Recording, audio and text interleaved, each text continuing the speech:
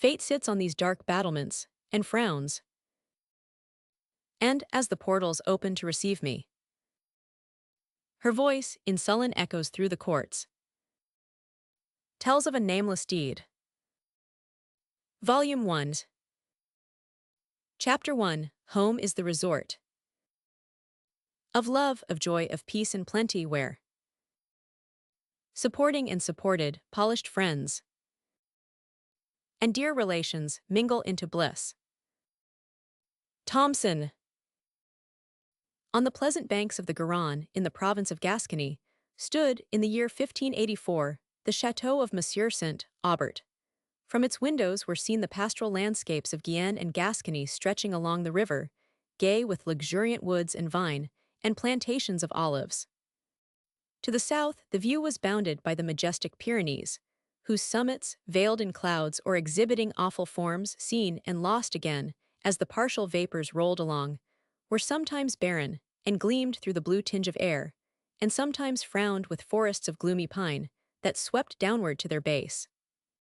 These tremendous precipices were contrasted by the soft green of the pastures and woods that hung upon their skirts, among whose flocks and herds and simple cottages the eye, after having scaled the cliffs above, delighted to repose.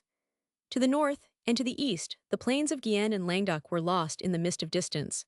On the west, Gascony was bounded by the waters of Biscay. 1000. St. Aubert loved to wander, with his wife and daughter, on the margin of the Garonne, and to listen to the music that floated on its waves. He had known life in other forms than those of pastoral simplicity, having mingled in the gay and in the busy scenes of the world. But the flattering portrait of mankind, which his heart had delineated in early youth, his experience had too sorrowfully corrected. Yet, amidst the changing visions of life, his principles remained unshaken, his benevolence unchilled, and he retired from the multitude more in pity than in anger, to scenes of simple nature, to the pure delights of literature, and to the exercise of domestic virtues. He was a descendant from the younger branch of an illustrious family, and it was designed that the deficiency of his patrimonial wealth should be supplied either by a splendid alliance in marriage, or by success in the intrigues of public affairs. But St. Aubert had too nice a sense of honor to fulfill the latter hope, and too small a portion of ambition to sacrifice what he called happiness to the attainment of wealth. After the death of his father, he married a very amiable woman, his equal in birth, and not his superior in fortune, the late Monsieur St. Aubert's liberality or extravagance had so much involved his affairs that his son found it necessary to dispose of a part of the family domain, and some years after his marriage, he sold it to Monsieur Quesnel, the brother of his wife, and retired to a small estate in Gascony, where conjugal felicity and parental duties divided his attention with the treasures of knowledge and the illuminations of genius. To this spot he had been attached from his infancy. He had often made excursions to it when a boy, and the impressions of delight given to his mind by the homely kindness of the gray-headed peasant, to whom it was entrusted, and whose fruit and cream never failed, had not been obliterated by succeeding circumstances. The green pastures along which he had so often bounded in the exultation of health, and youthful freedom the woods, under whose refreshing shade he had first indulged that pensive melancholy, which afterwards made a strong feature of his character, the wild walks of the mountains. The river, on whose waves he had floated, and the distant plains, which seemed boundless as his early hopes were never after remembered by St. Aubert but with enthusiasm and regret. At length he disengaged himself from the world, and retired hither, to realize the wishes of many years. The building, as it then stood, was merely a summer cottage, rendered interesting to a stranger by its neat simplicity or the beauty of the surrounding scene, and considerable additions were necessary to make it a comfortable family residence. St. Aubert felt a kind of affection for every part of the fabric, which he remembered in his youth, and would not suffer a stone of it to be removed, so that the new building, adapted to the style of the old one, formed with it only a simple and elegant residence. The taste of Madame St. Aubert was conspicuous in its internal finishing, where the same chaste simplicity was observable in the furniture, and in the few ornaments of the apartments that characterized the manners of its inhabitants. The library occupied the west side of the château, and was enriched by a collection of the best books in the ancient and modern languages. This room opened upon a grove, which stood on the brow of a gentle declivity that fell towards the river, and the tall trees gave it a melancholy and pleasing shade, while from the windows the eye caught, beneath the spreading branches, the gay and luxuriant landscape stretching to the west, and overlooked on the left by the bold precipices of the Pyrenees. Adjoining the library was a greenhouse, stored with scarce and beautiful plants, for one of the amusements of St. Aubert was the study of botany, and among the neighboring mountains, which afforded a luxurious feast to the mind of the naturalist, he often passed the day in the pursuit of his favorite science. He was sometimes accompanied in these little excursions by Madame St. Aubert and frequently by his daughter, when, with a small osier basket to receive plants, and another filled with cold refreshments, such as the cabin of the shepherd did not afford, they wandered away among the most romantic and magnificent scenes, nor suffered the charms of nature's lowly children to abstract them from the observance of her stupendous works. When weary of sauntering among cliffs that seemed scarcely accessible but to the steps of the enthusiast, and where no track appeared on the vegetation, but what the foot of the Isard had left, they would seek one of those green recesses, which so beautifully adorn the bosom of these mountains, where, under the shade of the lofty larch or cedar, they enjoyed their simple repast, made sweeter by the waters of the cool stream that crept along the turf, and by the breath of wild flowers and aromatic plants that fringed the rocks and inlaid the grass. Adjoining the eastern side of the greenhouse, looking towards the plains of Languedoc, was a room which Emily called hers, and which contained her books, her drawings, her musical instruments, with some favorite birds and plants. Here she usually exercised herself in elegant arts, cultivated only because they were congenial to her taste, and in which native genius, assisted by the instructions of Monsieur and Madame St. Aubert, made her an early proficient. The windows of this room were particularly pleasant. They descended to the floor, and opening upon the little lawn that surrounded the house, the eye was led between groves of almond, palm trees, floweringash, and myrtle, to the distant landscape, where the Garonne wandered. The peasants of this gay climate were often seen on an evening, when the day's labor was done, dancing in groups on the margin of the river. Their sprightly melodies, debonair steps, the fanciful figure of their dances, with the tasteful and capricious manner in which the girls adjusted their simple dress, gave a character to the scene entirely French. The front of the château, which, having a southern aspect, opened upon the grandeur of the mountains, was occupied on the ground floor by a rustic hall, and two excellent sitting rooms. The first floor, for the cottage had no second story, was laid out in bedchambers, except one apartment that opened to a balcony, and which was generally used for a breakfast room. In the surrounding ground, St. Aubert had made very tasteful improvements, yet such was his attachment to objects he had remembered from his boyish days, that he had in some instances sacrificed taste to sentiment. There were two old larches that shaded the building, and interrupted the prospect. St. Aubert had sometimes declared that he believed he should have been weak enough to have wept at their fall. In addition to these larches, he planted a little grove of beech, pine, and mountain ash. On a lofty terrace, formed by the swelling bank of the river, rose a plantation of orange, lemon, and palm trees, whose fruit, in the coolness of evening, breathed delicious fragrance. With these were mingled a few trees of other species. Here, under the ample shade of a plane-tree that spread its majestic canopy towards the river, St. Aubert loved to sit in the fine evenings of summer, with his wife and children, watching, beneath its foliage, the setting sun, the mild splendor of its light fading from the distant landscape, till the shadows of twilight melted its various features into one tint of sober gray. Here, too, he loved to read, and to converse with Madame St. Aubert, or to play with his children, resigning himself to the influence of those sweet affections, which are ever attendant on simplicity and nature. He has often said, while tears of pleasure trembled in his eyes, that these were moments infinitely more delightful than any past amid the brilliant and tumultuous scenes that are courted by the world. His heart was occupied. It had, what can be so rarely said, no wish for a happiness beyond what it experienced. The consciousness of acting right diffused a serenity over his manners, which nothing else could impart to a man of moral perceptions like his, and which refined his sense of every surrounding blessing. The deepest shade of twilight did not send him from his favorite planetary, He loved the soothing hour when the last tints of light die away, when the stars, one by one, tremble through there and are reflected on the dark mirror of the waters. That hour which, of all others, inspires the mind with pensive tenderness, and often elevates it to sublime contemplation. When the moon shed her soft rays among the foliage, he still lingered, and his pastoral supper of cream and fruits was often spread beneath it. Then, on the stillness of night, came the song of the nightingale, breathing sweetness and awakening melancholy. The first interruptions to the happiness he had known since his retirement were occasioned by the death of his two sons.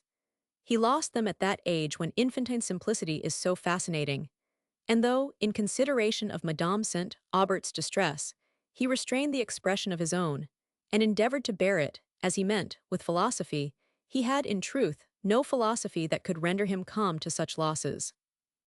One daughter was now his only surviving child, and while he watched the unfolding of her infant character with anxious fondness, he endeavored, with unremitting effort, to counteract those traits in her disposition, which might hereafter lead her from happiness.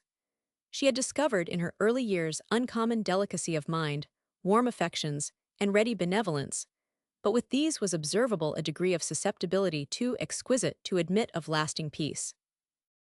As she advanced in youth, this sensibility gave a pensive tone to her spirits, and a softness to her manner, which added grace to beauty, and rendered her a very interesting object to persons of a congenial disposition.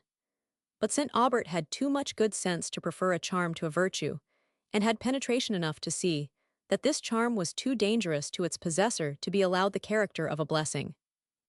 He endeavored, therefore, to strengthen her mind, to inure her to habits of self-command, to teach her to reject the first impulse of her feelings, and to look, with cool examination, upon the disappointments he sometimes threw in her way.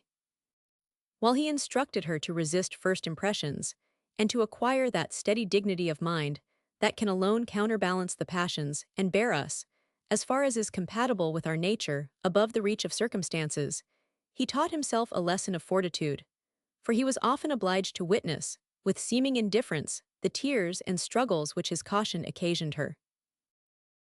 In person, Emily resembled her mother, having the same elegant symmetry of form, the same delicacy of features, and the same blue eyes, full of tender sweetness. But lovely as was her person, it was the varied expression of her countenance, as conversation awakened the nicer emotions of her mind, that threw such a captivating grace around her.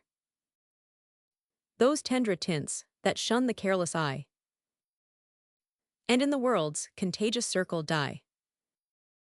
St. Aubert cultivated her understanding with the most scrupulous care. He gave her a general view of the sciences, and an exact acquaintance with every part of elegant literature. He taught her Latin and English, chiefly that she might understand the sublimity of their best poets. She discovered in her early years a taste for works of genius, and it was St. Aubert's principle, as well as his inclination, to promote every innocent means of happiness. A well-informed mind, he would say, is the best security against the contagion of folly and of vice. The vacant mind is ever on the watch for relief, and ready to plunge into error, to escape from the languor of idleness. Store it with ideas, teach it the pleasure of thinking, and the temptations of the world without will be counteracted by the gratifications derived from the world within. Thought and cultivation are necessary equally to the happiness of a country and a city life. In the first, they prevent the uneasy sensations of indolence, and afford a sublime pleasure in the taste they create for the beautiful and the grand. In the latter, they make dissipation less an object of necessity, and consequently of interest. It was one of Emily's earliest pleasures to ramble among the scenes of nature, nor was it in the soft and glowing landscape that she most delighted. She loved more the wild woodwalks that skirted the mountain, and still more the mountain's stupendous recesses, where the silence and grandeur of solitude impressed a sacred awe upon her heart, and lifted her thoughts to the God of heaven and earth. In scenes like these she would often linger along, wrapped in a melancholy charm, till the last gleam of day faded from the west, till the lonely sound of a sheep bell or the distant bark of a watchdog were all that broke on the stillness of the evening. Then the gloom of the woods, the trembling of their leaves at intervals in the breeze, the bat flitting on the twilight, the cottage lights, now seen and now lost, were circumstances that awakened her mind into effort and led to enthusiasm and poetry. Her favorite walk was to a little fishing house, belonging to St. Aubert in a woody glen, on the margin of a rivulet that descended from the Pyrenees, and after foaming among their rocks, wound its silent way beneath the shades it reflected. Above the woods that screened this glen rose the lofty summits of the Pyrenees, which often burst boldly on the eye through the glades below. Sometimes the shattered face of a rock only was seen, crowned with wild shrubs, or a shepherd's cabin seated on a cliff, overshadowed by dark cypress or waving ash. Emerging from the deep recesses of the woods, the glade opened to the distant landscape, where the rich pastures and vine-covered slopes of Gascony gradually declined to the plains. And there, on the winding shores of the Garonne, groves and hamlets, and villas their outlines softened by distance, melted from the eye into one rich harmonious tint. This, too, was the favorite retreat of St. Aubert, to which he frequently withdrew from the fervor of noon with his wife, his daughter, and his books, or came at the sweet evening hour to welcome the silent dusk, or to listen for the music of the nightingale. Sometimes, too, he brought music of his own, and awakened every fairy echo with the tender accents of his oboe, and often have the tones of Emily's voice drawn sweetness from the waves, over which they trembled. It was in one of these excursions to this spot that she observed the following lines written with a pencil on a part of the wainscot. Sonnet. Go, pencil, faithful to thy master's sighs. Godel, the goddess of the fairy scene. When next her light steps wind these woodwalks green, whence all his tears, his tender sorrows, rise. Ah, paint her form, her soul-illumined eyes, the sweet expression of her pensive face, the lightning smile, the animated grace. The portrait well the lover's voice supplies. Speaks all his heart must feel, his tongue would say. Yet not all his heart must sadly feel. How oft the fleuret's silken leaves conceal the drug that steals the vital spark away. And who that gazes on that angel smile would fear its charm or think it could beguile. These lines were not inscribed to any person. Emily therefore could not apply them to herself, though she was undoubtedly the nymph of these shades. Having glanced round the little circle of her acquaintance, without being detained by a suspicion as to whom they could be addressed, she was compelled to rest in uncertainty, an uncertainty which would have been more painful to an idle mind than it was to hers. She had no leisure to suffer this circumstance, trifling at first, to swell into importance by frequent remembrance. The little vanity it had excited for the incertitude which forbade her to presume upon having inspired the sonnet, forbade her also to disbelieve it passed away, and the incident was dismissed from her thoughts amid her books, her studies, and the exercise of social charities. Soon after this period, her anxiety was awakened by the indisposition of her father, who was attacked with a fever, which, though not thought to be of a dangerous kind, gave a severe shock to his constitution. Madame St. Aubert and Emily attended him with unremitting care, but his recovery was very slow, and as he advanced towards health, Madame seemed to decline. The first scene he visited, after he was well enough to take the air, was his favorite fishing house. A basket of provisions was sent thither, with books and Emily's lute. For fishing tackle he had no use, for he never could find amusement in torturing or destroying. After employing himself for about an hour in botanizing, dinner was served. It was a repast to which gratitude, for being again permitted to visit this spot, gave sweetness, and family happiness once more smiled beneath these shades. Monsieur St. Aubert conversed with unusual cheerfulness. Every object delighted his senses. The refreshing pleasure from the first view of nature, after the pain of illness, and the confinement of a sick chamber, is above the conceptions as well as the descriptions of those in health. The green woods and pastures, the flowery turf, the blue concave of the heavens, the balmy air, the murmur of the limpid stream, and even the hum of every little insect of the shade seem to revivify the soul and make mere existence bliss.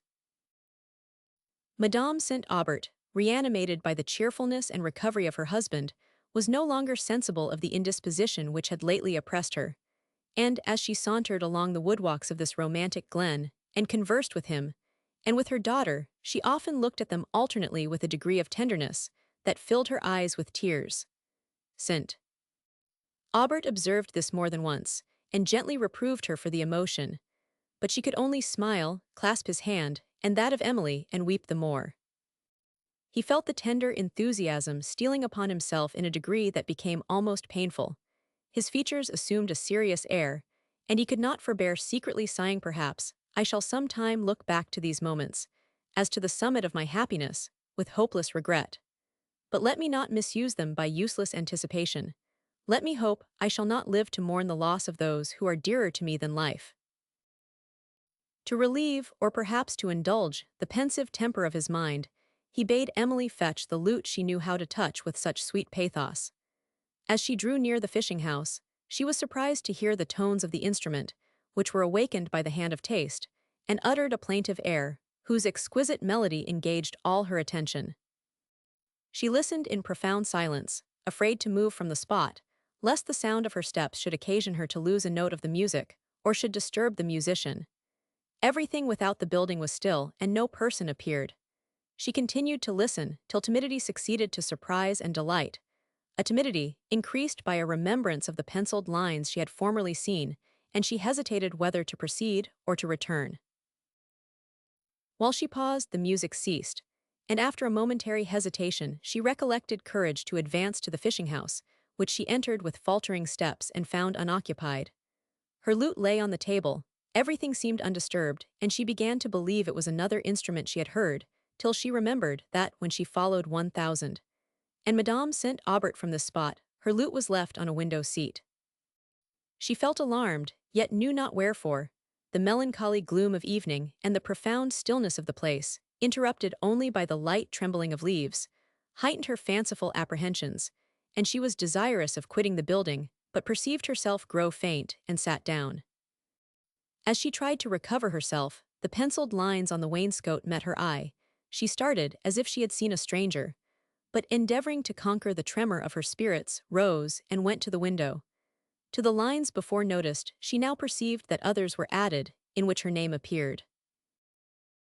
Though no longer suffered to doubt that they were addressed to herself, she was as ignorant as before by whom they could be written. While she mused, she thought she heard the sound of a step without the building, and again alarmed, she caught up her lute and hurried away. Monsieur and Madame St. Aubert she found in a little path that wound along the sides of the glen. Having reached a green summit, shadowed by palm trees, and overlooking the valleys and plains of Gascony, they seated themselves on the turf. And while their eyes wandered over the glorious scene, and they inhaled the sweet breath of flowers and herbs that enriched the grass, Emily played and sung several of their favorite airs, with the delicacy of expression in which she so much excelled. Music and conversation detained them in this enchanting spot, till the sun's last light slept upon the plains, till the white sails that glided beneath the mountains, where the Garonne wandered, became dim, and the gloom of evening stole over the landscape. It was a melancholy but not unpleasing gloom. St. Aubert and his family rose, and left the place with regret. Alas, Madame St. Aubert knew not that she left it forever. When they reached the fishing house she missed her bracelet, and recollected that she had taken it from her arm after dinner, and had left it on the table when she went to walk. After a long search, in which Emily was very active, she was compelled to resign herself to the loss of it. What made this bracelet valuable to her was a miniature of her daughter to which it was attached, esteemed a striking resemblance, and which had been painted only a few months before. When Emily was convinced that the bracelet was really gone, she blushed and became thoughtful. That some stranger had been in the fishing house during her absence, her lute and the additional lines of a pencil had already informed her. From the purport of these lines it was not unreasonable to believe that the poet, the musician, and the thief were the same person. But though the music she had heard, the written lines she had seen, and the disappearance of the picture formed a combination of circumstances very remarkable, she was irresistibly restrained from mentioning them, secretly determining, however, never again to visit the fishing house without Monsieur or Madame St. Aubert. They returned pensively to the château, Emily musing on the incident which had just occurred, St. Aubert reflecting, with placid gratitude, on the blessings he possessed, and Madame St. Aubert somewhat disturbed and perplexed by the loss of her daughter's picture. As they drew near the house, they observed an unusual bustle about it. the sound of voices was distinctly heard, servants and horses were seen passing between the trees, and at length the wheels of a carriage rolled along.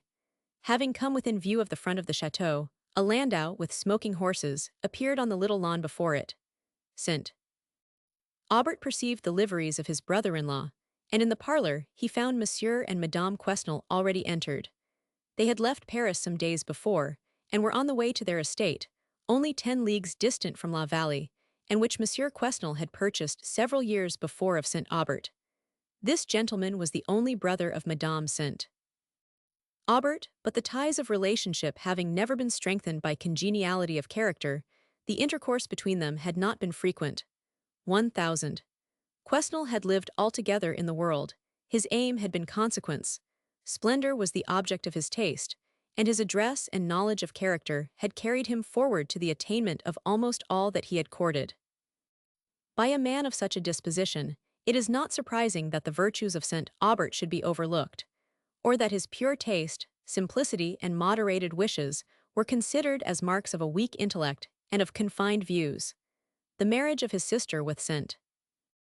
Aubert had been mortifying to his ambition, for he had designed that the matrimonial connection she formed should assist him to attain the consequence which he so much desired, and some offers were made her by persons whose rank and fortune flattered his warmest hope. But his sister, who was then addressed also by St. Aubert, perceived, or thought she perceived, that happiness and splendor were not the same, and she did not hesitate to forgo the last for the attainment of the former. Whether Monsieur Quesnel thought them the same, or not, he would readily have sacrificed his sister's peace to the gratification of his own ambition, and on her marriage with St. Aubert expressed in private his contempt of her spiritless conduct, and of the connection which it permitted. Madame St. Aubert, though she concealed this insult from her husband, felt, perhaps, for the first time, resentment lighted in her heart, and though a regard for her own dignity, united with considerations of prudence, restrained her expression of this resentment, there was ever after a mild reserve in her manner towards 1000. Quesnel, which he both understood and felt. In his own marriage he did not follow his sister's example. His lady was an Italian, and an heiress by birth, and by nature and education, was a vain and frivolous woman. They now determined to pass the night with St. Aubert, and as the château was not large enough to accommodate their servants, the latter were dismissed to the neighboring village. When the first compliments were over, and the arrangements for the night made 1000. Quesnel began the display of his intelligence and his connections, while St. Aubert, who had been long enough in retirement to find these topics recommended by their novelty, listened, with a degree of patience and attention, which his guest mistook for the humility of wonder. The latter, indeed, described the few festivities which the turbulence of that period permitted to the court of Henry III, with a minuteness that somewhat recompensed for his ostentation. But when he came to speak of the character of the Duc de Joyeuse, of a secret treaty, which he knew to be negotiating with the Porte, and of the light in which Henry of Navarre was received, 1000. St. Aubert recollected enough of his former experience to be assured that his guest could be only of an inferior class of politicians, and that, from the importance of the subjects upon which he committed himself, he could not be of the rank to which he pretended to belong. The opinions delivered by 1000. Quesnel were such as St. Aubert forbore to reply to, for he knew that his guest had neither humanity to feel, nor discernment to perceive, what is just. Madame Quesnel, meanwhile, was expressing to Madame St. Aubert her astonishment that she could bear to pass her life in this remote corner of the world, as she called it, and describing, from a wish probably of exciting envy, the splendor of the balls, banquets, and processions which had just been given by the court, in honor of the nuptials of the Duc de Joyeuse with Margareta of Lorraine, the sister of the Queen. She described with equal minuteness the magnificence she had seen, and that from which she had been excluded, while Emily's vivid fancy, as she listened with the ardent curiosity of youth, heightened the scenes she heard of, and Madame St. Aubert, looking on her family, felt, as a tear stole to her eye, that though splendor may grace happiness, virtue only can bestow it. It is now 12 years, St. Aubert said 1000. Quesnel, since I purchased your family estate, somewhere thereabout, replied St. Aubert, suppressing a sigh. It is near 5 years since I have been there, resumed Quesnel. for Paris and its neighborhood is the only place in the world to live in, and I am so immersed in politics, and have so many affairs of moment on my hands, that I find it difficult to steal away even for a month or two. St. Aubert remaining silent, 1000. Quesnel proceeded, I have sometimes wondered how you, who have lived in the capital and have been accustomed to company, can exist elsewhere, especially in so remote a country as this, where you can neither hear nor see anything, and can in short be scarcely conscious of life. I live for my family and myself, said St. Aubert. I am now contented to know only happiness, formerly I knew life. I mean to expend 30 or 40,000 livres on improvements, said 1000. Quesnel, without seeming to notice the words of St. Aubert, for I design, next summer, to bring here my friends, the Duc de Durefort and the Marquis Ramont, to pass a month or two with me. To St. Aubert's inquiry as to these intended improvements, he replied that he should take down the whole east wing of the château and raise upon the site a set of stables. Then I shall build, said he, a salle à manger, a salon, a salon commune, and a number of rooms for servants, for at present there is not accommodation for a third part of my own people. It accommodated our father's household, said St. Aubert, grieved that the old mansion was to be thus improved, and that was not a small one. Our notions are somewhat enlarged since those days, said 1000. Quesnel, what was then thought a decent style of living would not now be endured. Even the calm St. Aubert blushed at these words, but his anger soon yielded to contempt. The ground about the château is encumbered with trees, I mean to cut some of them down. Cut down the trees too, said St. Aubert. Certainly, why should I not? They interrupt my prospects. There is a chestnut which spreads its branches before the whole south side of the château, and which is so ancient that they tell me the hollow of its trunk will hold a dozen men. Your enthusiasm will scarcely contend that there can be either use or beauty in such a sapless old tree as this. Good God, exclaimed St. Aubert, you surely will not destroy that noble chestnut, which has flourished for centuries, the glory of the estate. It was in its maturity when the present mansion was built. How often, in my youth, have I climbed among its broad branches, and sat embowered amidst a world of leaves, while the heavy shower has pattered above, and not a rain-drop reached me. How often I have sat with a book in my hand, sometimes reading, and sometimes looking out between the branches upon the wide landscape, and the setting sun, till twilight came, and brought the birds home to their little nests among the leaves. How often, but pardon me, added St. Aubert, recollecting that he was speaking to a man who could neither comprehend, nor allow his feelings. I am talking of times and feelings as old-fashioned as the taste that would spare that venerable tree. It will certainly come down, said 1000. Quesnel, I believe I shall plant some Lombardy poplars among the clumps of chestnut that I shall leave of the avenue. Madame Quesnel is partial to the poplar, and tells me how much it adorns a villa of her uncle, not far from Venice. On the banks of the Brenta, indeed, continued St. Aubert, where its spiry form is intermingled with the pine, and the cypress, and where it plays over light and elegant porticos and colonnades, it unquestionably adorns the scene, but among the giants of the forest and near a heavy Gothic mansion. Well, my good sir, said 1000. Quesnel, I will not dispute with you. You must return to Paris before our ideas can at all agree. But apropos of Venice, I have some thoughts of going thither next summer. Events may call me to take possession of that same villa too, which they tell me is the most charming that can be imagined. In that case I shall leave the improvements I mentioned to another year, and I may, perhaps, be tempted to stay some time in Italy. Emily was somewhat surprised to hear him talk of being tempted to remain abroad, after he had mentioned his presence to be so necessary at Paris, that it was with difficulty he could steal away for a month or two. But St. Aubert understood the self-importance of the man too well to wonder at this trait, and the possibility that these projected improvements might be deferred gave him a hope that they might never take place. Before they separated for the night, 1000. Quesnel desired to speak with St. Aubert alone, and they retired to another room where they remained a considerable time. The subject of this conversation was not known, but whatever it might be, St. Aubert, when he returned to the supperoom, seemed much disturbed, and a shade of sorrow sometimes fell upon his features that alarmed Madame St. Aubert. When they were alone, she was tempted to inquire the occasion of it, but the delicacy of mind, which had ever appeared in his conduct, restrained her. She considered that, if St. Aubert wished her to be acquainted with the subject of his concern, he would not wait on her inquiries.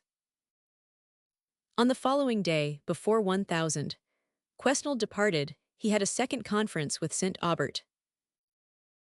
The guests, after dining at the château, set out in the cool of the day for Eperville, whither they gave him and Madame St. Aubert a pressing invitation, prompted rather by the vanity of displaying their splendor than by a wish to make their friends happy.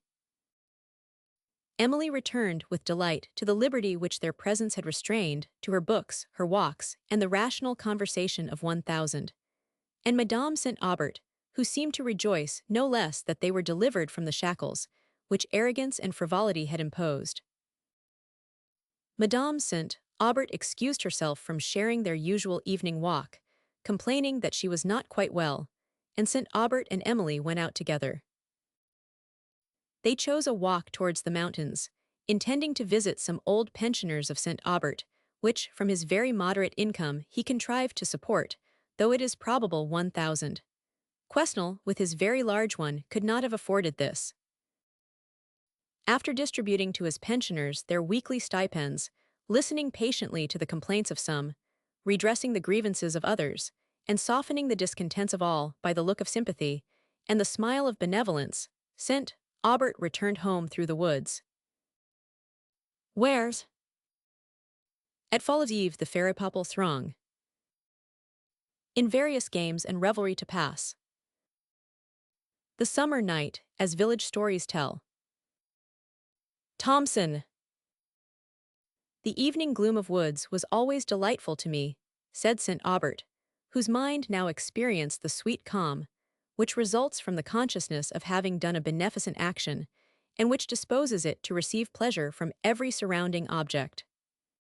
I remember that in my youth this gloom used to call forth to my fancy 1,000 fairy visions, and romantic images, and I own I am not yet wholly insensible of that high enthusiasm, which wakes the poet's dream.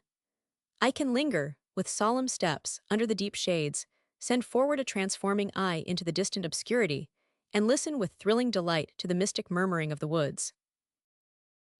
"Oh, my dear father," said Emily, while a sudden tear started to her eye, "how exactly you describe what I have felt so often, and which I thought nobody had ever felt but myself.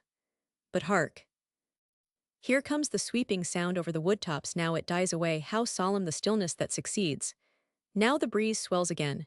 It is like the voice of some supernatural being, the voice of the spirit of the woods, that watches over them by night. Ah, what light is yonder, but it is gone.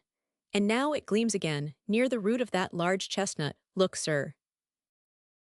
"Are you such an admirer of nature," said St. Aubert, "and so little acquainted with her appearances as not to know that for the glowworm? But come," added he gaily, "step a little further, and we shall see fairies, perhaps. They are often companions. The glowworm lends his light, and they in return charm him with music and the dance. Do you see nothing tripping yonder?" Emily laughed. "Well, my dear sir," said she, "since you allow of this alliance, I may venture to own I have anticipated you, and almost dare venture to repeat some verses I made one evening in these very woods." "Nay," replied St. Aubert, "dismiss the almost, and venture quite. Let us hear what vagaries fancy has been playing in your mind. If she has given you one of her spells, you need not envy those of the fairies." "If it is strong enough to enchant your judgment, sir," said Emily, "while I disclose her images, I need not envy them. The lines go in a sort of tripping measure, which I thought might suit the subject well enough, but I fear they are too irregular. The glowworm. How pleasant is the greenwood's deep-matted shade. On a midsummer's eve, when the fresh rain is o'er, when the yellow beams slope and sparkle through the glade, and swiftly in the thin air the light swallows soar. But sweeter, sweeter still, when the sun sinks to rest, and twilight comes on, with the fairies so gay, tripping through the forest walk, where flowers unpressed bow not their tall heads beneath their frolic play. To music's softest sounds they dance away the hour, till moonlight steals down among the trembling leaves, and checkers all the ground, and guides them to the bower, the long-haunted bower, where the nightingale grieves. Then no more they dance, till her sad song is done. But silent as the night, to her mourning attend, and often as her dying notes their pity have won, they vow all her sacred haunts from mortals to defend. When down among the mountains sinks the evening star, and the changing moon forsakes this shadowy sphere, how cheerless would they be, though they fairies are, if I with my pale light came not near. Yet cheerless though they'd be, they're ungrateful to my love. For, often when the traveller's benighted on his way, and I glimmer in his path, and would guide him through the grove, they bind me in their magic spells, to lead him far astray, and in the mire to leave him, till the stars are all burnt out. While in strange-looking shapes, they frisk about the ground, and afar in the woods, they raise a dismal shout, till I shrink into my cell again, for terror of the sound. But see where all the tiny elves come dancing in a ring, with the merry, merry pipe and the tabor and the horn, and the timbrel so clear, and the lute with dulcet string. Then round about the oak they go, till peeping of the morn, down yonder glade 2 lovers steal, to shun the fair queen, who frowns upon their plighted vows, and jealous is of me, that yestereve I lighted them, along the dewy green, to seek the purple flower, whose juice from all her spells can free. And now, to punish me, she keeps afar her jocund band, with the merry, merry pipe and the tabor and the lute.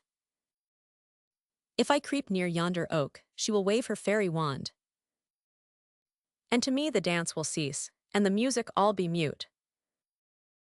Oh, had I but that purple flower whose leaves her charms can foil, and knew like fays to draw the juice, and throw it on the wind, it'd be her slave no longer, nor the traveller beguile, and help all faithful lovers, nor fear the fairy kind. But soon the vapor of the woods will wander afar, and the fickle moon will fade, and the stars disappear. Then cheerless will they be, though they fairies are, if I with my pale light come not near. Whatever St. Aubert might think of the stanzas, he would not deny his daughter the pleasure of believing that he approved them, and having given his commendation, he sunk into a reverie, and they walked on in silence. A faint erroneous ray, glanked from imperfect surfaces of things, flung half an image on the straining eye, while waving woods, and villages and streams, and rocks and mountain tops that long retain the ascending gleam, are all one swimming scene, uncertain if beheld. Thomson. St. Aubert continued silent till he reached the château, where his wife had retired to her chamber. The languor and dejection that had lately oppressed her, and which the exertion called forth by the arrival of her guests had suspended, now returned with increased effect. On the following day, symptoms of fever appeared, and St. Aubert, having sent for medical advice, learned that her disorder was a fever of the same nature as that from which he had lately recovered. She had indeed taken the infection during her attendance upon him, and her constitution being too weak to throw out the disease immediately, it had lurked in her veins, and occasioned the heavy languor of which she had complained. St. Aubert, whose anxiety for his wife overcame every other consideration, detained the physician in his house. He remembered the feelings and the reflections that had called a momentary gloom upon his mind, on the day when he had last visited the fishing house, in company with Madame St. Aubert, and he now admitted a presentiment that this illness would be a fatal one.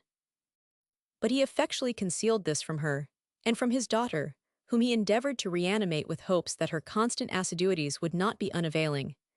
The physician, when asked by St. Aubert for his opinion of the disorder, replied that the event of it depended upon circumstances which he could not ascertain. Madame St. Aubert seemed to have formed a more decided one, but her eyes only gave hints of this. She frequently fixed them upon her anxious friends with an expression of pity and of tenderness, as if she anticipated the sorrow that awaited them, and that seemed to say, it was for their sakes only, for their sufferings, that she regretted life. On the seventh day, the disorder was at its crisis. The physician assumed a graver manner which she observed, and took occasion, when her family had once quitted the chamber, to tell him that she perceived her death was approaching. "Do not attempt to deceive me," said she, "I feel that I cannot long survive.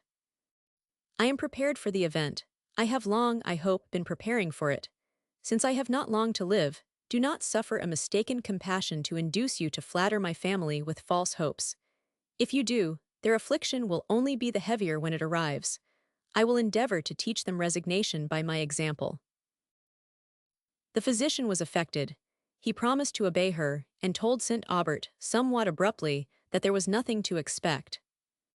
The latter was not philosopher enough to restrain his feelings when he received this information, but a consideration of the increased affliction which the observance of his grief would occasion his wife, enabled him, after some time, to command himself in her presence.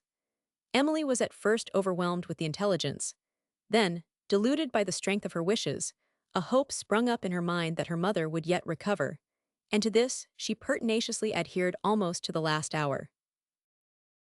The progress of this disorder was marked, on the side of Madame St. Aubert, by patient suffering and subjected wishes. The composure with which she awaited her death could be derived only from the retrospect of a life governed, as far as human frailty permits, by a consciousness of being always in the presence of the deity and by the hope of a higher world. But her piety could not entirely subdue the grief of parting from those whom she so dearly loved. During these her last hours, she conversed much with St. Aubert and Emily, on the prospect of futurity and on other religious topics.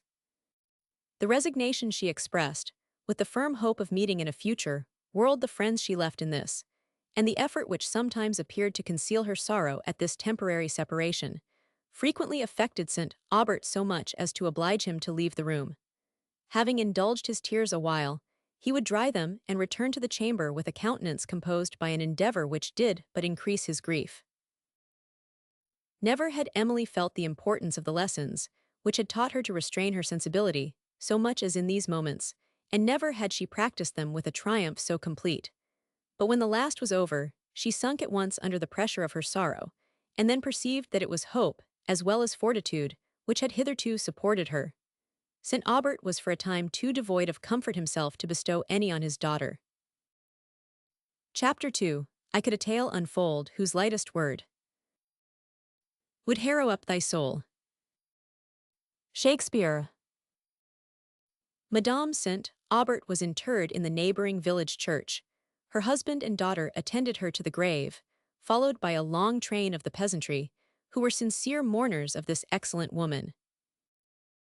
On his return from the funeral, St. Aubert shut himself in his chamber. When he came forth, it was with a serene countenance, though pale in sorrow. He gave orders that his family should attend him. Emily only was absent, who, overcome with the scene she had just witnessed, had retired to her closet to weep alone. St. Aubert followed her thither. He took her hand in silence, while she continued to weep, and it was some moments before he could so far command his voice as to speak. It trembled while he said, "My Emily, I am going to prayers with my family. You will join us. We must ask support from above. Where else ought we to seek it? Where else can we find it?" Emily checked her tears, and followed her father to the parlor, where, the servants being assembled, St. Aubert read, in a low and solemn voice, the evening service, and added a prayer for the soul of the departed. During this, his voice often faltered, his tears fell upon the book, and at length he paused. But the sublime emotions of pure devotion gradually elevated his views above this world, and finally brought comfort to his heart. When the service was ended, and the servants were withdrawn, he tenderly kissed Emily and said, "I have endeavored to teach you, from your earliest youth, the duty of self-command. I have pointed out to you the great importance of it through life, not only as it preserves us in the various and dangerous temptations that call us from rectitude and virtue, but as it limits the indulgences which are termed virtuous, yet which, extended beyond a certain boundary, are vicious, for their consequence is evil. All excess is vicious. Even that sorrow, which is amiable in its origin, becomes a selfish and unjust passion. If indulged at the expense of our duties, I mean what we owe to ourselves, as well as to others. The indulgence of excessive grief enervates the mind, and almost incapacitates it for again partaking of those various innocent enjoyments which a benevolent God designed to be the sunshine of our lives. My dear Emily, recollect and practice the precepts I have so often given you, and which your own experience has so often shown you to be wise. Your sorrow is useless. Do not receive this as merely a commonplace remark, but let reason therefore restrain sorrow. I would not annihilate your feelings, my child, I would only teach you to command them.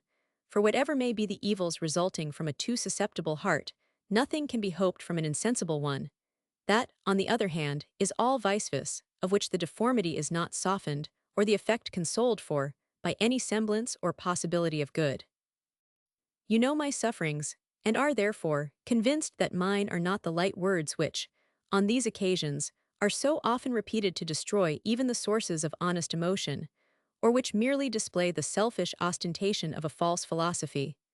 I will show my Emily that I can practice what I advise.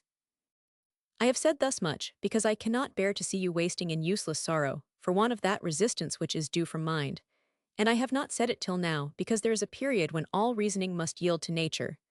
That is past, and another when excessive indulgence, having sunk into habit, weighs down the elasticity of the spirits so as to render conquest nearly impossible. This is to come. You, my Emily, will show that you are willing to avoid it. Emily smiled through her tears upon her father. Dear sir, said she, and her voice trembled. She would have added, I will show myself worthy of being your daughter. But a mingled emotion of gratitude, affection, and grief overcame her. St. Aubert suffered her to weep without interruption, and then began to talk on common topics. The first person who came to condole with St. Aubert was a 1000. Barrow, an austere and seemingly unfeeling man. A taste for botany had introduced them to each other, for they had frequently met in their wanderings among the mountains. 1000. Barrow had retired from the world, and almost from society, to live in a pleasant château on the skirts of the woods near La Vallée. He also had been disappointed in his opinion of mankind, but he did not, like St. Aubert, pity and mourn for them. He felt more indignation at their vices than compassion for their weaknesses. St. Aubert was somewhat surprised to see him, for though he had often pressed him to come to the château, he had never till now accepted the invitation, and now he came without ceremony or reserve, entering the parlor as an old friend. The claims of misfortune appeared to have softened down all the ruggedness and prejudices of his heart. St. Aubert unhappy seemed to be the sole idea that occupied his mind. It was in manners, more than in words, that he appeared to sympathize with his friends. He spoke little on the subject of their grief, but the minute attention he gave them, and the modulated voice and softened look that accompanied it, came from his heart and spoke to theirs. At this melancholy period St. Aubert was likewise visited by Madame Cheron, his only surviving sister, who had been some years a widow, and now resided on her own estate near Thoulouse. The intercourse between them had not been very frequent. In her condolements, words were not wanting. She understood not the magic of the look that speaks at once to the soul, or the voice that sinks like balm to the heart. But she assured St. Aubert that she sincerely sympathized with him, praised the virtues of his late wife, and then offered what she considered to be consolation. Emily wept unceasingly while she spoke. St. Aubert was tranquil, listened to what she said in silence, and then turned the discourse upon another subject. At parting she pressed him and her niece to make her an early visit. Change of place will amuse you, said she, and it is wrong to give way to grief. St. Aubert acknowledged the truth of these words of course, but at the same time, felt more reluctant than ever to quit the spot which his past happiness had consecrated. The presence of his wife had sanctified every surrounding scene, and each day, as it gradually softened the acuteness of his suffering, assisted the tender enchantment that bound him to home. But there were calls which must be complied with, and of this kind was the visit he paid to his brother-in-law 1000. Quesnel, an affair of an interesting nature, made it necessary that he should delay this visit no longer, and wishing to rouse Emily from her dejection, he took her with him to Epperville. As the carriage entered upon the forest that adjoined his paternal domain, his eyes once more caught, between the chestnut avenue, the turreted corners of the château. He sighed to think of what had passed since he was last there, and that it was now the property of a man who neither revered nor valued it. At length he entered the avenue, whose lofty trees had so often delighted him when a boy, and whose melancholy shade was now so congenial with the tone of his spirits. Every feature of the edifice, distinguished by an air of heavy grandeur, appeared successively between the branches of the trellised broad turret, the arched gateway that led into the courts, the drawbridge, and the dry fosse which surrounded the whole. The sound of carriage wheels brought a troop of servants to the great gate, where St. Aubert alighted, and from which he led Emily into the Gothic hall, now no longer hung with the arms and ancient banners of the family. These were displaced, and the oak wainscoting and beams that crossed the roof were painted white. The large table, too, that used to stretch along the upper end of the hall, where the master of the mansion loved to display his hospitality, and whence the peal of laughter and the song of conviviality had so often resounded, was now removed. Even the benches that had surrounded the hall were no longer there. The heavy walls were hung with frivolous ornaments, and everything that appeared denoted the false taste and corrupted sentiments of the present owner. St. Aubert followed a gay Parisian servant to a parlor, where sat Mons, and Madame Quesnel, who received him with a stately politeness, and, after a few formal words of condolement, seemed to have forgotten that they ever had a sister. Emily felt tears swell into her eyes, and then resentment checked them. St. Aubert, calm and deliberate, preserved his dignity without assuming importance, and Quesnel was depressed by his presence without exactly knowing wherefore. After some general conversation, St. Aubert requested to speak with him alone, and Emily, being left with Madame Quesnel, soon learned that a large party was invited to dine at the château, and was compelled to hear that nothing which was past and irremediable ought to prevent the festivity of the present hour. St. Aubert, when he was told that company were expected, felt a mixed emotion of disgust and indignation against the insensibility of Quesnel, which prompted him to return home immediately.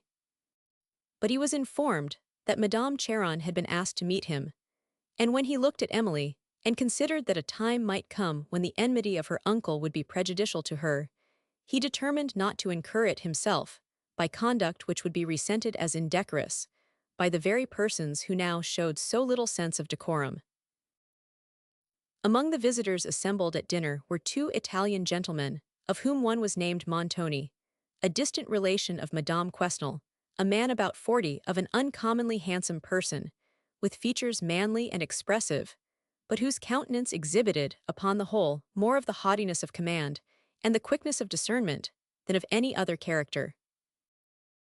Signor Cavigni, his friend, appeared to be about 30 inferior in dignity, but equal to him in penetration of countenance, and superior in insinuation of manner.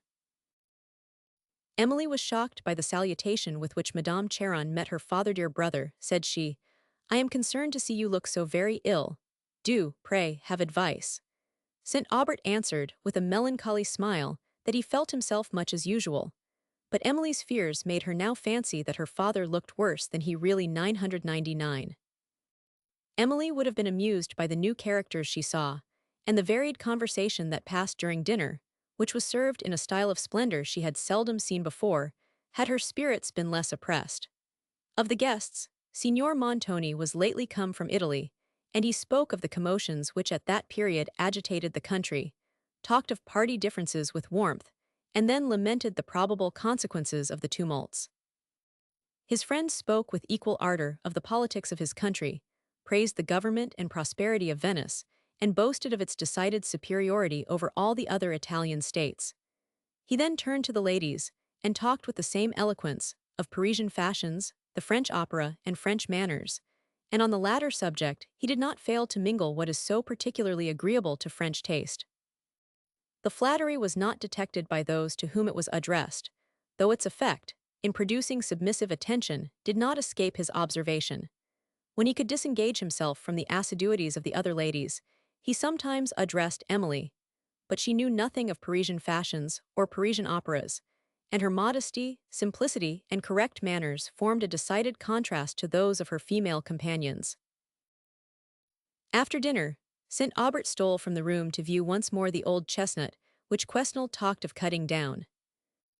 As he stood under its shade, and looked up among its branches, still luxuriant, and saw here and there the blue sky trembling between them, the pursuits and events of his early days crowded fast to his mind, with the figures and characters of friends long since gone from the earth, and he now felt himself to be almost an insulated being, with nobody but his Emily for his heart to turn to. He stood lost amid the scenes of years which fancy called up, till the succession closed with the picture of his dying wife, and he started away, to forget it, if possible, at the social board. St. Aubert ordered his carriage at an early hour, and Emily observed that he was more than usually silent and dejected on the way home. But she considered this to be the effect of his visit to a place which spoke so eloquently of former times, nor suspected that he had a cause of grief which he concealed from her. On entering the château she felt more depressed than ever, for she more than ever missed the presence of that dear parent, who, whenever she had been from home, used to welcome her return with smiles and fondness. Now all was silent and forsaken. But what reason and effort may fail to do, time effects. Week after week passed away, and each, as it passed, stole something from the harshness of her affliction, till it was mellowed to that tenderness which the feeling heart cherishes as sacred. St. Aubert, on the contrary, visibly declined in health, though Emily, who had been so constantly with him, was almost the last person who observed it. His constitution had never recovered from the late attack of the fever, and the succeeding shock it received from Madame St. Aubert's death had produced its present infirmity. His physician now ordered him to travel, for it was perceptible that sorrow had seized upon his nerves, weakened as they had been by the preceding illness, and variety of scene, it was probable, would, by amusing his mind, restore them to their proper tone. For some days Emily was occupied in preparations to attend him, and he, by endeavors to diminish his expenses at home during the journey, a purpose which determined him at length to dismiss his domestics. Emily seldom opposed her father's wishes by questions or remonstrances, or she would now have asked why he did not take a servant, and have represented that his infirm health made one almost necessary. But when, on the eve of their departure, she found that he had dismissed Jacques, Francis, and Mary, and detained only Teresa, the old housekeeper, she was extremely surprised, and ventured to ask his reason for having done so. "To save expenses, my dear," he replied, "we are going on an expensive excursion." The physician had prescribed the air of Languedoc and Provence, and St. Aubert determined, therefore, to travel leisurely along the shores of the Mediterranean, towards Provence. They retired early to their chamber on the night before their departure, but Emily had a few books and other things to collect, and the clock had struck 12 before she had finished, or had remembered that some of her drawing instruments, which she meant to take with her, were in the parlor below. As she went to fetch these, she passed her father's room, and perceiving the door half open, concluded that he was in his study, for, since the death of Madame St. Aubert, it had been frequently his custom to rise from his restless bed, and go thither to compose his mind. When she was below stairs, she looked into this room, but without finding him, and as she returned to her chamber, she tapped at his door, and receiving no answer, stepped softly in, to be certain whether he was there. The room was dark, but a light glimmered through some panes of glass that were placed in the upper part of a closet door. Emily believed her father to be in the closet, and surprised that he was up at so late an hour, apprehended he was unwell, and was going to inquire. But considering that her sudden appearance at this hour might alarm him, she removed her light to the staircase, and then stepped softly to the closet. On looking through the panes of glass, she saw him seated at a small table, with papers before him, some of which he was reading with deep attention and interest, during which he often wept and sobbed aloud. Emily, who had come to the door to learn whether her father was ill, was now detained there by a mixture of curiosity and tenderness. She could not witness his sorrow without being anxious to know the subject of, and she therefore continued to observe him in silence, concluding that those papers were letters of her late mother. Presently he knelt down, and with a look so solemn as she had seldom seen him assume, and which was mingled with a certain wild expression that partook more of horror than of any other character, he prayed silently for a considerable time. When he rose, a ghastly paleness was on his countenance. Emily was hastily retiring, but she saw him turn again to the papers and she stopped. He took from among them a small case, and from thence a miniature picture. The rays of light fell strongly upon it, and she perceived it to be that of a lady, but not of her mother. St. Aubert gazed earnestly and tenderly upon his portrait, put it to his lips, and then to his heart, and sighed with a convulsive force. Emily could scarcely believe what she saw to be real.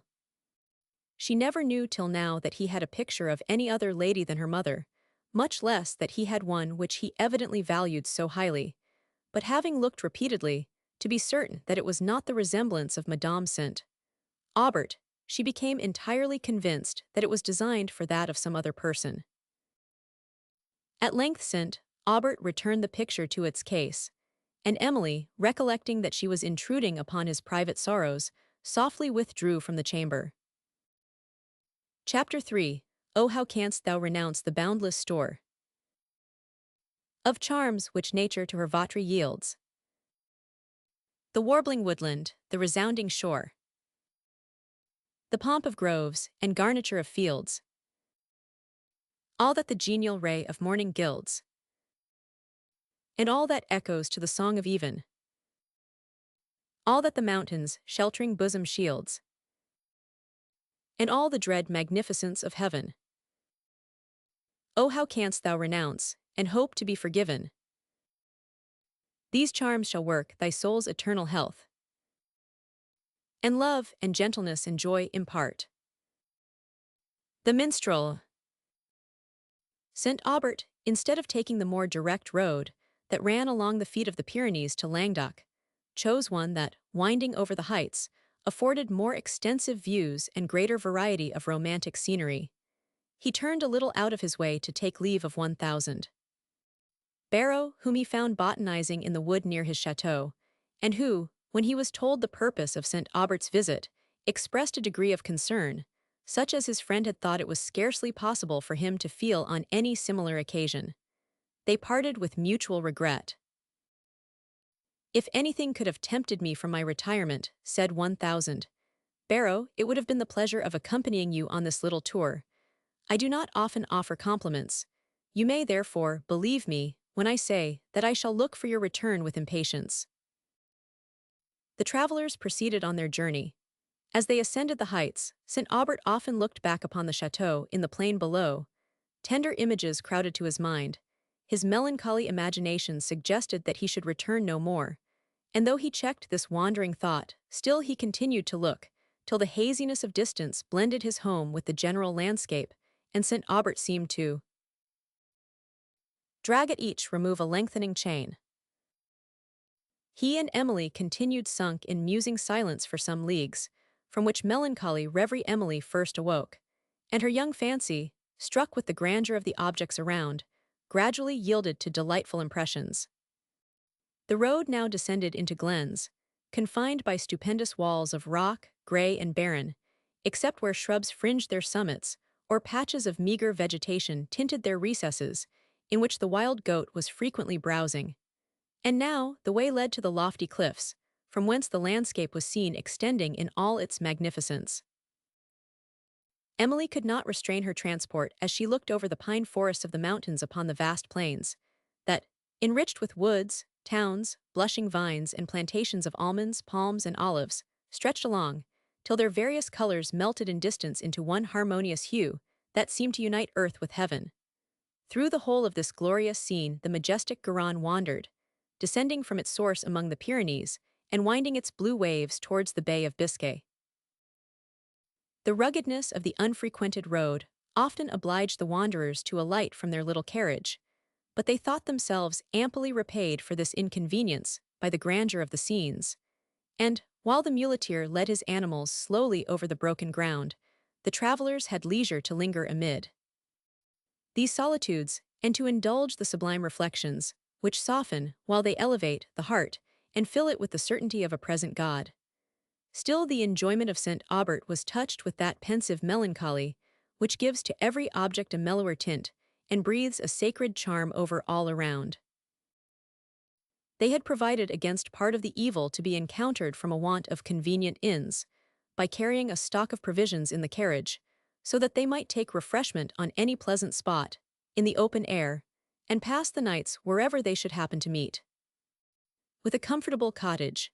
For the mind also they had provided by a work on botany written by 1000 Barrow and by several of the Latin and Italian poets, while Emily's pencil enabled her to preserve some of those combinations of forms which charmed her at every step.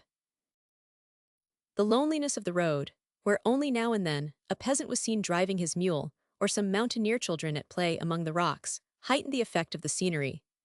St. Aubert was so much struck with it that he determined, if he could hear of a road, to penetrate further among the mountains, and bending his way rather more to the south, to emerge into Roussillon and coast the Mediterranean along part of that country to Languedoc.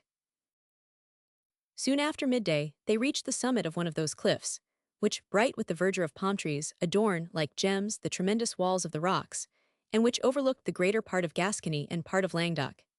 Here was shade and the fresh water of a spring that, gliding among the turf under the trees, thence precipitated itself from rock to rock, till its dashing murmurs were lost in the abyss, though its white foam was long seen amid the darkness of the pines below. This was a spot well suited for rest, and the travelers alighted to dine, while the mules were unharnessed to browse on the savory herbs that enriched this summit. It was some time before St. Aubert or Emily could withdraw their attention from the surrounding objects, so as to partake of their little repast. Seated in the shade of the palms, St. Aubert pointed out to her observation the course of the rivers, the situation of great towns, and the boundaries of provinces, which science, rather than the eye, enabled him to describe. Notwithstanding this occupation, when he had talked a while, he suddenly became silent, thoughtful, and tears often swelled to his eyes, which Emily observed, and the sympathy of her own heart told her their cause. The scene before them bore some resemblance, though it was on a much grander scale, to a favorite one of the late Madame St. Aubert, within view of the fishing house.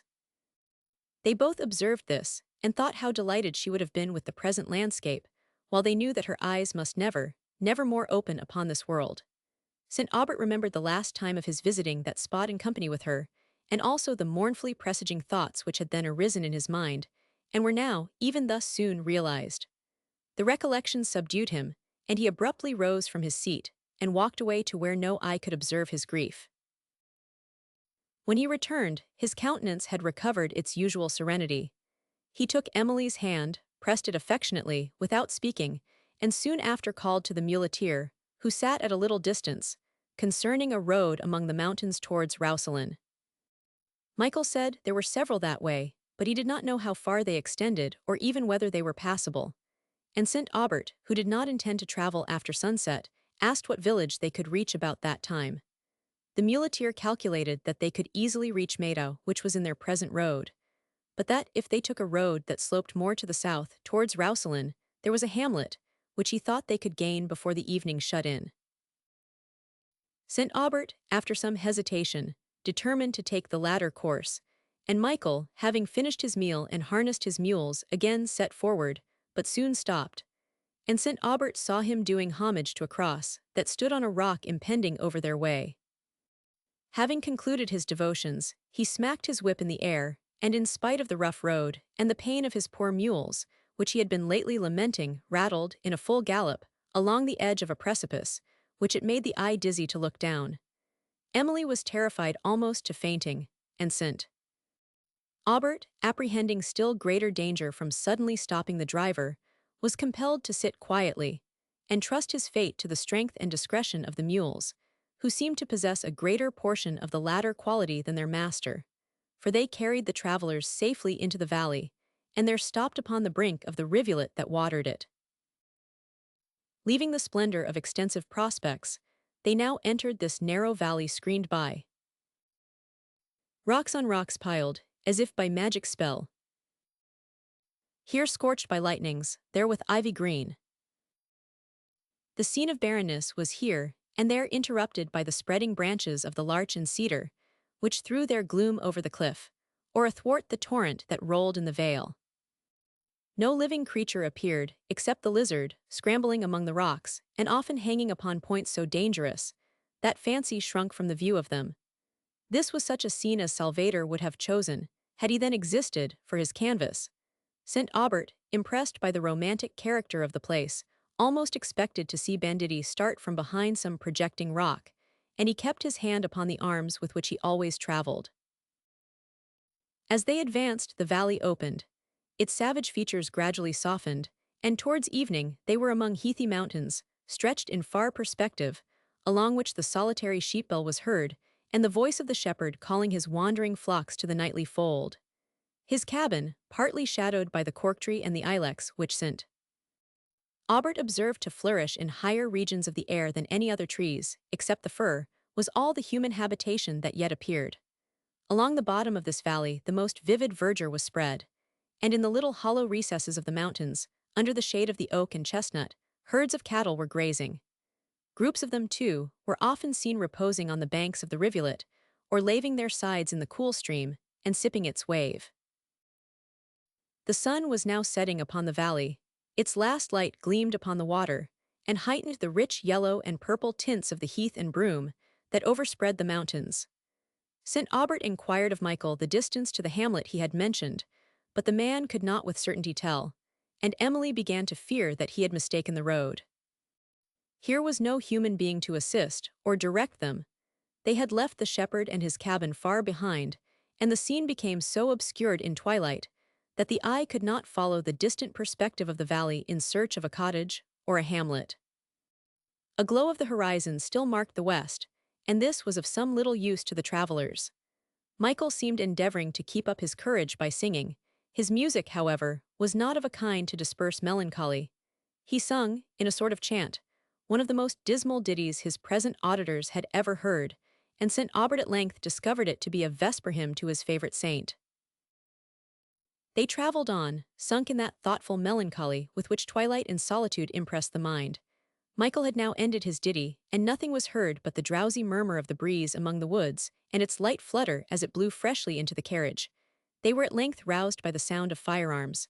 St. Aubert called to the muleteer to stop, and they listened. The noise was not repeated, but presently they heard a rustling among the brakes. St.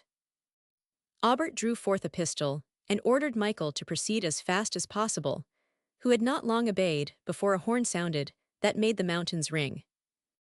He looked again from the window, and then saw a young man spring from the bushes into the road, followed by a couple of dogs. The stranger was in a hunter's dress. His gun was slung across his shoulders, the hunter's horn hung from his belt, and in his hand was a small pike, which, as he held it, added to the manly grace of his figure and assisted the agility of his steps. After a moment's hesitation, St. Aubert again stopped the carriage, and waited till he came up, that they might inquire concerning the hamlet they were in search of. The stranger informed him that it was only half a league distant, that he was going thither himself, and would readily show the way. St. Aubert thanked him for the offer, and pleased with his chevalier-like air and open countenance, asked him to take a seat in the carriage, which the stranger, with an acknowledgment, declined, adding that he would keep pace with the mules. "But I fear you will be wretchedly accommodated," said he. "The inhabitants of these mountains are a simple people, who are not only without the luxuries of life, but almost destitute of what in other places are held to be its necessaries." "I perceive you are not one of its inhabitants, sir," said St. Aubert. "No, sir, I am only a wanderer here." The carriage drove on, and the increasing dusk made the travelers very thankful that they had a guide. The frequent glens, too, that now opened among the mountains, would likewise have added to their perplexity. Emily, as she looked up one of these, saw something at a great distance like a bright cloud in the air. "What light is yonder, sir?" said she. St. Aubert looked, and perceived that it was the snowy summit of a mountain, so much higher than any around it, that it still reflected the sun's rays, while those below lay in deep shade. At length the village lights were seen to twinkle through the dusk, and soon after, some cottages were discovered in the valley, or rather were seen by reflection in the stream, on whose margin they stood, and which still gleamed with the evening light. The stranger now came up, and St. Aubert, on further inquiry, found not only that there was no inn in the place, but not any sort of house of public reception. The stranger, however, offered to walk on, and inquire for a cottage to accommodate them, for which further civility St. Aubert returned his thanks, and said that, as the village was so near, he would alight and walk with him. Emily followed slowly in the carriage. On the way, St. Aubert asked his companion what success he had had in the chase. "Not much, sir," he replied, "nor do I aim at it. I am pleased with the country and mean to saunter away a few weeks among its scenes. My dogs I take with me more for companionship than for game. This dress, too, gives me an ostensible business, and procures me that respect from the people, which would perhaps be refused to a lonely stranger, who had no visible motive for coming among them." "I admire your taste," said St. Aubert, "and if I was a younger man should like to pass a few weeks in your way exceedingly. I, too, am a wanderer, but neither my plan nor pursuits are exactly like yours. I go in search of health, as much as of amusement." St. Aubert sighed and paused, and then, seeming to recollect himself, he resumed, "If I can hear of a tolerable road that shall afford decent accommodation, it is my intention to pass into Roussillon and along the seashore to Languedoc. You, sir, seem to be acquainted with the country, and can, perhaps, give me information on the subject." The stranger said that what information he could give was entirely at his service, and then mentioned a road rather more to the east, which led to a town, whence it would be easy to proceed into Roussillon. They now arrived at the village, and commenced their search for a cottage that would afford a night's lodging. In several, which they entered, ignorance, poverty, and mirth seemed equally to prevail, and the owners eyed St. Aubert with a mixture of curiosity and timidity. Nothing like a bed could be found, and he had ceased to inquire for one, when Emily joined him, who observed the languor of her father's countenance, and lamented that he had taken a road so ill provided with the comforts necessary for an invalid. Other cottages which they examined seemed somewhat less savage than the former, consisting of 2 rooms if such they could be called, the first of these occupied by mules and pigs, the second by the family, which generally consisted of 6 or 8 children with their parents, who slept on beds of skins and dried beech leaves, spread upon a mud floor. Here light was admitted, and smoke discharged through an aperture in the roof, and here the scent of spirits for the traveling smugglers who haunted the Pyrenees had made this rude people familiar with the use of liquors was generally perceptible enough. Emily turned from such scenes, and looked at her father with anxious tenderness, which the young stranger seemed to observe, for drawing St. Aubert aside, he made him an offer of his own bed. "It is a decent one," said he, "when compared with what we have just seen, yet such as in other circumstances I should be ashamed to offer you." St. Aubert acknowledged how much he felt himself obliged by this kindness, but refused to accept it, till the young stranger would take no denial. "Do not give me the pain of knowing, sir," said he, "that an invalid like you lies on hard skins, while I sleep in a bed. Besides, sir, your refusal wounds my pride. I must believe you think my offer unworthy your acceptance. Let me show you the way. I have no doubt my landlady can accommodate this young lady also." St. Aubert at length consented, that if this could be done, he would accept his kindness, though he felt rather surprised, that the stranger had proved himself so deficient in gallantry, as to administer to the repose of an infirm man, rather than to that of a very lovely young woman, for he had not once offered the room for Emily. But she thought not of herself, and the animated smile she gave him told how much she felt herself obliged for the preference of her father. On their way, the stranger, whose name was Valancourt, stepped on first to speak to his hostess, and she came out to welcome St. Aubert into a cottage, much superior to any he had seen. This good woman seemed very willing to accommodate the strangers, who were soon compelled to accept the only 2 beds in the place. Eggs and milk were the only food the cottage afforded, but against scarcity of provisions St. Aubert had provided, and he requested Valancourt to stay and partake with him of less homely fare, an invitation which was readily accepted, and they passed an hour in intelligent conversation. St. Aubert was much pleased with the manly frankness, simplicity, and keen susceptibility to the grandeur of nature, which his new acquaintance discovered, and indeed he had often been heard to say that, without a certain simplicity of heart, this taste could not exist in any strong degree. The conversation was interrupted by a violent uproar without, in which the voice of the muleteer was heard above every other sound. Valancourt started from his seat, and went to inquire the occasion, but the dispute continued so long afterwards, that St. Aubert went himself, and found Michael quarrelling with the hostess, because she had refused to let his mules lie in a little room where he and 3 of her sons were to pass the night. The place was wretched enough, but there was no other for these people to sleep in, and with somewhat more of delicacy than was usual among the inhabitants of this wild tract of country, she persisted in refusing to let the animals have the same bedchamber with her children. This was a tender point with the muleteer. His honor was wounded when his mules were treated with disrespect, and he would have received a blow, perhaps, with more meekness. He declared that his beasts were as honest beasts, and as good beasts, as any in the whole province, and that they had a right to be well treated wherever they went. "They are as harmless as lambs," said he, "if people don't affront them. I never knew them behave themselves amiss above once or twice in my life, and then they had good reason for doing so. Once, indeed, they kicked at a boy's leg that lay asleep in the stable and broke it, but I told them they were out there, and by St. Anthony, I believe they understood me, for they never did so again." He concluded this eloquent harangue with protesting that they should share with him, go where he would. The dispute was at length settled by Valancourt, who drew the hostess aside, and desired she would let the muleteer and his beasts have the place in question to themselves, while her sons should have the bed of skins designed for him, for that he would wrap himself in his cloak, and sleep on the bench by the cottage door. But this she thought it her duty to oppose, and she felt it to be her inclination to disappoint the muleteer. Valancourt, however, was positive, and the tedious affair was at length settled. It was late when St. Aubert and Emily retired to their rooms, and Valancourt to his station at the door, which, at this mild season, he preferred to a close cabin and a bed of skins. St. Aubert was somewhat surprised to find in his room volumes of Homer, Horace, and Petrarch, but the name of Valancourt, written in them, told him to whom they belonged. Chapter 4. In truth he was a strange and wayward wight, fond of each gentle and each dreadful scene.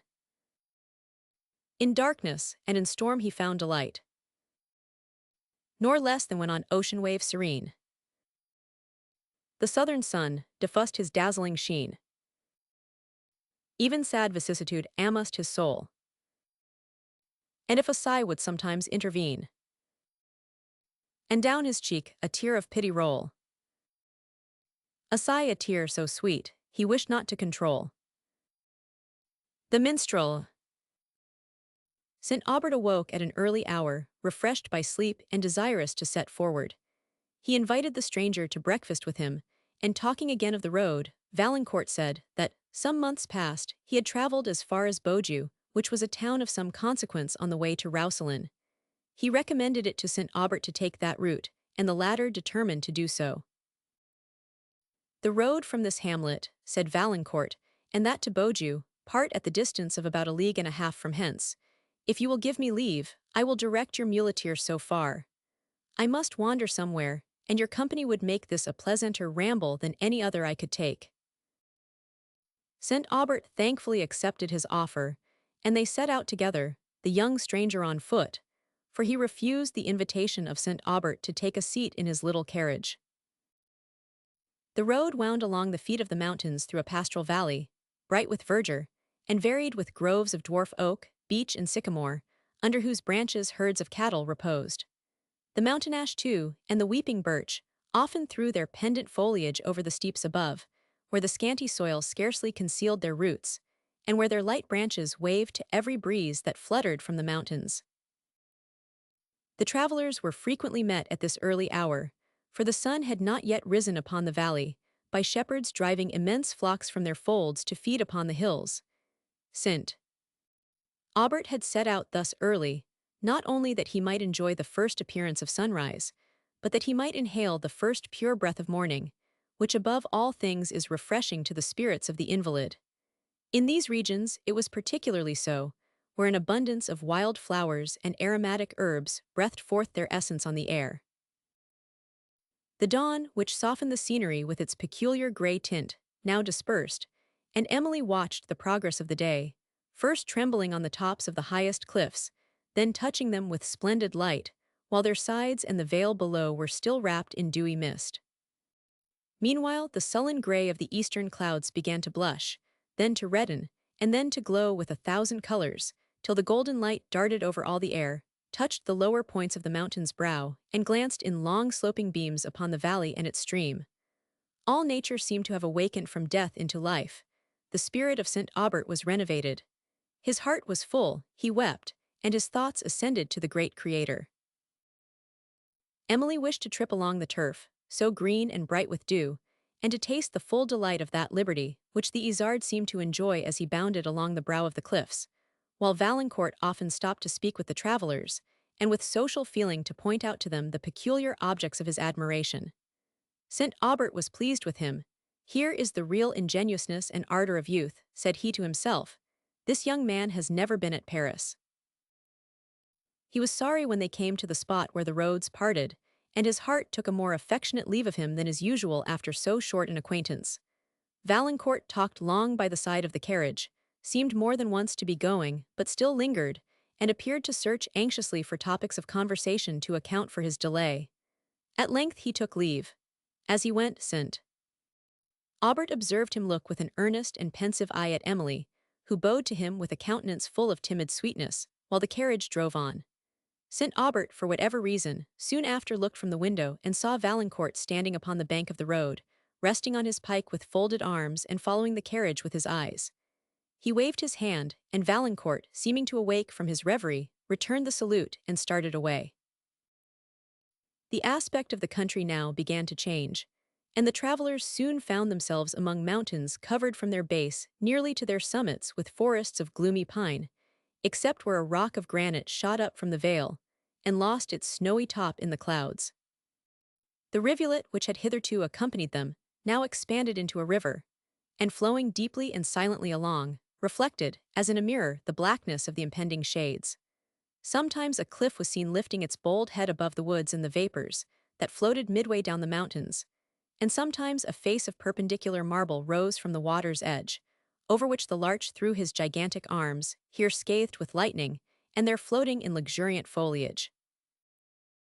They continued to travel over a rough and unfrequented road, seeing now and then at a distance the solitary shepherd, with his dog, stalking along the valley, and hearing only the dashing of torrents, which the woods concealed from the eye, the long sullen murmur of the breeze, as it swept over the pines, or the notes of the eagle and the vulture, which were seen towering round the beetling cliff. Often, as the carriage moved slowly over uneven ground, St. Aubert alighted, and amused himself with examining the curious plants that grew on the banks of the road, and with which these regions abound, while Emily, wrapped in high enthusiasm, wandered away under the shades, listening in deep silence to the lonely murmur of the woods. Neither village nor hamlet was seen for many leagues. The goatherds or the hunter's cabin, perched among the cliffs of the rocks, were the only human habitations that appeared. The travelers again took their dinner in the open air, on a pleasant spot in the valley, under the spreading shade of cedars, and then set forward towards Beaujeu. The road now began to descend, and leaving the pine forests behind, wound among rocky precipices. The evening twilight again fell over the scene, and the travelers were ignorant how far they might yet be from Beaujeu. St. Aubert, however, conjectured that the distance could not be very great, and comforted himself with the prospect of traveling on a more frequented road after reaching that town, where he designed to pass the night. Mingled woods and rocks and heathy mountains were now seen obscurely through the dusk, but soon even these imperfect images faded in darkness. Michael proceeded with caution, for he could scarcely distinguish the road. His mules, however, seemed to have more sagacity, and their steps were sure. On turning the angle of a mountain, a light appeared at a distance that illumined the rocks and the horizon to a great extent. It was evidently a large fire, but whether accidental or otherwise, there were no means of knowing. St. Aubert thought it was probably kindled by some of the numerous banditti that infested the Pyrenees, and he became watchful and anxious to know whether the road passed near this fire. He had arms with him, which on an emergency might afford some protection, though certainly a very unequal one, against a band of robbers, so desperate too as those usually were who haunted these wild regions. While many reflections rose upon his mind, he heard a voice shouting from the road behind and ordering the muleteer to stop. St. Aubert bade him proceed as fast as possible, but either Michael or his mules were obstinate, for they did not quit the old pace. Horses' feet were now heard. A man rode up to the carriage, still ordering the driver to stop, and St. Aubert, who could no longer doubt his purpose, was with difficulty able to prepare a pistol for his defense, when his hand was upon the door of the chaise. The man staggered on his horse, The report of the pistol was followed by a groan, and St. Aubert's horror may be imagined, when in the next instant he thought he heard the faint voice of Valancourt. He now himself bade the muleteer stop, and pronouncing the name of Valancourt, was answered in a voice that no longer suffered him to doubt. St. Aubert, who instantly alighted and went to his assistance, found him still sitting on his horse, but bleeding profusely, and appearing to be in great pain, though he endeavoured to soften the terror of St. Aubert by assurances that he was not materially hurt, the wound being only in his arm. St. Aubert, with the muleteer, assisted him to dismount, and he sat down on the bank of the road, where St. Aubert tried to bind up his arm, but his hands trembled so excessively that he could not accomplish it, and Michael being now gone in pursuit of the horse, which, on being disengaged from his rider, had galloped off, he called Emily to his assistance. Receiving no answer, he went to the carriage, and found her sunk on the seat in a fainting fit. Between the distress of this circumstance and that of leaving Valancourt bleeding, he scarcely knew what he did. He endeavoured, however, to raise her, and called to Michael to fetch water from the rivulet that flowed by the road, but Michael was gone beyond the reach of his voice. Valancourt, who heard these calls, and also the repeated name of Emily, instantly understood the subject of his distress, and almost forgetting his own condition, he hastened to her relief. She was reviving when he reached the carriage, and then, understanding that anxiety for him had occasioned her indisposition, he assured her, in a voice that trembled but not from anguish, that his wound was of no consequence. While he said this, St. Aubert turned round, and perceiving that he was still bleeding, the subject of his alarm changed again, and he hastily formed some handkerchiefs into a bandage. This stopped the effusion of the blood, but St. Aubert, dreading the consequence of the wound, inquired repeatedly how far they were from Beaujeu. When, learning that it was at 2 leagues' distance, his distress increased, since he knew not how Valancourt, in his present state, would bear the motion of the carriage, and perceived that he was already faint from loss of blood. When he mentioned the subject of his anxiety, Valancourt entreated that he would not suffer himself to be thus alarmed on his account, for that he had no doubt he should be able to support himself very well, and then he talked of the accident as a slight one. The muleteer being now returned with Valancourt's horse, assisted him into the chaise, and, as Emily was now revived, they moved slowly on towards Beaujeu. St. Aubert, when he had recovered from the terror occasioned him by this accident, expressed surprise on seeing Valancourt, who explained his unexpected appearance by saying, "You, sir, renewed my taste for society. When you had left the hamlet, it did indeed appear a solitude. I determined, therefore, since my object was merely amusement, to change the scene, and I took this road, because I knew it led through a more romantic tract of mountains than the spot I have left. Besides," added he, hesitating for an instant, "I will own, and why should I not, that I had some hope of overtaking you. And I have made you a very unexpected return for the compliment," said St. Aubert, who lamented again the rashness which had produced the accident, and explained the cause of his late alarm. But Valancourt seemed anxious only to remove from the minds of his companions every unpleasant feeling relative to himself, and, for that purpose, still struggled against a sense of pain, and tried to converse with gaiety. Emily meanwhile was silent, except when Valancourt particularly addressed her, and there was at those times a tremulous tone in his voice that spoke much. They were now so near the fire, which had long flamed at a distance on the blackness of night, that it gleamed upon the road, and they could distinguish figures moving about the blaze. The way winding still nearer, they perceived in the valley one of those numerous bands of gypsies, which at that period particularly haunted the wilds of the Pyrenees, and lived partly by plundering the traveller. Emily looked with some degree of terror on the savage countenances of these people, shown by the fire, which heightened the romantic effects of the scenery, as it threw a red dusky gleam upon the rocks and on the foliage of the trees, leaving heavy masses of shade and regions of obscurity, which the eye feared to penetrate. They were preparing their supper. A large pot stood by the fire, over which several figures were busy. The blaze discovered a rude kind of tent, round which many children and dogs were playing, and the whole formed a picture highly grotesque. The travellers saw plainly their danger.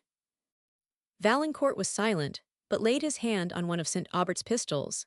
St. Aubert drew forth another, and Michael was ordered to proceed as fast as possible. They passed the place, however, without being attacked, the rovers being probably unprepared for the opportunity and too busy about their supper to feel much interest, at the moment, in anything besides.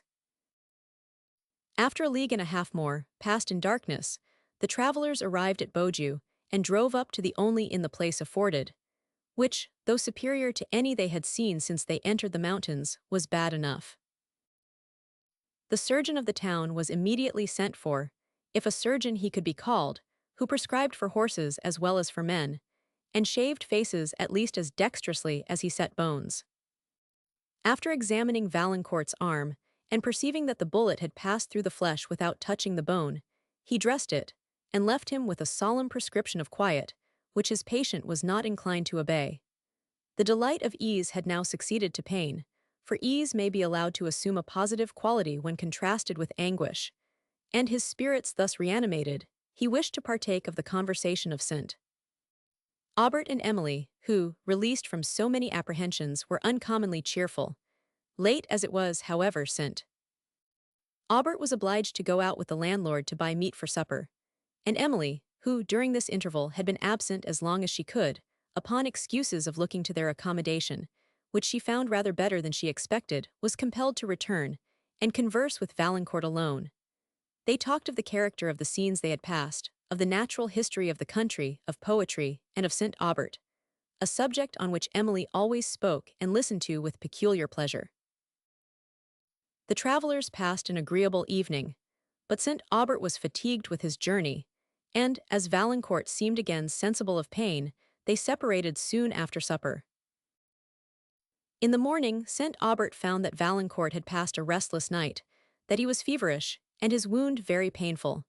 The surgeon, when he dressed it, advised him to remain quietly at Beaujeu, advice which was too reasonable to be rejected. St. Aubert, however, had no favourable opinion of this practitioner, and was anxious to commit Valancourt into more skilful hands. But learning, upon inquiry, that there was no town within several leagues which seemed more likely to afford better advice, he altered the plan of his journey, and determined to await the recovery of Valancourt, who, with somewhat more ceremony than sincerity, made many objections to this delay. By order of his surgeon, Valancourt did not go out of the house that day, but St. Aubert and Emily surveyed with delight the environs of the town, situated at the feet of the Pyrenean Alps, that rose, some in abrupt precipices, and others swelling with woods of cedar, fir, and cypress, which stretched nearly to their highest summits. The cheerful green of the beech and mountain ash was sometimes seen, like a gleam of light, amidst the dark verdure of the forest, and sometimes a torrent poured its sparkling flood, high among the woods. Valancourt's indisposition detained the travellers at Beaujeu several days, during which interval St. Aubert had observed his disposition, and his talents with the philosophically inquiry so natural to him. He saw a frank and generous nature, full of ardor, highly susceptible of whatever is grand and beautiful, but impetuous, wild, and somewhat romantic. Valancourt had known little of the world. His perceptions were clear and his feelings just. His indignation of an unworthy or his admiration of a generous action were expressed in terms of equal vehemence. St. Aubert sometimes smiled at his warmth, but seldom checked it, and often repeated to himself, "This young man has never been at Paris." A sigh sometimes followed this silent ejaculation. He determined not to leave Valancourt till he should be perfectly recovered, and as he was now well enough to travel, though not able to manage his horse, St. Aubert invited him to accompany him for a few days in the carriage. This he the more readily did, since he had discovered that Valancourt was of a family of the same name in Gascony, with whose respectability he was well acquainted. The latter accepted the offer with great pleasure, and they again set forward among these romantic wilds about Roussillon. They travelled leisurely, stopping wherever a scene uncommonly grand appeared, frequently alighting to walk to an eminence, whither the mules could not go, from which the prospect opened in greater magnificence, and often sauntering over hillocks covered with lavender, wild thyme, juniper, and tamarisk, and under the shades of woods, between those boles they caught the long mountain vista, sublime beyond anything that Emily had ever imagined. St. Aubert sometimes amused himself with botanizing, while Valancourt and Emily strolled on. he pointing out to her notice the objects that particularly charmed him, and reciting beautiful passages from such of the Latin and Italian poets as he had heard her admire. In the pauses of conversation, when he thought himself not observed, he frequently fixed his eyes pensively on her countenance, which expressed with so much animation the taste and energy of her mind. And when he spoke again, there was a peculiar tenderness in the tone of his voice that defeated any attempt to conceal his sentiments. By degrees these silent pauses became more frequent, till Emily only betrayed an anxiety to interrupt them, and she, who had been hitherto reserved, would now talk again, and again of the woods and the valleys and the mountains, to avoid the danger of sympathy and silence. From Beaujeu, the road had constantly ascended, conducting the travelers into the higher regions of the air, where immense glaciers exhibited their frozen horrors, and eternal snow whitened the summits of the mountains. They often paused to contemplate these stupendous scenes, and seated on some wild cliff, where only the ilex or the larch could flourish, looked over dark forests of fir, and precipices where human foot had never wandered, into the glen so deep that the thunder of the torrent, which was seen to foam along the bottom, was scarcely heard to murmur. Over these crags rose others of stupendous height and fantastic shape, some shooting into cones, others impending far over their base in huge masses of granite, along whose broken ridges was often lodged a weight of snow that, trembling even to the vibration of a sound, threatened to bear destruction in its course to the vale. Around, on every side far as the eye could penetrate, were seen only forms of grandeur with long perspective of mountain tops, tinged with ethereal blue or white with snow, valleys of ice, and forests of gloomy fir. The serenity and clearness of the air in these high regions were particularly delightful to the travelers. It seemed to inspire them with a finer spirit, and diffused an indescribable complacency over their minds. They had no words to express the sublime emotions they felt. A solemn expression characterized the feelings of St. Aubert. Tears often came to his eyes, and he frequently walked away from his companions. Valancourt now and then spoke, to point to Emily's notice some feature of the scene. The thinness of the atmosphere, through which every object came so distinctly to the eye, surprised and deluded her, who could scarcely believe that objects which appeared so near were in reality so distant. The deep silence of these solitudes was broken only at intervals by the scream of the vultures, seen cowering round some cliff below, or by the cry of the eagle sailing high in the air, except when the travelers listened to the hollow thunder that sometimes muttered at their feet. While above, the deep blue of the heavens was unobscured by the lightest cloud. Halfway down the mountains, long billows of vapor were frequently seen rolling, now wholly excluding the country below, and now opening, and partially revealing its features.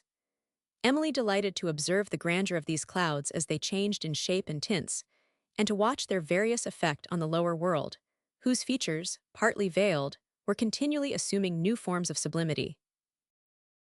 After traversing these regions for many leagues, they began to descend towards Roussillon, and features of beauty then mingled with the scene. Yet the travelers did not look back without some regret to the sublime objects they had quitted, though the eye, fatigued with the extension of its powers, was glad to repose on the verdure of woods and pastures that now hung on the margin of the river below, to view again the humble cottage shaded by cedars, the playful group of mountaineer children, and the flowery nooks that appeared among the hills. As they descended, they saw at a distance, on the right, one of the grand passes of the Pyrenees into Spain, gleaming with its battlements and towers to the splendor of the setting rays, yellow tops of woods coloring the steeps below, while far above aspired the snowy points of the mountains, still reflecting a rosy hue. St. Aubert began to look out for the little town he had been directed to by the people of Beaujeu, and where he meant to pass the night, but no habitation yet appeared. Of its distance Valancourt could not assist him to judge, for he had never been so far along this chain of Alps before. There was, however, a road to guide them, and there could be little doubt that it was the right one, for since they had left Beaujeu, there had been no variety of tracks to perplex or mislead. The sun now gave his last light, and St. Aubert bade the muleteer proceed with all possible dispatch. He found, indeed, the lassitude of illness return upon him, after a day of uncommon fatigue both of body and mind, and he longed for repose. His anxiety was not soothed by observing a numerous train, consisting of men, horses, and loaded mules, winding down the steeps of an opposite mountain, appearing and disappearing at intervals among the woods, so that its numbers could not be judged of. Something bright, like arms, glanced in the setting ray, and the military dress was distinguishable upon the men who were in the van, and on others scattered among the troop that followed. As these wound into the vale, the rear of the party emerged from the woods, and exhibited a band of soldiers. St. Aubert's apprehensions now subsided. He had no doubt that the train before him consisted of smugglers, who, in conveying prohibited goods over the Pyrenees, had been encountered and conquered by a party of troops. The travelers had lingered so long among the sublimer scenes of these mountains that they found themselves entirely mistaken in their calculation that they could reach Montagny at sunset. But as they wound along the valley, they saw, on a rude alpine bridge, that united two lofty crags of the glen, a group of mountaineer children, amusing themselves with dropping pebbles into a torrent below, and watching the stones plunge into the water, that threw up its white spray high in the air as it received them, and returned a sullen sound, which the echoes of the mountains prolonged. Under the bridge was seen a perspective of the valley, with its cataract descending among the rocks, and a cottage on a cliff, overshadowed with pines. It appeared that they could not be far from some small town. St. Aubert bade the muleteer stop, and then called to the children to inquire if he was near Montagny. But the distance, and the roaring of the waters, would not suffer his voice to be heard, and the crags, adjoining the bridge, were of such tremendous height and steepness, that to have climbed either would have been scarcely practicable to a person unacquainted with the ascent. St. Aubert, therefore, did not waste more moments in delay. They continued to travel long after twilight had obscured the road, which was so broken, that now thinking it safer to walk than to ride, they all alighted.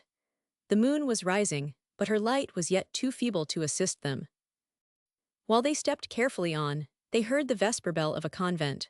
The twilight would not permit them to distinguish anything like a building, but the sounds seemed to come from some woods that overhung an acclivity to the right.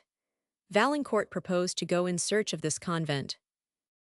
"If they will not accommodate us with a night's lodging," said he, "they may certainly inform us how far we are from Montagny and direct us towards it." He was bounding forward, without waiting St. Aubert's reply, when the latter stopped him. "I am very weary," said St. Aubert, "and wish for nothing so much as for immediate rest. We will all go to the convent. Your good looks would defeat our purpose, but when they see mine and Emily's exhausted countenances, they will scarcely deny us repose." As he said this, he took Emily's arm within his, and telling Michael to wait a while in the road with the carriage, they began to ascend towards the woods, guided by the bell of the convent. His steps were feeble, and Valancourt offered him his arm, which he accepted. The moon now threw a faint light over their path, and soon after, enabled them to distinguish some towers rising above the tops of the woods. Still following the note of the bell, they entered the shade of those woods, lighted only by the moonbeams that glided down between the leaves, and threw a tremulous, uncertain gleam upon the steep track they were winding. The gloom and the silence that prevailed, except when the bell returned upon the air, together with the wildness of the surrounding scene, struck Emily with a degree of fear, which, however, the voice and conversation of Valancourt somewhat repressed. When they had been some time ascending, St. Aubert complained of weariness, and they stopped to rest upon a little green summit, where the trees opened, and admitted the moonlight. He sat down upon the turf between Emily and Valancourt. The bell had now ceased, and the deep repose of the scene was undisturbed by any sound, for the low, dull murmur of some distant torrents might be said to soothe, rather than to interrupt, the silence. Before them extended the valley they had quitted. Its rocks and woods to the left, just silvered by the rays, formed a contrast to the deep shadow that involved the opposite cliffs, whose fringed summits only were tipped with light, while the distant perspective of the valley was lost in the yellow mist of moonlight. The travelers sat for some time wrapped in the complacency which such scenes inspire. "These scenes," said Valancourt at length, "soften the heart, like the notes of sweet music, and inspire that delicious melancholy which no person who had felt it once would resign for the gayest pleasures. They waken our best and purest feelings, disposing us to benevolence, pity, and friendship. Those whom I love I always seem to love more in such an hour as this." His voice trembled, and he paused. St. Aubert was silent, Emily perceived a warm tear fall upon the hand he held. She knew the object of his thoughts. Hers too had, for some time, been occupied by the remembrance of her mother. He seemed by an effort to rouse himself. "Yes," said he, with a half-suppressed sigh, "the memory of those we love oft-times for ever past. In such an hour as this steals upon the mind, like a strain of distant music in the stillness of night, all tender and harmonious as this landscape, sleeping in the mellow moonlight." After the pause of a moment, St. Aubert added, "I have always fancied that I thought with more clearness and precision at such an hour than at any other, and that heart must be insensible in a great degree, that does not soften to its influence. But many such there are." Valancourt sighed. "Are there indeed many such?" said Emily. "A few years hence, my Emily," replied St. Aubert, "and you may smile at the recollection of that question if you do not weep to it. But come, I am somewhat refreshed, let us proceed." Having emerged from the woods, they saw, upon a turfy hillock above, the convent of which they were in search. A high wall that surrounded it led them to an ancient gate, at which they knocked, and the poor monk, who opened it, conducted them into a small adjoining room, where he desired they would wait while he informed the superior of their request. In this interval, several friars came in separately to look at them, and at length the first monk returned, and they followed him to a room, where the superior was sitting in an armchair, with a large folio volume, printed in black letter, open on a desk before him. He received them with courtesy, though he did not rise from his seat, and having asked them a few questions, granted their request. After a short conversation, formal and solemn on the part of the superior, they withdrew to the apartment where they were to sup, and Valancourt, whom one of the inferior friars civilly desired to accompany, went to seek Michael and his mules. They had not descended half-way down the cliffs, before they heard the voice of the muleteer echoing far and wide. Sometimes he called on St. Aubert and sometimes on Valancourt, who having at length convinced him that he had nothing to fear either for himself or his master, and having disposed of him, for the night, in a cottage on the skirts of the woods, returned to sup with his friends, on such sober fare as the monks thought it prudent to set before them. While St. Aubert was too much indisposed to share it, Emily, in her anxiety for her father, forgot herself, and Valancourt, silent and thoughtful, yet never inattentive to them, appeared particularly solicitous to accommodate and relieve St. Aubert, who often observed, while his daughter was pressing him to eat, or adjusting the pillow she had placed in the back of his armchair, that Valancourt fixed on her a look of pensive tenderness, which he was not displeased to understand. They separated at an early hour and retired to their respective apartments. Emily was shown to hers by a nun of the convent, whom she was glad to dismiss, for her heart was melancholy, and her attention so much abstracted that conversation with a stranger was painful. She thought her father daily declining, and attributed his present fatigue more to the feeble state of his frame than to the difficulty of the journey. A train of gloomy ideas haunted her mind, till she fell asleep. In about 2 hours after, she was awakened by the chiming of a bell, and then heard quick steps pass along the gallery, into which her chamber opened. She was so little accustomed to the manners of a convent, as to be alarmed by this circumstance. Her fears, ever alive for her father, suggested that he was very ill, and she rose in haste to go to him.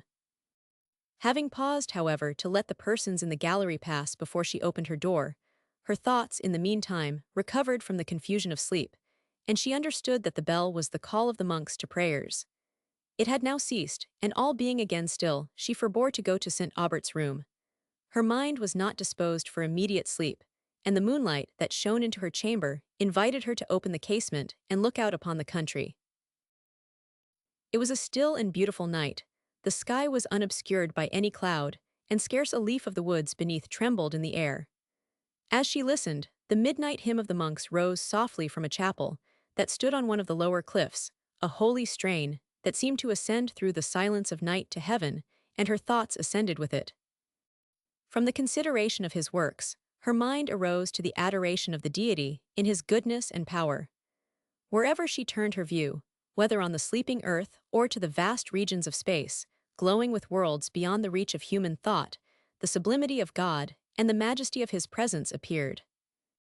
Her eyes were filled with tears of awful love and admiration, and she felt that pure devotion, superior to all the distinctions of human system, which lifts the soul above this world and seems to expand it into a nobler nature. Such devotion as can, perhaps, only be experienced when the mind, rescued, for a moment, from the humbleness of earthly considerations, aspires to contemplate his power in the sublimity of his works, and his goodness in the infinity of his blessings. Is it not now the hour? The holy hour, when to the cloudless height of yon starred concave climbs the full-orbed moon, and to this nether world in solemn stillness gives sign that, to the listening ear of heaven, religion's voice should plead, the very babe knows this and chants awact, his little hands lifts to the gods, and on his innocent couch calls down a blessing. Caractacus.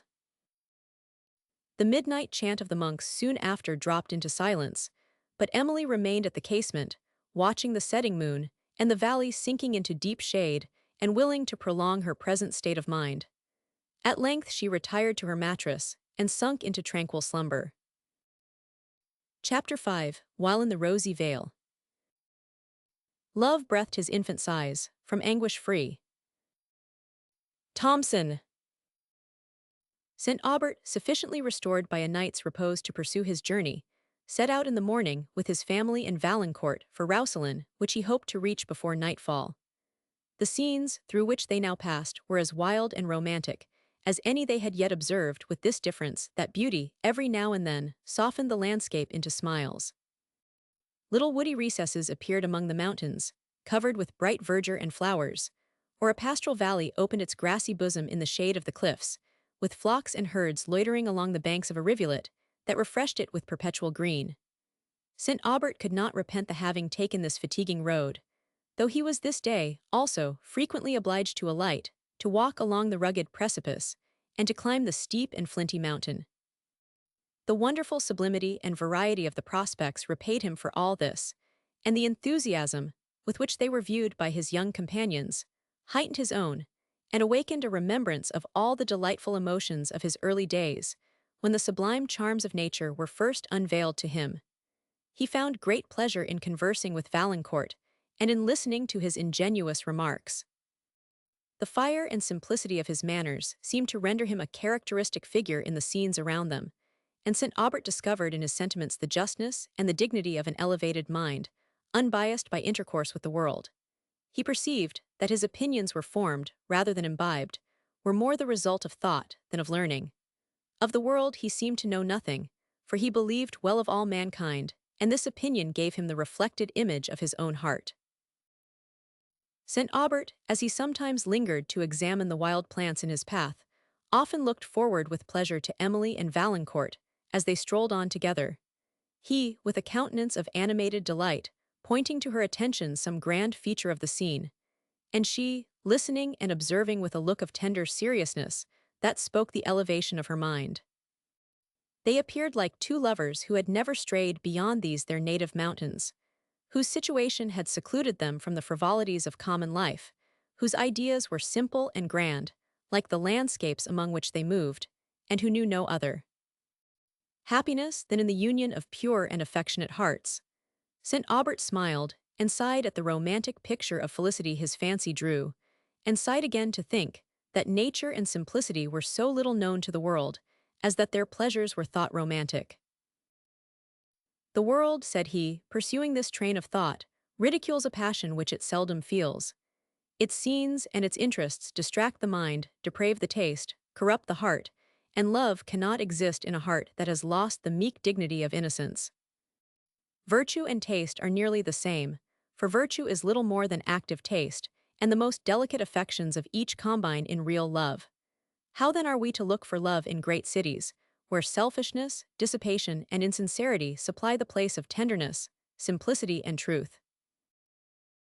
It was near noon when the travelers, having arrived at a piece of steep and dangerous road, alighted to walk. The road wound up an ascent that was clothed with wood, and instead of following the carriage, they entered the refreshing shade. A dewy coolness was diffused upon the air, which, with the bright verdure of turf that grew under the trees, the mingled fragrance of flowers and of balm, thyme, and lavender that enriched it, and the grandeur of the pines, beech, and chestnuts that overshadowed them rendered this a most delicious retreat. Sometimes, the thick foliage excluded all view of the country. At others, it admitted some partial catches of the distant scenery, which gave hints to the imagination to picture landscapes more interesting, more impressive, than any that had been presented to the eye. The wanderers often lingered to indulge in these reveries of fancy. The pauses of silence, such as had formerly interrupted the conversations of Valancourt and Emily, were more frequent today than ever. Valancourt often dropped suddenly from the most animating vivacity into fits of deep musing, and there was, sometimes, an unaffected melancholy in his smile, which Emily could not avoid understanding, for her heart was interested in the sentiment it spoke. St. Aubert was refreshed by the shades, and they continued to saunter under them, following, as nearly as they could guess, the direction of the road, till they perceived that they had totally lost it. They had continued near the brow of the precipice, allured by the scenery it exhibited, while the road wound far away over the cliff above. Valancourt called loudly to Michael, but heard no voice except his own echoing among the rocks, and his various efforts to regain the road were equally unsuccessful. While they were thus circumstanced, they perceived a shepherd's cabin between the boles of the trees at some distance, and Valancourt bounded on first to ask assistance. When he reached it, he saw only two little children at play on the turf before the door. He looked into the hut, but no person was there, and the eldest of the boys told him that their father was with his flocks, and their mother was gone down into the vale, but would be back presently. As he stood, considering what was further to be done, on a sudden he heard Michael's voice roaring forth most manfully among the cliffs above, till he made their echoes ring. Valancourt immediately answered the call, and endeavoured to make his way through the thicket that clothed the steeps, following the direction of the sound. After much struggle over brambles and precipices, he reached Michael, and at length prevailed with him to be silent, and to listen to him. The road was at a considerable distance from the spot where St. Aubert and Emily were. The carriage could not easily return to the entrance of the wood, and since it would be very fatiguing for St. Aubert to climb the long and steep road to the place where it now stood, Valancourt was anxious to find a more easy ascent, by the way he had himself passed. Meanwhile St. Aubert and Emily approached the cottage, and rested themselves on a rustic bench, fastened between two pines which overshadowed it, till Valancourt, whose steps they had observed, should return. The eldest of the children desisted from his play, and stood still to observe the strangers, while the younger continued his little gambols, and teased his brother to join in them. St. Aubert looked with pleasure upon this picture of infantine simplicity, till it brought to his remembrance his own boys, whom he had lost about the age of these, and their lamented mother. And he sunk into a thoughtfulness, which Emily observing, she immediately began to sing one of those simple and lively airs he was so fond of, and which she knew how to give with the most captivating sweetness. St. Aubert smiled on her through his tears, took her hand and pressed it affectionately, and then tried to dissipate the melancholy reflections that lingered in his mind. While she sung, Valancourt approached, who was unwilling to interrupt her, and paused at a little distance to listen. When she had concluded, he joined the party and told them that he had found Michael as well as a way by which he thought they could ascend the cliff to the carriage. He pointed to the woody steeps above which St. Aubert surveyed with an anxious eye. He was already wearied by his walk, and this ascent was formidable to him. He thought, however, it would be less toilsome than the long and broken road, and he determined to attempt it. But Emily, ever watchful of his ease, proposing that he should rest and dine before they proceeded further, Valancourt went to the carriage for the refreshments deposited there. On his return, he proposed removing a little higher up the mountain, to where the woods opened upon a grand and extensive prospect, and thither they were preparing to go, when they saw a young woman join the children, and caress and weep over them. The travelers, interested by her distress, stopped to observe her. She took the youngest of the children in her arms, and perceiving the strangers, hastily dried her tears, and proceeded to the cottage.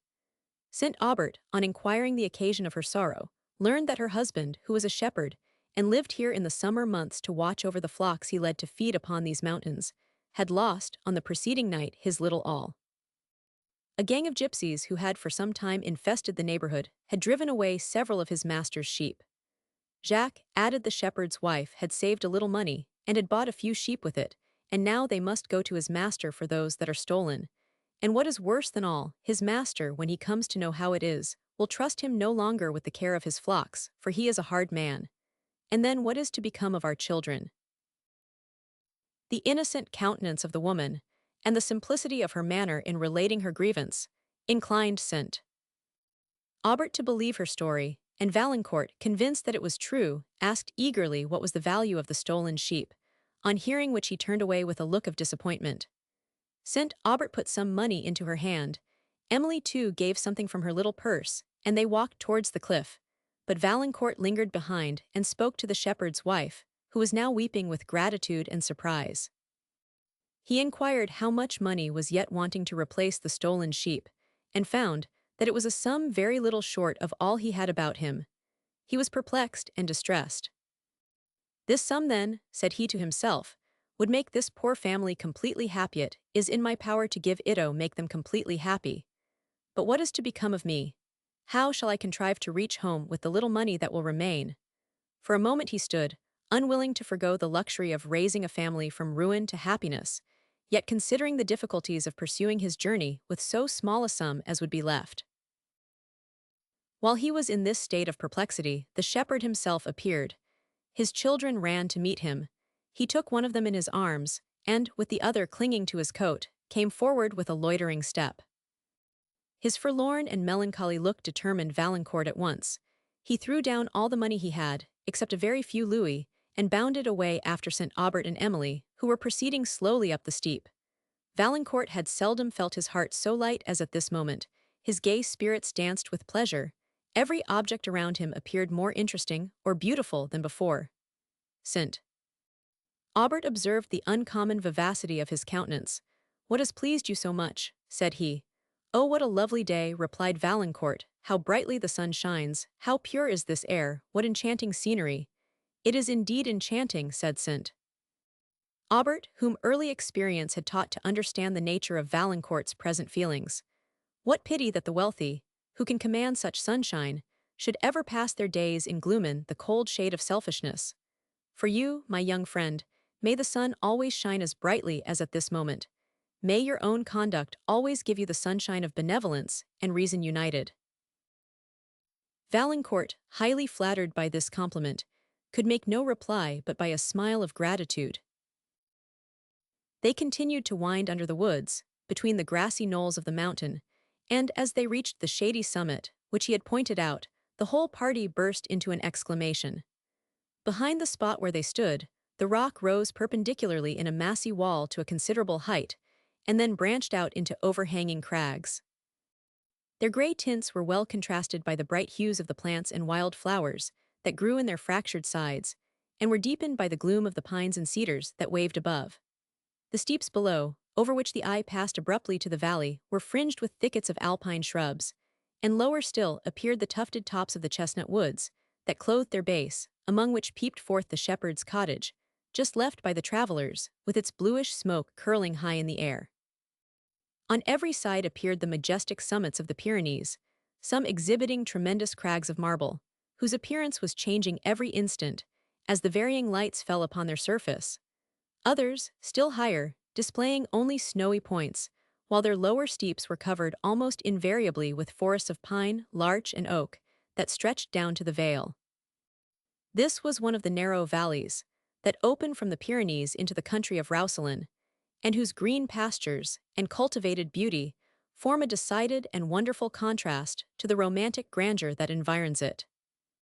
Through a vista of the mountains appeared the lowlands of Roussillon, tinted with the blue haze of distance, as they united with the waters of the Mediterranean, where, on a promontory, which marked the boundary of the shore, stood a lonely beacon, over which were seen circling flights of seafowl. Beyond appeared now and then a stealing sail, white with the sunbeam, and whose progress was perceivable by its approach to the lighthouse. Sometimes, too, was seen a sail so distant that it served only to mark the line of separation between the sky and the waves. On the other side of the valley, immediately opposite to the spot where the travelers rested, a rocky pass opened toward Gascony. Here no sign of cultivation appeared. The rocks of granite that screened the glen rose abruptly from their base and stretched their barren points to the clouds, unvaried with woods and uncheered even by a hunter's cabin. Sometimes, indeed, a gigantic larch threw its long shade over the precipice, and here and there a cliff reared on its brow a monumental cross, to tell the traveler the fate of him who had ventured thither before. This spot seemed the very haunt of banditti, and Emily, as she looked down upon it, almost expected to see them stealing out from some hollow cave to look for their prey. Soon after an object not less terrific struck her, a gibbet standing on a point of rock near the entrance of the pass, and immediately over one of the crosses she had before observed. These were hieroglyphics that told a plain and dreadful story. She forbore to point it out to St. Aubert, but it threw a gloom over her spirits, and made her anxious to hasten forward, that they might with certainty reach Roussillon before nightfall. It was necessary, however, that St. Aubert should take some refreshment, and seating themselves on the short dry turf, they opened the basket of provisions while, by breezy murmurs cooled, broad o'er their heads the verdant cedars wave, and high palmettos lift their graceful shade. They draw, ethereal soul, their drink reviving gales, profusely breathing from the piney groves, and veils of fragrance, there at a distance here. The roaring floods and cataracts. Thomson. St. Aubert was revived by rest, and by the serene air of this summit, and Valancourt was so charmed with all around, and with the conversation of his companions, that he seemed to have forgotten he had any further to go. Having concluded their simple repast, they gave a long farewell look to the scene, and again began to ascend. St. Aubert rejoiced when he reached the carriage, which Emily entered with him. But Valancourt, willing to take a more extensive view of the enchanting country into which they were about to descend than he could do from a carriage, loosened his dogs, and once more bounded with them along the banks of the road. He often quitted it for points that promised a wider prospect, and the slow pace at which the mules traveled allowed him to overtake them with ease. Whenever a scene of uncommon magnificence appeared, he hastened to inform St. Aubert, who, though he was too much tired to walk himself, sometimes made the chaise wait, while Emily went to the neighboring cliff. It was evening when they descended the lower Alps, that bind Roussillon, and form a majestic barrier round that charming country, leaving it open only on the east to the Mediterranean. The gay tints of cultivation once more beautified the landscape, for the lowlands were colored with the richest hues, which a luxuriant climate and an industrious people can awaken into life. Groves of orange and lemon perfumed the air, their ripe fruit glowing among the foliage, while sloping to the plains, extensive vineyards spread their treasures. Beyond these, woods and pastures, and mingled towns and hamlets stretched towards the sea, on whose bright surface gleamed many a distant sail, while over the whole scene was diffused the purple glow of evening. This landscape with the surrounding Alps did, indeed, present a perfect picture of the lovely, and the sublime, of beauty sleeping in the lap of horror. The travelers, having reached the plains, proceeded, between hedges of flowering myrtle and pomegranate, to the town of Arles, where they proposed to rest for the night. They met with simple but neat accommodation, and would have passed a happy evening after the toils and the delights of this day, had not the approaching separation thrown a gloom over their spirit. It was St. Aubert's plan to proceed on the morrow to the borders of the Mediterranean, and travel along its shores into Languedoc, and Valancourt, since he was now nearly recovered, and had no longer a pretence for continuing with his new friends, resolved to leave them here. St. Aubert, who was much pleased with him, invited him to go further, but did not repeat the invitation, and Valancourt had resolution enough to forego the temptation of accepting it, that he might prove himself not unworthy of the favor. On the following morning, therefore, they were to part, St. Aubert to pursue his way to Languedoc, and Valancourt to explore new scenes among the mountains on his return home. During this evening he was often silent and thoughtful. St. Aubert's manner towards him was affectionate, though grave, and Emily was serious, though she made frequent efforts to appear cheerful. After one of the most melancholy evenings they had yet passed together, they separated for the night. Chapter 6. I care not, fortune, what you me deny. You cannot rob me of free nature's grace. You cannot shut the windows of the sky, through which Aurora shows her brightening face. You cannot bar my constant feet to trace the woods and lawns by living stream at eve.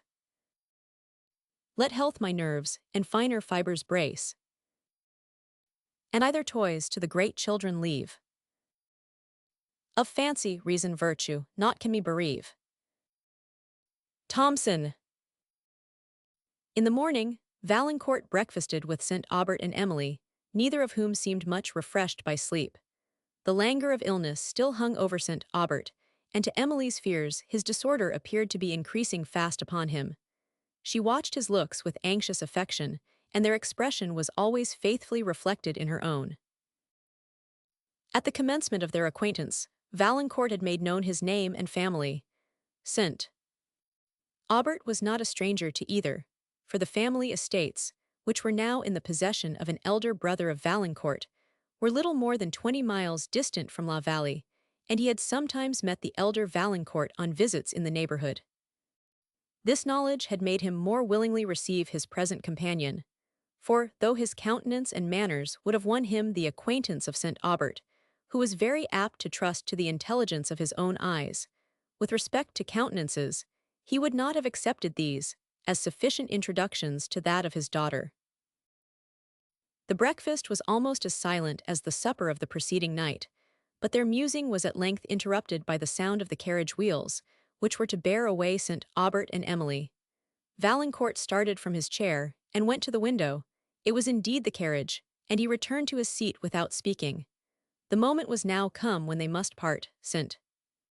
Aubert told Valancourt that he hoped he would never pass La Vallée without favouring him with a visit, and Valancourt, eagerly thanking him, assured him that he never would. As he said which, he looked timidly at Emily, who tried to smile away the seriousness of her spirits. They passed a few minutes in interesting conversation, and St. Aubert then led the way to the carriage, Emily and Valancourt following in silence. The latter lingered at the door several minutes after they were seated, and none of the party seemed to have courage enough to say farewell. At length, St. Aubert pronounced the melancholy word, which Emily passed to Valancourt, who returned it with a dejected smile, and the carriage drove on. The travellers remained, for some time, in a state of tranquil pensiveness, which is not unpleasing. St. Aubert interrupted it by observing, "This is a very promising young man. It is many years since I have been so much pleased with any person, on so short an acquaintance. He brings back to my memory the days of my youth, when every scene was new and delightful." St. Aubert sighed and sunk again into a reverie, and as Emily looked back upon the road they had passed, Valancourt was seen, at the door of the little inn, following them with his eyes. Her perceived her and waved his hand, and she returned the adieu till the winding road shut her from his sight. "I remember when I was about his age," resumed St. Aubert, "and I thought and felt exactly as he does. The world was opening upon me then, no, it is closing." "My dear sir, do not think so gloomily," said Emily in a trembling voice. "I hope you have many, many years to live for your own sake, for my sake." "Ah, my Emily," replied St. Aubert, "for thy sake, well, I hope it is so." He wiped away a tear that was stealing down his cheek, threw a smile upon his countenance, and said in a cheering voice, "There is something in the ardor and ingenuousness of youth, which is particularly pleasing to the contemplation of an old man, if his feelings have not been entirely corroded by the world. It is cheering and reviving, like the view of spring to a sick person. His mind catches somewhat of the spirit of the season, and his eyes are lighted up with a transient sunshine. Valancourt is this spring to me." Emily, who pressed her father's hand affectionately, had never before listened with so much pleasure to the praises he bestowed. No, not even when he had bestowed them on herself. They travelled on, among vineyards, woods, and pastures, delighted with the romantic beauty of the landscape, which was bounded on one side by the grandeur of the Pyrenees, and on the other by the ocean. And soon after noon, they reached the town of Collioure, situated on the Mediterranean. Here they dined, and rested till towards the cool of day, when they pursued their way along the shores, those enchanting shores, which extend to Languedoc. Emily gazed with enthusiasm on the vastness of the sea, its surface varying as the lights and shadows fell, and on its woody banks, mellowed with autumnal tints. St. Aubert was impatient to reach Perpignan, where he expected letters from 1000. Quesnel, and it was the expectation of these letters that had induced him to leave Coileras, for his feeble frame had required immediate rest. After traveling a few miles, he fell asleep, and Emily, who had put 2 or 3 books into the carriage on leaving La Vallée, had now the leisure for looking into them.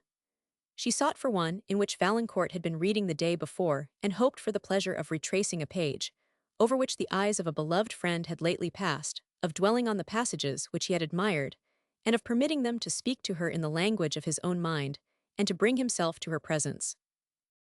On searching for the book, she could find it nowhere, but in its stead perceived a volume of Petrarch's poems that had belonged to Valancourt, whose name was written in it, and from which he had frequently read passages to her, with all the pathetic expression that characterized the feelings of the author.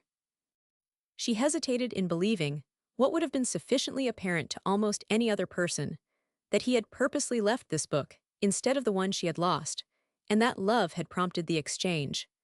But having opened it with impatient pleasure, and observed the lines of his pencil drawn along the various passages he had read aloud, and under others more descriptive of delicate tenderness than he had dared to trust his voice with, the conviction came, at length, to her mind.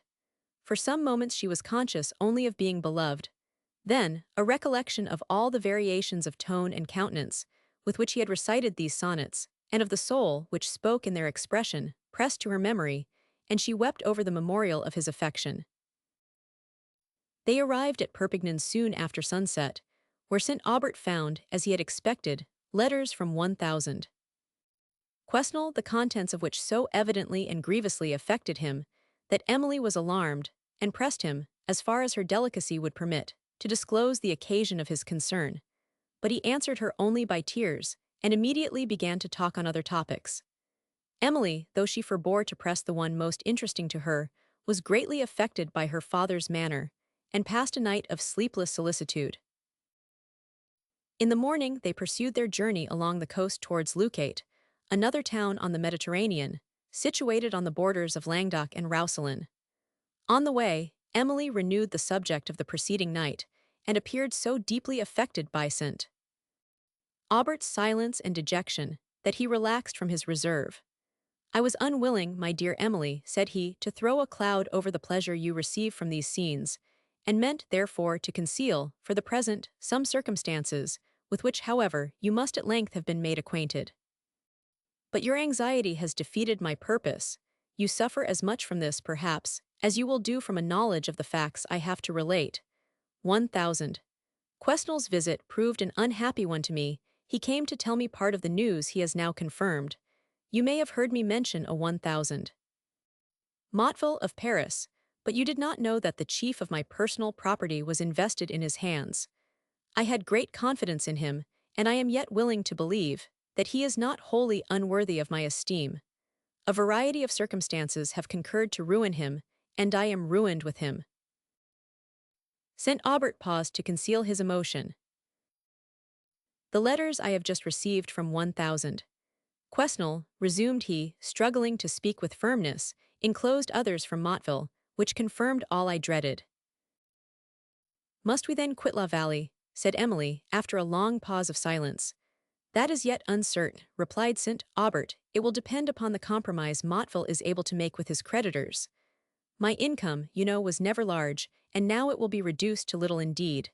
It is for you, Emily, for you, my child, that I am most afflicted." His last words faltered. Emily smiled tenderly upon him through her tears, and then, endeavoring to overcome her emotion, "My dear father," said she, "do not grieve for me or for yourself. We may yet be happy. If La Vallée remains for us, we must be happy. We will retain only one servant, and you shall scarcely perceive the change in your income. Be comforted, my dear sir. We shall not feel the want of those luxuries, which others value so highly, since we never had a taste for them, and poverty cannot deprive us of many consolations. It cannot rob us of the affection we have for each other, or degrade us in our own opinion, or in that of any person, whose opinion we ought to value." St. Aubert concealed his face with his handkerchief, and was unable to speak, but Emily continued to urge to her father the truths, which himself had impressed upon her mind. Besides, my dear sir, poverty cannot deprive us of intellectual delights. It cannot deprive you of the comfort of affording me examples of fortitude and benevolence, nor me of the delight of consoling a beloved parent. It cannot deaden our taste for the grand and the beautiful or deny us the means of indulging it, for the scenes of nature at those sublime spectacles, so infinitely superior to all artificial luxuries, are open for the enjoyment of the poor as well as of the rich. Of what then have we to complain, so long as we are not in want of necessaries? Pleasures, such as wealth cannot buy, will still be ours. We retain then the sublime luxuries of nature, and lose only the frivolous ones of art. St. Aubert could not reply.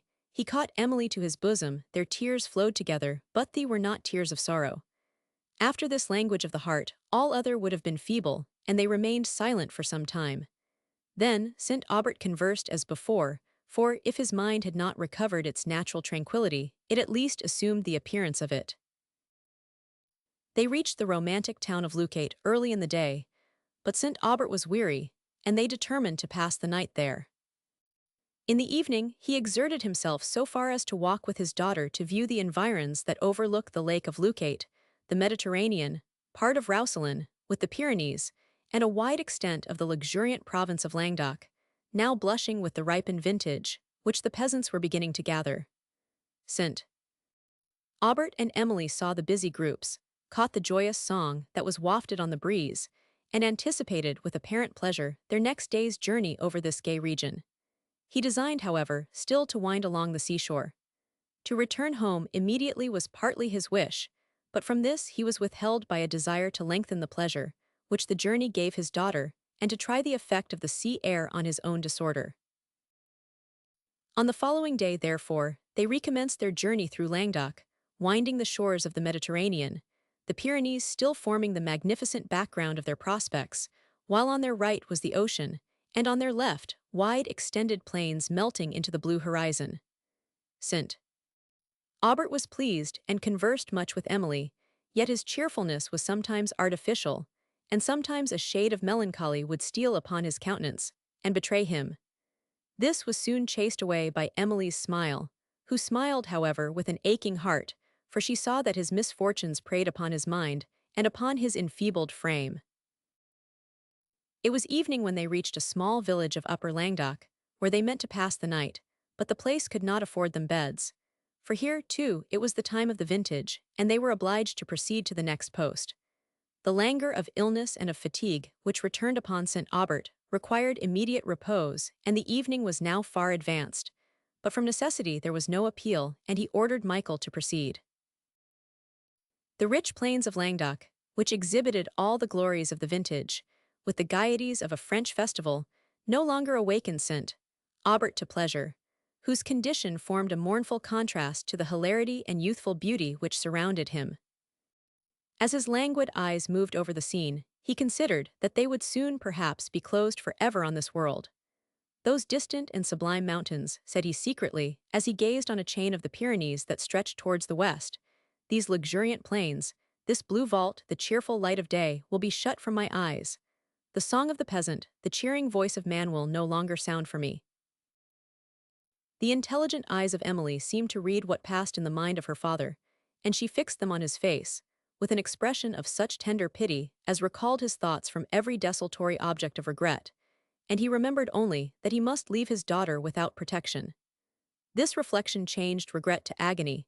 He sighed deeply and remained silent while she seemed to understand that sigh, for she pressed his hand affectionately and then turned to the window to conceal her tears.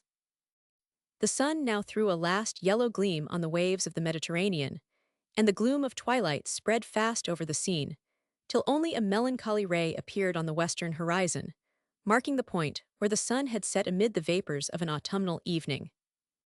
A cool breeze now came from the shore, and Emily let down the glass, but the air, which was refreshing to health, was as chilling to sickness, and St. Aubert desired that the window might be drawn up.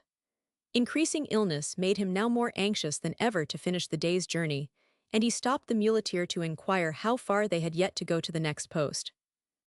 He replied, 9 miles. I feel I am unable to proceed much further, said St. Aubert, Inquire as you go if there is any house on the road that would accommodate us for the night." He sunk back in the carriage, and Michael, cracking his whip in the air, set off and continued on the full gallop, till St. Aubert, almost fainting, called to him to stop. Emily looked anxiously from the window, and saw a peasant walking at some little distance on the road, for whom they waited till he came up, when he was asked if there was any house in the neighborhood that accommodated travelers. He replied that he knew of none. "There is a château, indeed, among those woods on the right," added he, "but I believe it receives nobody, and I cannot show you the way, for I am almost a stranger here." St. Aubert was going to ask him some further question concerning the château, but the man abruptly passed on. After some consideration, he ordered Michael to proceed slowly to the woods. Every moment now deepened the twilight, and increased the difficulty of finding the road. Another peasant soon after passed. "Which is the way to the château in the woods?" cried Michael. "The château in the woods," exclaimed the peasant. "Do you mean that with the turret, yonder?" "I don't know as for the turret, as you call it," said Michael. "I mean that white piece of a building, that we see at a distance there, among the trees." "Yes, that is the turret. Why, who are you that you are going thither?" said the man with surprise. St. Aubert, on hearing this odd question, and observing the peculiar tone in which it was delivered, looked out from the carriage. "We are travelers," said he, "who are in search of a house of accommodation for the night. Is there any hereabout?" "None, monsieur, unless you have a mind to try your luck yonder," replied the peasant, pointing to the woods, "but I would not advise you to go there." "To whom does the château belong?"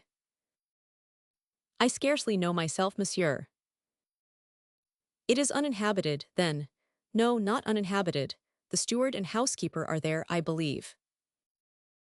On hearing this, St. Aubert determined to proceed to the château, and risk the refusal of being accommodated for the night. He therefore desired the countryman would show Michael the way, and bade him expect reward for his trouble. The man was for a moment silent, and then said that he was going on other business, but that the road could not be missed if they went up an avenue to the right, to which he pointed. St. Aubert was going to speak, but the peasant wished him good night and walked on. The carriage now moved towards the avenue, which was guarded by a gate, and Michael having dismounted to open it, they entered between rows of ancient oak and chestnut, whose intermingled branches formed a lofty arch above. There was something so gloomy and desolate in the appearance of this avenue, and its lonely silence, that Emily almost shuddered as she passed along, and recollecting the manner in which the peasant had mentioned the château, she gave a mysterious meaning to his words, such as she had not suspected when he uttered them. These apprehensions, however, she tried to check, considering that they were probably the effect of a melancholy imagination, which her father's situation, and a consideration of her own circumstances, had made sensible to every impression. They passed slowly on, for they were now almost in darkness, which, together with the unevenness of the ground, and the frequent roots of old trees that shot up above the soil, made it necessary to proceed with caution. On a sudden Michael stopped the carriage, and as St. Aubert looked from the window to inquire the cause, he perceived a figure at some distance moving up the avenue. The dusk would not permit him to distinguish what it was, but he bade Michael go on. "This seems a wild place," said Michael. "There is no house hereabout. Don't your honor think we had better turn back?" "Go a little farther, and if we see no house then, we will return to the road," replied St. Aubert. Michael proceeded with reluctance, and the extreme slowness of his pace made St. Aubert look again from the window to hasten him, when again he saw the same figure. He was somewhat startled. Probably the gloominess of the spot made him more liable to alarm than usual. However this might be, he now stopped Michael, and bade him call to the person in the avenue. "Please your honor, he may be a robber," said Michael.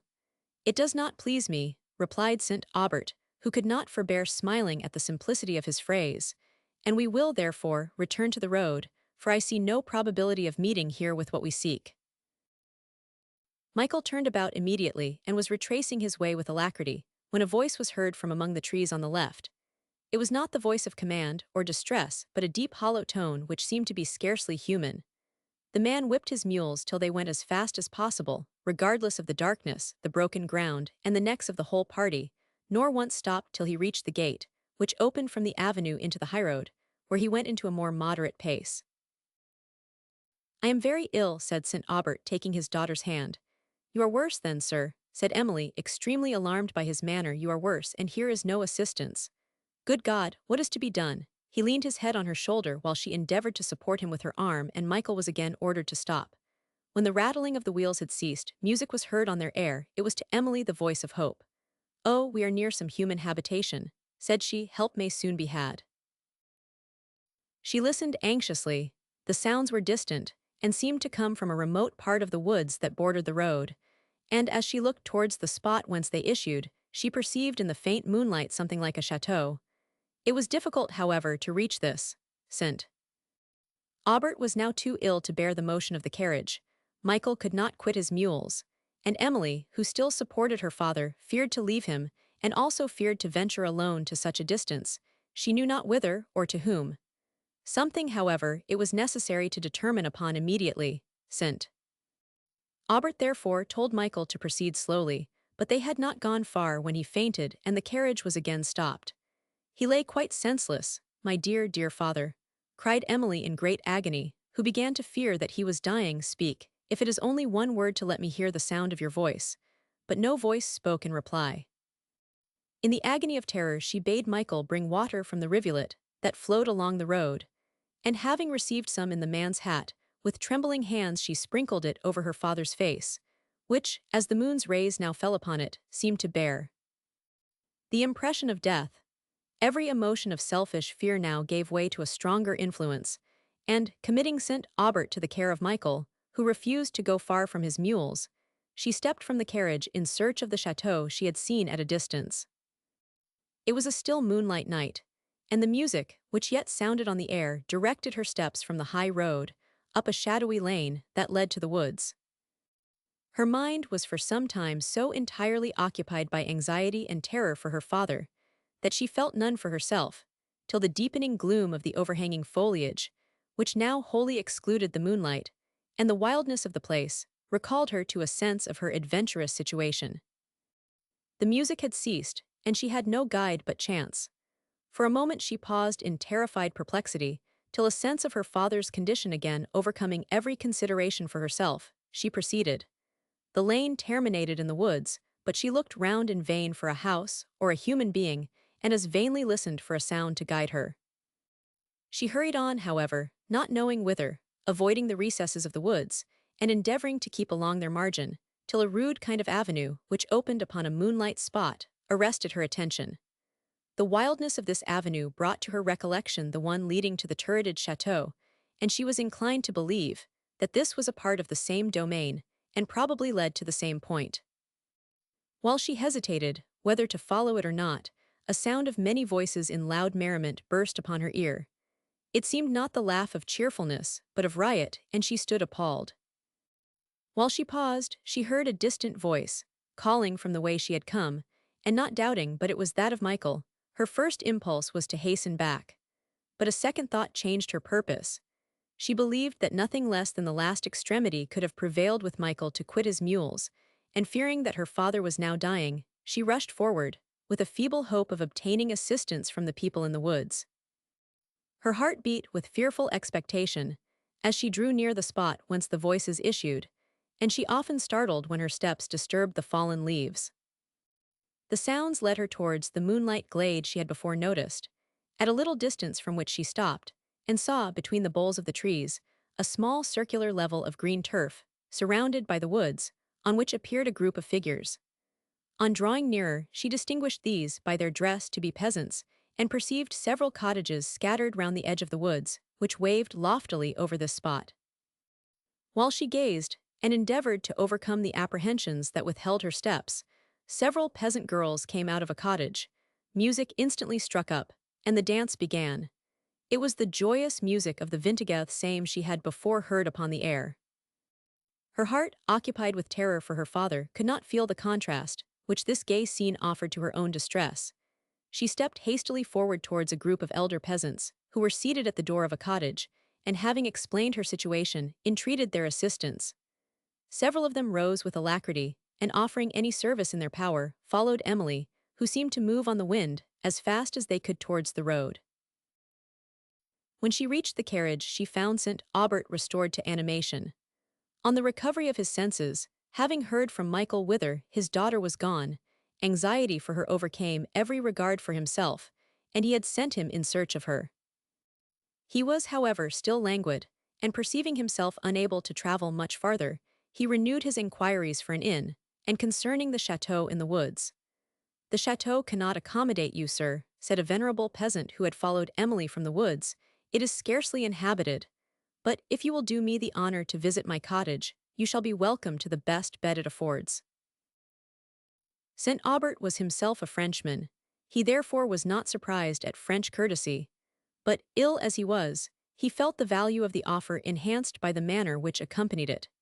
He had too much delicacy to apologize, or to appear to hesitate about availing himself of the peasant's hospitality, but immediately accepted it with the same frankness with which it was offered. The carriage again moved slowly on, Michael following the peasants up the lane, which Emily had just quitted, till they came to the moonlight glade. St. Aubert's spirits were so far restored by the courtesy of his host, and the near prospect of repose, that he looked with a sweet complacency upon the moonlight scene, surrounded by the shadowy woods, through which, here and there, an opening admitted the streaming splendor, discovering a cottage or a sparkling rivulet. He listened, with no painful emotion, to the merry notes of the guitar and tambourine, and though tears came to his eyes when he saw the debonair dance of the peasants, they were not merely tears of mournful regret. With Emily it was otherwise. Immediate terror for her father had now subsided into a gentle melancholy, which every note of joy, by awakening comparison, served to height. The dance ceased on the approach of the carriage, which was a phenomenon in these sequestered woods, and the peasantry flocked round it with eager curiosity. On learning that it brought a sick stranger, several girls ran across the turf and returned with wine and baskets of grapes, which they presented to the travelers, each with kind contention pressing for a preference. At length, the carriage stopped at a neat cottage, and his venerable conductor, having assisted St. Aubert to alight, led him and Emily to a small inner room, illuminated only by moonbeams which the open casement admitted. St. Aubert, rejoicing in rest, seated himself in an armchair, and his senses were refreshed by the cool and balmy air that lightly waved the embowering honeysuckles, and wafted their sweet breath into the apartment. His host, who was called La Voisin, quitted the room, but soon returned with fruits, cream, and all the pastoral luxury his cottage afforded, having set down which with a smile of unfeigned welcome, he retired behind the chair of his guest. St. Aubert insisted on his taking a seat at the table, and when the fruit had allayed the fever of his palate, and he found himself somewhat revived, he began to converse with his host, who communicated several particulars concerning himself and his family, which were interesting, because they were spoken from the heart, and delineated a picture of the sweet courtesies of family kindness. Emily sat by her father, holding his hand, and while she listened to the old man, her heart swelled with the affectionate sympathy he described, and her tears fell to the mournful consideration that death would probably soon deprive her of the dearest blessing she then possessed. The soft moonlight of an autumnal evening, and the distant music, which now sounded a plaintive strain, aided the melancholy of her mind. The old man continued to talk of his family, and St.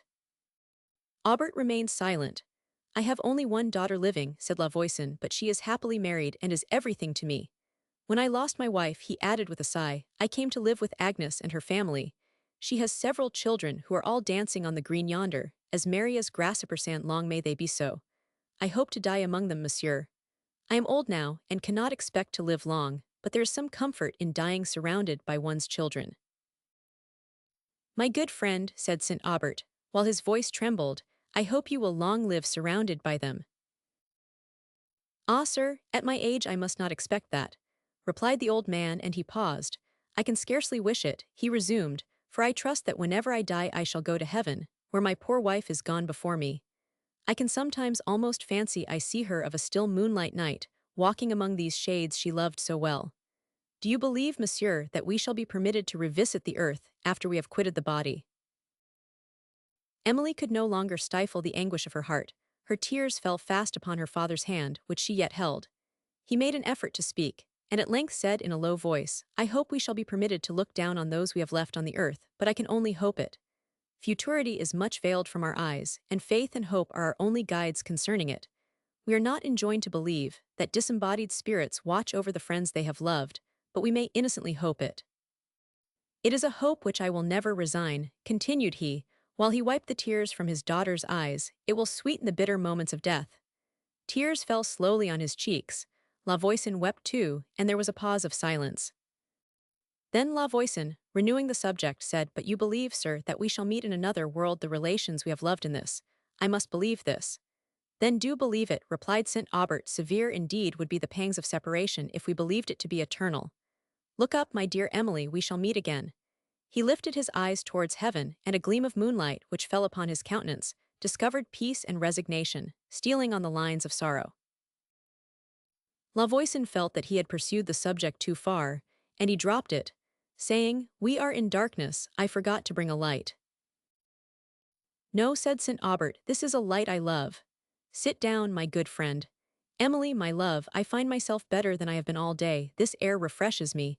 I can enjoy this tranquil hour and that music which floats so sweetly at a distance. Let me see you smile. Who touches that guitar so tastefully? Are there two instruments, or is it an echo I hear?" "It is an echo, monsieur, I fancy. That guitar is often heard at night, when all is still, but nobody knows who touches it, and it is sometimes accompanied by a voice so sweet, and so sad, one would almost think the woods were haunted." "They certainly are haunted," said St. Aubert with a smile, "but I believe it is by mortals."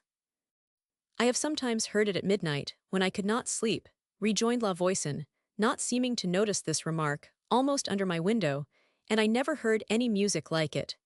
It has often made me think of my poor wife till I cried.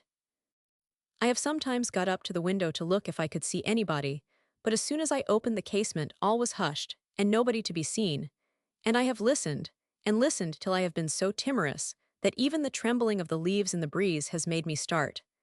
They say it often comes to warn people of their death, but I have heard it these many years, and outlived the warning."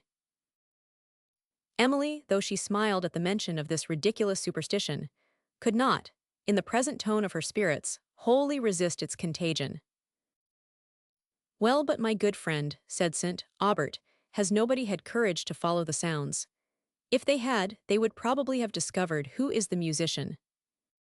"Yes, sir, they have followed them some way into the woods, but the music has still retreated, and seemed as distant as ever, and the people have at last been afraid of being led into harm, and would go no further.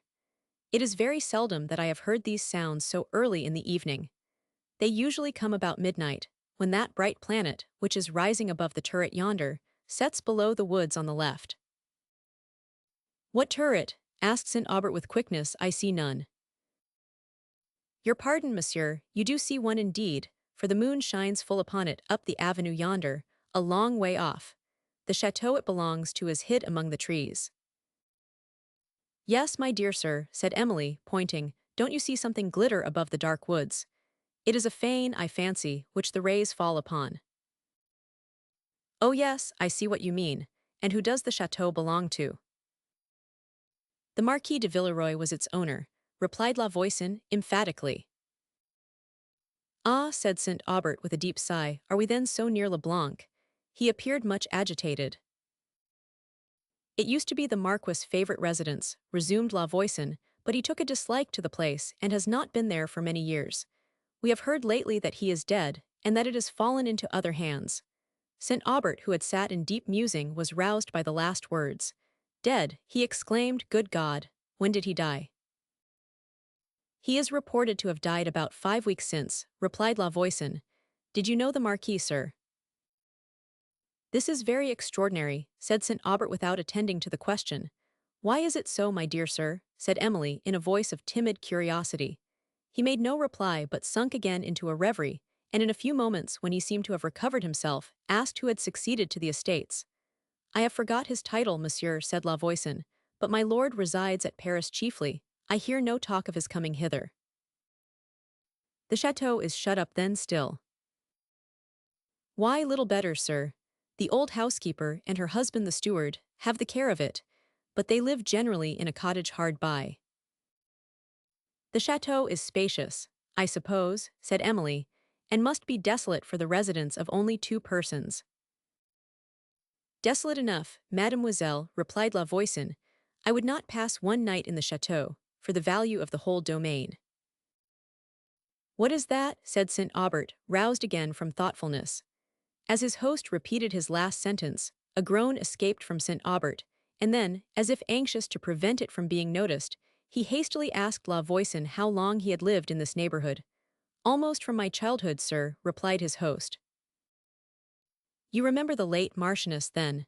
Said St. Aubert in an altered voice. Ah, monsieur, that I do well. There are many besides me who remember her.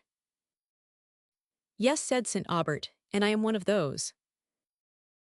Alas, sir, you remember then a most beautiful and excellent lady. She deserved a better fate. Tears stood in St. Aubert's eyes.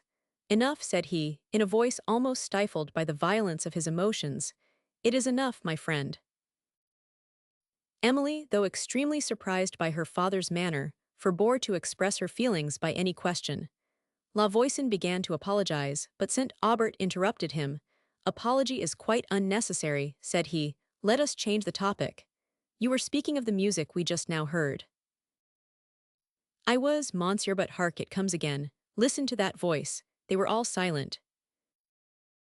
At last a soft and solemn breathing sound rose, like a stream of rich distilled perfumes, and stole upon the air, that even silence was took ere she was ware, and wished she might deny her nature, and be never more stilled to be so displaced.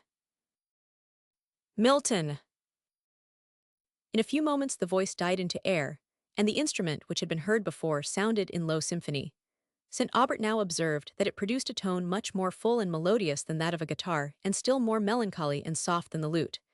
They continued to listen, but the sounds returned no more. This is strange, said St. Aubert at length, interrupting the silence. Very strange, said Emily. It is so, rejoined La Voisin, and they were again silent. After a long pause, it is now about 18 years since I first heard that music, said La Voisin. I remember it was on a fine summer's night, much like this, but later, that I was walking in the woods and alone. I remember, too, that my spirits were very low, for one of my boys was ill, and we feared we should lose him. I had been watching at his bedside all the evening while his mother slept, for she had sat up with him the night before. I had been watching, and went out for a little fresh air. The day had been very sultry. As I walked under the shades and mused, I heard music at a distance, and thought it was Claude playing upon his flute, as he often did of a fine evening at the cottage door. But when I came to a place where the trees opened, I shall never forget it, and stood looking up at the north lights, which shot up the heaven to a great height, I heard all of a sudden such sounds. They came so as I cannot describe. It was like the music of angels, and I looked up again almost expecting to see them in the sky. When I came home, I told what I had heard, but they laughed at me, and said it must be some of the shepherds playing on their pipes, and I could not persuade them to the contrary. A few nights after, however, my wife herself heard the same sounds, and was as much surprised as I was, and Father Denis frightened her sadly by saying that it was music come to warn her of her child's death, and that music often came to houses where there was a dying person.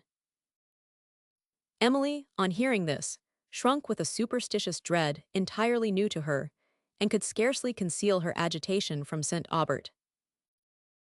But the boy lived, monsieur, in spite of Father Denis. Father Denis, said St. Aubert, who had listened to narrative old age with patient attention, are we near a convent, then? Yes, sir. The convent of St. Clare stands at no great distance, on the seashore yonder. Ah, said St. Aubert, as if struck with some sudden remembrance, the convent of St. Clare. Emily observed the clouds of grief, mingled with a faint expression of horror, gathering on his brow. His countenance became fixed, and touched as it now was by the silver whiteness of the moonlight, he resembled one of those marble statues of a monument, which seemed to bend, in hopeless sorrow, over the ashes of the dead, shone by the blunted light that the dim moon, through painted casements lends. The emigrants. But my dear sir, said Emily, anxious to dissipate his thoughts, you forget that repose is necessary to you. If our kind host will give me leave, I will prepare your bed, for I know how you like it to be made. St. Aubert, recollecting himself and smiling affectionately, desired she would not add to her fatigue by that attention. And La Voisin, whose consideration for his guest had been suspended by the interests which his own narrative had recalled, now started from his seat, and, apologizing for not having called Agnes from the green, hurried out of the room. In a few moments he returned with his daughter, a young woman of pleasing countenance, and Emily learned from her, what she had not before suspected, that, for their accommodation, it was necessary part of La Voisin's family should leave their beds. She lamented this circumstance, but Agnes, by her reply, fully proved that she inherited, at least, a share of her father's courteous hospitality. It was settled that some of her children and Michael should sleep in the neighboring cottage. "If I am better tomorrow, my dear," said St. Aubert when Emily returned to him, "I mean to set out at an early hour that we may rest during the heat of the day and will travel towards home. In the present state of my health and spirits, I cannot look on a longer journey with pleasure, and I am also very anxious to reach La Vallée." Emily, though she also desired to return, was grieved at her father's sudden wish to do so, which she thought indicated a greater degree of indisposition than he would acknowledge. St. Aubert now retired to rest, and Emily to her little chamber, but not to immediate repose. Her thoughts returned to the late conversation, concerning the state of departed spirits, a subject at this time particularly affecting to her, when she had every reason to believe that her dear father would ere long be numbered with them. She leaned pensively on the little open casement, and in deep thought fixed her eyes on the heaven, whose blue unclouded concave was studded thick with stars, the worlds, perhaps, of spirits, unsphered of mortal mould. As her eyes wandered along the boundless there, her thoughts rose, as before, towards the sublimity of the deity, and to the contemplation of futurity. No busy note of this world interrupted the course of her mind, the merry dance had ceased, and every cottager had retired to his home. The still air seemed scarcely to breathe upon the woods, and now and then, the distant sound of a solitary sheep bell, or of a closing casement, was all that broke on silence. At length, even this hint of human being was heard no more. Elevated and enrapt, while her eyes were often wet with tears of sublime devotion and solemn awe, she continued at the casement, till the gloom of midnight hung over the earth, and the planet, which La Voisin had pointed out, sunk below the woods. She then recollected what he had said concerning this planet, and the mysterious music, and, as she lingered at the window, half hoping and half fearing that it would return, her mind was led to the remembrance of the extreme emotion her father had shown on mention of the Marquis La Villeroy death, and of the fate of the Marchioness, and she felt strongly interested concerning the remote cause of this emotion. Her surprise and curiosity were indeed the greater, because she did not recollect ever to have heard him mention the name of Villeroy. No music, however, stole on the silence of the night, and Emily, perceiving the lateness of the hour, returned to a scene of fatigue, remembered that she was to rise early in the morning, and withdrew from the window to repose. Chapter 7. Let those deplore their doom. Whose hope still grovels in this dark sojourn. But lofty souls can look beyond the tomb, can smile at fate, and wonder how they mourn. Shall spring to these sad scenes no more return? Is yonder wave the sun's eternal bed? Soon shall the orient with new luster burn, and spring shall soon her vital influence shed. Again attune the grove, again adorn the mead. Betty! Emily, called as she had requested at an early hour, awoke, little refreshed by sleep, for uneasy dreams had pursued her and marred the kindest blessing of the unhappy. But when she opened her casement, looked out upon the woods, bright with the morning sun, and inspired the pure air, her mind was soothed. The scene was filled with that cheering freshness, which seems to breathe the very spirit of health, and she heard only sweet and picturesque sounds, if such an expression may be allowed, the matin bell of a distant convent, the faint murmur of the sea waves, the song of birds, and the far-off low of cattle, which she saw coming slowly on between the trunks of trees. Struck with the circumstances of imagery around her, she indulged the pensive tranquillity which they inspired, and while she leaned on her window, waiting till St. Aubert should descend to breakfast, her ideas arranged themselves in the following lines. The first hour of morning. How sweet to wind the forest's tangled shade.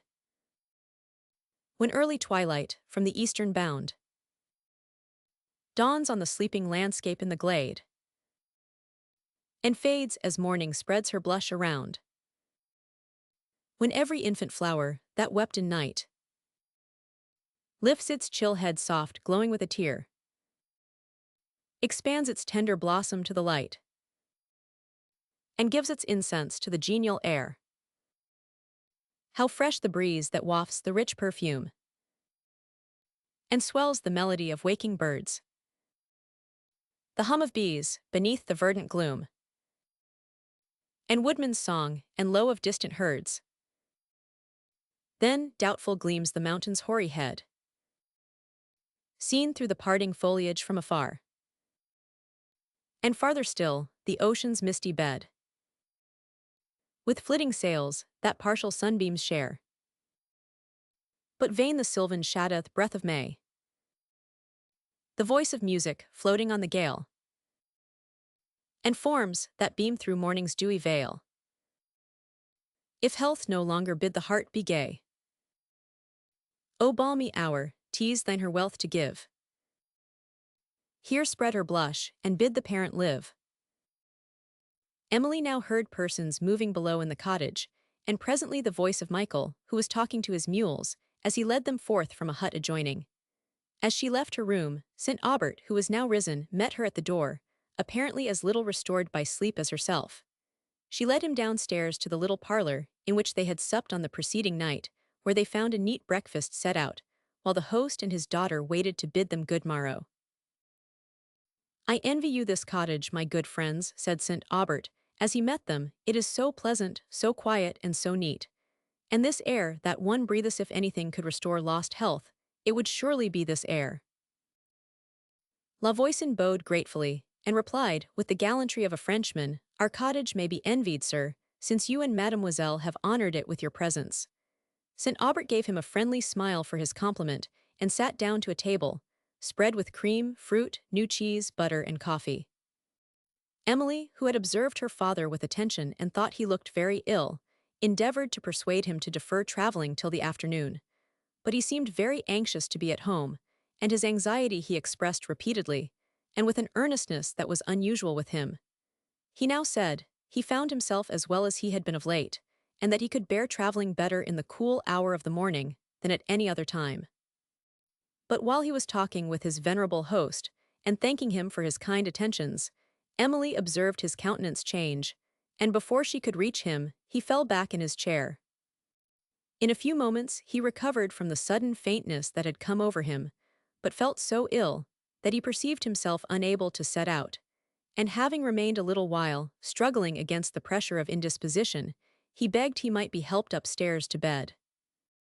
This request renewed all the terror which Emily had suffered on the preceding evening, but though scarcely able to support herself, under the sudden shock it gave her, she tried to conceal her apprehensions from St. Aubert, and gave her trembling arm to assist him to the door of his chamber. When he was once more in bed, he desired that Emily, who was then weeping in her own room, might be called, and as she came, he waved his hand for every other person to quit the apartment. When they were alone, he held out his hand to her, and fixed his eyes upon her countenance, with an expression so full of tenderness and grief, that all her fortitude forsook her, and she burst into an agony of tears. St. Aubert seemed struggling to acquire firmness, but was still unable to speak. He could only press her hand, and check the tears that stood trembling in his eyes. At length he commanded his voice. "My dear child," said he, trying to smile through his anguish, "my dear Emily," and paused again. He raised his eyes to heaven, as if in prayer, and then, in a firmer tone, and with a look in which the tenderness of the Father was dignified by the pious solemnity of the saint, he said, "My dear child, I would soften the painful truth I have to tell you, but I find myself quite unequal to the art. Alas, I would at this moment conceal it from you, but that it would be most cruel to deceive you. It cannot be long before we must part. Let us talk of it, that our thoughts and our prayers may prepare us to bear it." His voice faltered, while Emily, still weeping, pressed his hand close to her heart, which swelled with a convulsive sigh, but she could not look up. Let me not waste these moments, said St. Aubert, recovering himself. I have much to say. There is a circumstance of solemn consequence which I have to mention, and a solemn promise to obtain from you. When this is done, I shall be easier. You have observed, my dear, how anxious I am to reach home, but know not all my reasons for this. Listen to what I am going to say. Yet stay before I say more, give me this promise, a promise made to your dying father St. Aubert was interrupted. Emily, struck by his last words, as if for the first time with a conviction of his immediate danger, raised her head, her tears stopped, and gazing at him for a moment with an expression of unutterable anguish, a slight convulsion seized her, and she sunk senseless in her chair. St. Aubert's cries brought La Voisin and his daughter to the room, and they administered every means in their power to restore her, but, for a considerable time, without effect. When she recovered, St. Aubert was so exhausted by the scene he had witnessed that it was many minutes before he had strength to speak. He was, however, somewhat revived by a cordial which Emily gave him, and being again alone with her, he exerted himself to tranquilize her spirits, and to offer her all the comfort of which her situation admitted.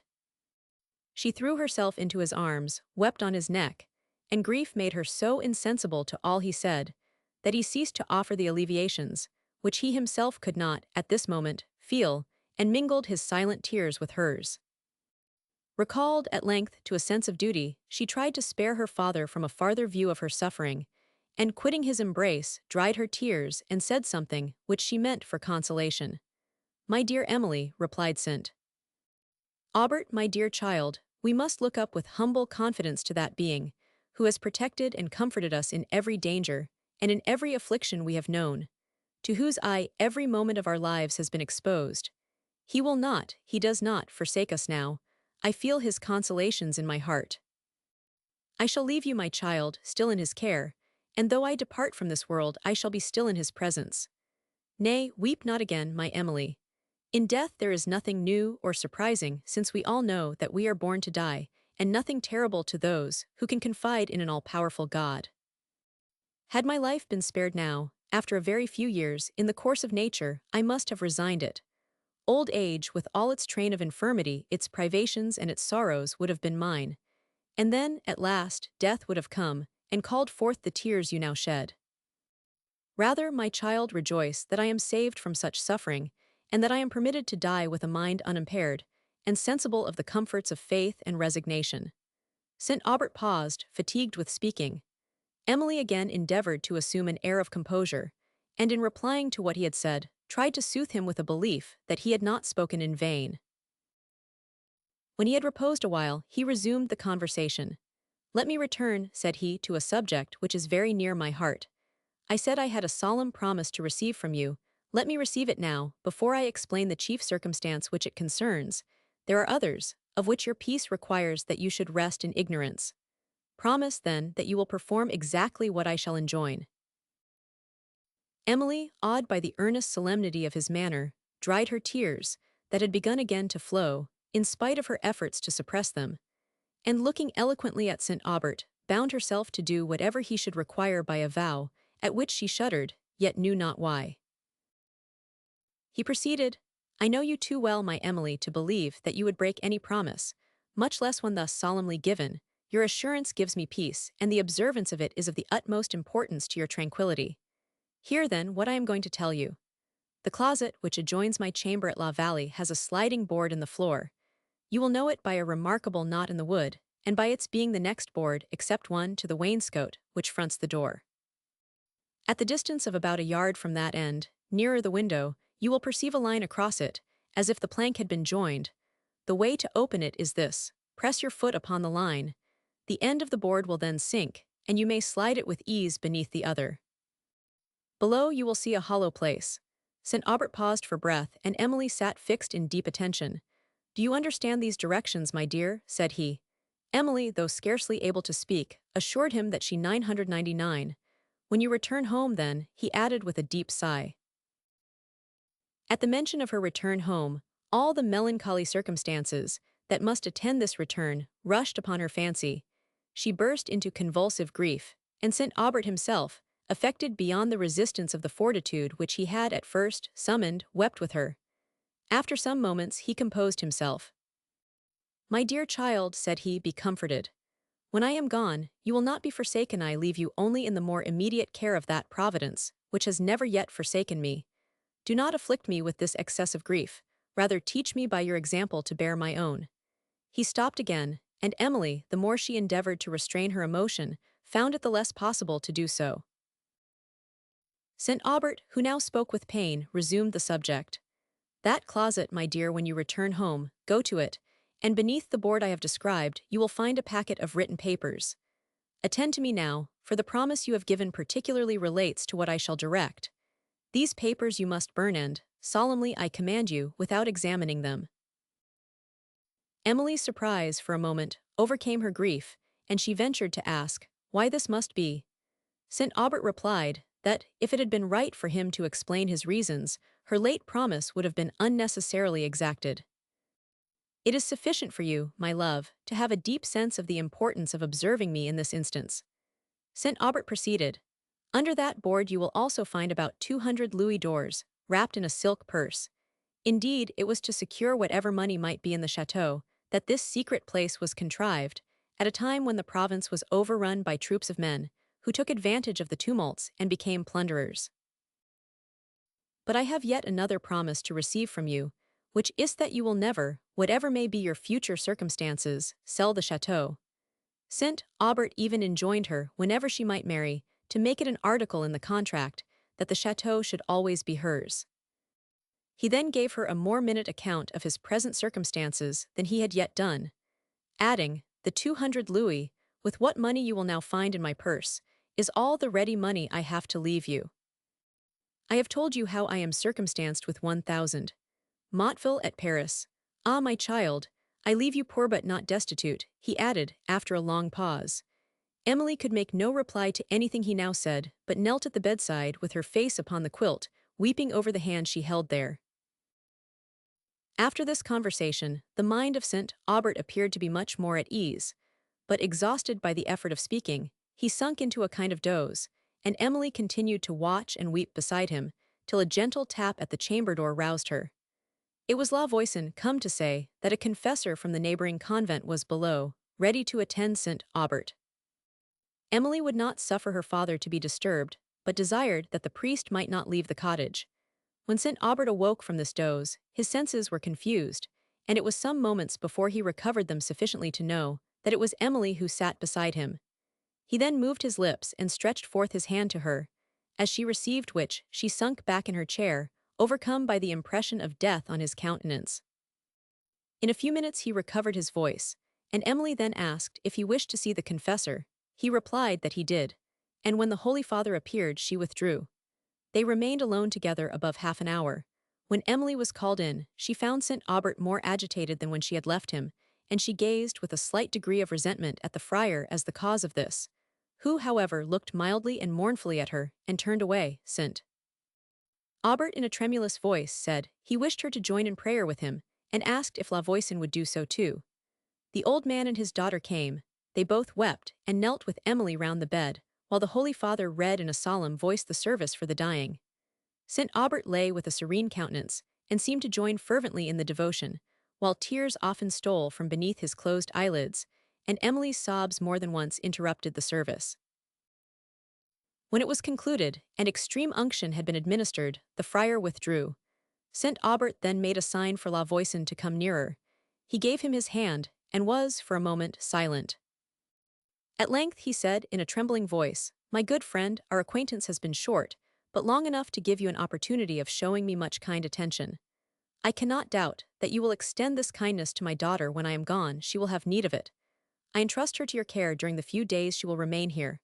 I need say no more. You know the feelings of a father, for you have children. Mine would be indeed severe if I had less confidence in you." He paused. La Voisin assured him, and his tears bore testimony to his sincerity, that he would do all he could to soften her affliction, and that, if St. Aubert wished it, he would even attend her into Gascony, an offer so pleasing to St. Aubert that he had scarcely words to acknowledge his sense of the old man's kindness, or to tell him that he accepted it. The scene that followed between St. Aubert and Emily affected La Voisin so much that he quitted the chamber, and she was again left alone with her father, whose spirits seemed fainting fast, but neither his senses nor his voice yet failed him, and at intervals he employed much of these last awful moments in advising his daughter as to her future conduct. Perhaps he never had thought more justly or expressed himself more clearly than he did now. "Above all, my dear Emily," said he, "do not indulge in the pride of fine feeling, the romantic error of amiable minds. Those who really possess sensibility ought early to be taught that it is a dangerous quality, which is continually extracting the excess of misery or delight from every surrounding circumstance. And since, in our passage through this world, painful circumstances occur more frequently than pleasing ones, and since our sense of evil is, I fear, more acute than our sense of good, we become the victims of our feelings, unless we can in some degree command them. I know you will say, for you are young, my Emily, I know you will say, that you are contented sometimes to suffer, rather than to give up your refined sense of happiness at others. But when your mind has been long harassed by vicissitude, you will be content to rest, and you will then recover from your delusion. You will perceive that the phantom of happiness is exchanged for the substance, for happiness arises in a state of peace, not of tumult. It is of a temperate and uniform nature, and can no more exist in a heart that is continually alive to minute circumstances than in one that is dead to feeling. You see, my dear, that though I would guard you against the dangers of sensibility, I am not an advocate for apathy.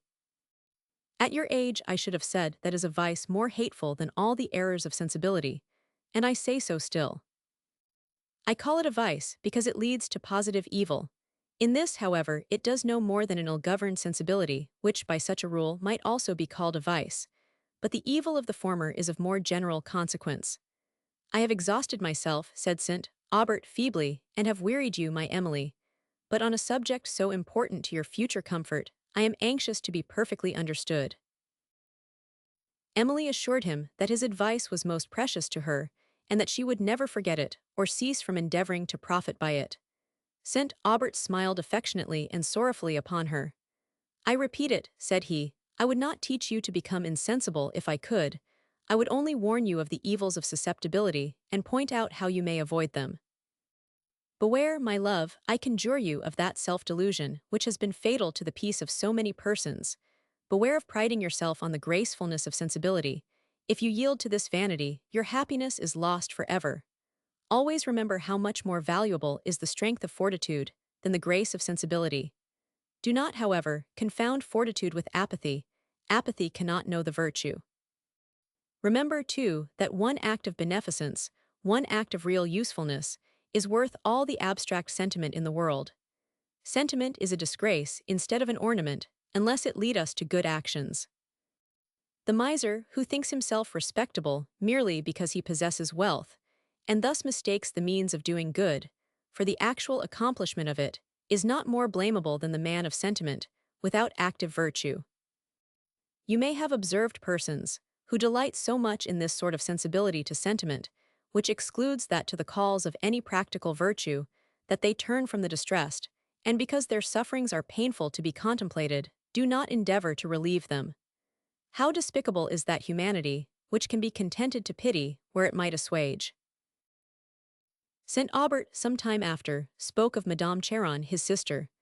Let me inform you of a circumstance that nearly affects your welfare, he added. We have, you know, had little intercourse for some years, but as she is now your only female relation, I have thought it proper to consign you to her care, as you will see in my will, till you are of age, and to recommend you to her protection afterwards. She is not exactly the person to whom I would have committed my Emily, but I had no alternative, and I believe her to be upon the wholly a good kind of woman. I need not recommend it to your prudence, my love, to endeavor to conciliate her kindness. You will do this for his sake, who has often wished to do so for yours. Emily assured him that whatever he requested she would religiously perform to the utmost of her ability. Alas, added she, in a voice interrupted by sighs, that will soon be all which remains for me. It will be almost my only consolation to fulfill your wishes. St. Aubert looked up silently in her face as if would have spoken, but his spirit sunk a while and his eyes became heavy and dull. She felt that look at her heart. My dear father, she exclaimed, and then, checking herself, pressed his hand closer and hid her face with her handkerchief. Her tears were concealed but St. Aubert heard her convulsive sobs. His spirits returned. "Oh, my child," said he faintly, "let my consolations be yours. I die in peace, for I know that I am about to return to the bosom of my father, who will still be your father when I am gone. Always trust in him, my love, and he will support you in these moments as he supports me." Emily could only listen and weep, but the extreme composure of his manner and the faith and hope he expressed somewhat soothed her anguish. Yet whenever she looked upon his emaciated countenance and saw the lines of death beginning to prevail over it, saw his sunk eyes, still bent on her, and their heavy lids pressing to a close, there was a pang in her heart such as defied expression, though it required filial virtue like hers to forbear the attempt. He desired once more to bless her. "Where are you, my dear?" said he, as he stretched forth his hands. Emily had turned to the window that he might not perceive her anguish. She now understood that his sight had failed him. When he had given her his blessing, and it seemed to be the last effort of expiring life, he sunk back on his pillow. She kissed his forehead. The damps of death had settled there, and forgetting her fortitude for a moment, her tears mingled with them. St. Aubert lifted up his eyes. The spirit of a father returned to them, but it quickly vanished, and he spoke no more. St. Aubert lingered till about 3 o'clock in the afternoon, and thus gradually sinking into death, he expired without a struggle or a sigh. Emily was led from the chamber by La Voisin and his daughter, who did what they could to comfort her. The old man sat and wept with her. Agnes was more erroneously officious. Chapter 8. O'er him whose doom thy virtues grieve. Aerial forms shall sit at eve, and bend the pensive head. Collins. The monk, who had before appeared, returned in the evening to offer consolation to Emily, and brought a kind message from the lady abbess, inviting her to the convent.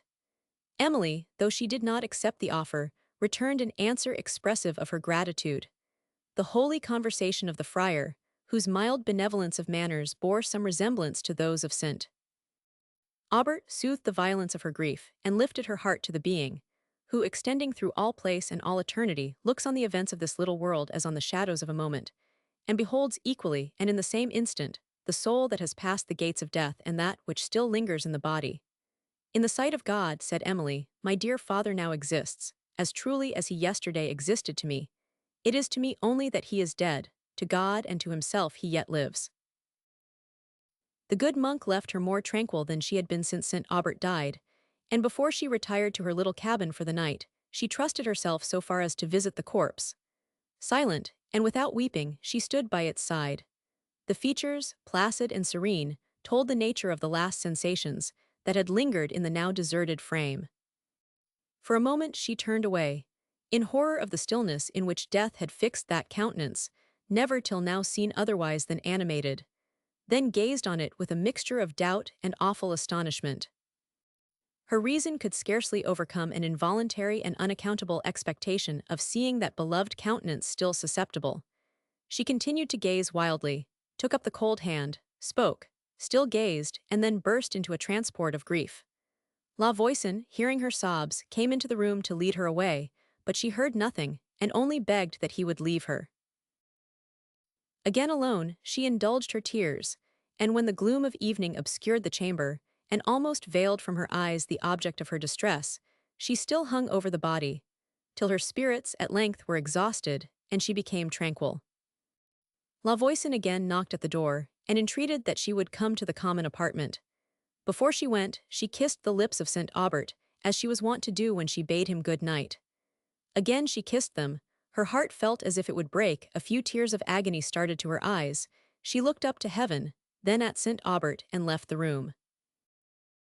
Retired to her lonely cabin, her melancholy thoughts still hovered round the body of her deceased parent, and when she sunk into a kind of slumber, the images of her waking mind still haunted her fancy. She thought she saw her father approaching her with a benign countenance. Then, smiling mournfully and pointing upwards, his lips moved, but instead of words, she heard sweet music borne on the distant air, and presently saw his features glow with the mild rapture of a superior being. The strain seemed to swell louder, and she awoke. The vision was gone, but music yet came to her ear in strains such as angels might breathe. She doubted, listened, raised herself in the bed, and again listened. It was music, and not an illusion of her imagination. After a solemn steady harmony, it paused, then rose again, in mournful sweetness, and then died in a cadence that seemed to bear away the listening soul to heaven. She instantly remembered the music of the preceding night, with the strange circumstances related by La Voisin, and the affecting conversation it had led to, concerning the state of departed spirits. All that St. Aubert had said on that subject now pressed upon her heart and overwhelmed it. What a change in a few hours! He who then could only conjecture was now made acquainted with truth, was himself become one of the departed. As she listened, she was chilled with superstitious awe, her tears stopped, and she rose and went to the window. All without was obscured in shade, but Emily, turning her eyes from the massy darkness of the woods, whose waving outline appeared on the horizon, saw on the left that effulgent planet which the old man had pointed out, setting over the woods. She remembered what he had said concerning it, and the music now coming at intervals on the air. She unclosed the casement to listen to the strains, that soon gradually sunk to a greater distance, and tried to discover whence they came. The obscurity prevented her from distinguishing any object on the green platform below, and the sounds became fainter and fainter till they softened into silence. She listened, but they returned no more. Soon after, she observed the planet trembling between the fringed tops of the woods, and in the next moment sink behind them.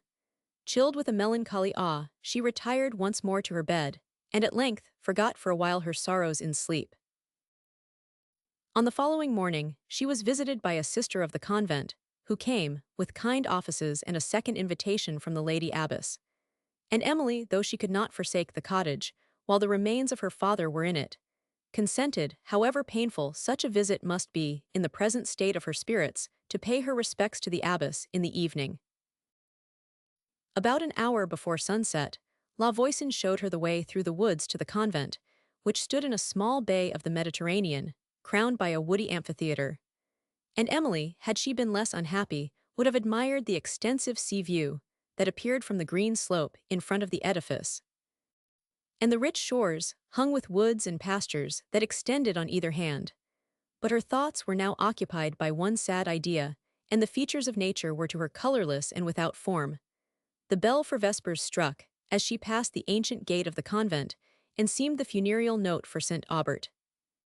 Little incidents affect a mind, enervated by sorrow. Emily struggled against the sickening faintness that came over her, and was led into the presence of the abbess, who received her with an air of maternal tenderness, an air of such gentle solicitude and consideration as touched her with an instantaneous gratitude. Her eyes were filled with tears, and the words she would have spoken faltered on her lips. The abbess led her to a seat and sat down beside her, still holding her hand and regarding her in silence, as Emily dried her tears and attempted to speak. "Be composed, my daughter," said the abbess in a soothing voice. "Do not speak yet. I know all you would say. Your spirits must be soothed. We are going to prayers. Will you attend our evening service? It is comfortable, my child, to look up in our afflictions to a Father who sees and pities us and who chastens in his mercy." Emily's tears flowed again, but 1,000 sweet emotions mingled with them. The abbess suffered her to weep without interruption, and watched over her with a look of benignity that might have characterized the countenance of a guardian angel. Emily, when she became tranquil, was encouraged to speak without reserve, and to mention the motive that made her unwilling to quit the cottage, which the abbess did not oppose even by a hint, but praised the filial piety of her conduct, and added a hope that she would pass a few days at the convent before she returned to La Vallée. "You must allow yourself a little time to recover from your first shock, my daughter, before you encounter a second. I will not affect to conceal from you how much I know your heart must suffer on returning to the scene of your former happiness. Here, you will have all that quiet and sympathy and religion can give to restore your spirits. But come," added she, observing the tears swell in Emily's eyes, "we will go to the chapel." Emily followed to the parlor, where the nuns were assembled, to whom the abbess committed her, saying, "This is a daughter for whom I have much esteem. Be sisters to her." They passed on in a train to the chapel, where the solemn devotion, with which the service was performed, elevated her mind, and brought to it the comforts of faith and resignation. Twilight came on before the abbess' kindness would suffer Emily to depart. When she left the convent, with a heart much lighter than she had entered it, and was reconducted by La Voisin through the woods, the pensive gloom of which was in unison with the temper of her mind. And she pursued the little wild path in musing silence, till her guide suddenly stopped, looked round, and then struck out of the path into the high grass, saying he had mistaken the road. He now walked on quickly, and Emily, proceeding with difficulty over the obscured and uneven ground, was left at some distance, till her voice arrested him, who seemed unwilling to stop and still hurried on. "If you are in doubt about the way," said Emily, "had we not better inquire it at the château yonder between the trees?" "No," replied La Voisin, "there is no occasion. When we reach that brook, Mamselle, you see the light upon the water there, beyond the woods. When we reach that brook, we shall be at home presently. I don't know how I happened to mistake the path. I seldom come this way after sunset." "It is solitary enough," said Emily, "but you have no banditti here." "No, Momsolino banditti." "What are you afraid of then, my good friend? You are not superstitious." "No, not superstitious. But to tell you the truth, lady, nobody likes to go near that château after dusk." "By whom is it inhabited," said Emily, "that it is so formidable?" "Why, Mumselle, it is scarcely inhabited, for our lord the Marquis, and the lord of all these fine woods, too, is dead. He had not once been in it for these many years, and his people, who have the care of it, live in a cottage close by." Emily now understood this to be the château, which La Voisin had formerly pointed out, as having belonged to the Marquis Villeroy, on the mention of which her father had appeared so much affected.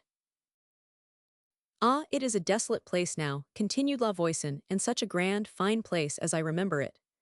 Emily inquired what had occasioned this lamentable change, but the old man was silent, and Emily, whose interest was awakened by the fear he had expressed, and above all by a recollection of her father's agitation, repeated the question, and added, "If you are neither afraid of the inhabitants, my good friend, nor are superstitious, how happens it that you dread to pass near that château in the dark?" "Perhaps then I am a little superstitious, Mamselle, and if you knew what I do, you might be so too. Strange things have happened there. Monsieur, your good father, appeared to have known the late Marchioness." "Pray inform me what did happen," said Emily, with much emotion. "Alas, Mamselle," answered La Voisin, "inquire no further. It is not for me to lay open the domestic secrets of my lord." Emily, surprised by the old man's words, and his manner of delivering them, forbore to repeat her question. A nearer interest, the remembrance of St. Aubert, occupied her thoughts, and she was led to recollect the music she heard on the preceding night, which she mentioned to La Voisin. "You were not alone, Mamselle, in this," he replied. "I heard it too, but I have so often heard it at the same hour that I was scarcely surprised." "You doubtless believe this music to have some connection with the château," said Emily suddenly, "and are, therefore, superstitious." "It may be so, Mamselle, but there are other circumstances, belonging to that château, which I remember, and sadly too." A heavy sigh followed, but Emily's delicacy restrained the curiosity these words revived, and she inquired no further. On reaching the cottage, all the violence of her grief returned. It seemed as if she had escaped its heavy pressure only while she was removed from the object of it. She passed immediately to the chamber, where the remains of her father were laid, and yielded to all the anguish of hopeless grief. La Voisin, at length, persuaded her to leave the room, and she returned to her own, where, exhausted by the sufferings of the day, she soon fell into deep sleep, and awoke considerably refreshed. When the dreadful hour arrived, in which the remains of St. Aubert were to be taken from her forever, she went alone to the chamber to look upon his countenance yet once again, and La Voisin, who had waited patiently below stairs, till her despair should subside, with the respect due to grief, forbore to interrupt the indulgence of it, till surprise at the length of her stay, and then apprehension overcame his delicacy, and he went to lead her from the chamber. Having tapped gently at the door without receiving an answer, he listened attentively, but all was still. No sigh, no sob of anguish was heard. Yet more alarmed by this silence, he opened the door and found Emily lying senseless across the foot of the bed, near which stood the coffin. His calls procured assistance, and she was carried to her room, where proper applications at length restored her. During her state of insensibility, La Voisin had given directions for the coffin to be closed, and he succeeded in persuading Emily to forbear revisiting the chamber. She, indeed, felt herself unequal to this, and also perceived the necessity of sparing her spirits, and recollecting fortitude sufficient to bear her through the approaching scene. St. Aubert had given a particular injunction that his remains should be interred in the church of the convent of St. Clare, and in mentioning the north chancel, near the ancient tomb of the Villerois, had pointed out the exact spot where he wished to be laid. The superior had granted this place for the interment, and thither therefore the sad procession now moved, which was met at the gates by the venerable priest, followed by a train of friars. Every person who heard the solemn chant of the anthem and the peal of the organ that struck up when the body entered the church, and saw also the feeble steps, and the assumed tranquillity of Emily gave her involuntary tears. She shed none but walked, her face partly shaded by a thin black veil between two persons who supported her, preceded by the abbess and followed by nuns, whose plaintive voices mellowed the swelling harmony of the dirge. When the procession came to the grave, the music ceased. Emily drew the veil entirely over her face, and in a momentary pause between the anthem and the rest of the service, her sobs were distinctly audible. The Holy Father began the service, and Emily again commanded her feelings till the coffin was let down, and she heard the earth rattle on its 549. Then, as she shuddered, a groan burst from her heart, and she leaned for support on the person who stood next to her. In a few moments she recovered, and when she heard those affecting and sublime words, "His body is buried in peace, and his soul returns to him that gave it," her anguish softened into tears. The abbess led her from the church into her own parlor, and there administered all the consolations that religion and gentle sympathy can give. Emily struggled against the pressure of grief, but the abbess, observing her attentively, ordered a bed to be prepared and recommended her to retire to repose. She also kindly claimed her promise to remain a few days at the convent, and Emily, who had no wish to return to the cottage, the scene of all her sufferings, had leisure, now that no immediate care pressed upon her attention, to feel the indisposition which disabled her from immediately traveling. Meanwhile, the maternal kindness of the abbess and the gentle attentions of the nuns did all that was possible towards soothing her spirits and restoring her health. But the latter was too deeply wounded, through the medium of her mind, to be quickly revived. She lingered for some weeks at the convent, under the influence of a slow fever, wishing to return home, yet unable to go thither, often even reluctant to leave the spot where her father's relics were deposited, and sometimes soothing herself with the consideration that, if she died here, her remains would repose beside those of St. Aubert. In the meanwhile, she sent letters to Madame Cheron and to the old housekeeper, informing them of the sad event that had taken place and of her own situation. From her aunt she received an answer, abounding more in commonplace condolement than in traits of real sorrow, which assured her that a servant should be sent to conduct her to La Vallée, for that her own time was so much occupied by company that she had no leisure to undertake so long a journey. However Emily might prefer La Vallée to Thoulouse, she could not be insensible to the indecorous and unkind conduct of her aunt in suffering her to return thither, where she had no longer a relation to console and protect her. A conduct which was the more culpable, since St. Aubert had appointed Madame Cheron the guardian of his orphaned daughter. Madame Cheron's servant made the attendance of the good La Voisin unnecessary, and Emily, who felt sensibly her obligations to him for all his kind attention to her late father, as well as to herself, was glad to spare him a long, and what, at his time of life, must have been a troublesome journey. During her stay at the convent, the peace and sanctity that reigned within, the tranquil beauty of the scenery without, and the delicate attentions of the abbess and the nuns, were circumstances so soothing to her mind that they almost tempted her to leave a world where she had lost her dearest friends, and devote herself to the cloister in a spot rendered sacred to her by containing the tomb of St. Aubert. The pensive enthusiasm, too, so natural to her temper, had spread a beautiful illusion over the sanctified retirement of a nun, that almost hid from her view the selfishness of its security. But the touches, which a melancholy fancy, slightly tinctured with superstition, gave to the monastic scene, began to fade as her spirits revived, and brought once more to her heart an image, which had only transiently been banished thence. By this she was silently awakened to hope and comfort and sweet affections. Visions of happiness gleamed faintly at a distance, and though she knew them to be illusions, she could not resolve to shut them out forever. It was the remembrance of Valancourt, of his taste, his genius, and of the countenance which glowed with both, that perhaps alone determined her to return to the world. The grandeur and sublimity of the scenes, amidst which they had first met, had fascinated her fancy, and had imperceptibly contributed to render Valancourt more interesting by seeming to communicate to him somewhat of their own character. The esteem, too, which St.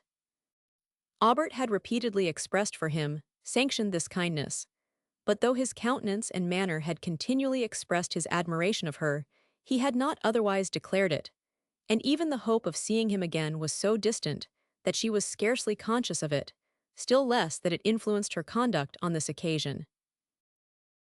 It was several days after the arrival of Madame Cheron's servant before Emily was sufficiently recovered to undertake the journey to La Vallée. On the evening preceding her departure, she went to the cottage to take leave of La Voisin and his family, and to make them a return for their kindness. The old man she found sitting on a bench at his door, between his daughter and his son-in-law, who was just returned from his daily labor, and who was playing upon a pipe that, in tone, resembled an oboe. A flask of wine stood beside the old man, and before him a small table with fruit and bread, round which stood several of his grandsons, fine rosy children, who were taking their supper as their mother distributed it. On the edge of the little green that spread before the cottage were cattle and a few sheep reposing under the trees. The landscape was touched with the mellow light of the evening sun, whose long slanting beams played through a vista of the woods, and lighted up the distant turrets of the château. She paused a moment, before she emerged from the shade, to gaze upon the happy group before Heron, the complacency and ease of healthy age, depictured on the countenance of La Voisin, the maternal tenderness of Agnes, as she looked upon her children, and the innocency of infantine pleasures, reflected in their smiles. Emily looked again at the venerable old man, and at the cottage. The memory of her father rose with full force upon her mind, and she hastily stepped forward, afraid to trust herself with a longer pause. She took an affectionate and affecting leave of La Voisin and his family. He seemed to love her as his daughter and shed tears. Emily shed many. She avoided going into the cottage, since she knew it would revive emotions, such as she could not now endure. One painful scene yet awaited her, for she determined to visit again her father's grave, and that she might not be interrupted or observed in the indulgence of her melancholy tenderness, she deferred her visit till every inhabitant of the convent, except the nun who promised to bring her the key of the church, should be retired to rest. Emily remained in her chamber till she heard the convent bell strike 12, when the nun came, as she had appointed, with the key of a private door that opened into the church, and they descended together the narrow winding staircase that led thither. The nun offered to accompany Emily to the grave, adding, "It is melancholy to go alone at this hour."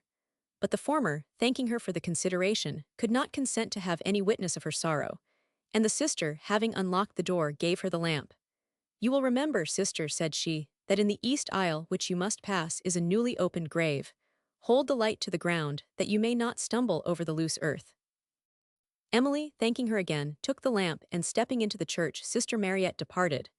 But Emily paused a moment at the door. A sudden fear came over her, and she returned to the foot of the staircase, where, as she heard the steps of the nun ascending, and while she held up the lamp, saw her black veil waving over the spiral balusters, she was tempted to call her back. While she hesitated, the veil disappeared, and in the next moment, ashamed of her fears, she returned to the church. The cold air of the aisles chilled her, and their deep silence and extent, feebly shone upon by the moonlight that streamed through a distant Gothic window, would at any other time have awed her into superstition. Now, grief occupied all her attention. She scarcely heard the whispering echoes of her own steps, or thought of the open grave, till she found herself almost on its brink. A friar of the convent had been buried there on the preceding evening, and as she had sat alone in her chamber at twilight, she heard, at distance, the monks chanting the requiem for his soul. This brought freshly to her memory the circumstances of her father's death, and as the voices, mingling with a low querulous peal of the organ, swelled faintly, gloomy and affecting visions had arisen upon her mind. Now she remembered them, and turning aside to avoid the broken ground, these recollections made her pass on with quicker steps to the grave of St. Aubert, when in the moonlight, that fell athwart a remote part of the aisle, she thought she saw a shadow gliding between the pillars. She stopped to listen, and not hearing any footstep, believed that her fancy had deceived her, and no longer apprehensive of being observed, proceeded. St. Aubert was buried beneath a plain marble, bearing little more than his name, and the date of his birth and death, near the foot of the stately monument of the Villeroy. Emily remained at his grave, till a chime that called the monks to early prayers warned her to retire. Then she wept over it a last farewell and forced herself from the spot. After this hour of melancholy indulgence, she was refreshed by a deeper sleep than she had experienced for a long time, and on awakening, her mind was more tranquil and resigned than it had been since St. Aubert's death. But when the moment of her departure from the convent arrived, all her grief returned. The memory of the dead and the kindness of the living attached her to the place, and for the sacred spot, where her father's remains were interred, she seemed to feel all those tender affections which we conceive for home. The abbess repeated many kind assurances of regard at their parting, and pressed her to return, if ever she should find her condition elsewhere unpleasant. Many of the nuns also expressed unaffected regret at her departure, and Emily left the convent with many tears, and followed by sincere wishes for her happiness. She had traveled several leagues before the scenes of the country through which she passed had power to rouse her for a moment from the deep melancholy into which she was sunk, and when they did, it was only to remind her that, on her last view of them, St. Aubert was at her side, and to call up to her remembrance the remarks he had delivered on similar scenery. Thus, without any particular occurrence, passed the day in languor and dejection. She slept that night in a town on the skirts of Languedoc, and on the following morning entered Gascony. Towards the close of this day, Emily came within view of the plains in the neighborhood of La Vallée, and the well-known objects of former times began to press upon her notice, and with them recollections that awakened all her tenderness and grief. Often, while she looked through her tears upon the wild grandeur of the Pyrenees, now varied with the rich lights and shadows of evening, she remembered that, when last she saw them, her father partook with her of the pleasure they inspired. Suddenly some scene which he had particularly pointed out to her would present itself, and the sick languor of despair would steal upon her heart. There, she would exclaim, there are the very cliffs, there the wood of pines, which he looked at with such delight as we passed this road together for the last time. There too under the crag of that mountain is the cottage, peeping from among the cedars, which he bade me remember and copy with my pencil. O my father, shall I never see you more? As she drew near the château, these melancholy memorials of past times multiplied. At length, the château itself appeared, amid the glowing beauty of St. Aubert's favorite landscape. This was an object which called for fortitude, not for tears. Emily dried hers, and prepared to meet with calmness the trying moment of her return to that home, where there was no longer a parent to welcome her. Yes, said she, let me not forget the lessons he has taught me. How often he has pointed out the necessity of resisting even virtuous sorrow. How often we have admired together the greatness of a mind that can at once suffer and reason. O my father, if you are permitted to look down upon your child, it will please you to see that she remembers and endeavors to practice the precepts you have given her. A turn on the road now allowed a nearer view of the château, the chimneys, tipped with light, rising from behind St. Aubert's favorite oaks, whose foliage partly concealed the lower part of the building. Emily could not suppress a heavy sigh. This, too, was his favorite hour, said she, as she gazed upon the long evening shadows stretched athwart the landscape. How deep the repose, how lovely the scene, lovely and tranquil as in former days. Again she resisted the pressure of sorrow, till her ear caught the gay melody of the dance, which she had so often listened to, as she walked with St. Aubert on the margin of the Garonne, when all her fortitude forsook her, and she continued to weep, till the carriage stopped at the little gate that opened upon what was now her own territory. She raised her eyes on the sudden stopping of the carriage, and saw her father's old housekeeper coming to open the gate. Manchon also came running and barking before her, and when his young mistress alighted, fawned, and played round her, gasping with joy. Dear Momselle, said Teresa, and paused, and looked as if she would have offered something of condolement to Emily, whose tears now prevented reply. The dog still fawned and ran round her, and then flew towards the carriage with a short, quick bark. Ah, Momselle, my poor master, said Teresa, whose feelings were more awakened than her delicacy, Manchon's gone to look for him. Emily sobbed aloud, and on looking towards the carriage which still stood with the door open, saw the animal spring into it and instantly leap out, and then with his nose on the ground run round the horses. "Don't cry so, Mamselle," said Teresa, "it breaks my heart to see you." The dog now came running to Emily, then returned to the carriage, and then back again to her, whining and discontented. "Poor rogue," said Teresa, "thou hast lost thy master, thou mayst well cry. But come, my dear young lady, be comforted. What shall I get to refresh you?" Emily gave her hand to the old servant, and tried to restrain her grief, while she made some kind inquiries concerning her health. But she still lingered in the walk which led to the château, for within was no person to meet her with the kiss of affection. Her own heart no longer palpitated with impatient joy to meet again the well-known smile, and she dreaded to see objects, which would recall the full remembrance of her former happiness. She moved slowly towards the door, paused, went on and paused again. How silent, how forsaken, how forlorn did the château appear. Trembling to enter it, yet blaming herself for delaying what she could not avoid, she at length passed into the hall, crossed it with a hurried step, as if afraid to look round, and opened the door of that room which she was wont to call her own. The gloom of evening gave solemnity to its silent and deserted air. The chairs, the tables, every article of furniture, so familiar to her in happier times, spoke eloquently to her heart. She seated herself, without immediately observing it, in a window which opened upon the garden, and where St. Aubert had often sat with her, watching the sun retire from the rich and extensive prospect that appeared beyond the groves. Having indulged her tears for some time, she became more composed, and when Teresa, after seeing the baggage deposited in her lady's room, again appeared, she had so far recovered her spirits as to be able to converse with her. "I have made up the green bed for you, Mamselle," said Teresa as she set the coffee upon the table. "I thought you would like it better than your own now, but I little thought this day month that you would come back alone. Holiday, the news almost broke my heart when it did come. Who would have believed that my poor master, when he went from home, would never return again?"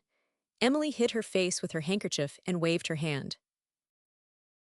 "Do taste the coffee," said Teresa. "My dear young lady, be comforted, we must all die. My dear master is a saint above." Emily took the handkerchief from her face and raised her eyes full of tears towards heaven. Soon after she dried them, and in a calm but tremulous voice, began to inquire concerning some of her late father's pensioners. "Alasade," said Teresa as she poured out the coffee and handed it to her mistress, "all that could come, have been here every day to inquire after you and my master." She then proceeded to tell that some were dead whom they had left well, and others who were ill had recovered. "And see, Mamselle," added Teresa, "there is old Mary coming up the garden now. She has looked every day these 3 years as if she would die, yet she is alive still. She has seen the chaise at the door, and knows you are come home." The sight of this poor old woman would have been too much for Emily, and she begged Teresa would go and tell her that she was too ill to see any person that night. "Tomorrow I shall be better, perhaps, but give her this token of my remembrance." Emily sat for some time, given up to sorrow. Not an object on which her eye glanced, but awakened some remembrance that led immediately to the subject of her grief. Her favorite plants which St.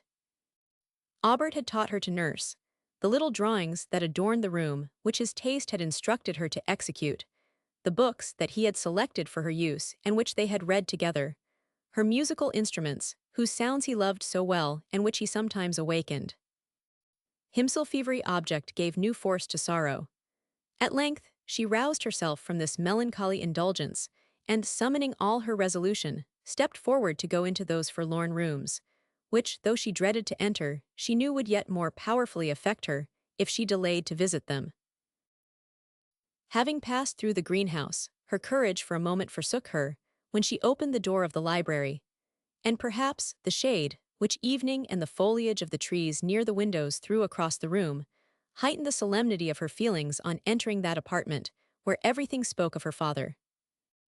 There was an armchair in which he used to sit. She shrunk when she observed it, for she had so often seen him seated there, and the idea of him rose so distinctly to her mind, that she almost fancied she saw him before her. But she checked the illusions of a distempered imagination, though she could not subdue a certain degree of awe which now mingled with her emotions. She walked slowly to the chair and seated herself in it.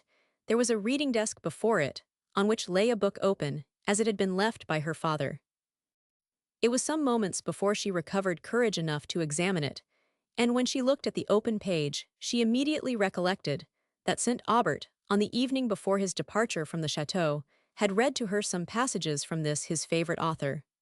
The circumstance now affected her extremely. She looked at the page, wept, and looked again. To her the book appeared sacred and invaluable, and she would not have moved it or closed the page which he had left open for the treasures of the Indies. Still she sat before the desk, and could not resolve to quit it, though the increasing gloom and the profound silence of the apartment revived a degree of painful awe. Her thoughts dwelt on the probable state of departed spirits, and she remembered the affecting conversation, which had passed between St. Aubert and La Voisin, on the night preceding his death. As she mused, she saw the door slowly open, and a rustling sound in a remote part of the room startled her. Through the dusk she thought she perceived something move. The subject she had been considering, and the present tone of her spirits, which made her imagination respond to every impression of her senses, gave her a sudden terror of something supernatural. She sat for a moment motionless, and then, her dissipated reason returning, "What should I fear?" said she. "If the spirits of those we love ever return to us, it is in kindness." The silence which again reigned made her ashamed of her late fears, and she believed that her imagination had deluded her, or that she had heard one of those unaccountable noises, which sometimes occur in old houses. The same sound, however, returned, and distinguishing something moving towards her, and in the next instant pressed beside her into the chair, she shrieked. But her fleeting senses were instantly recalled, on perceiving that it was Manchon who sat by her, and who now licked her hands affectionately. Perceiving her spirits unequal to the task she had assigned herself of visiting the deserted rooms of the château this night, when she left the library, she walked into the garden, and down to the terrace that overhung the river. The sun was now set, but under the dark branches of the almond trees was seen the saffron glow of the west, spreading beyond the twilight of middle air. The bat flitted silently by, and now and then the morning note of the nightingale was heard. The circumstances of the hour brought to her recollection some lines, which she had once heard St. Aubert recite on this very spot, and she had now a melancholy pleasure in repeating them. Sonnet. Now the bat circles on the breeze of eve, that creeps in shuddering fits along the wave, and trembles mid the woods and through the cave, whose lonely sighs the wanderer deceive. For oft, when melancholy charms his mind, he thinks the spirit of the rock he hears, nor listens but with sweetly thrilling fears to the low, mystic murmurs of the wind. Now the bat circles, and the twilight dew falls silent round and o'er the mounting cliff, the gleaming wave and far-discovered skiff spreads the grey veil of soft, harmonious hue. So falls o'er grief the dew of pity's tear, dimming her lonely visions of despair. Emily, wandering on, came to St. Aubert's favorite planetry, where so often, at this hour, they had sat beneath the shade together, and with her dear mother so often had conversed on the subject of a future state. How often, too, had her father expressed the comfort he derived from believing that they should meet in another world. Emily, overcome by these recollections, left the planetry, and as she leaned pensively on the wall of the terrace, she observed a group of peasants dancing gaily on the banks of the Garonne, which spread in broad expanse below and reflected the evening light. What a contrast they formed to the desolate, unhappy Emily! They were gay and debonair, as they were wont to be when she too was gay. When St. Aubert used to listen to their merry music, with a countenance beaming pleasure and benevolence. Emily, having looked for a moment on this sprightly band, turned away, unable to bear the remembrances it excited. But where, alas, could she turn and not meet new objects to give acuteness to grief? As she walked slowly towards the house, she was met by Teresa. "Dear Mamselle," said she, "I have been seeking you up and down this half-hour and was afraid some accident had happened to you. How can you like to wander about so in this night air? Do come into the house. Think what my poor master would have said if he could see you. I am sure, when my dear lady died, no gentleman could take it more to heart than he did, yet you know he seldom shed a tear." "Pray, Teresa, cease," said Emily, wishing to interrupt this ill-judged but well-meaning harangue. Teresa's loquacity, however, was not to be silenced so easily. "And when you used to grieve so," she added, he often told you how wrong it was for that my mistress was happy. And if she was happy, I am sure he is so too, for the prayers of the poor, they say, reach heaven. During this speech, Emily had walked silently into the château, and Teresa lighted her across the hall into the common sitting parlor, where she had laid the cloth, with one solitary knife and fork, for supper. Emily was in the room before she perceived that it was not her own apartment, but she checked the emotion which inclined her to leave it, and seated herself quietly by the little supper table. Her father's hat hung upon the opposite wall. While she gazed at it, a faintness came over her.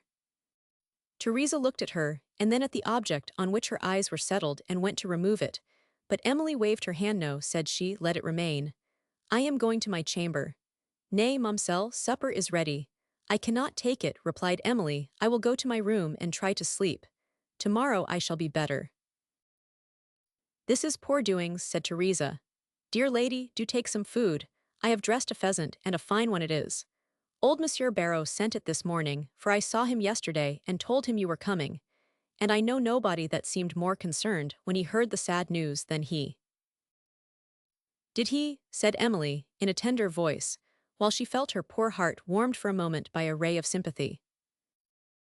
At length her spirits were entirely overcome, and she retired to her room.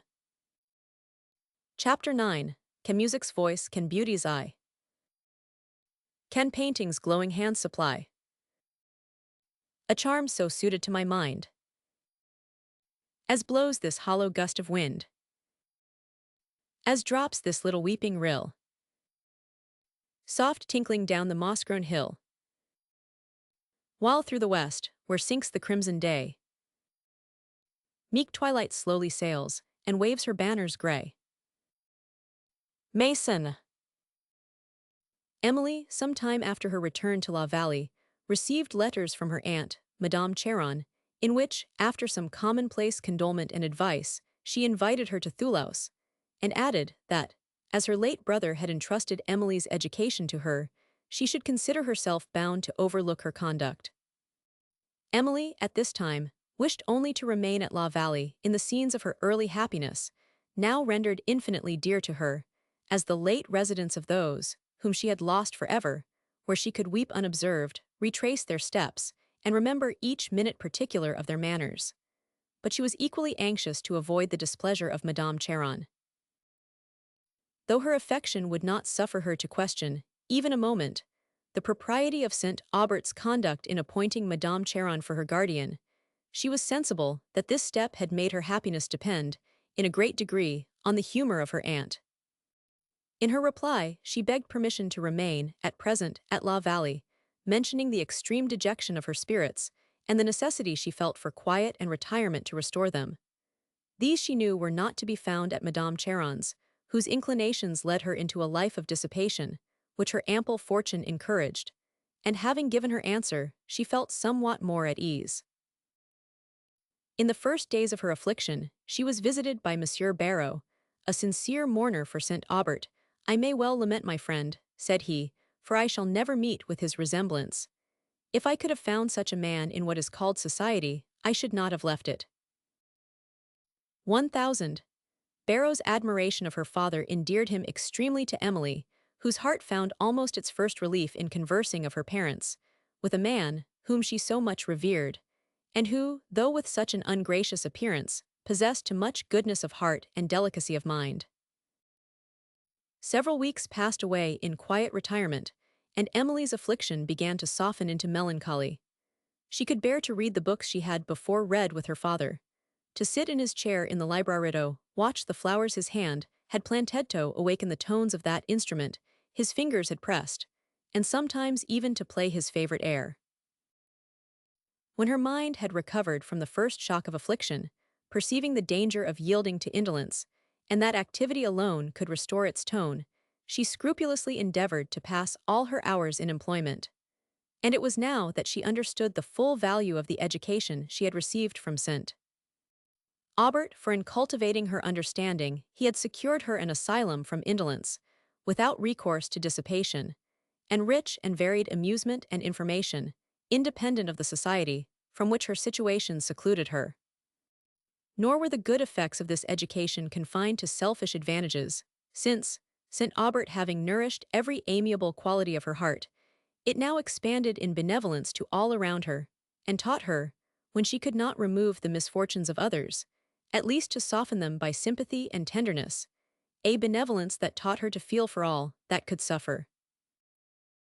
Madame Cheron returned no answer to Emily's letter, who began to hope that she should be permitted to remain some time longer in her retirement, and her mind had now so far recovered its strength that she ventured to view the scenes which most powerfully recalled the images of past times. Among these was the fishing house, and to indulge still more the affectionate melancholy of the visit, she took thither her lute, that she might again hear there the tones, to which St. Aubert and her mother had so often delighted to listen. She went alone, and at that still hour of the evening which is so soothing to fancy and to grief. The last time she had been here she was in company with Monsieur and Madame St. Aubert, a few days preceding that, on which the latter was seized with a fatal illness. Now, when Emily again entered the woods that surrounded the building, they awakened so forcibly the memory of former times that her resolution yielded for a moment to excessive grief. She stopped, leaned for support against a tree, and wept for some minutes, before she had recovered herself sufficiently to proceed. The little path that led to the building was overgrown with grass, and the flowers which St. Aubert had scattered carelessly along the border were almost choked with weeds, tall thistled foxglove, and the nettle. She often paused to look on the desolate spot, now so silent and forsaken, and when, with a trembling hand, she opened the door of the fishing house, "Ah," said she, everything remains as when I last left it with those who never must return." She went to a window that overhung the rivulet, and leaning over it with her eyes fixed on the current, was soon lost in melancholy reverie. The lute she had brought lay forgotten beside her. The mournful sighing of the breeze as it waved the high pines above, and its softer whispers among the osiers that bowed upon the banks below, was a kind of music more in unison with her feelings. It did not vibrate on the chords of unhappy memory, but was soothing to the heart as the voice of pity.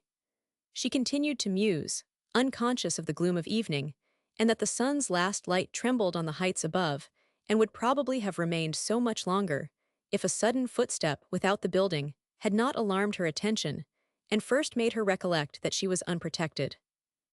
In the next moment, a door opened, and a stranger appeared, who stopped on perceiving Emily, and then began to apologize for his intrusion. But Emily, at the sound of his voice, lost her fear in a stronger emotion. Its tones were familiar to her ear, and though she could not readily distinguish through the dusk the features of the person who spoke, she felt a remembrance too strong to be distrusted. He repeated his apology, and Emily then said something in reply, when the stranger, eagerly advancing, exclaimed, "Good God! Can it be surely I am not mistaken, Mamselle St. Aubert, is it not?" "It is indeed," said Emily, who was confirmed in her first conjecture, for she now distinguished the countenance of Valancourt, lighted up with still more than its usual animation. A thousand painful recollections crowded to her mind, and the effort which she made to support herself only served to increase her agitation. Valancourt, meanwhile, having inquired anxiously after her health and expressed his hopes that 1,000 St. Aubert had found benefit from travelling, learned from the flood of tears which she could no longer repress the fatal truth. He led her to a seat and sat down by her, while Emily continued to weep, and Valancourt to hold the hand, which she was unconscious he had taken, till it was wet with the tears, which grief for St. Aubert and sympathy for herself had called forth. "I feel," said he at length, "I feel how insufficient all attempt at consolation must be on this subject. I can only mourn with you, for I cannot doubt the source of your tears. Would to God I were mistaken." Emily could still answer only by tears, till she rose, and begged they might leave the melancholy spot, when Valancourt, though he saw her feebleness, could not offer to detain her, but took her arm within his, and led her from the fishing house. They walked silently through the woods, Valancourt anxious to know, yet fearing to ask any particulars concerning St. Aubert, and Emily too much distressed to converse. After some time, however, she acquired fortitude enough to speak of her father, and to give a brief account of the manner of his death, during which recital Valancourt's countenance betrayed strong emotion, and when he heard that St.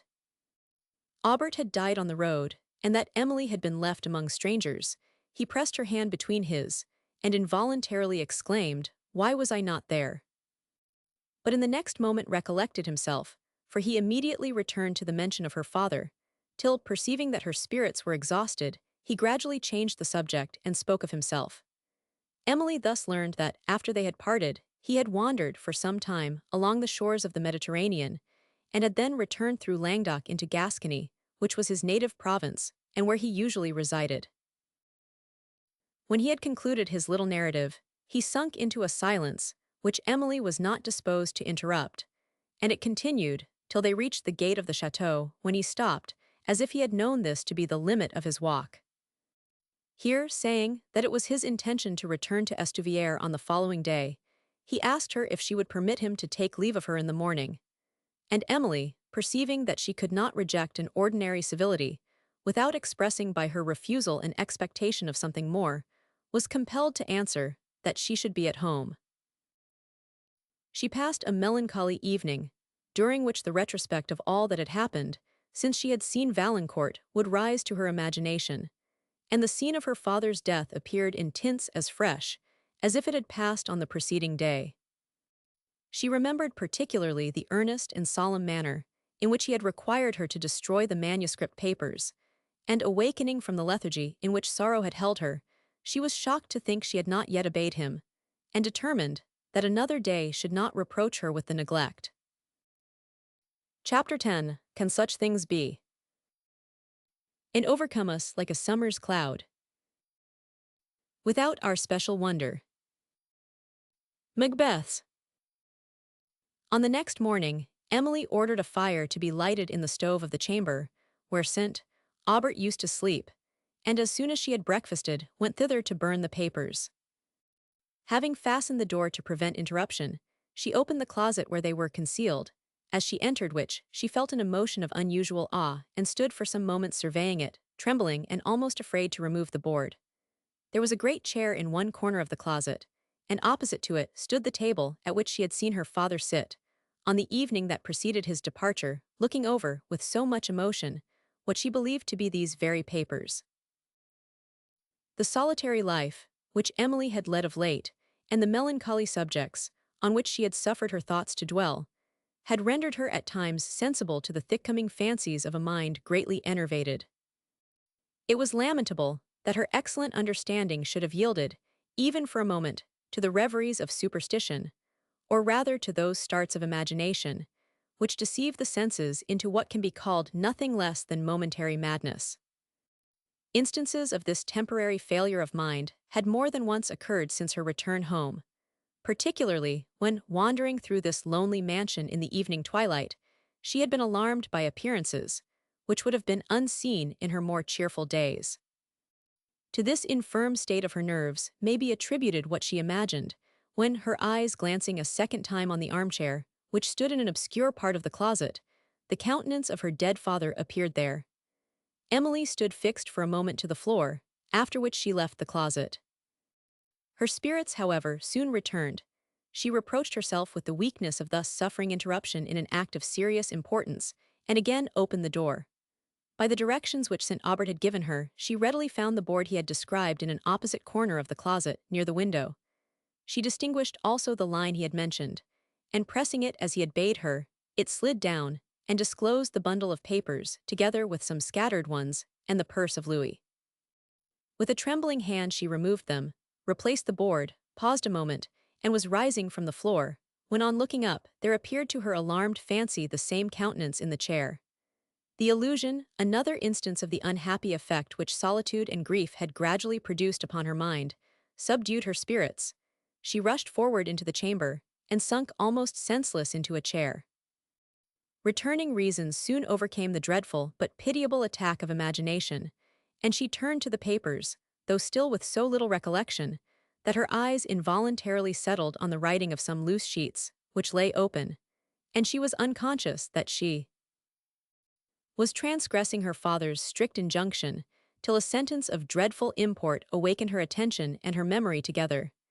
She hastily put the papers from her, but the words, which had roused equally her curiosity and terror, she could not dismiss from her thoughts. So powerfully had they affected her, that she even could not resolve to destroy the papers immediately, and the more she dwelt on the circumstance, the more it inflamed her imagination. Urged by the most forcible, and apparently the most necessary, curiosity to inquire farther, concerning the terrible and mysterious subject, to which she had seen an allusion, she began to lament her promise to destroy the papers. For a moment, she even doubted whether it could justly be obeyed, in contradiction to such reasons as there appeared to be for further information. But the delusion was momentary. "I have given a solemn promise," said she, "to observe a solemn injunction, and it is not my business to argue but to obey. Let me hasten to remove the temptation that would destroy my innocence and embitter my life with the consciousness of irremediable guilt, while I have strength to reject it." Thus reanimated with a sense of her duty, she completed the triumph of her integrity over temptation, more forcible than any she had ever known, and consigned the papers to the flames. Her eyes watched them as they slowly consumed. She shuddered at the recollection of the sentence she had just seen, and at the certainty that the only opportunity of explaining it was then passing away forever. It was long after this that she recollected the purse, and as she was depositing it, unopened, in a cabinet, perceiving that it contained something of a size larger than coin, she examined it. "His hand deposited them here," said she, as she kissed some pieces of the coin and wetted them with her tears, "his hand which is now dust." At the bottom of the purse was a small packet, having taken out which, and unfolded paper after paper, she found to be an ivory case containing the miniature of a lady. "She started the same," said she, "my father wept over." On examining the countenance she could recollect no person that it resembled. It was of uncommon beauty, and was characterized by an expression of sweetness, shaded with sorrow, and tempered by resignation. St. Aubert had given no directions concerning this picture, nor had even named it. She, therefore, thought herself justified in preserving it. More than once remembering his manner, when he had spoken of the Marchioness of Villeroy, she felt inclined to believe that this was her resemblance. Yet there appeared no reason why he should have preserved a picture of that lady, or, having preserved it, why he should lament over it in a manner so striking and affecting as she had witnessed on the night preceding his departure. Emily still gazed on the countenance, examining its features, but she knew not where to detect the charm that captivated her attention and inspired sentiments of such love and pity. Dark brown hair played carelessly along the open forehead. The nose was rather inclined to aquiline. The lips spoke in a smile, but it was a melancholy one. The eyes were blue, and were directed upwards with an expression of peculiar meekness, while the soft cloud of the brow spoke of the fine sensibility of the temper. Emily was roused from the musing mood into which the picture had thrown her, by the closing of the garden gate, and on turning her eyes to the window, she saw Valancourt coming towards the château. Her spirits agitated by the subjects that had lately occupied her mind, she felt unprepared to see him, and remained a few moments in the chamber to recover herself. When she met him in the parlour, she was struck with the change that appeared in his air and countenance since they had parted in Roussillon, which twilight, and the distress she suffered on the preceding evening had prevented her from observing. But dejection and languor disappeared for a moment, in the smile that now enlightened his countenance, on perceiving her. "You see," said he, "I have availed myself of the permission with which you honoured me off bidding you farewell, whom I had the happiness of meeting only yesterday." Emily smiled faintly, and anxious to say something, asked if he had been long in Gascony. "A few days only," replied Valancourt, while a blush passed over his cheek. "I engaged in a long ramble after I had the misfortune of parting with the friends who had made my wanderings among the Pyrenees so delightful." A tear came to Emily's eye as Valancourt said this, which he observed, and anxious to draw off her attention from the remembrance that had occasioned it, as well as shocked at his own thoughtlessness, he began to speak on other subjects, expressing his admiration of the château and its prospects. Emily, who felt somewhat embarrassed how to support a conversation, was glad of such an opportunity to continue it on indifferent topics. They walked down to the terrace, where Valancourt was charmed with the river's scenery and the views over the opposite shores of Guyenne. As he leaned on the wall of the terrace, watching the rapid current of the Garonne, "I was a few weeks ago," said he, "at the source of this noble river. I had not then the happiness of knowing you, or I should have regretted your absent seat was a scene so exactly suited to your taste. It rises in a part of the Pyrenees, still wilder and more sublime, I think, than any we passed in the way to Roussillon. He then described its fall among the precipices of the mountains, where its waters, augmented by the streams that descend from the snowy summits around, rush into the valley d'Aran, between whose romantic heights it foams along, pursuing its way to the northwest till it emerges upon the plains of Languedoc.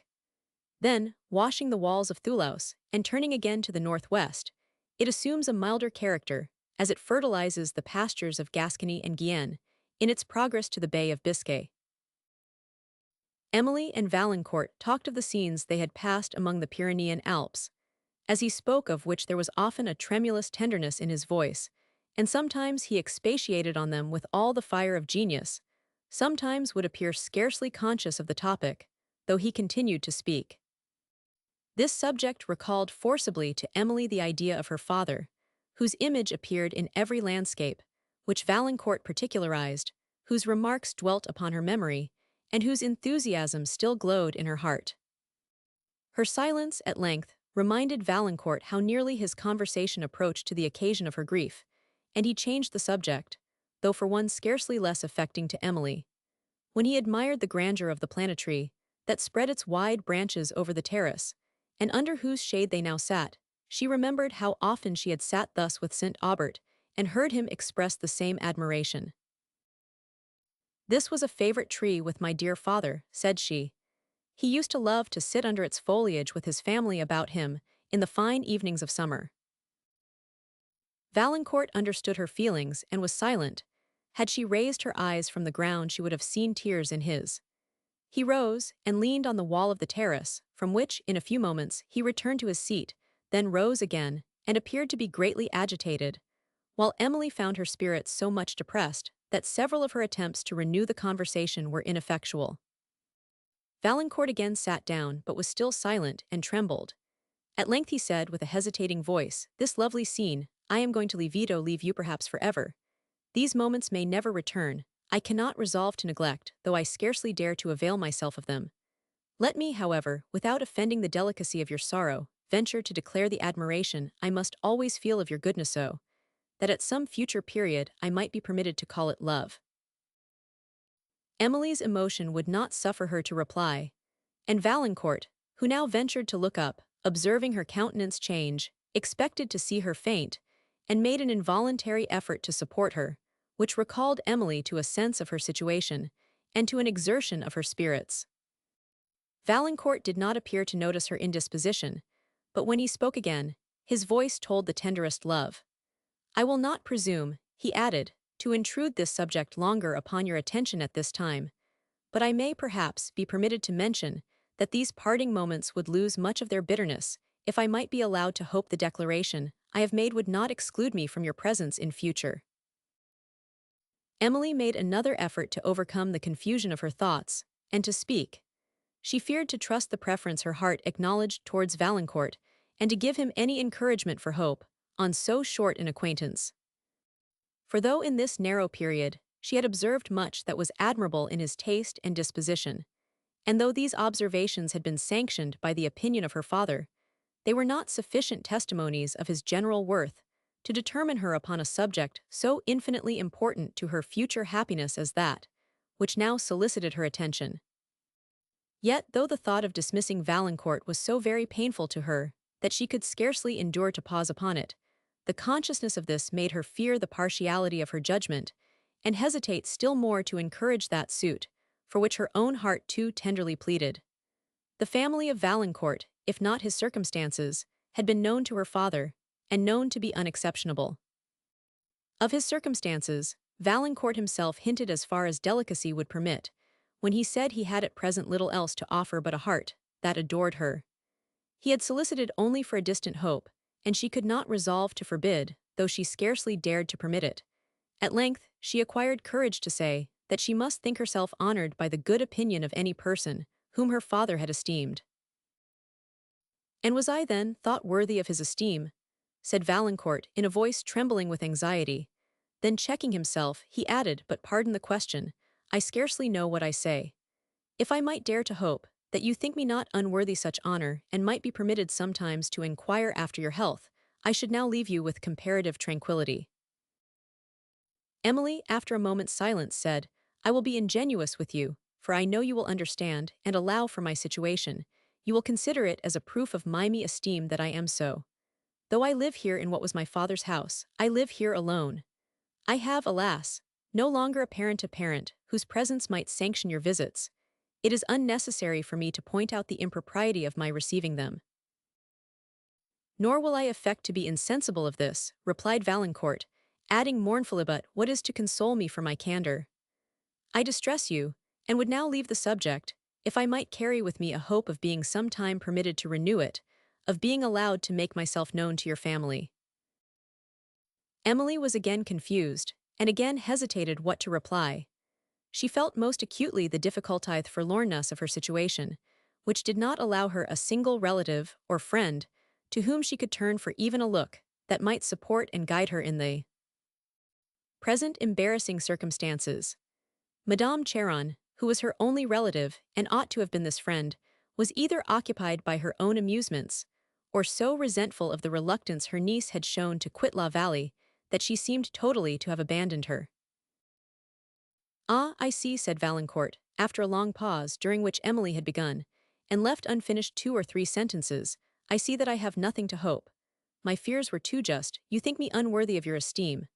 That fatal journey, which I considered as the happiest period of my life, those delightful days were to embitter all my future ones. How often I have looked back to them with hope and fear, yet never, till this moment, could I prevail with myself to regret their enchanting influence. His voice faltered, and he abruptly quitted his seat and walked on the terrace. There was an expression of despair on his countenance that affected Emily. The pleadings of her heart overcame, in some degree, her extreme timidity, and when he resumed his seat, she said, in an accent that betrayed her tenderness, You do both yourself and me injustice when you say I think you unworthy of my esteem. I will acknowledge that you have long possessed it, and end. Valancourt waited impatiently for the conclusion of the sentence, but the words died on her lips. Her eyes, however, reflected all the emotions of her heart. Valancourt passed, in an instant, from the impatience of despair to that of joy and tenderness. "Oh, Emily," he exclaimed, "my own Emily, touch me to sustain this moment. Let me seal it as the most sacred of my life." He pressed her hand to his lips. It was cold and trembling, and raising her eyes, he saw the paleness of her countenance. Tears came to her relief, and Valancourt watched in anxious silence over her. In a few moments she recovered herself, and smiling faintly through her tears, said, "Can you excuse this weakness? My spirits have not yet, I believe, recovered from the shock they lately received." "I cannot excuse myself," said Valancourt, "but I will forbear to renew the subject, which may have contributed to agitate them, now that I can leave you with the sweet certainty of possessing your esteem." Then, forgetting his resolution, he again spoke of himself. "You know not," said he, "the many anxious hours I have passed near you lately, when you believed me, if indeed you honored me with a thought, far away. I have wandered near the château in the still hours of the night, when no eye could observe me. It was delightful to know I was so near you, and there was something particularly soothing in the thought that I watched round your habitation, while you slept. These grounds are not entirely new to me. Once I ventured within the fence, and spent one of the happiest, and yet most melancholy hours of my life in walking under what I believed to be your window." Emily inquired how long Valancourt had been in the neighbourhood. "Several days," he replied. "It was my design to avail myself of the permission 1000. St. Aubert had given me. I scarcely know how to account for it, but though I anxiously wished to do this, my resolution always failed when the moment approached, and I constantly deferred my visit. I lodged in a village at some distance, and wandered with my dogs among the scenes of this charming country, wishing continually to meet you, yet not daring to visit you." Having thus continued to converse, without perceiving the flight of time, Valancourt, at length, seemed to recollect himself. "I must go," said he mournfully, "but it is with the hope of seeing you again, of being permitted to pay my respects to your family. Let me hear this hope confirmed by your voice."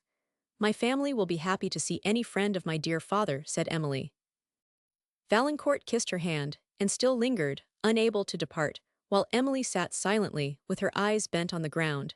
And Valancourt, as he gazed on her, considered that it would soon be impossible for him to recall, even to his memory, the exact resemblance of the beautiful countenance he then beheld. At this moment, a hasty footstep approached from behind the planetry, and turning her eyes, Emily saw Madame Cheron. She felt a blush steal upon her cheek, and her frame trembled with the emotion of her mind, but she instantly rose to meet her visitor. "So, niece," said Madame Cheron, casting a look of surprise and inquiry on Valancourt. "So, niece, how do you do? But I need not ask, your looks tell me you have already recovered your loss." "My looks do me injustice then, madame. My loss, I know, can never be recovered." "Well, well, I will not argue with you. I see you have exactly your father's disposition, and let me tell you it would have been much happier for him, poor man, if it had been a different one." A look of dignified displeasure, with which Emily regarded Madame Cheron while she spoke, would have touched almost any other heart. She made no other reply but introduced Valancourt, who could scarcely stifle the resentment he felt, and whose bow Madame Cheron returned with a slight curtsy and a look of supercilious examination. After a few moments he took leave of Emily in a manner that hastily expressed his pain both at his own departure and at leaving her to the society of Madame Cheron. "Who is that young man?" said her aunt, in an accent which equally implied inquisitiveness and censure. "Some idle admirer of yours, I suppose, but I believed, niece, you had a greater sense of propriety than to have received the visits of any young man in your present unfriended situation. Let me tell you the world will observe those things, and it will talk, aye, and very freely too." Emily, extremely shocked at this coarse speech, attempted to interrupt it, but Madame Cheron would proceed, with all the self-importance of a person to whom power is new. "It is very necessary you should be under the eye of some person more able to guide you than yourself. I indeed have not much leisure for such a task. However, since your poor father made it his last request that I should overlook your conduct, I must even take you under my care. But this let me tell you, niece, that, unless you will determine to be very conformable to my direction, I shall not trouble myself longer about you." Emily made no attempt to interrupt Madame Cheron a second time. Grief and the pride of conscious innocence kept her silent, till her aunt said, "I am now come to take you with me to Thoulouse. I am sorry to find that your poor father died, after all, in such indifferent circumstances. However, I shall take you home with me. Ah, poor man, he was always more generous than provident, or he would not have left his daughter dependent on his relations." "Nor has he done so, I hope, madam," said Emily calmly, "nor did his pecuniary misfortunes arise from that noble generosity which always distinguished him. The affairs of 1000 de Motteville may, I trust, yet be settled without deeply injuring his creditors, and in the meantime I should be very happy to remain at La Vallée." "No doubt you would," replied Madame Cheron, with a smile of irony, "and I shall no doubt consent to this, since I see how necessary tranquillity and retirement are to restore your spirits. I did not think you capable of so much duplicity, niece. When you pleaded this excuse for remaining here, I foolishly believed it to be a just one, nor expected to have found with you so agreeable a companion as this 1000. Laval, I forget his name." Emily could no longer endure these cruel indignities. "It was a just one, madam," said she, "and now, indeed, I feel more than ever the value of the retirement I then solicited, and if the purport of your visit is only to add insult to the sorrows of your brother's child, she could well have spared it." "I see that I have undertaken a very troublesome task," said Madame Cheron, coloring highly. "I am sure, madam," said Emily mildly, and endeavoring to restrain her tears, "I am sure my father did not mean it should be such. I have the happiness to reflect that my conduct under his eye was such as he often delighted to approve. It would be very painful to me to disobey the sister of such a parent, and if you believe the task will really be so troublesome, I must lament that it is yours." "Well, niece, fine speaking signifies little. I am willing, in consideration of my poor brother, to overlook the impropriety of your late conduct, and to try what your future will be." Emily interrupted her, to beg she would explain what was the impropriety she alluded to. "What impropriety? Why, that of receiving the visits of a lover unknown to your family," replied Madame Cheron, not considering the impropriety of which she had herself been guilty, in exposing her niece to the possibility of conduct so erroneous. A faint blush passed over Emily's countenance. Pride and anxiety struggled in her breast, until she recollected that appearances did, in some degree, justify her aunt's suspicions. She could not resolve to humble herself so far as to enter into the defense of a conduct which had been so innocent and undesigning on her part. She mentioned the manner of Valancourt's introduction to her father, the circumstances of his receiving the pistol shot, and of their afterwards travelling together, with the accidental way in which she had met him on the preceding evening. She owned he had declared a partiality for her, and that he had asked permission to address her family. "And who is this young adventurer, pray?" said Madame Cheron, "and what are his pretensions?" "These he must himself explain, madam," replied Emily. "Of his family my father was not ignorant, and I believe it is unexceptionable." She then proceeded to mention what she knew concerning it. "Oh then, this it seems is a younger brother," exclaimed her aunt, "and of course a beggar." "A very fine tale indeed. And so my brother took a fancy to this young man after only a few days' acquaintance, but that was so like him. In his youth he was always taking these likes and dislikes, when no other person saw any reason for them at all. Nay, indeed, I have often thought the people he disapproved were much more agreeable than those he admired, but there is no accounting for tastes. He was always so much influenced by people's countenances. Now I, for my part, have no notion of this. It is all ridiculous enthusiasm. What has a man's face to do with his character? Can a man of good character help having a disagreeable face?" Which last sentence Madame Cheron delivered with the decisive air of a person who congratulates herself on having made a grand discovery, and believes the question to be unanswerably settled. Emily, desirous of concluding the conversation, inquired if her aunt would accept some refreshment, and Madame Cheron accompanied her to the château, but without desisting from a topic which she discussed with so much complacency to herself and severity to her niece. "I am sorry to perceive, niece," said she, in allusion to somewhat that Emily had said concerning physiognomy, "that you have a great many of your father's prejudices, and among them those sudden predilections for people from their looks. I can perceive that you imagine yourself to be violently in love with this young adventurer, after an acquaintance of only a few days. There was something, too, so charmingly romantic in the manner of your meeting." Emily checked the tears that trembled in her eyes, while she said, "When my conduct shall deserve this severity, madam, you will do well to exercise it. Till then justice, if not tenderness, should surely restrain it. I have never willingly offended you. Now I have lost my parents, you are the only person to whom I can look for kindness.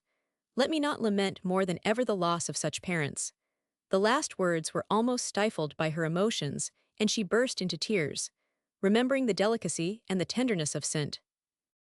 Aubert, the happy, happy days she had passed in these scenes, and contrasting them with the coarse and unfeeling behavior of Madame Cheron, and from the future hours of mortification she must submit to in her presency, a degree of grief seized her that almost reached despair. Madame Cheron, more offended by the reproof which Emily's words conveyed than touched by the sorrow they expressed, said nothing that might soften her grief, but notwithstanding an apparent reluctance to receive her niece, she desired her company. The love of sway was her ruling passion, and she knew it would be highly gratified by taking into her house a young orphan who had no appeal from her decisions, and on whom she could exercise without control the capricious humor of the moment. On entering the château, Madame Cheron expressed a desire that she would put up what she thought necessary to take to Thoulouse, as she meant to set off immediately. Emily now tried to persuade her to defer the journey, at least till the next day, and at length, with much difficulty, prevailed. The day passed in the exercise of petty tyranny on the part of Madame Cheron, and in mournful regret and melancholy anticipation on that of Emily, who, when her aunt retired to her apartment for the night, went to take leave of every other room in this her dear native home, which she was now quitting for she knew not how long, and for a world to which she was wholly a stranger. She could not conquer a presentiment, which frequently occurred to her, this night, that she should never more return to La Vallée. Having passed a considerable time in what had been her father's study, having selected some of his favorite authors, to put up with her clothes, and shed many tears, as she wiped the dust from their covers, she seated herself in his chair before the reading desk, and sat lost in melancholy reflection, till Teresa opened the door to examine, As was her custom before she went to bed, it was all safe. She started, on observing her young lady, who bade her come in, and then gave her some directions for keeping the chateau in readiness for her reception at all times. "Alas a day, that you should leave it," said Teresa. "I think you would be happier here than where you are going, if one may judge." Emily made no reply to this remark. The sorrow Teresa proceeded to express at her departure affected her, but she found some comfort in the simple affection of this poor old servant, to whom she gave such directions as might best conduce to her comfort during her own absence. Having dismissed Teresa to bed, Emily wandered through every lonely apartment of the chateau, lingering long in what had been her father's bedroom, indulging melancholy, yet not unpleasing, emotions, and having often returned within the door to take another look at it, she withdrew to her own chamber. From her window she gazed upon the garden below, shone faintly by the moon, rising over the tops of the palm trees, and at length, the calm beauty of the night increased a desire of indulging the mournful sweetness of bidding farewell to the beloved shades of her childhood, till she was tempted to descend. Throwing over her the light veil in which she usually walked, she silently passed into the garden, and hastening towards the distant groves, was glad to breathe once more the air of liberty, and to sigh unobserved. The deep repose of the scene, the rich scents that floated on the breeze, the grandeur of the wide horizon and of the clear blue arch, soothed and gradually elevated her mind to that sublime complacency, which renders the vexations of this world so insignificant and mean in our eyes, that we wonder they have had power for a moment to disturb us. Emily forgot Madame Cheron and all the circumstances of her conduct, while her thoughts ascended to the contemplation of those unnumbered worlds that lie scattered in the depths of their, thousands of them hid from human eyes, and almost beyond the flight of human fancy. As her imagination soared through the regions of space, and aspired to that great first cause, which pervades and governs all being, the idea of her father scarcely ever left her. But it was a pleasing idea, since she resigned him to God in the full confidence of a pure and holy faith. She pursued her way through the groves to the terrace, often pausing as memory awakened the pang of affection, and as reason anticipated the exile into which she was going. And now the moon was high over the woods, touching their summits with yellow light and darting between the foliage long level beams, while on the rapid Garonne below the trembling radiance was faintly obscured by the lightest vapor. Emily long watched the playing luster, listened to the soothing murmur of the current, and the yet lighter sounds of the air, as it stirred, at intervals, the lofty palm trees. "How delightful is the sweet breath of these groves," said she. "This lovely scene, how often shall I remember and regret it when I am far away? Alas, what events may occur before I see it again! O peaceful, happy shades, scenes of my infant delights, of parental tenderness now lost forever, why must I leave ye? In your retreats I should still find safety and repose. Sweet hours of my childhood, I am now to leave even your last memorials. No objects that would revive your impressions will remain for me." Then, drying her tears and looking up, her thoughts rose again to the sublime subject she had contemplated. The same divine complacency stole over her heart, and, hushing its throbs, inspired hope and confidence and resignation to the will of the deity, whose works filled her mind with adoration. Emily gazed long on the planetry, and then seated herself for the last time on the bench under its shade, where she had so often sat with her parents, and where, only a few hours before, she had conversed with Valancourt, at the remembrance of whom, thus revived, a mingled sensation of esteem, tenderness, and anxiety rose in her breast. With this remembrance occurred a recollection of his late confession that he had often wandered near her habitation in the night, having even passed the boundary of the garden, and it immediately occurred to her that he might be at this moment in the grounds. The fear of meeting him, particularly after the declaration he had made, and of incurring a censure which her aunt might so reasonably bestow, if it was known that she was met by her lover at this hour, made her instantly leave her beloved planetry and walk towards the château. She cast an anxious eye around, and often stopped for a moment to examine the shadowy scene before she ventured to proceed, but she passed on without perceiving any person, till, having reached a clump of almond trees, not far from the house, she rested to take a retrospect of the garden, and to sigh forth another adieu. As her eyes wandered over the landscape, she thought she perceived a person emerge from the groves, and pass slowly along a moonlight alley that led between them, but the distance and the imperfect light would not suffer her to judge with any degree of certainty whether this was fancy or reality. She continued to gaze for some time on the spot, till on the dead stillness of the air she heard a sudden sound, and in the next instant fancied she distinguished footsteps near her. Wasting not another moment in conjecture, she hurried to the château, and having reached it, retired to her chamber, where as she closed her window she looked upon the garden, and then again thought she distinguished a figure, gliding between the almond trees she had just left. She immediately withdrew from the casement, and though much agitated, sought in sleep the refreshment of a short oblivion. Chapter 11. I leave that flowery path for I.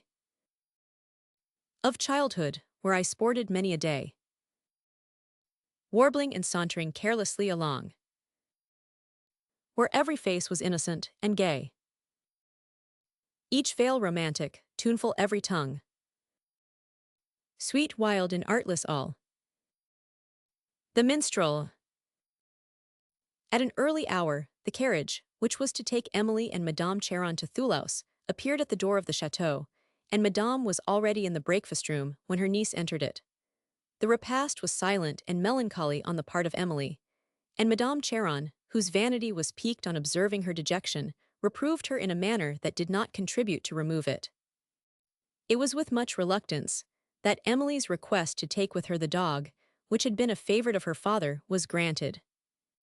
Her aunt, impatient to be gone, ordered the carriage to draw up, and while she passed to the hall door, Emily gave another look into the library and another farewell glance over the garden and then followed. Old Teresa stood at the door to take leave of her young lady. "God for ever keep you, ma'amselle," said she, while Emily gave her hand in silence and could answer only with a pressure of her hand and a forced smile. At the gate, which led out of the grounds, several of her father's pensioners were assembled to bid her farewell, to whom she would have spoken, if her aunt would have suffered the driver to stop. And having distributed to them almost all the money she had about her, she sunk back in the carriage, yielding to the melancholy of her heart. Soon after, she caught, between the steep banks of the road, another view of the château, peeping from among the high trees, and surrounded by green slopes and tufted groves, the Garonne winding its way beneath their shades, sometimes lost among the vineyards, and then rising in greater majesty in the distant pastures. The towering precipices of the Pyrenees, that rose to the south, gave Emily 1,000 interesting recollections of her late journey, and these objects of her former enthusiastic admiration now excited only sorrow and regret.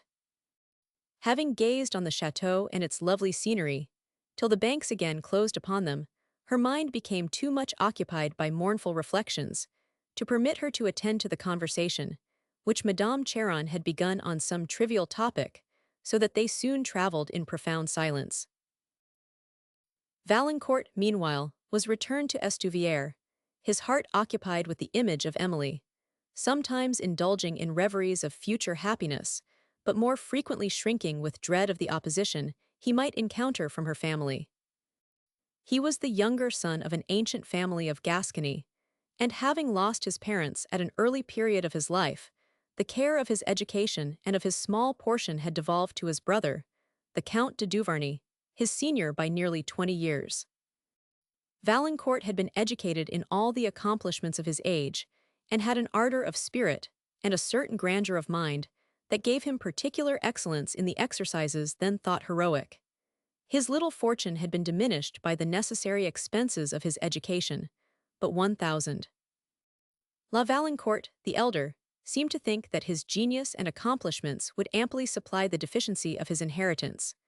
They offered flattering hopes of promotion in the military profession, in those times almost the only one in which a gentleman could engage without incurring a stain on his name, and La Valancourt was of course enrolled in the army. The general genius of his mind was but little understood by his brother. That ardor for whatever is great and good in the moral world, as well as in the natural one, displayed itself in his infant years, and the strong indignation, which he felt and expressed at a criminal or a mean action, sometimes drew upon him the displeasure of his tutor, who reprobated it under the general term of violence of temper, and who, when haranguing on the virtues of mildness and moderation, seemed to forget the gentleness and compassion which always appeared in his pupil towards objects of misfortune. He had now obtained leave of absence from his regiment when he made the excursion into the Pyrenees, which was the means of introducing him to St. Aubert, and as this permission was nearly expired, he was the more anxious to declare himself to Emily's family, from whom he reasonably apprehended opposition, since his fortune, though with a moderate addition from hers it would be sufficient to support them, would not satisfy the views, either of vanity or ambition.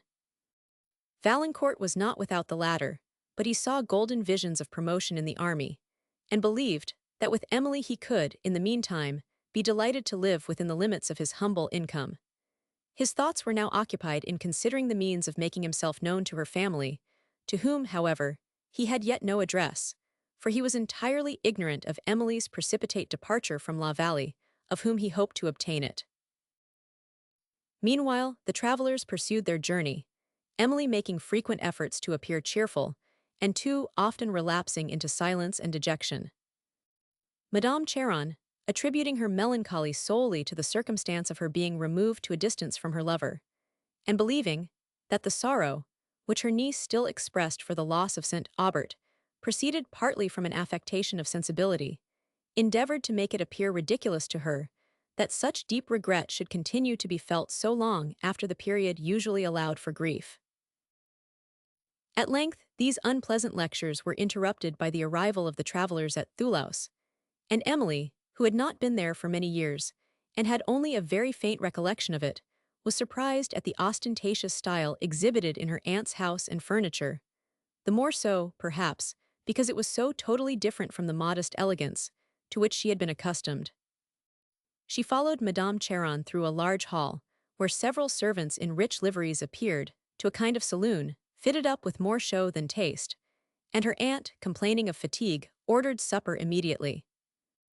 "I am glad to find myself in my own house again," said she, throwing herself on a large settee, "and to have my own people about me.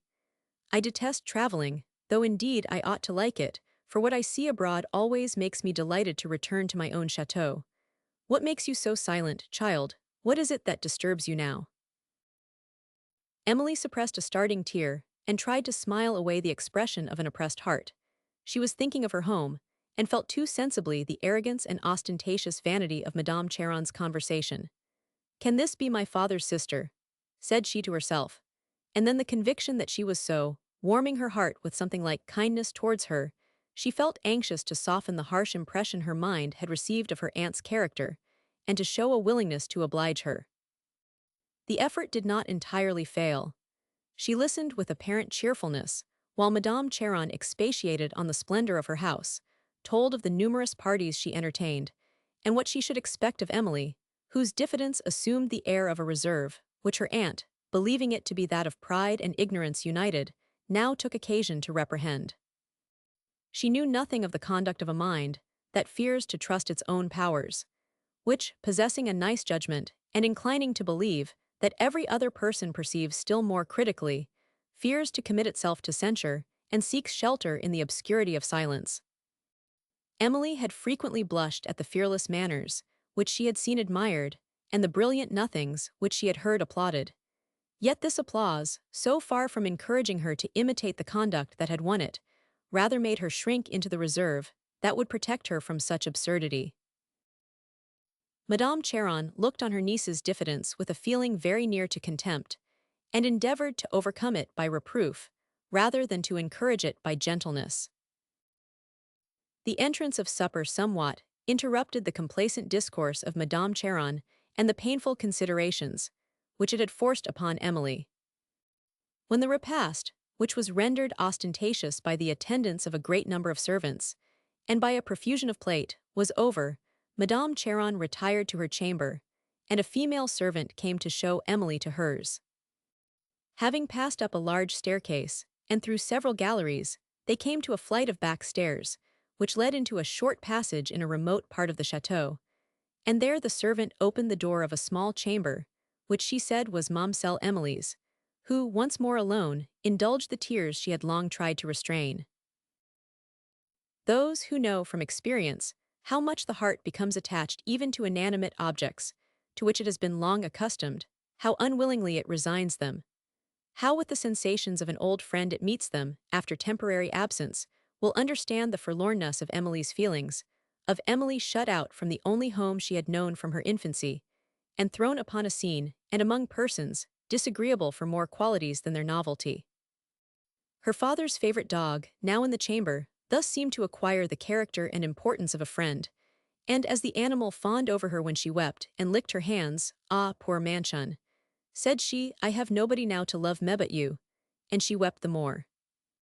After some time, her thoughts returning to her father's injunctions, she remembered how often he had blamed her for indulging useless sorrow, how often he had pointed out to her the necessity of fortitude and patience, assuring her that the faculties of the mind, strengthened by exertion, till they finally unnerve affliction and triumph over it. These recollections dried her tears, gradually soothed her spirits, and inspired her with the sweet emulation of practicing precepts, which her father had so frequently inculcated. Chapter 12. Some power impart the spear and shield. At which the wizard passions fly. By which the giant follies die. Collins! Madame Charon's house stood at a little distance from the city of Thoulouse, and was surrounded by extensive gardens, in which Emily, who had risen early, amused herself with wandering before breakfast. From a terrace that extended along the highest part of them was a wide view over Languedoc. On the distant horizon to the south, she discovered the wild summits of the Pyrenees, and her fancy immediately painted the green pastures of Gascony at their feet. Her heart pointed to her peaceful Hamido, the neighborhood where Valencourt-Wassercent, Aubert had been, and her imagination, piercing the veil of distance, brought that home to her eyes in all its interesting and romantic beauty. She experienced an inexpressible pleasure in believing that she beheld the country around it, though no feature could be distinguished, except the retiring chain of the Pyrenees, and, inattentive to the scene immediately before her, and to the flight of time, she continued to lean on the window of a pavilion that terminated the terrace, with her eyes fixed on Gascony, and her mind occupied with the interesting ideas which the view of it awakened, till a servant came to tell her breakfast was ready. Her thoughts thus recalled to the surrounding objects, the straight walks, square parterres, and artificial fountains of the garden, could not fail, as she passed through it, to appear the worse, opposed to the negligent graces and natural beauties of the grounds of La Vallée, upon which her recollection had been so intensely employed. "Whither have you been rambling so early?" said Madame Charon, as her niece entered the breakfast-room. "I don't approve of these solitary walks." And Emily was surprised, when, having informed her aunt that she had been no further than the gardens, she understood these to be included in the reproof. "I desire you will not walk there again at so early an hour unattended," said Madame Charon. "My gardens are very extensive, and a young woman who can make assignations by moonlight at La Vallée is not to be trusted to her own inclinations elsewhere." Emily, extremely surprised and shocked, had scarcely power to beg an explanation of these words, and when she did, her aunt absolutely refused to give it, though, by her severe looks and half-sentences, she appeared anxious to impress Emily with a belief that she was well informed of some degrading circumstances of her conduct. Conscious innocence could not prevent a blush from stealing over Emily's cheek. She trembled, and looked confusedly under the bold eye of Madame Charon, who blushed also. But hers was the blush of triumph, such as sometimes stains the countenance of a person, congratulating himself on the penetration which had taught him to suspect another, and who loses both pity for the supposed criminal and indignation of his guilt, in the gratification of his own vanity. Emily, not doubting that her aunt's mistake arose from the having observed her ramble in the garden on the night preceding her departure from La Vallée, now mentioned the motive of it, at which Madame Charon smiled contemptuously, refusing either to accept this explanation or to give her reasons for refusing it. And soon after, she concluded the subject by saying, "I never trust people's assertions. I always judge of them by their actions. But I am willing to try what will be your behavior in future." Emily, less surprised by her aunt's moderation and mysterious silence than by the accusation she had received, deeply considered the latter, and scarcely doubted that it was Valancourt whom she had seen at night in the gardens of La Vallée, and that he had been observed there by Madame Charon. who now passing from one painful topic only to revive another almost equally so, spoke of the situation of her niece's property in the hands of 1,000. Motteville. While she thus talked with ostentatious pity of Emily's misfortunes, she failed not to inculcate the duties of humility and gratitude, or to render Emily fully sensible of every cruel mortification, who soon perceived that she was to be considered as a dependent, not only by her aunt, but by her aunt's servants. She was now informed that a large party were expected to dinner, on which account Madame Cheron repeated the lesson of the preceding night, concerning her conduct in company, and Emily wished that she might have courage enough to practice it. Her aunt then proceeded to examine the simplicity of her dress, adding that she expected to see her attired with gaiety and taste, after which she condescended to show Emily the splendor of her château, and to point out the particular beauty or elegance which she thought distinguished each of her numerous suites of apartments. She then withdrew to her toilet, the throne of her homage, and Emily to her chamber, to unpack her books, and to try to charm her mind by reading, till the hour of dressing. When the company arrived, Emily entered the saloon with an air of timidity, which all her efforts could not overcome, and which was increased by the consciousness of Madame Cheron's severe observation. Her morning dress, the mild dejection of her beautiful countenance, and the retiring diffidence of her manner, rendered her a very interesting object to many of the company, among whom she distinguished Signor Montoni and his friend Cavigni, the late visitors at 1,000. Quesnels, who now seemed to converse with Madame Cheron with the familiarity of old acquaintance, and she to attend to them with particular pleasure. This Signor Montoni had an air of conscious superiority, animated by spirit, and strengthened by talents, to which every person seemed involuntarily to yield. The quickness of his perceptions was strikingly expressed on his countenance, yet that countenance could submit implicitly to occasion, and more than once in this day, the triumph of art over nature might have been discerned in it. His visage was long and rather narrow, yet he was called handsome, and it was perhaps the spirit and vigor of his soul, sparkling through his features, that triumphed for him. Emily felt admiration, but not the admiration that leads to esteem, for it was mixed with a degree of fear she knew not exactly wherefore. Cavigni was gay and insinuating as formerly, and though he paid almost incessant attention to Madame Cheron, he found some opportunities of conversing with Emily, to whom he directed, at first, the sallies of his wit, but now and then assumed an air of tenderness, which she observed and shrunk from. Though she replied but little, the gentleness and sweetness of her manners encouraged him to talk, and she felt relieved when a young lady of the party, who spoke incessantly, obtruded herself on his notice. This lady, who possessed all the sprightliness of a Frenchwoman with all her coquetry, affected to understand every subject, or rather there was no affectation in the case, for never looking beyond the limits of her own ignorance, she believed she had nothing to learn. She attracted notice from all, amused some, disgusted others for a moment, and was then forgotten. This day passed without any material occurrence, and Emily, though amused by the characters she had seen, was glad when she could retire to the recollections, which had acquired with her the character of duties. A fortnight passed in a round of dissipation and company, and Emily, who attended Madame Cheron in all her visits, was sometimes entertained, but oftener wearied. She was struck by the apparent talents and knowledge displayed in the various conversations she listened to, and it was long before she discovered that the talents were for the most part those of imposture, and the knowledge nothing more than was necessary to assist them. But what deceived her most was the air of constant gaiety and good spirits, displayed by every visitor, and which she supposed to arise from content as constant, and from benevolence as ready. At length, from the overacting of some, less accomplished than the others, she could perceive that though contentment and benevolence are the only sure sources of cheerfulness, the immoderate and feverish animation, usually exhibited in large parties, results partly from an insensibility to the cares, which benevolence must sometimes derive from the sufferings of others, and partly from a desire to display the appearance of that prosperity, which they know will command submission and attention to themselves. Emily's pleasantest hours were passed in the pavilion of the terrace, to which she retired, when she could steal from observation, with a book to overcome, or a lute to indulge, her melancholy.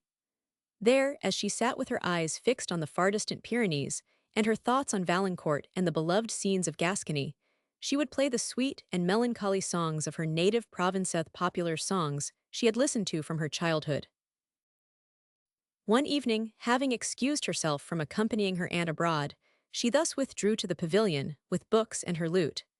It was the mild and beautiful evening of a sultry day, and the windows, which fronted the west, opened upon all the glory of a setting sun.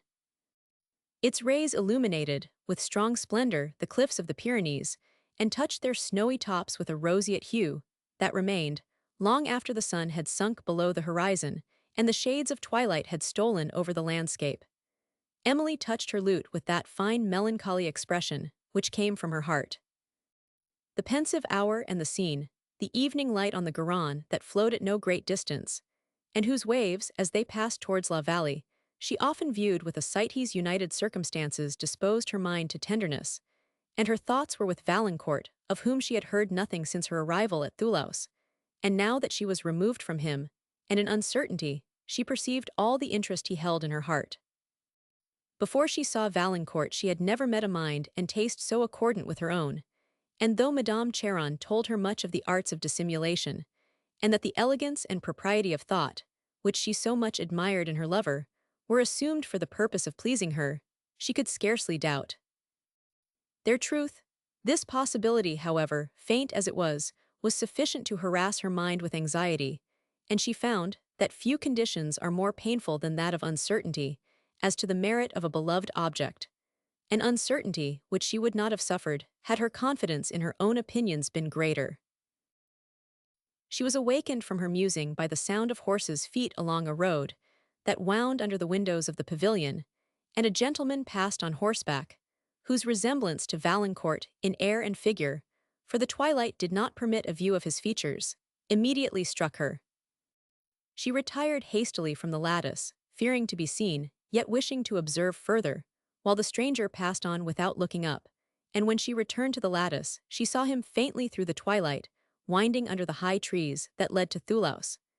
This little incident so much disturbed her spirits that the temple and its scenery were no longer interesting to her, and after walking a while on the terrace, she returned to the château.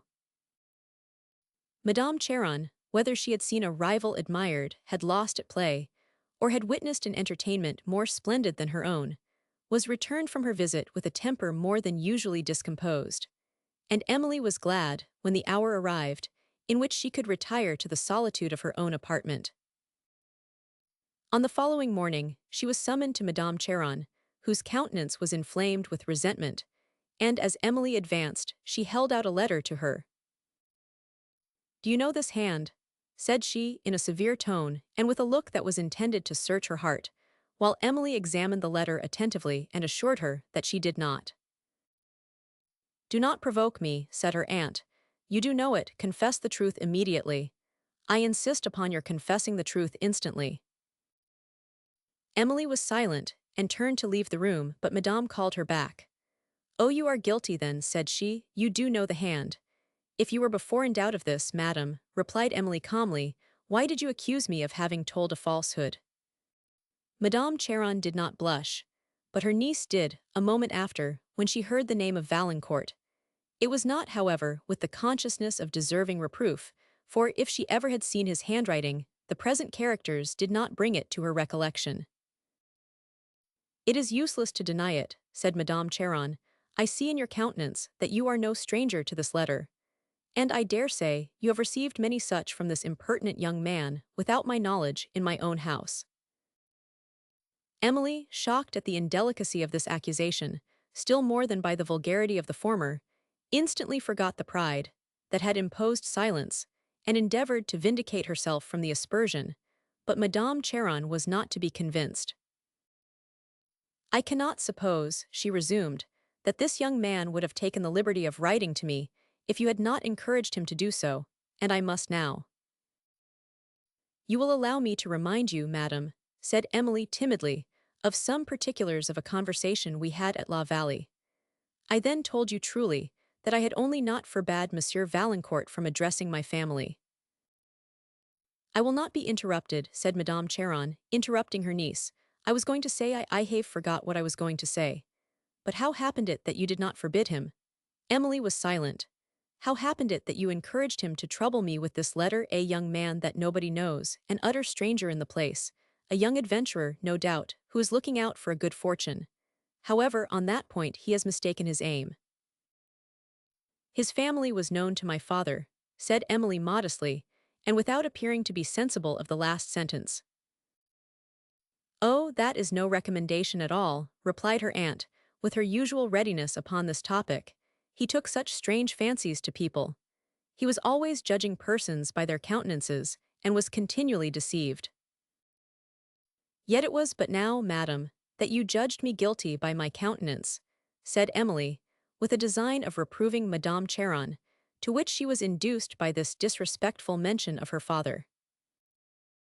I called you here, resumed her aunt, coloring, to tell you that I will not be disturbed in my own house by any letters or visits from young men who may take a fancy to flatter you. This 1,000 de Valentine, I think you call him, has the impertinence to beg I will permit him to pay his respects to me. I shall send him a proper answer. And for you, Emily, I repeat it once for Aleph, you are not contented to conform to my directions, and to my way of life. I shall give up the task of overlooking your conduct. I shall no longer trouble myself with your education, but shall send you to board in a convent. Dear madam, said Emily, bursting into tears, and overcome by the rude suspicions her aunt had expressed, how have I deserved these reproofs? She could say no more, and so very fearful was she of acting with any degree of impropriety in the affair itself, that, at the present moment, Madame Cheron might perhaps have prevailed with her to bind herself by a promise to renounce Valancourt forever. Her mind, weakened by her terrors, would no longer suffer her to view him as she had formerly done. She feared the error of her own judgment, not that of Madame Cheron, and feared also that, in her former conversation with him, at La Vallée, she had not conducted herself with sufficient reserve. She knew that she did not deserve the coarse suspicions, which her aunt had thrown out, but 1,000 scruples rose to torment her, such as would never have disturbed the peace of Madame Cheron. Thus rendered anxious to avoid every opportunity of erring, and willing to submit to any restrictions that her aunt should think proper, she expressed an obedience, to which Madame Cheron did not give much confidence, and which she seemed to consider as the consequence of either fear or artifice. Well then, said she, promise me that you will neither see this young man, nor write to him without my consent. Dear madam, replied Emily, can you suppose I would do either, unknown to you? I don't know what to suppose, there is no knowing how young women will act. It is difficult to place any confidence in them, for they have seldom sense enough to wish for the respect of the world. Alas, madam, said Emily, I am anxious for my own respect. My father taught me the value of that. He said if I deserved my own esteem, that the world would follow of course. My brother was a good kind of a man, replied Madame Cheron, but he did not know the world. I am sure I have always felt a proper respect for myself, yet she stopped, but she might have added that the world had not always shown respect to her, and this without impeaching its judgment. Well, resumed Madame Cheron, you have not given me the promise, though, that I demand. Emily readily gave it, and being then suffered to withdraw, she walked in the garden, tried to compose her spirits, and at length arrived at her favorite pavilion at the end of the terrace, where, seating herself at one of the embowered windows that opened upon a balcony, the stillness and seclusion of the scene allowed her to recollect her thoughts, and to arrange them so as to form a clearer judgment of her former conduct. She endeavored to review with exactness all the particulars of her conversation with Valancourt at La Vallée, had the satisfaction to observe nothing that could alarm her delicate pride, and thus to be confirmed in the self-esteem which was so necessary to her peace. Her mind then became tranquil, and she saw Valancourt amiable and intelligent, as he had formerly appeared, and Madame Cheron neither the one nor the other. The remembrance of her lover, however, brought with it many very painful emotions, for it by no means reconciled her to the thought of resigning him, and Madame Cheron having already shown how highly she disapproved of the attachment, she foresaw much suffering from the opposition of interests. Yet with all this was mingled a degree of delight, which, in spite of reason, partook of hope. She determined, however, that no consideration should induce her to permit a clandestine correspondence, and to observe in her conversation with Valancourt, should they ever meet again, the same nicety of reserve, which had hitherto marked her conduct. As she repeated the words "should we ever meet again," she shrunk as if this was a circumstance which had never before occurred to her, and tears came to her eyes, which she hastily dried, for she heard footsteps approaching, and then the door of the pavilion open, and on turning she saw Valancourt. An emotion of mingled pleasure, surprise and apprehension pressed so suddenly upon her heart as almost to overcome her spirits. The color left her cheeks, then returned brighter than before, and she was for a moment unable to speak or to rise from her chair. His countenance was the mirror, in which she saw her own emotions reflected, and it roused her to self-command.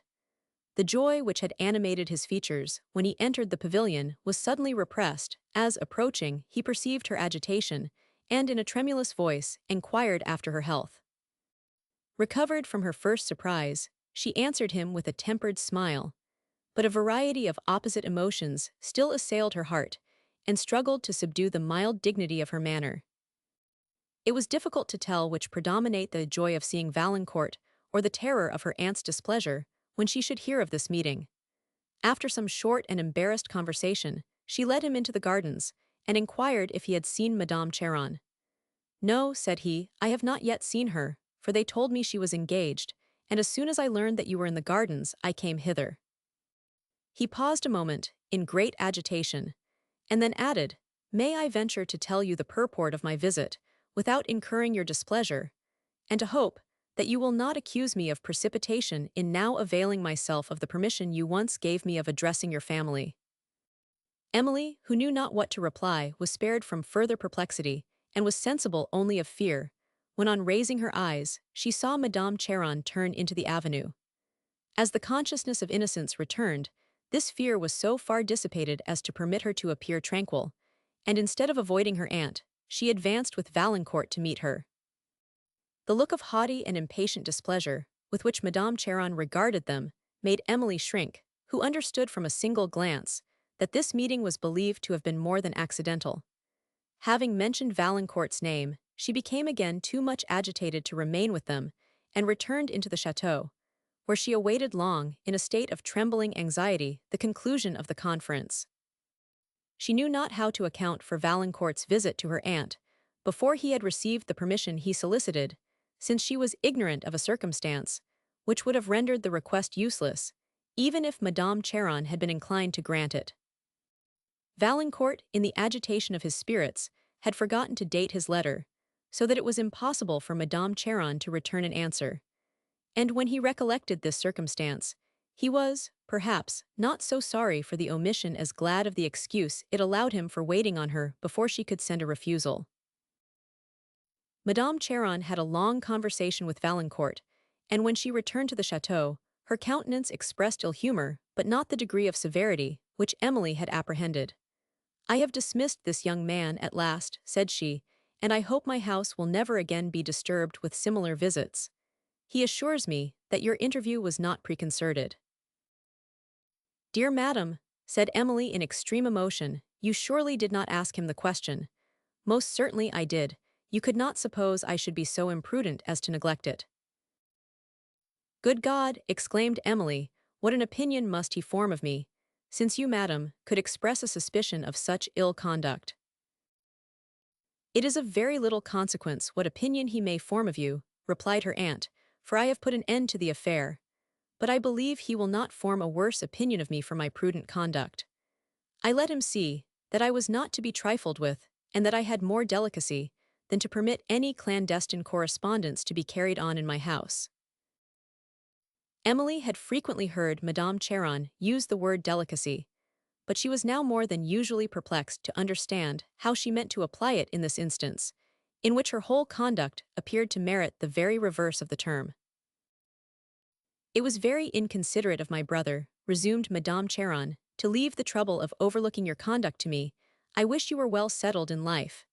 But if I find that I am to be further troubled with such visitors as this 1,000. Valancourt, I shall place you in a convent at once, so remember the alternative.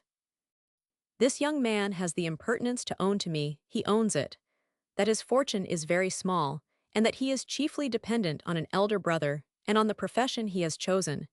He should have concealed these circumstances, at least, if he expected to succeed with me. Had he the presumption to suppose I would marry my niece to a person such as he describes himself?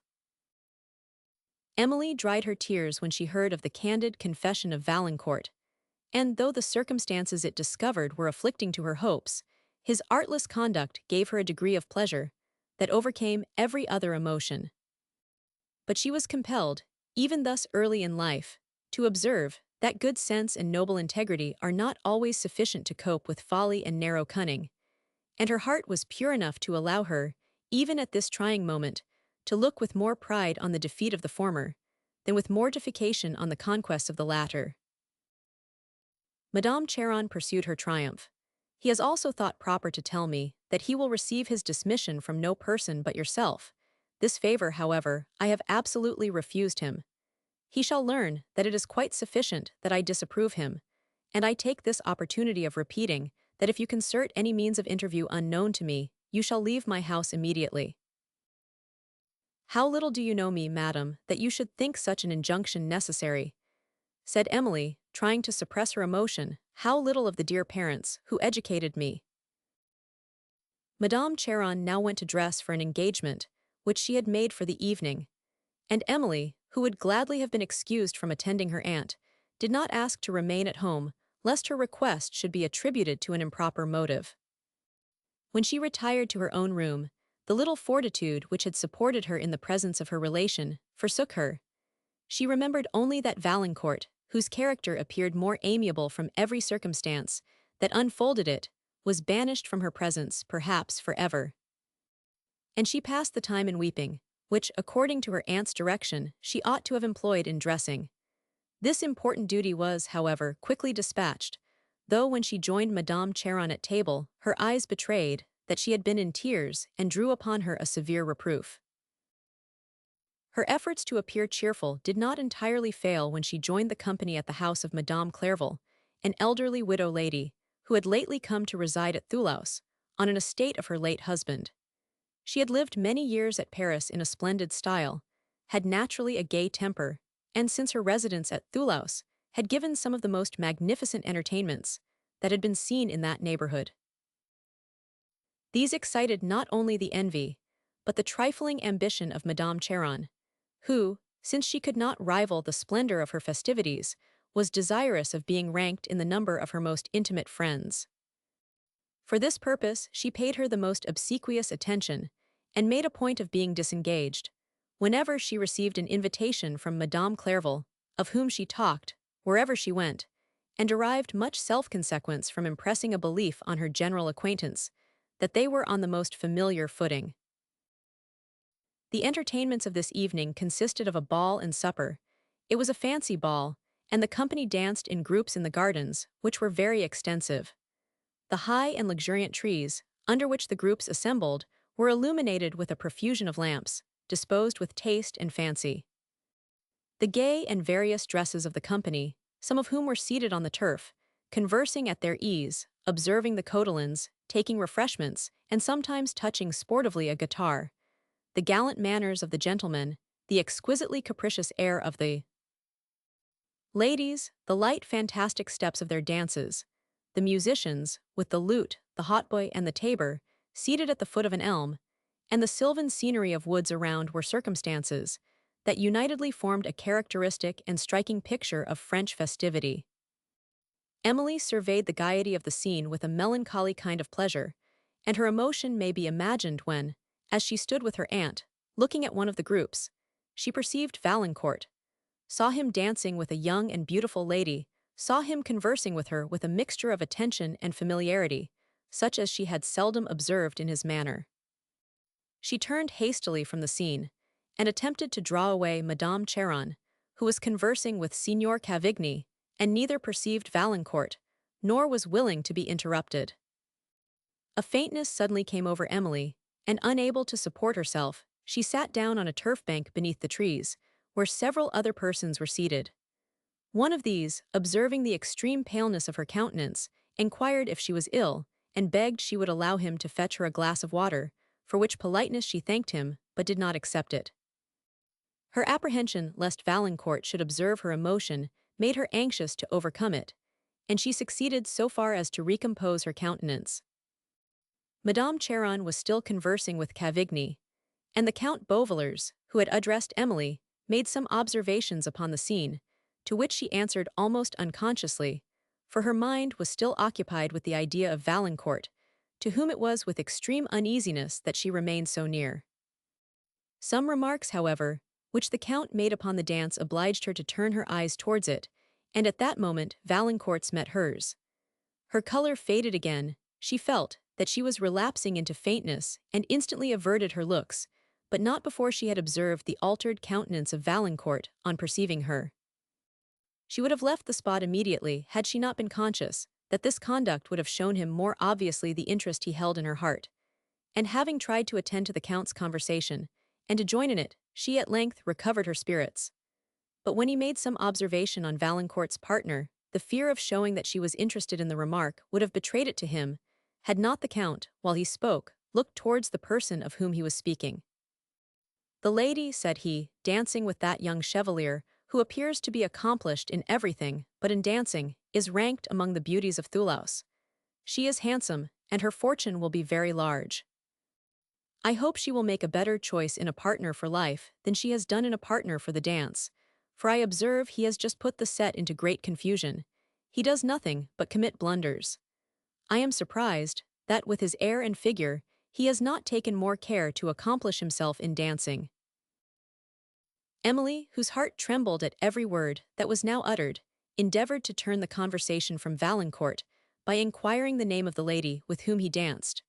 But before the Count could reply, the dance concluded, and Emily, perceiving that Valancourt was coming towards her, rose and joined Madame Cheron. "Here is the Chevalier Valancourt, madam," said she in a whisper, "pray let us go." Her aunt immediately moved on, but not before Valancourt had reached them, who bowed lowly to Madame Cheron, and with an earnest and dejected look to Emily, with whom, notwithstanding all her effort, an air of more than common reserve prevailed. The presence of Madame Cheron prevented Valancourt from remaining, and he passed on with a countenance, whose melancholy reproached her for having increased it. Emily was called from the musing fit, into which she had fallen, by the Count Beauvillers, who was known to her aunt. "I have your pardon to beg, Ma'amselle," said he, "for a rudeness which you will readily believe was quite unintentional. I did not know that the Chevalier was your acquaintance when I so freely criticized his dancing." Emily blushed and smiled, and Madame Cheron spared her the difficulty of replying. "If you mean the person who has just passed us," said she, "I can assure you he is no acquaintance of either mine or Mademoiselle St. Aubert's. I know nothing of him." "Oh, that is the Chevalier Valancourt," said Cavigni carelessly and looking back. "You know him then?" said Madame Cheron. "I am not acquainted with him," replied Cavigni. "You don't know, then, the reason I have to call him impertinent. He has had the presumption to admire my niece."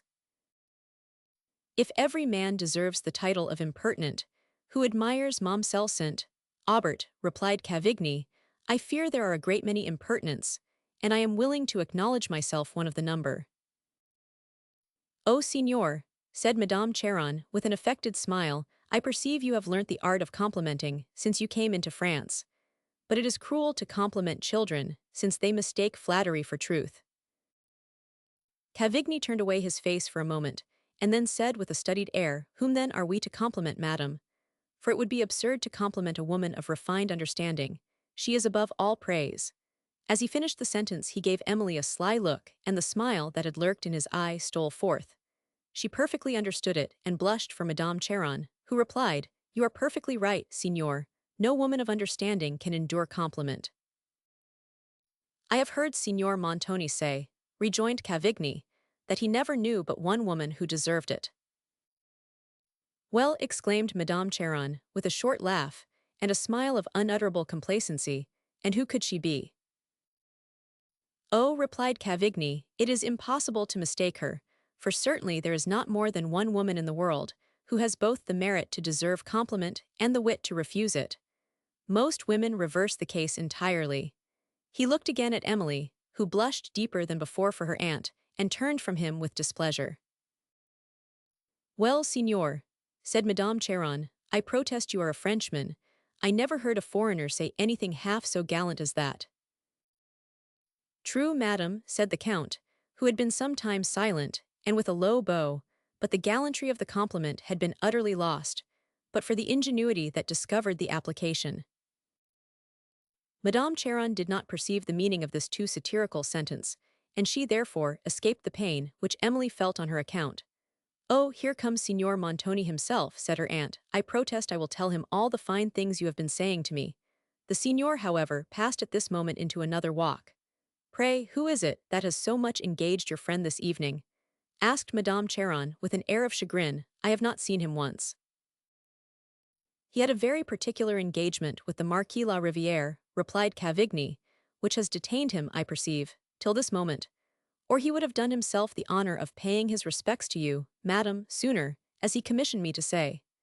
But I know not how it is your conversation is so fascinating that it can charm even memory, I think, or I should certainly have delivered my friend's apology before."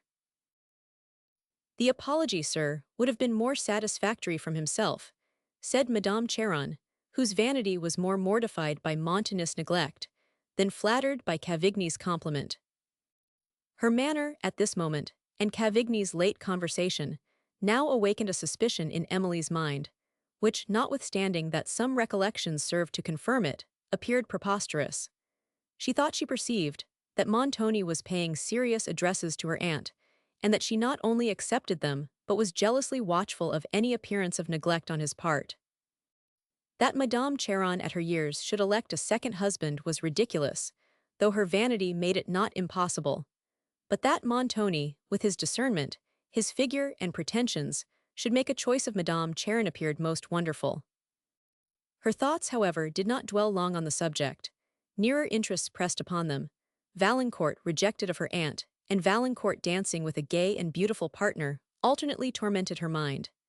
As she passed along the gardens she looked timidly forward, half fearing and half hoping that he might appear in the crowd, and the disappointment she felt on not seeing him told her that she had hoped more than she had feared.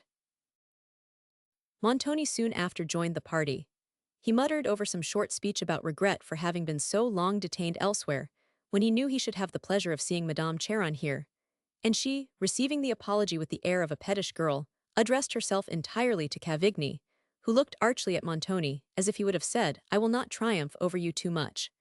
I will have the goodness to bear my honors meekly. But look sharp, signor, or I shall certainly run away with your prize."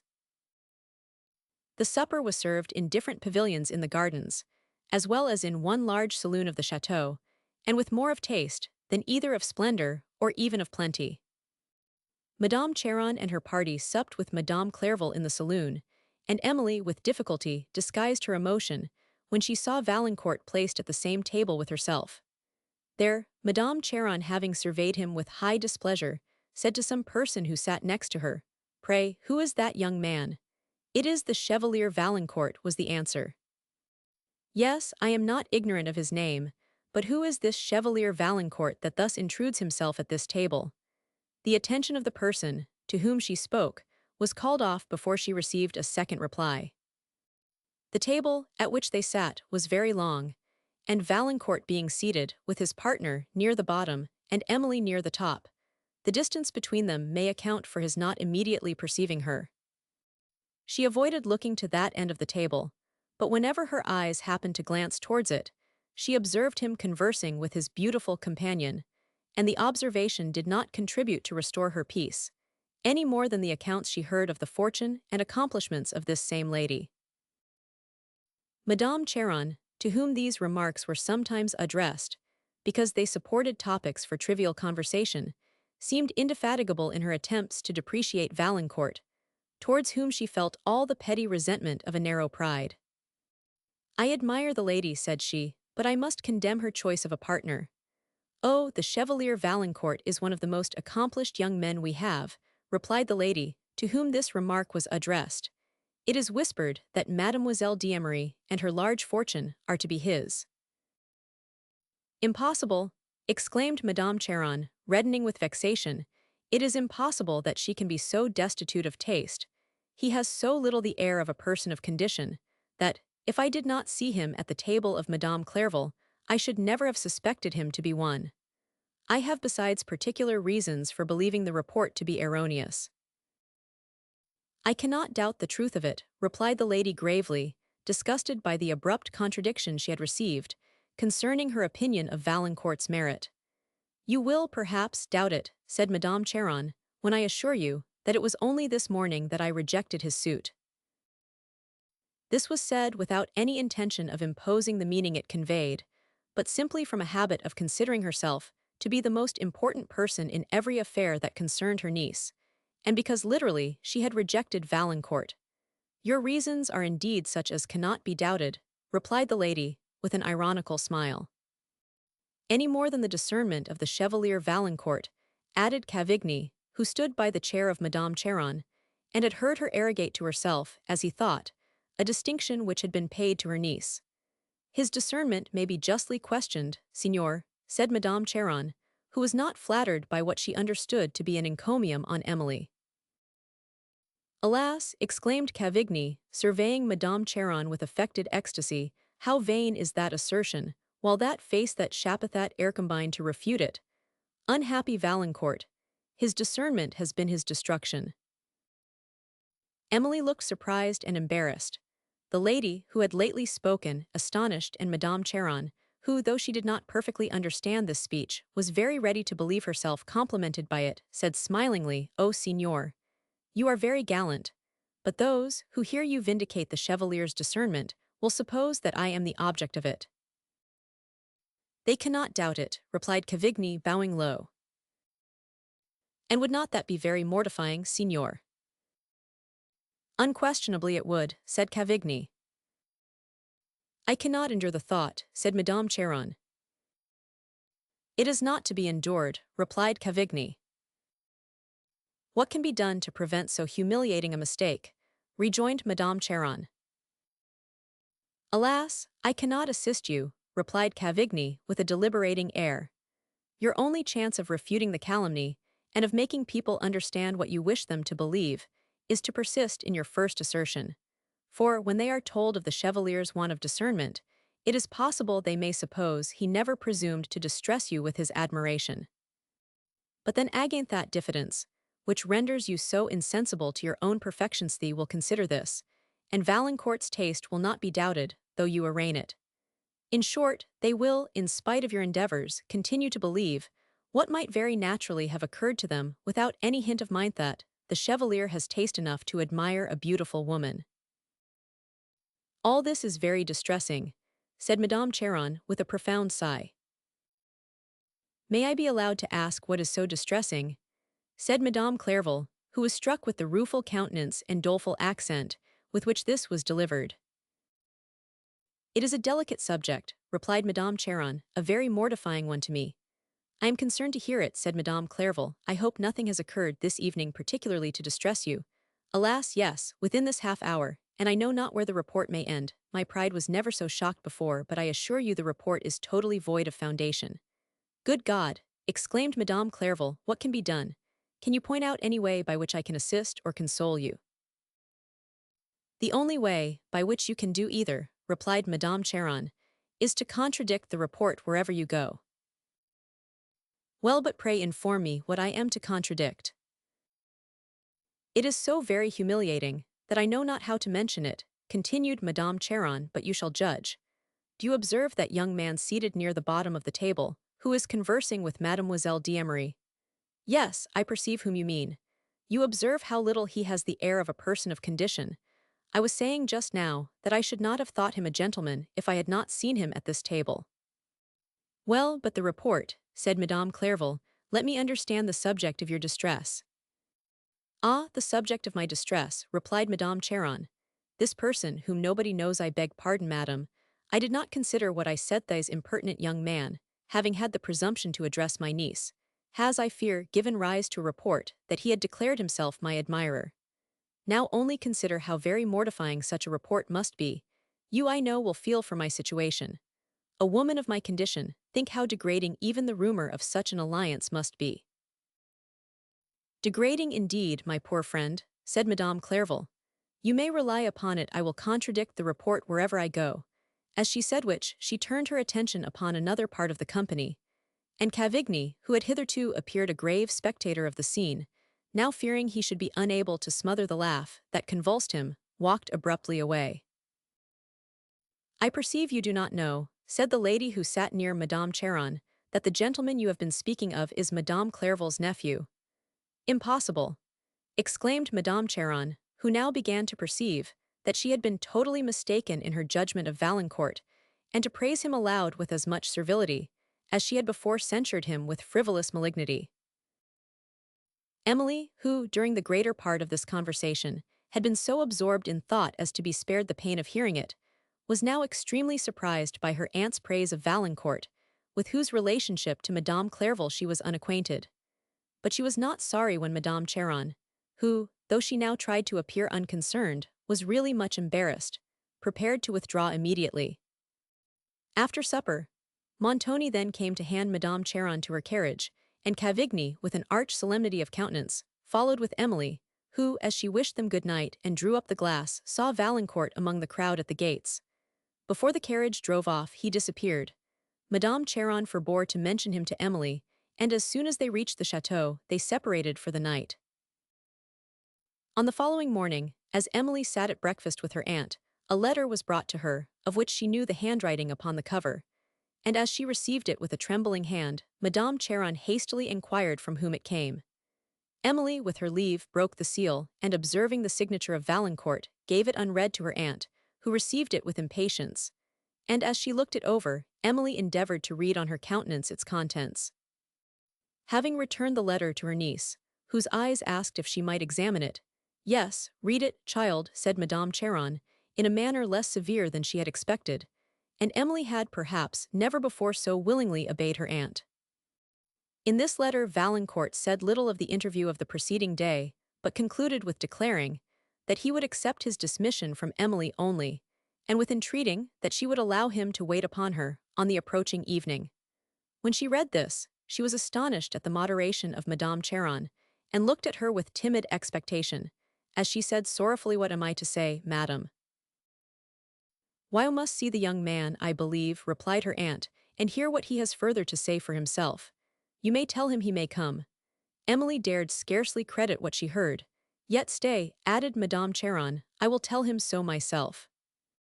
She called for pen and ink, Emily still not daring to trust the emotions she felt, and almost sinking beneath them. Her surprise would have been less had she overheard, on the preceding evening, what Madame Cheron had not forgotten, that Valancourt was the nephew of Madame Clairville.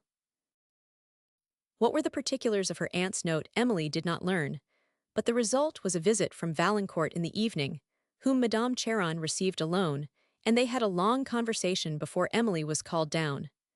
When she entered the room, her aunt was conversing with complacency, and she saw the eyes of Valancourt, as he impatiently rose, animated with hope. "We have been talking over this affair," said Madame Cheron. "The Chevalier has been telling me that the late Monsieur Clairville was the brother of the Countess de Duvarney, his mother. I only wish he had mentioned his relationship to Madame Clairville before. I certainly should have considered that circumstance as a sufficient introduction to my house." Valancourt bowed, and was going to address Emily, but her aunt prevented him. "I have therefore consented that you shall receive his visits, and though I will not bind myself by any promise, or say that I shall consider him as my nephew, yet I shall permit the intercourse, and shall look forward to any further connection as an event, which may possibly take place in a course of years, provided the Chevalier rises in his profession, or any circumstance occurs, which may make it prudent for him to take a wife. But Mons, Valancourt will observe, and you too, Emily, that, till that happens, I positively forbid any thoughts of marrying." Emily's countenance, during this coarse speech, varied every instant, and towards its conclusion, her distress had so much increased, that she was on the point of leaving the room. Valancourt, meanwhile, scarcely less embarrassed, did not dare to look at her, for whom he was thus distressed. But when Madame Cheron was silent, he said, "Flattering, madam, as your approbation is to Mehelie, as I am honoured by it, I have yet so much to fear, that I scarcely dare to hope." "Pray, sir, explain yourself," said Madame Cheron, an unexpected requisition which embarrassed Valancourt again, and almost overcame him with confusion at circumstances on which, had he been only a spectator of the scene, he would have smiled. "Till I receive Mademoiselle St. Aubert's permission to accept your indulgence," said he, faltering till she allows me to hope. "Oh, is that all?" interrupted Madame Cheron. "Well, I will take upon me to answer for her, but at the same time, sir, give me leave to observe to you that I am her guardian, and that I expect, in every instance, that my will is hers." As she said this, she rose and quitted the room, leaving Emily and Valancourt in a state of mutual embarrassment. And when Valancourt's hopes enabled him to overcome his fears, and to address her with the zeal and sincerity so natural to him, it was a considerable time before she was sufficiently recovered to hear, with distinctness, his solicitations and inquiries. The conduct of Madame Cheron in this affair had been entirely governed by selfish vanity. Valancourt, in his first interview, had with great candor laid open to her the true state of his present circumstances, and his future expectancies, and she, with more prudence than humanity, had absolutely and abruptly rejected his suit. She wished her niece to marry ambitiously, not because she desired to see her in possession of the happiness, which rank and wealth are usually believed to bestow, but because she desired to partake the importance which such an alliance would give. When, therefore, she discovered that Valancourt was the nephew of a person of so much consequence as Madame Clerval, she became anxious for the connection, since the prospect it afforded of future fortune and distinction for Emily promised the exaltation she coveted for herself. Her calculations concerning fortune in this alliance were guided rather by her wishes than by any hint of Valancourt or strong appearance of probability, and when she rested her expectation on the wealth of Madame Clerval, she seemed totally to have forgotten that the latter had a daughter. Valancourt, however, had not forgotten this circumstance, and the consideration of it had made him so modest in his expectations from Madame Clerval that he had not even named the relationship in his first conversation with Madame Cheron. But whatever might be the future fortune of Emily, the present distinction, which the connection would afford for herself, was certain, since the splendor of Madame Clerval's establishment was such as to excite the general envy and partial imitation of the neighborhood. Thus had she consented to involve her niece in an engagement, to which she saw only a distant and uncertain conclusion, with as little consideration of her happiness, as when she had so precipitately forbade it. For though she herself possessed the means of rendering this union not only certain, but prudent, yet to do so was no part of her present intention. From this period Valancourt made frequent visits to Madame Cheron, and Emily passed in his society the happiest hours she had known since the death of her father. They were both too much engaged by the present moments to give serious consideration to the future. They loved and were beloved and saw not that the very attachment, which formed the delight of their present days, might possibly occasion the sufferings of years. Meanwhile, Madame Cheron's intercourse with Madame Clerval became more frequent than before, and her vanity was already gratified by the opportunity of proclaiming, wherever she went, the attachment that subsisted between their nephew and niece. Montoni was now also become a daily guest at the château, and Emily was compelled to observe that he really was a suitor, and a favored suitor, to her aunt. Thus passed the winter months, not only in peace but in happiness to Valancourt and Emily, the station of his regiment being so near Thoulouse as to allow this frequent intercourse. The pavilion on the terrace was the favorite scene of their interviews, and there Emily with Madame Cheron would work, while Valancourt read aloud works of genius and taste, listened to her enthusiasm, expressed his own, and caught new opportunities of observing that their minds were formed to constitute the happiness of each other, the same taste, the same noble and benevolent sentiments animating each. Chapter 13. As when a shepherd of the Hebrid Isles, placed far amid the melancholy main, whether it be lone fancy him beguiles, or that aerial beings sometimes deign to stand embodied to our senses plain, seas on the naked hill or valley low, the whilst in ocean ph bus dips his wane, a vast assembly moving to and fro, then all at once in air dissolves the wondrous show. Castle of Indolence, Madame Charon's avarice at length yielded to her vanity. Some very splendid entertainments, which Madame Clairvaux had given, and the general adulation which was paid her, made the former more anxious than before to secure an alliance that would so much exalt her in her own opinion and in that of the world. She proposed terms for the immediate marriage of her niece, and offered to give Emily a dower, provided Madame Clairvaux observed equal terms on the part of her nephew. Madame Clairvaux listened to the proposal, and considering that Emily was the apparent heiress of her aunt's wealth, accepted it. Meanwhile, Emily knew nothing of the transaction, till Madame Charon informed her that she must make preparation for the nuptials, which would be celebrated without further delay. Then, astonished and wholly unable to account for this sudden conclusion, which Valancourt had not solicited, for he was ignorant of what had passed between the elder ladies, and had not dared to hope such good fortune, she decisively objected to it. Madame Charon, however, quite as jealous of contradiction now as she had been formerly, contended for a speedy marriage with as much vehemence as she had formerly opposed whatever had the most remote possibility of leading to it. And Emily's scruples disappeared when she again saw Valancourt, who was now informed of the happiness designed for him, and came to claim a promise of it from herself. While preparations were making for these nuptials, Montoni became the acknowledged lover of Madame Charon, and though Madame Clairvaux was much displeased when she heard of the approaching connection, and was willing to prevent that of Valancourt with Emily, her conscience told her that she had no right thus to trifle with their peace, and Madame Clairvaux, though a woman of fashion, was far less advanced than her friend in the art of deriving satisfaction from distinction and admiration, rather than from conscience. Emily observed with concern the ascendancy which Montoni had acquired over Madame Charon, as well as the increasing frequency of his visits, and her own opinion of this Italian was confirmed by that of Valancourt, who had always expressed a dislike of him.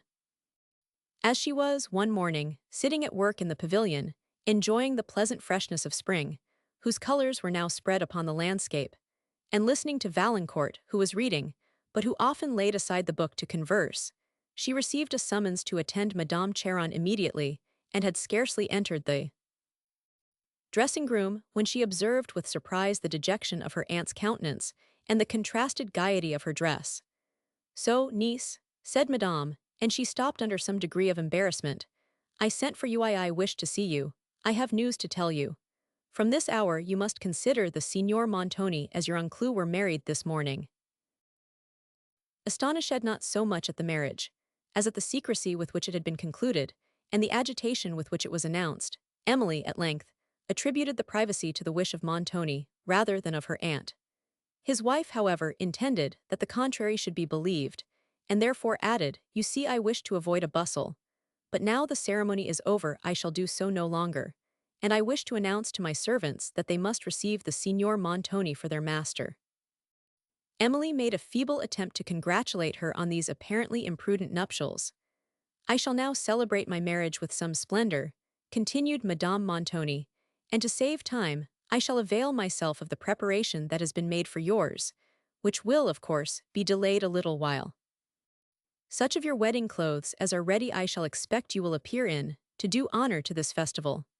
I also wish you to inform Monsieur Valancourt that I have changed my name, and he will acquaint Madame Clairvaux. In a few days I shall give a grand entertainment, at which I shall request their presence." Emily was so lost in surprise and various thought that she made Madame Montoni scarcely any reply, but, at her desire, she returned to inform Valancourt of what had passed.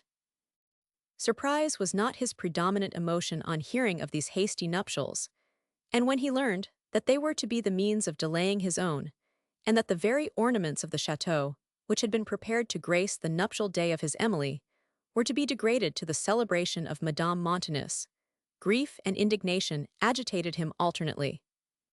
He could conceal neither from the observation of Emily, whose efforts to abstract him from these serious emotions, and to laugh at the apprehensive considerations that assailed him, were ineffectual, and when, at length, he took leave, there was an earnest tenderness in his manner that extremely affected her. She even shed tears when he disappeared at the end of the terrace, yet knew not exactly why she should do so. Montoni now took possession of the château, and the command of its inhabitants with the ease of a man who had long considered it to be his own. His friend Cavigny, who had been extremely serviceable in having paid Madame Charon the attention and flattery which she required, but from which Montoni too often revolted, had apartments assigned to him, and received from the domestics an equal degree of obedience with the master of the mansion.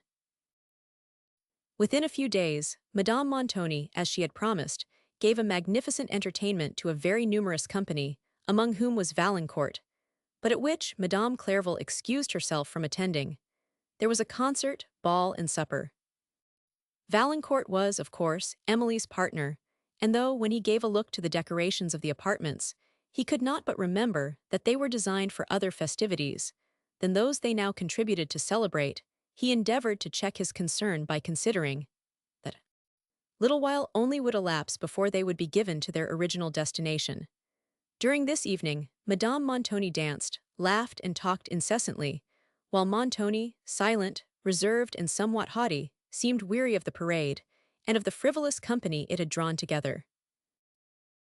This was the first and the last entertainment, given in celebration of their nuptials. Montoni, though the severity of his temper and the gloominess of his pride prevented him from enjoying such festivities, was extremely willing to promote them. It was seldom that he could meet in any company a man of more address, and still seldomer one of more understanding than himself. The balance of advantage in such parties, or in the connections which might arise from them, must therefore be on his side. And knowing, as he did, the selfish purposes for which they are generally frequented, he had no objection to measure his talents of dissimulation with those of any other competitor for distinction and plunder.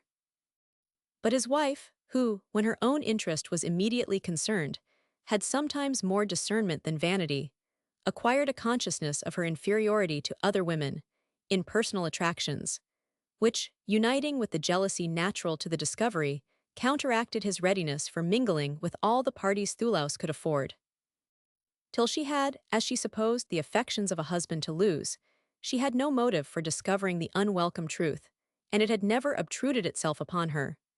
But now that it influenced her policy, she opposed her husband's inclination for company with the more eagerness, because she believed him to be really as well received in the female society of the place, as, during his addresses to her, he had affected to be.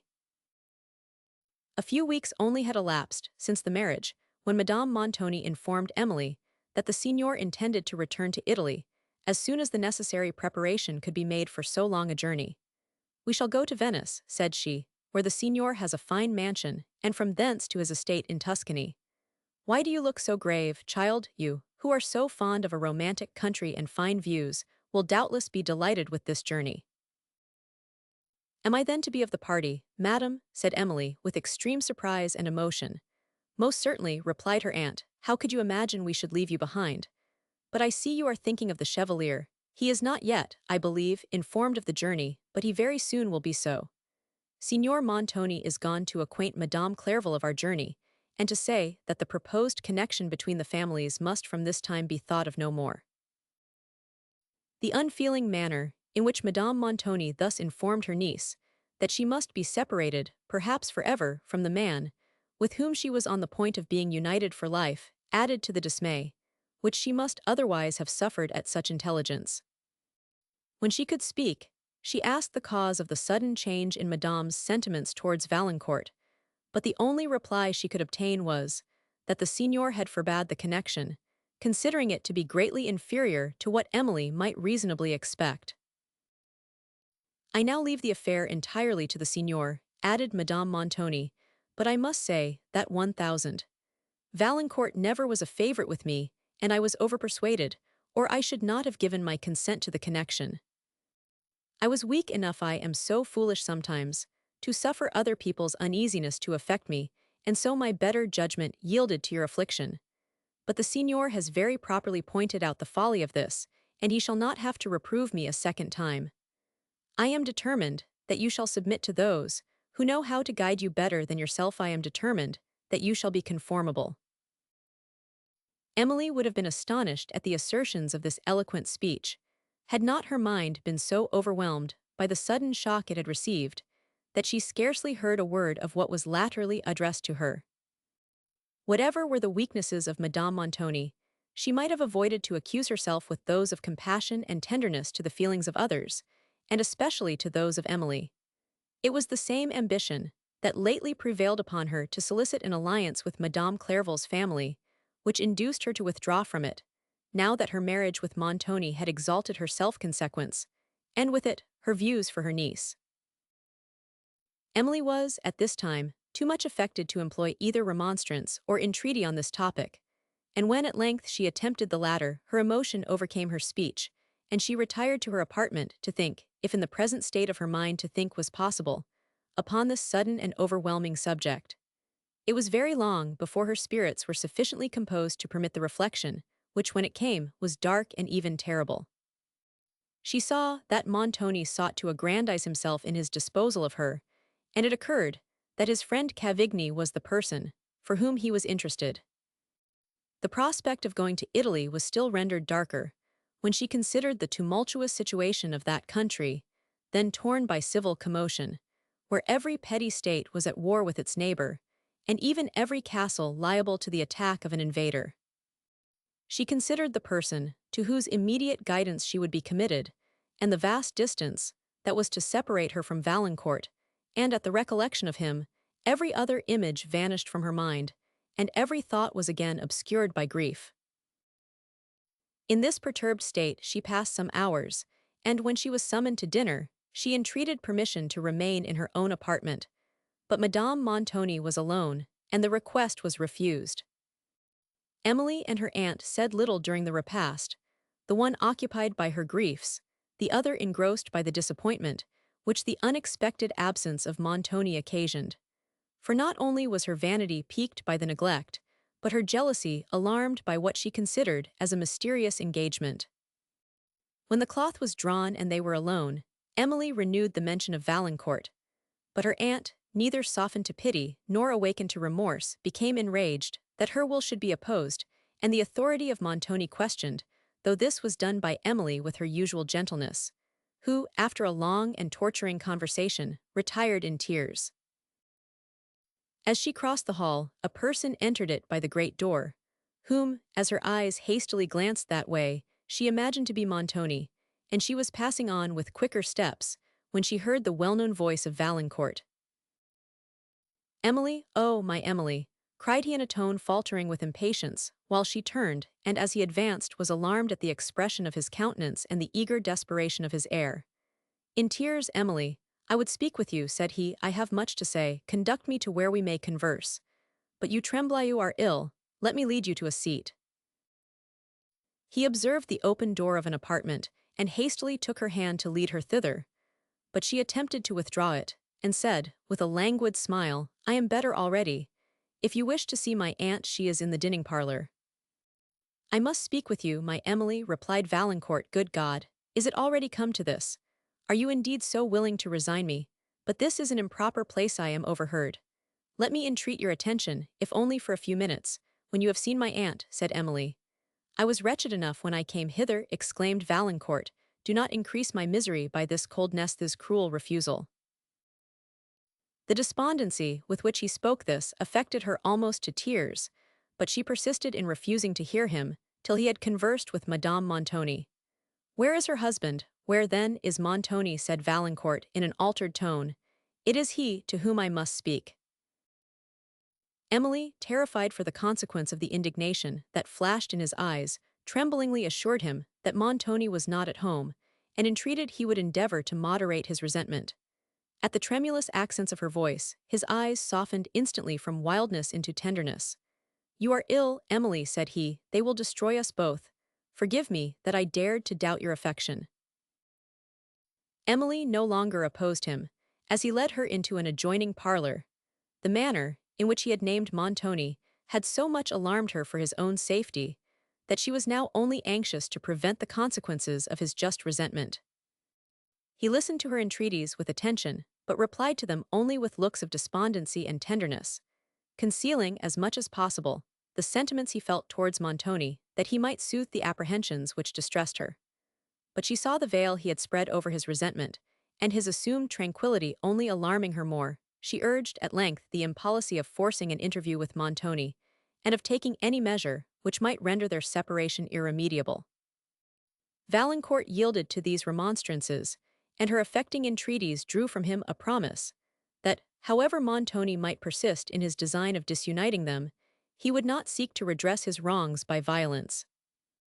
"For my sake," said Emily, "let the consideration of what I should suffer deter you from such a mode of revenge." "For your sake, Emily," replied Valancourt, his eyes filling with tears of tenderness and grief, while he gazed upon her. "Yes, I shall subdue myself. But though I have given you my solemn promise to do this, do not expect that I can tamely submit to the authority of Montoni. If I could, I should be unworthy of you. Yet, O Emily, how long may he condemn me to live without you? How long may it be before you return to France?" Emily endeavored to soothe him with assurances of her unalterable affection, and by representing that in little more than a year she should be her own mistress, as far as related to her aunt, from whose guardianship her age would then release her. Assurances which gave little consolation to Valancourt, who considered that she would then be in Italy and in the power of those whose dominion over her would not cease with their rights, but he affected to be consoled by them. Emily, comforted by the promise she had obtained, and by his apparent composure, was about to leave him, when her aunt entered the room. She threw a glance of sharp reproof upon her niece, who immediately withdrew, and of haughty displeasure upon Valancourt. "This is not the conduct I should have expected from you, sir," said she. "I did not expect to see you in my house after you had been informed that your visits were no longer agreeable, much less that you would seek a clandestine interview with my niece, and that she would grant one." Valancourt, perceiving it necessary to vindicate Emily from such a design, explained that the purpose of his own visit had been to request an interview with Montoni, and he then entered upon the subject of it, with the tempered spirit which the sex, rather than the respectability, of Madame Montoni demanded. His expostulations were answered with severe rebuke. She lamented again that her prudence had ever yielded to what she termed compassion, and added that she was so sensible of the folly of her former consent, that, to prevent the possibility of a repetition, she had committed the affair entirely to the conduct of Signor Montoni. The feeling eloquence of Valancourt, however, at length, made her sensible in some measure of her unworthy conduct, and she became susceptible to shame, but not remorse. She hated Valancourt, who awakened her to this painful sensation, and in proportion as she grew dissatisfied with herself, her abhorrence of him increased. This was also the more inveterate, because his tempered words and manner were such as, without accusing her, compelled her to accuse herself, and neither left her a hope that the odious portrait was the caricature of his prejudice, or afforded her an excuse for expressing the violent resentment with which she contemplated it.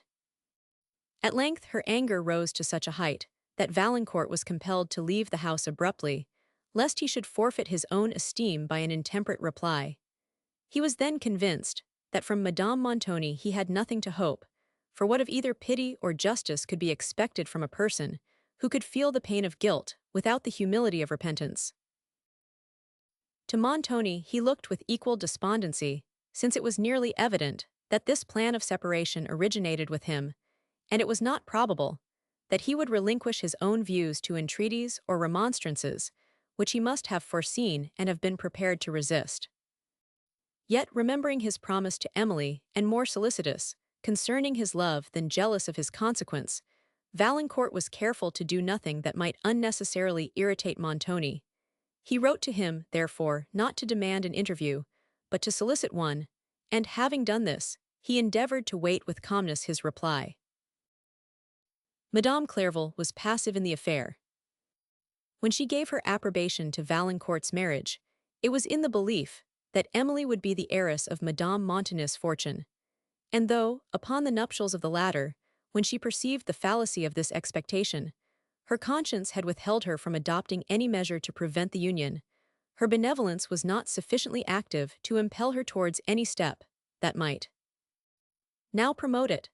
She was, on the contrary, secretly pleased that Valancourt was released from an engagement which she considered to be as inferior, in point of fortune, to his merit, as his alliance was thought by Montoni to be humiliating to the beauty of Emily. And though her pride was wounded by this rejection of a member of her family, she disdained to show resentment otherwise than by silence. Montoni, in his reply to Valancourt, said that as an interview could neither remove the objections of the one nor overcome the wishes of the other, it would serve only to produce useless altercation between them. He, therefore, thought proper to refuse it. In consideration of the policy suggested by Emily and of his promise to her, Valancourt restrained the impulse that urged him to the house of Montoni to demand what had been denied to his entreaties. He only repeated his solicitations to see him, seconding them with all the arguments his situation could suggest. Thus several days passed in remonstrance on one side and inflexible denial on the other. For whether it was fear or shame or the hatred, which results from both, that made Montoni shun the man he had injured, he was peremptory in his refusal, and was neither softened to pity by the agony which Valancourt's letters portrayed, nor awakened to a repentance of his own injustice by the strong remonstrances he employed. At length, Valancourt's letters were returned unopened, and then, in the first moments of passionate despair, he forgot every promise to Emily except the solemn one, which bound him to avoid violence, and hastened to Montoni's château, determined to see him by whatever other means might be necessary.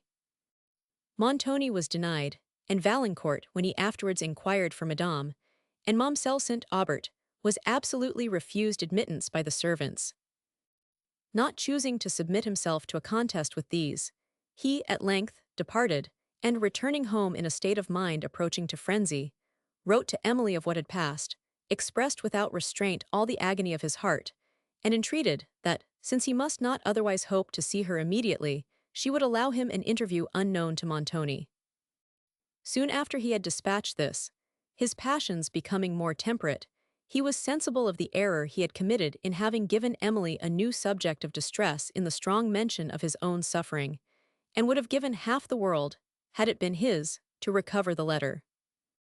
Emily, however, was spared the pain she must have received from it by the suspicious policy of Madame Montoni, who had ordered that all letters addressed to her niece should be delivered to herself, and who, after having perused this and indulged the expressions of resentment, which Valancourt's mention of Montoni provoked, had consigned it to the flames. Montoni, meanwhile, every day more impatient to leave France, gave repeated orders for dispatch to the servants employed in preparations for the journey, and to the persons with whom he was transacting some particular business. He preserved a steady silence to the letters in which Valancourt, despairing of greater good, and having subdued the passion that had transgressed against his policy, solicited only the indulgence of being allowed to bid Emily farewell. But when Valancourt learned that she was really to set out in a very few days, and that it was designed he should see her no more, forgetting every consideration of prudence, he dared, in a second letter to Emily, to propose a clandestine marriage. This also was transmitted to Madame Montoni, and the last day of Emily's stay at Thoulouse arrived, without affording Valancourt even a line to soothe his sufferings or a hope that he should be allowed a parting interview. During this period of torturing suspense to Valancourt, Emily was sunk into that kind of stupor, with which sudden and irremediable misfortune sometimes overwhelms the mind.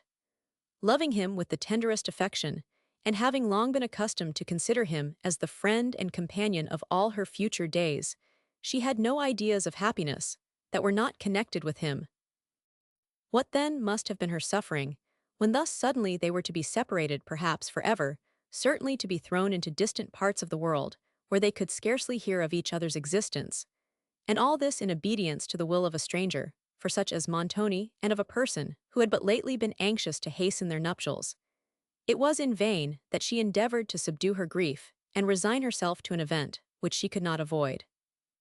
The silence of Valancourt afflicted more than it surprised her, since she attributed it to its just occasion. But when the day preceding that, on which she was to quit Thoulouse, arrived, and she had heard no mention of his being permitted to take leave of her, grief overcame every consideration that had made her reluctant to speak of him, and she inquired of Madame Montoni whether this consolation had been refused. Her aunt informed her that it had, adding that, after the provocation she had herself received from Valancourt in their last interview, and the persecution which the signor had suffered from his letters, no entreaties should avail to procure it. If the chevalier expected this favor from us, said she, he should have conducted himself in a very different manner. He should have waited patiently, till he knew whether we were disposed to grant it, and not have come and reproved me, because I did not think proper to bestow my niece upon him, and then have persisted in troubling the signor, because he did not think proper to enter into any dispute about so childish an affair. His behavior throughout has been extremely presumptuous and impertinent, and I desire that I may never hear his name repeated, and that you will get the better of those foolish sorrows and whims, and look like other people, and not appear with that dismal countenance as if you were ready to cry. For though you say nothing, you cannot conceal your grief from my penetration. I can see you are ready to cry at this moment, though I am reproving you for it. I even now, in spite of my commands. Emily, having turned away to hide her tears, quitted the room to indulge them, and the day was passed in an intensity of anguish, such as she had, perhaps, never known before. When she withdrew to her chamber for the night, she remained in the chair where she had placed herself, on entering the room, absorbed in her grief, till long after every member of the family, except herself, was retired to rest. She could not divest herself of a belief that she had parted with Valancourt to meet no more. A belief which did not arise merely from foreseen circumstances, for though the length of the journey she was about to commence, the uncertainty as to the period of her return, together with the prohibitions she had received, seemed to justify it, she yielded also to an impression, which she mistook for a presentiment that she was going from Valancourt forever. How dreadful to her imagination, too, was the distance that would separate them. Alps, those tremendous barriers, would rise, and whole countries extend between the regions where each must exist. To live in adjoining provinces, to live even in the same country, though without seeing him, was comparative happiness to the conviction of this dreadful length of distance. Her mind was, at length, so much agitated by the consideration of her state, and the belief that she had seen Valancourt for the last time, that she suddenly became very faint, and looking round the chamber for something that might revive her, she observed the casements, and had just strength to throw one open, near which she seated herself. The air recalled her spirits, and the still moonlight that fell upon the elms of a long avenue, fronting the window, somewhat soothed them, and determined her to try whether exercise and the open air would not relieve the intense pain that bound her temples. In the château all was still, and passing down the great staircase into the hall, from whence a passage led immediately to the garden, she softly and unheard, as she thought, unlocked the door and entered the avenue. Emily passed on with steps now hurried, and now faltering, as, deceived by the shadows among the trees, she fancied she saw some person move in the distant perspective, and feared that it was a spy of Madame Montoni. Her desire, however, to revisit the pavilion, where she had passed so many happy hours with Valancourt, and had admired with him the extensive prospect over Languedoc and her native Gascony, overcame her apprehension of being observed, and she moved on towards the terrace, which, running along the upper garden, commanded the whole of the lower one, and communicated with it by a flight of marble steps that terminated the avenue.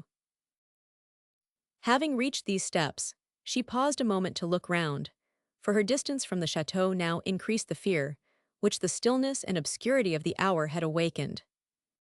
But perceiving nothing that could justify it, she ascended to the terrace, where the moonlight showed the long broad walk, with the pavilion at its extremity, while the rays silvered the foliage of the high trees and shrubs that bordered it on the right, and the tufted summits of those that rose to a level with the balustrade on the left from the garden below.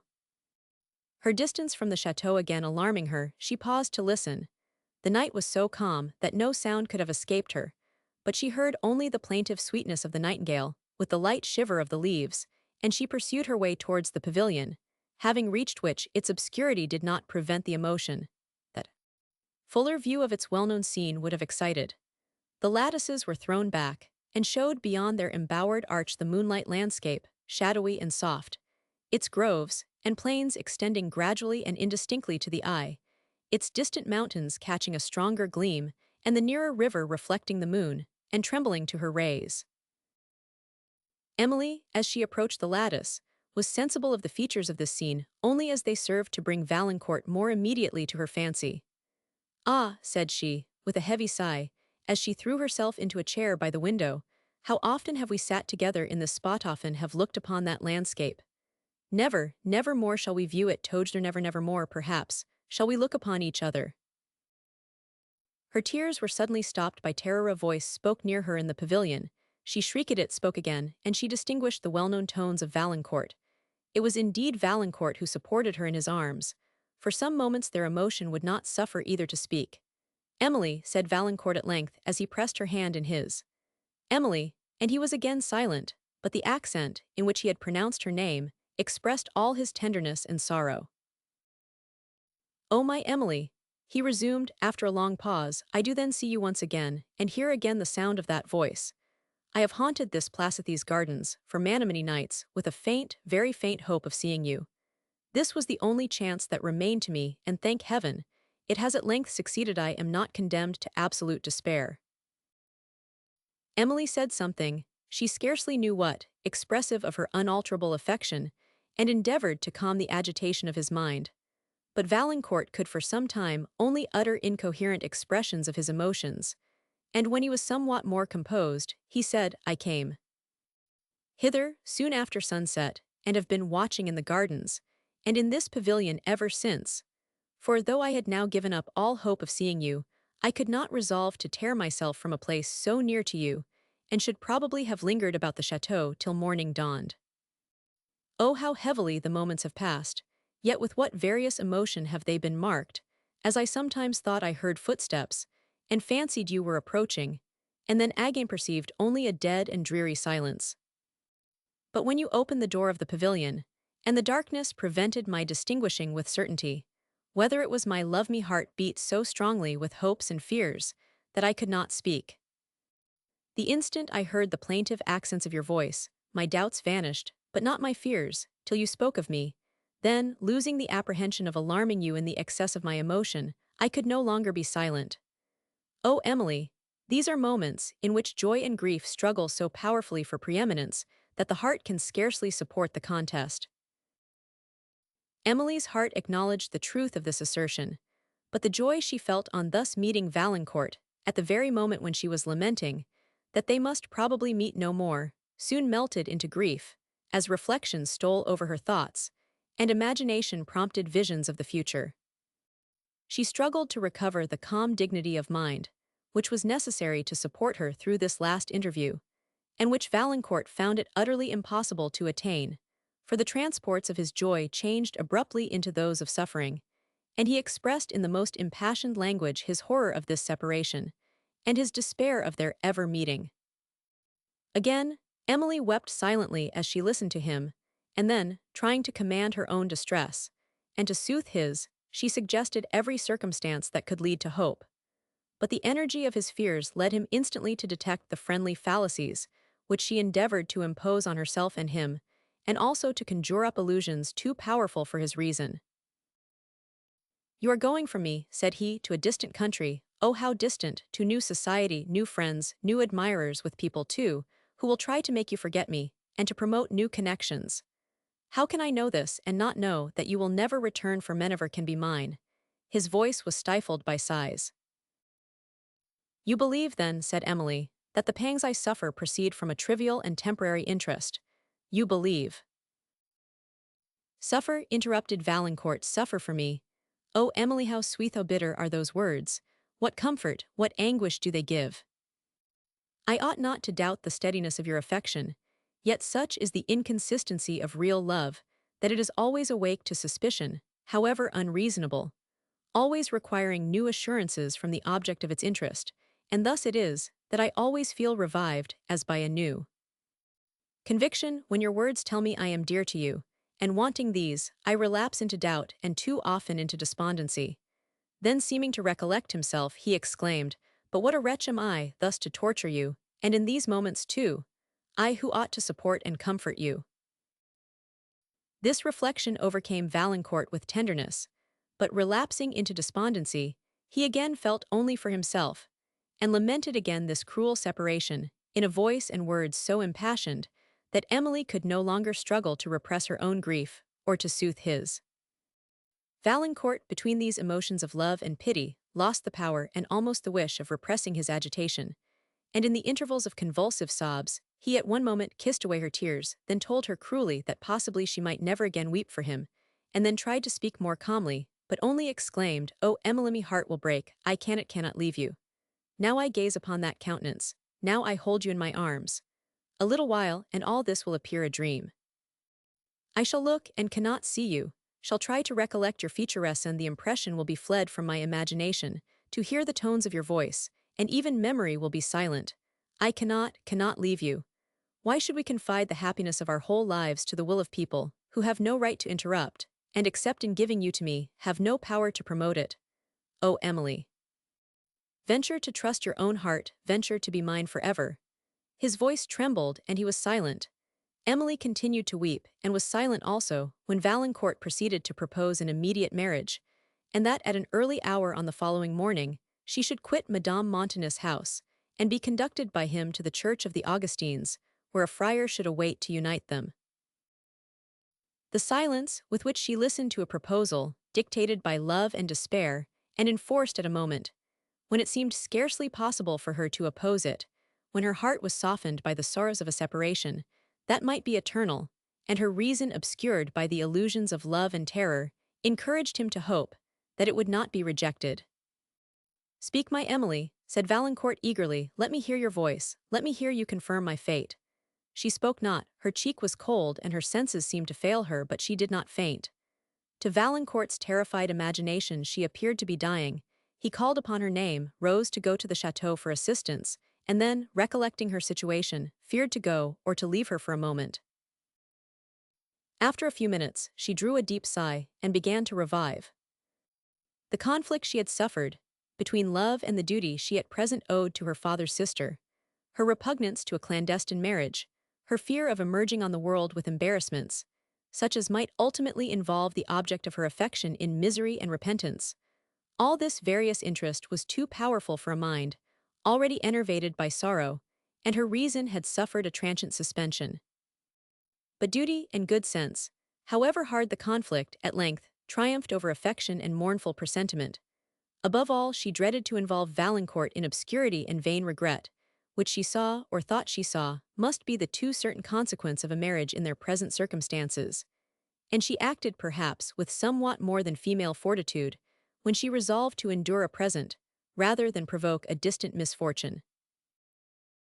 With a candor that proved how truly she esteemed and loved him, and which endeared her to him, if possible, more than ever, she told Valancourt all her reasons for rejecting his proposals. Those which influenced her concerning his future welfare, he instantly refuted, or rather contradicted. But they awakened tender considerations for her, which the frenzy of passion and despair had concealed before, and love, which had but lately prompted him to propose a clandestine. An immediate marriage now induced him to renounce it. The triumph was almost too much for his heart. For Emily's sake, he endeavored to stifle his grief, but the swelling anguish would not be restrained. "Oh, Emily," said he, I must leave you, and I know it is forever." Convulsive sobs again interrupted his words, and they wept together in silence, till Emily, recollecting the danger of being discovered, and the impropriety of prolonging an interview, which might subject her to censure, summoned all her fortitude to utter a last farewell. "Stay," said Valancourt, "I conjure you stay, for I have much to tell you. The agitation of my mind has hitherto suffered me to speak only on the subject that occupied it.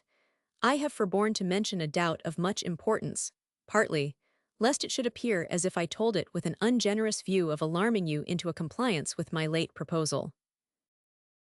Emily, much agitated, did not leave Valancourt, but she led him from the pavilion, and as they walked upon the terrace, he proceeded as follows. "This Montoni, I have heard some strange hints concerning him. Are you certain he is of Madame Quesnel's family, and that his fortune is what it appears to be?" "I have no reason to doubt either," replied Emily, in a voice of alarm. "Of the first, indeed, I cannot doubt, but I have no certain means of judging of the latter, and I entreat you will tell me all you have heard." "That I certainly will, but it is very imperfect and unsatisfactory information. I gathered it by accident from an Italian, who was speaking to another person of this Montoni. They were talking of his marriage. The Italian said that if he was the person he meant, he was not likely to make Madame Charon happy. He proceeded to speak of him in general terms of dislike, and then gave some particular hints concerning his character that excited my curiosity, and I ventured to ask him a few questions. He was reserved in his replies, but after hesitating for some time, he owned that he had understood abroad that Montoni was a man of desperate fortune and character. He said something of a castle of Montanus, situated among the Apennines, and of some strange circumstances that might be mentioned as to his former mode of life. I pressed him to inform me further, but I believe the strong interest I felt was visible in my manner, and alarmed him, for no entreaties could prevail with him to give any explanation of the circumstances he had alluded to, or to mention anything further concerning Montoni. I observed to him that if Montoni was possessed of a castle in the Apennines, it appeared from such a circumstance that he was of some family, and also seemed to contradict the report that he was a man of entirely broken fortunes. He shook his head, and looked as if he could have said a great deal but made no reply. A hope of learning something more satisfactory, or more positive, detained me in his company a considerable time, and I renewed the subject repeatedly. But the Italian wrapped himself up in reserve, said that what he had mentioned he had caught only from a floating report, and that reports frequently arose from personal malice, and were very little to be depended upon. I forbore to press the subject farther, since it was obvious that he was alarmed for the consequence of what he had already said, and I was compelled to remain in uncertainty on a point where suspense is almost intolerable. Think, Emily, what I must suffer to see you depart for a foreign country, committed to the power of a man of such doubtful character as is this Montoni. But I will not alarm you unnecessarily. It is possible, as the Italian said at first, that this is not the Montoni he alluded to. Yet, Emily, consider well before you resolve to commit yourself to him. Oh, I must not trust myself to speaker, I shall renounce all the motives which so lately influenced me to resign the hope of your becoming mine immediately. Valancourt walked upon the terrace with hurried steps, while Emily remained leaning on the balustrade in deep thought. The information she had just received excited, perhaps, more alarm than it could justify, and raised once more the conflict of contrasted interests. She had never liked Montoni. The fire and keenness of his eye, its proud exultation, its bold fierceness, its sullen watchfulness, as occasion, and even slight occasion, had called forth the latent soul, she had often observed with emotion, while from the usual expression of his countenance she had always shrunk. From such observations she was the more inclined to believe that it was this Montoni, of whom the Italian had uttered his suspicious hints. The thought of being solely in his power in a foreign land was terrifying to her, but it was not by terror alone that she was urged to an immediate marriage with Valancourt. The tenderest love had already pleaded his cause, but had been unable to overcome her opinion as to her duty, her disinterested considerations for Valancourt, and the delicacy which made her revolt from a clandestine union. It was not to be expected that a vague terror would be more powerful than the united influence of love and grief, but it recalled all their energy and rendered a second conquest necessary. With Valancourt, whose imagination was now awake to the suggestion of every passion, whose apprehensions for Emily had acquired strength by the mere mention of them, and became every instant more powerful, as his mind brooded over them, with Valancourt no second conquest was attainable. He thought he saw in the clearest light, and love assisted the fear, that this journey to Italy would involve Emily in misery. He determined, therefore, to persevere in opposing it, and in conjuring her to bestow upon him the title of her lawful protector. Emily, said he, with solemn earnestness, this is no time for scrupulous distinctions, for weighing the dubious and comparatively trifling circumstances that may affect our future comfort. I now see, much more clearly than before, the train of serious dangers you are going to encounter with a man of Montanus character. Those dark hints of the Italian spoke much, but not more than the idea I have of Montanus' disposition, as exhibited even in his countenance. I think I see at this moment all that could have been hinted, written there. He is the Italian whom I fear, and I conjure you for your own sake, as well as for mine, to prevent the evils I shudder to foresee. O Emily, let my tenderness, my arms withhold you from them, give me the right to defend you. Emily only sighed, while Valancourt proceeded to remonstrate and to entreat with all the energy that love and apprehension could inspire. But, as his imagination magnified to her the possible evils she was going to meet, the mists of her own fancy began to dissipate, and allowed her to distinguish the exaggerated images, which imposed on his reason. She considered that there was no proof of Montoni being the person whom the stranger had meant, that even if he was so, the Italian had noticed his character and broken fortunes merely from report, and that, though the countenance of Montoni seemed to give probability to a part of the rumor, it was not by such circumstances that an implicit belief of it could be justified. These considerations would probably not have arisen so distinctly to her mind, at this time, had not the terrors of Valancourt presented to her such obvious exaggerations of her danger, as incited her to distrust the fallacies of passion. But, while she endeavored in the gentlest manner to convince him of his error, she plunged him into a new one. His voice and countenance changed to an expression of dark despair. "Emily," said he, this moment is the bitterest that has yet come to me. You cannot love me. It would be impossible for you to reason thus coolly, thus deliberately, if you 999. I am torn with anguish at the prospect of our separation, and of the evils that may await you in consequence of it. I would encounter any hazards to prevent it or save you. No, Emily, no, you cannot love me. We have now little time to waste in exclamation, or assertion, said Emily, endeavoring to conceal her emotion. If you are yet to learn how dear you are, and ever must be, to my heart, no assurances of mine can give you conviction. The last words faltered on her lips, and her tears flowed fast. These words and tears brought, once more, and with instantaneous force, conviction of her love to Valancourt. He could only exclaim, "Emily, Emily," and weep over the hand he pressed to his lips. But she, after some moments, again roused herself from the indulgence of sorrow and said, "I must leave you. It is late, and my absence from the château may be discovered. Think of Melave Muhin, I am far away, the belief of this will be my comfort." "Think of you, love you," exclaimed Valancourt. "Try to moderate these transports," said Emily, "for my sake try." "For your sake."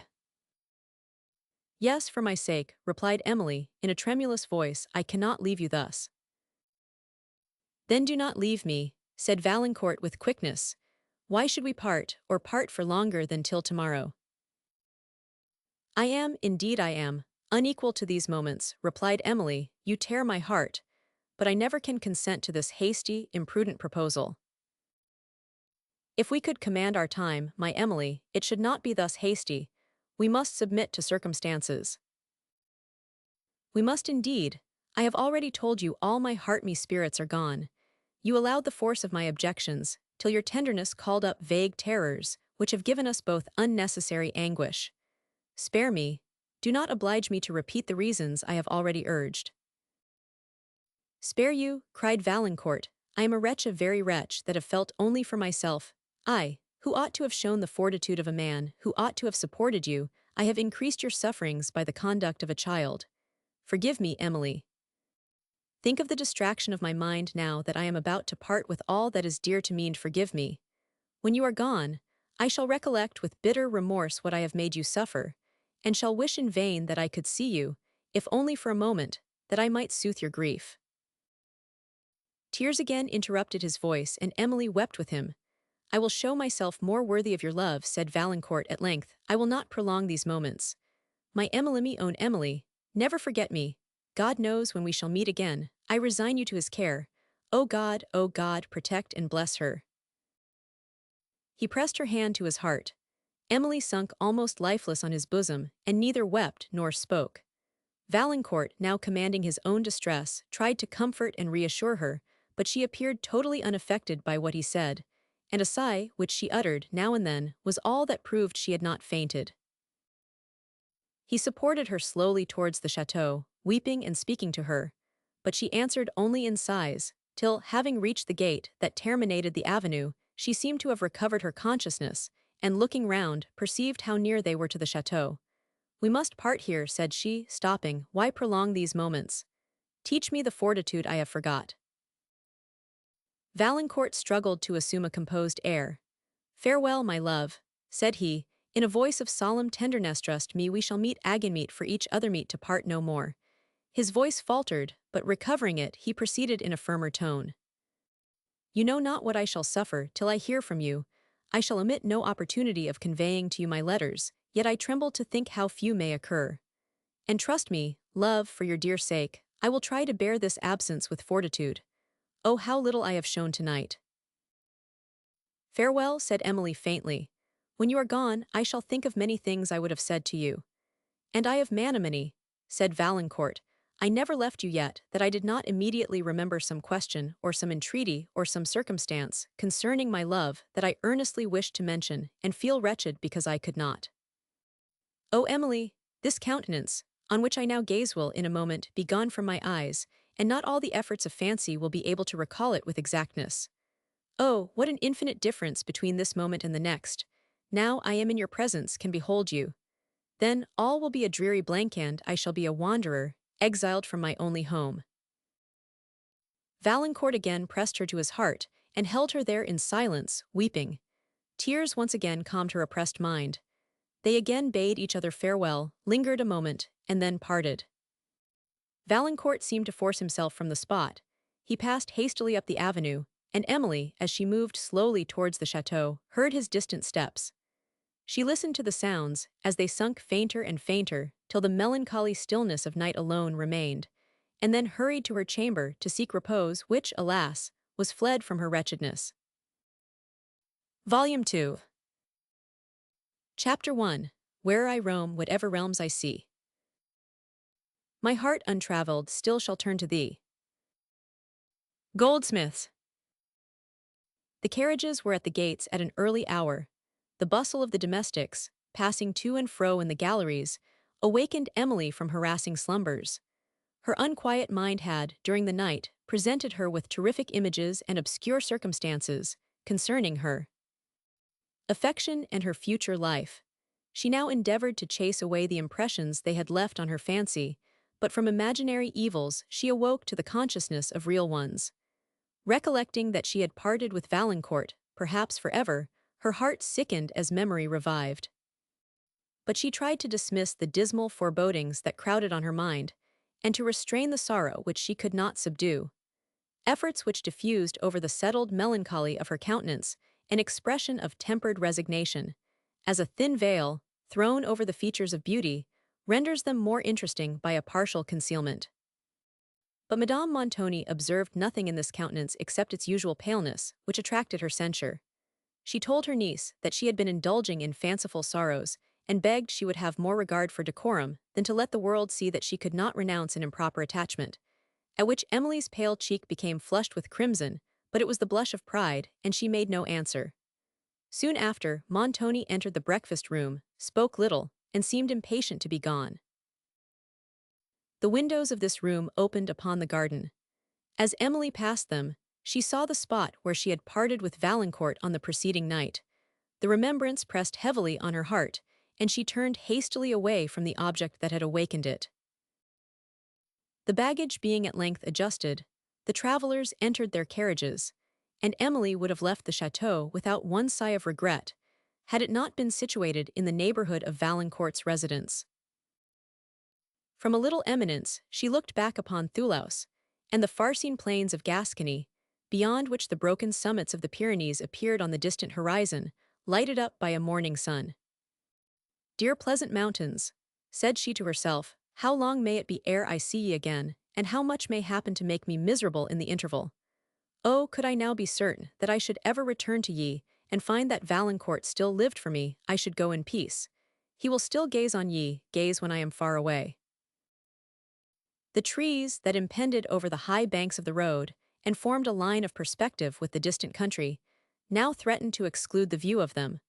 But the bluish mountains still appeared beyond the dark foliage, and Emily continued to lean from the coach window, till at length the closing branches shut them from her sight.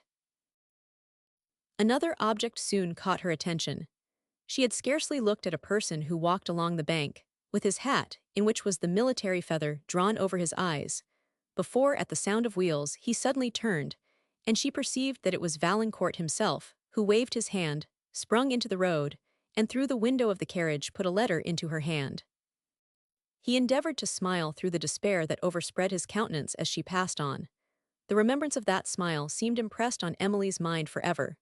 She leaned from the window, and saw him on a knoll of the broken bank, leaning against the high trees that waved over him, and pursuing the carriage with his eyes. He waved his hand, and she continued to gaze till distance confused his figure, and at length another turn of the road entirely separated him from her sight. Having stopped to take up Signor Cavigni at a château on the road, the travelers, of whom Emily was disrespectfully seated with Madame Montoni's woman in a second carriage, pursued their way over the plains of Languedoc. The presence of this servant restrained Emily from reading Valancourt's letter, for she did not choose to expose the emotions it might occasion to the observation of any person. Yet such was her wish to read this his last communication, that her trembling hand was every moment on the point of breaking the seal. At length they reached the village, where they stayed only to change horses, without alighting, and it was not till they stopped to dine that Emily had an opportunity of reading the letter. Though she had never doubted the sincerity of Valancourt's affection, the fresh assurances she now received of it revived her spirits. She wept over his letter in tenderness, laid it by to be referred to when they should be particularly depressed, and then thought of him with much less anguish than she had done since they parted. Among some other requests, which were interesting to her, because expressive of his tenderness, and because a compliance with them seemed to annihilate for a while the pain of absence, he entreated she would always think of him at sunset. "You will then meet me in thought," said he. "I shall constantly watch the sunset, and I shall be happy in the belief that your eyes are fixed upon the same object with mine, and that our minds are conversing. You know not, Emily, the comfort I promise myself from these moments, but I trust you will experience it." It is unnecessary to say with what emotion Emily, on this evening, watched the declining sun, over a long extent of plains, on which she saw it set without interruption, and sink towards the province which Valancourt inhabited. After this hour her mind became far more tranquil and resigned than it had been since the marriage of Montoni and her aunt.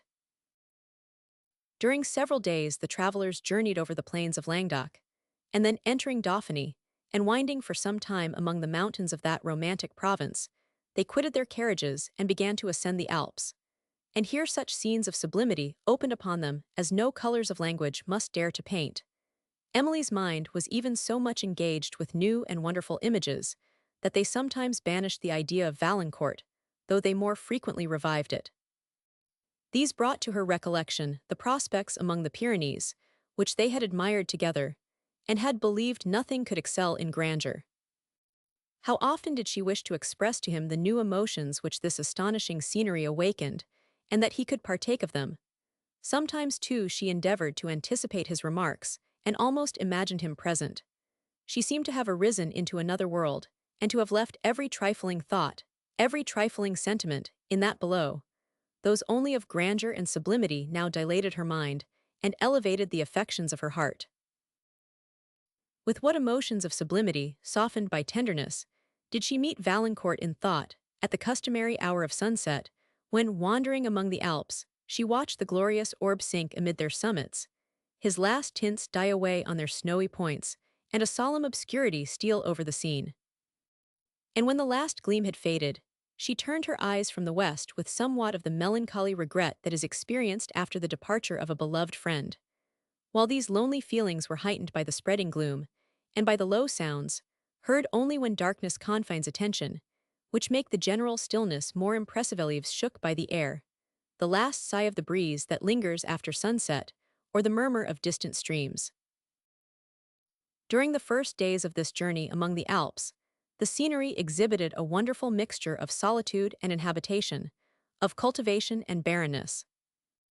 On the edge of tremendous precipices, and within the hollow of the cliffs below which the clouds often floated, were seen villages, spires, and convent towers, while green pastures and vineyards spread their hues at the feet of perpendicular rocks of marble, or of granite, whose points, tufted with alpine shrubs or exhibiting only massy crags, rose above each other, till they terminated in the snow-topped mountain, whence the torrent fell, that thundered along the valley.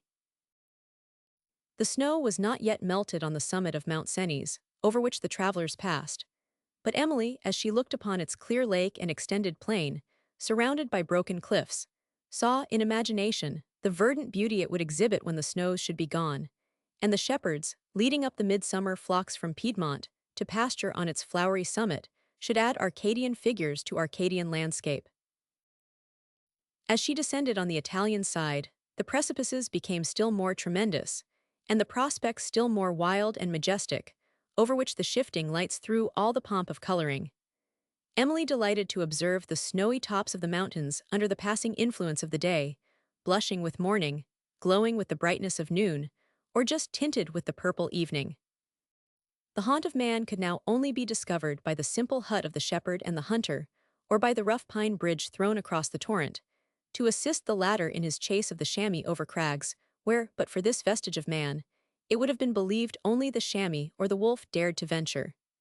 As Emily gazed upon one of these perilous bridges, with the cataract foaming beneath it, some images came to her mind, which she afterwards combined in the following. Storied Sonnet.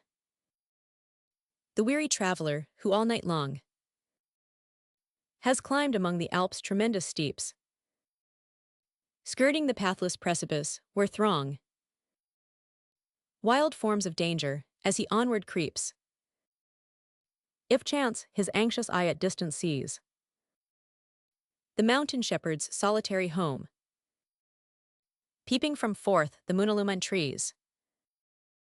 What sudden transports to his bosom come?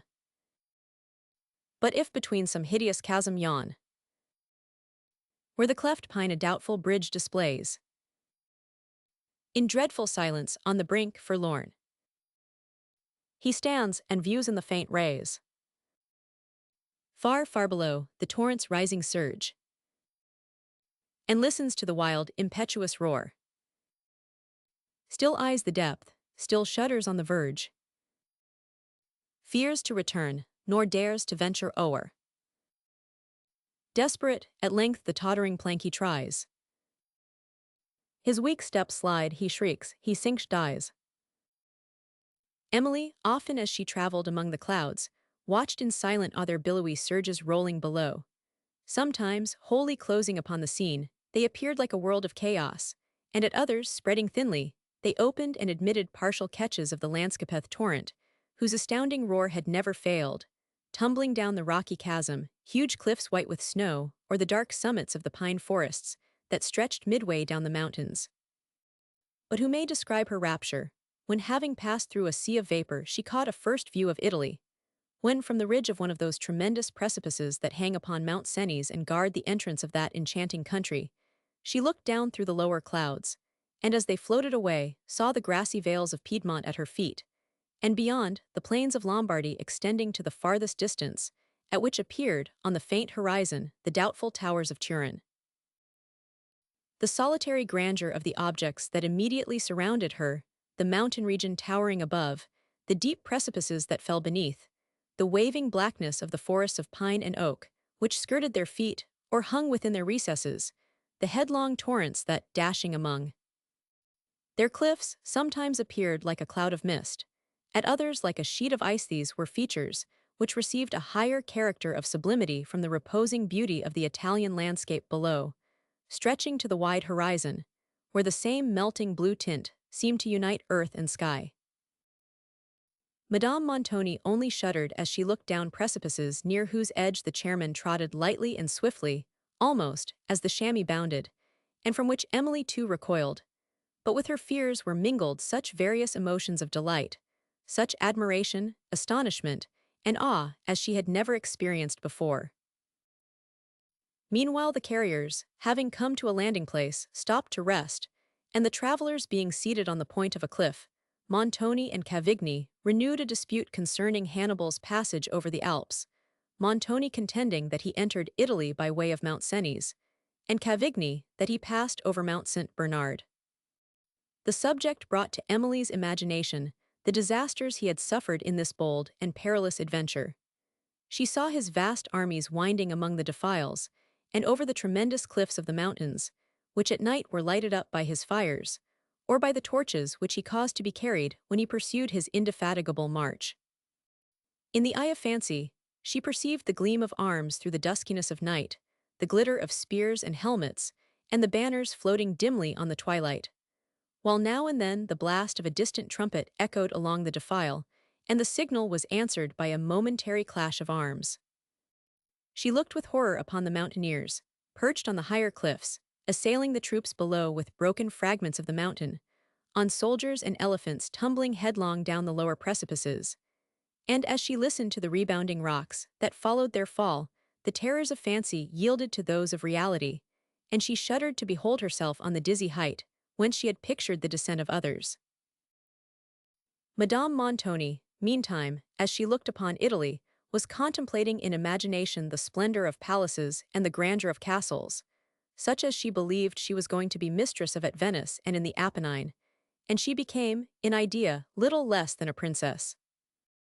Being no longer under the alarms which had deterred her from giving entertainments to the beauties of Thulaus, whom Montoni had mentioned with more eclat to his own vanity than credit to their discretion, or regard to truth, she determined to give concerts, though she had neither ear nor taste for music, conversazioni, though she had no talents for conversation, and to outvie, if possible, in the gaieties of her parties and the magnificence of her liveries, all the noblesse of Venice. This blissful reverie was somewhat obscured when she recollected the signor, her husband, who, though he was not averse to the profit which sometimes results from such parties, had always shown a contempt of the frivolous parade that sometimes attends them, till she considered that his pride might be gratified by displaying, among his own friends, in his native city, the wealth which he had neglected in France, and she courted again the splendid illusions that had charmed her before. The travelers, as they descended, gradually, exchanged the region of winter for the genial warmth and beauty of spring. The sky began to assume that serene and beautiful tint peculiar to the climate of Italy. Patches of young verdure, fragrant shrubs and flowers looked gaily among the rocks, often fringing their rugged brows, or hanging in tufts from their broken sides, and the buds of the oak and mountain ash were expanding into foliage. Descending lower, the orange and the myrtle, every now and then, appeared in some sunny nook, with their yellow blossoms peeping from among the dark green of their leaves, and mingling with the scarlet flowers of the pomegranate and the paler ones of the arbutus that ran mantling to the crags above. While lower still, spread the pastures of Piedmont, where early flocks were cropping the luxuriant herbage of spring.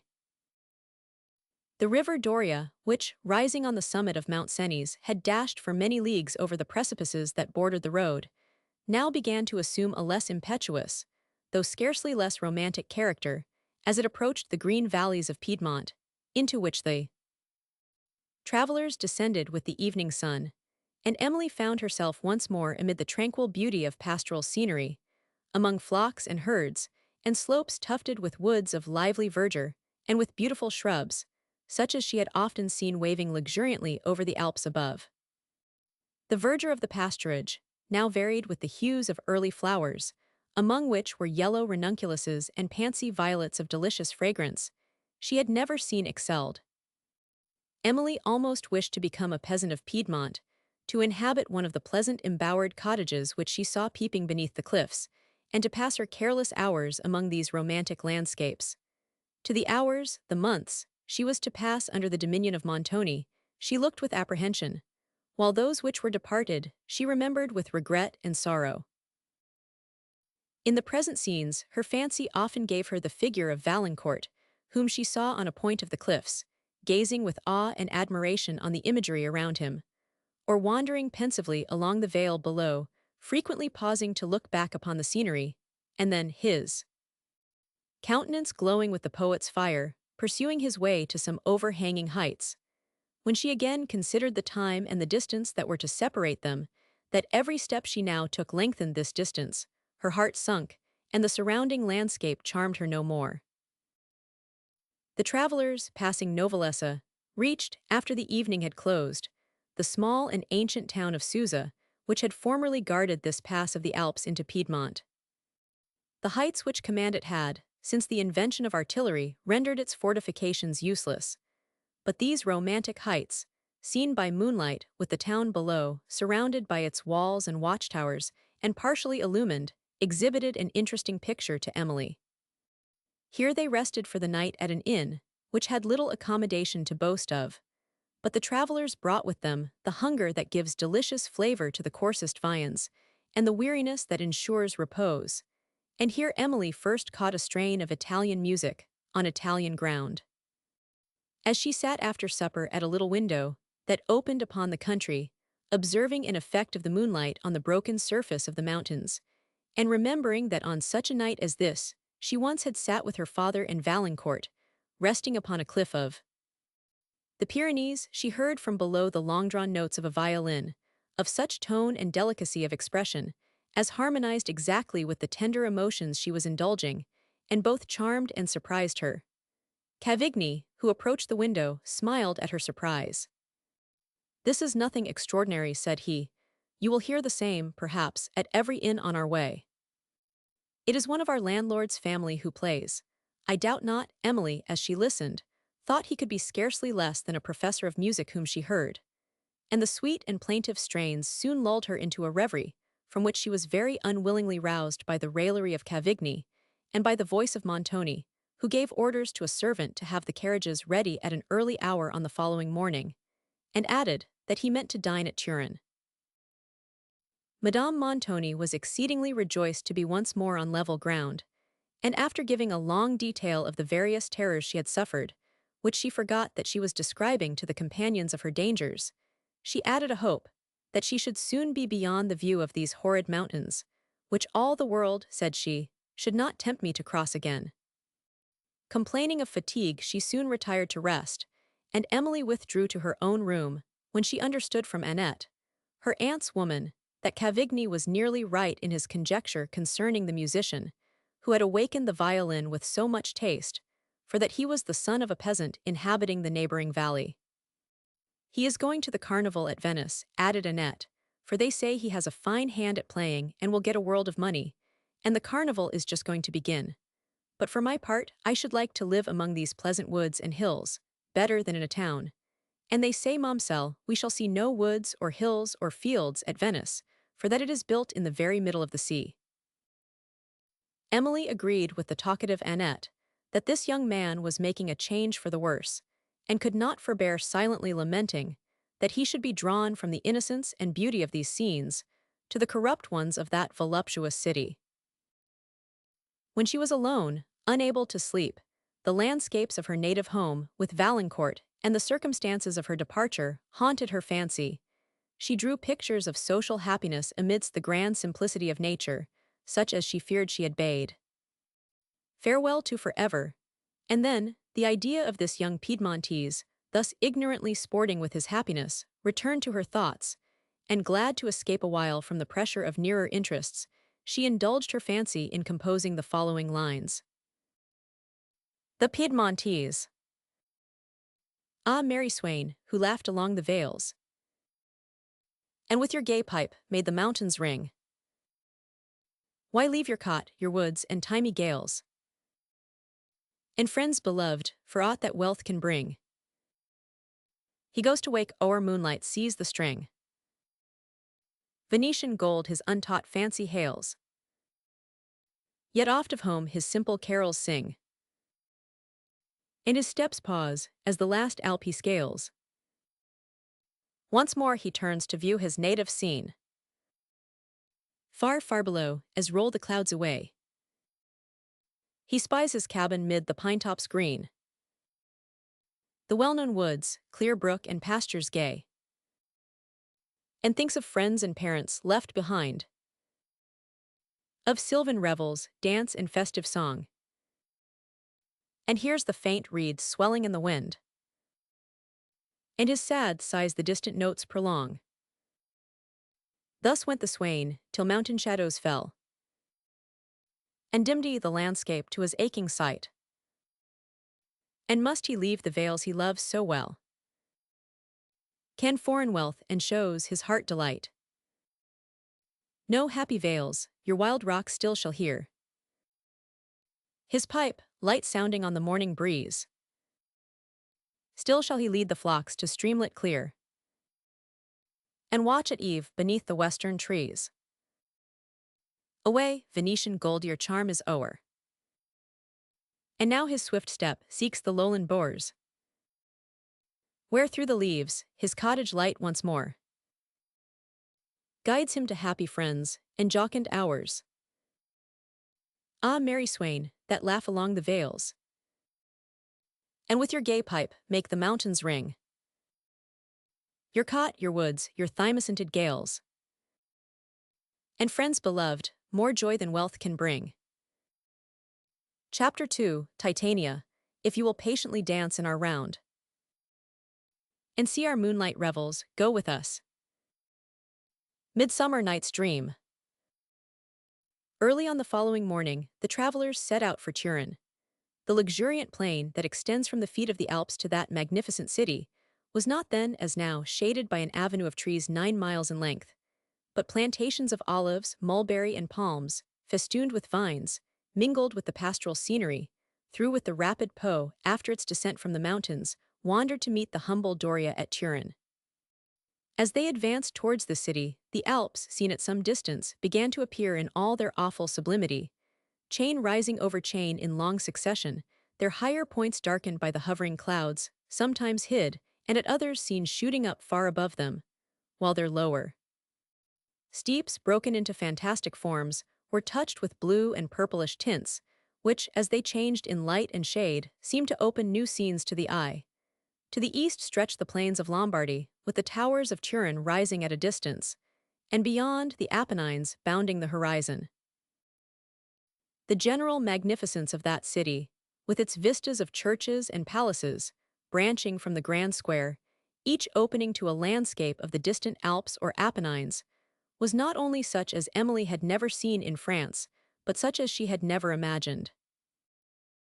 Montoni, who had been often at Turin, and cared little about views of any kind, did not comply with his wife's request that they might survey some of the palaces, but staying only till the necessary refreshments could be obtained, they set forward for Venice. With all possible rapidity, Montoni's manner during this journey was grave and even haughty, and towards Madame Montoni he was more especially reserved, but it was not the reserve of respect so much as of pride and discontent. Of Emily he took little notice. With Cavigni his conversations were commonly on political or military topics, such as the convulsed state of their country rendered at this time particularly interesting. Emily observed that at the mention of any daring exploit, Montoni's eyes lost their sullenness, and seemed instantaneously to gleam with fire. Yet they still retained somewhat of a lurking cunning, and she sometimes thought that their fire partook more of the glare of malice than the brightness of valor, though the latter would well have harmonized with the high chivalric air of his figure, in which Cavigni, with all his gay and gallant manners, was his inferior.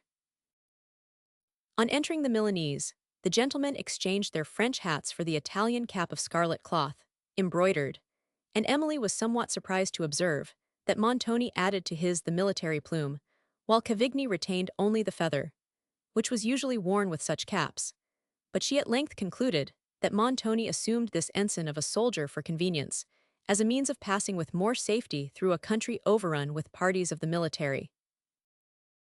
Over the beautiful plains of this country, the devastations of war were frequently visible. Where the lands had not been suffered to lie uncultivated, they were often tracked with the steps of the spoiler.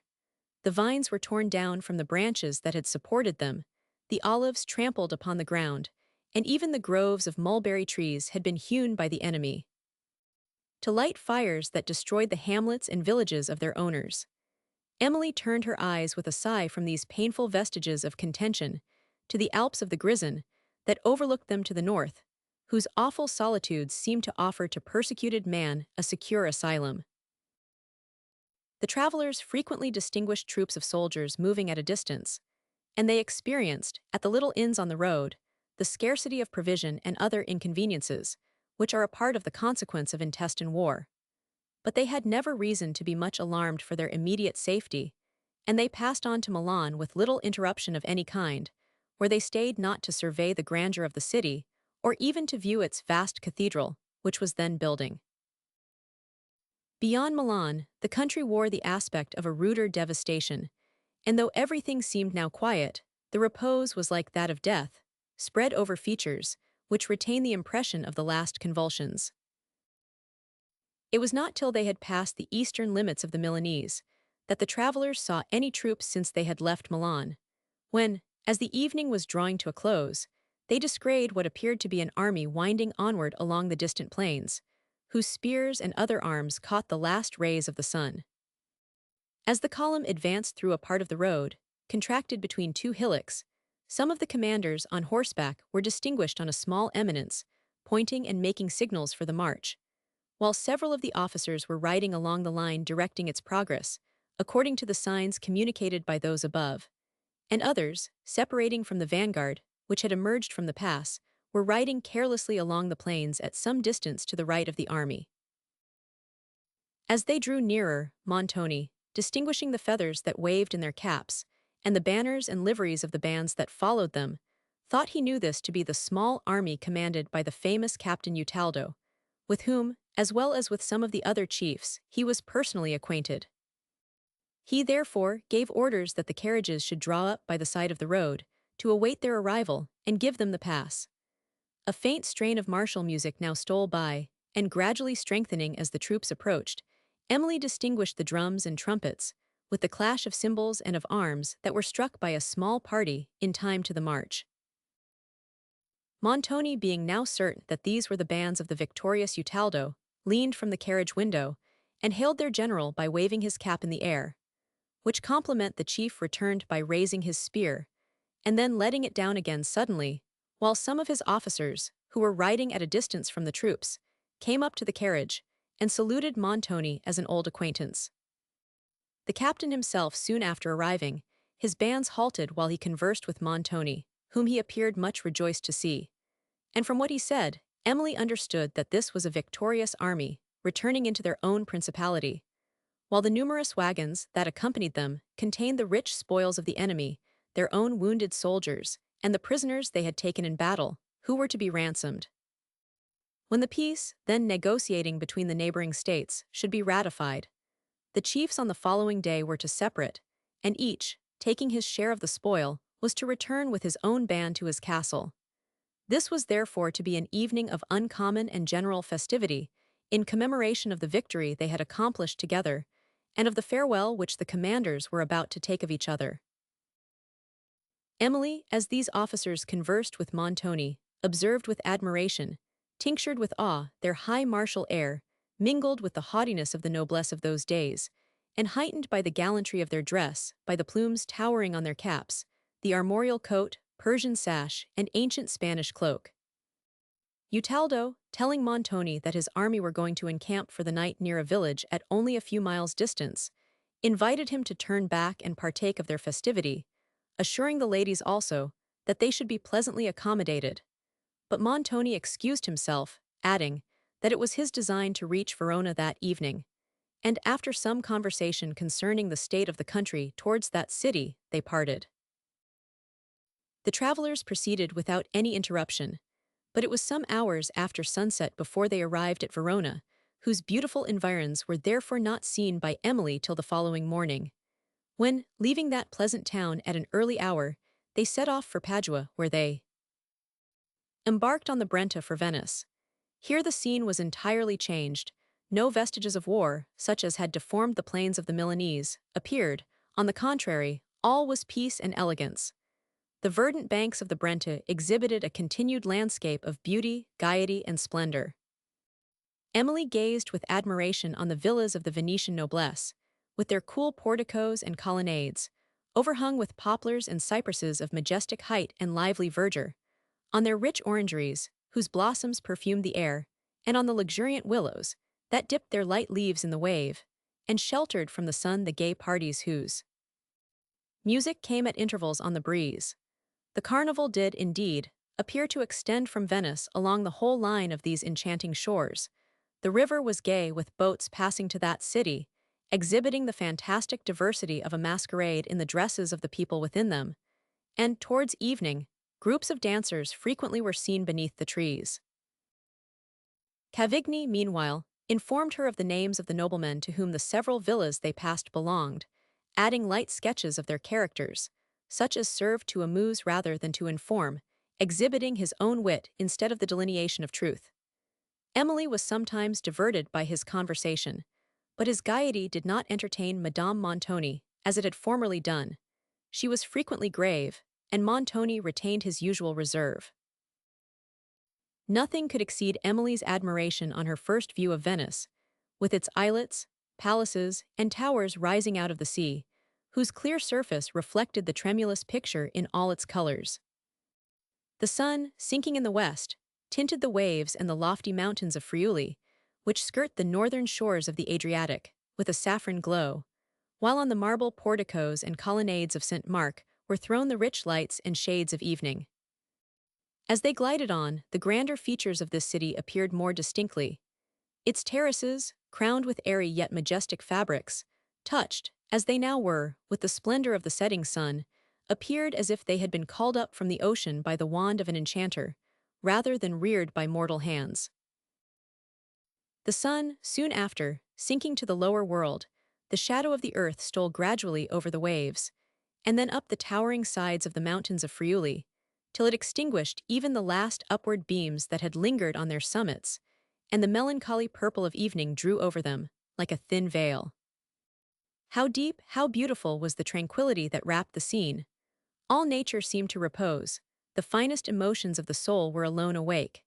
Emily's eyes filled with tears of admiration and sublime devotion, as she raised them over the sleeping world to the vast heavens, and heard the notes of solemn music that stole over the waters from a distance. She listened in still rapture, and no person of the party broke the charm by an inquiry. The sound seemed to grow on the air, for so smoothly did the barge glide along, that its motion was not perceivable, and the fairy city appeared approaching to welcome the strangers. They now distinguished a female voice, accompanied by a few instruments, singing a soft and mournful air, and its fine expression, as sometimes it seemed pleading with the impassioned tenderness of love, and then languishing into the cadence of hopeless grief, declared that it flowed from no feigned sensibility. Ah, thought Emily, as she sighed and remembered Valancourt, those strains come from the heart. She looked round with anxious enquiry. The deep twilight that had fallen over the scene admitted only imperfect images to the eye, but at some distance on the sea, she thought she perceived a gondola. A chorus of voices and instruments now swelled on the air so sweet, so solemn. It seemed like the hymn of angels descending through the silence of night. Now it died away, and fancy almost beheld the holy choir rescending towards heaven. Then again it swelled with the breeze, trembled a while, and again died into silence. It brought to Emily's recollection some lines of her late father, and she repeated in a low voice.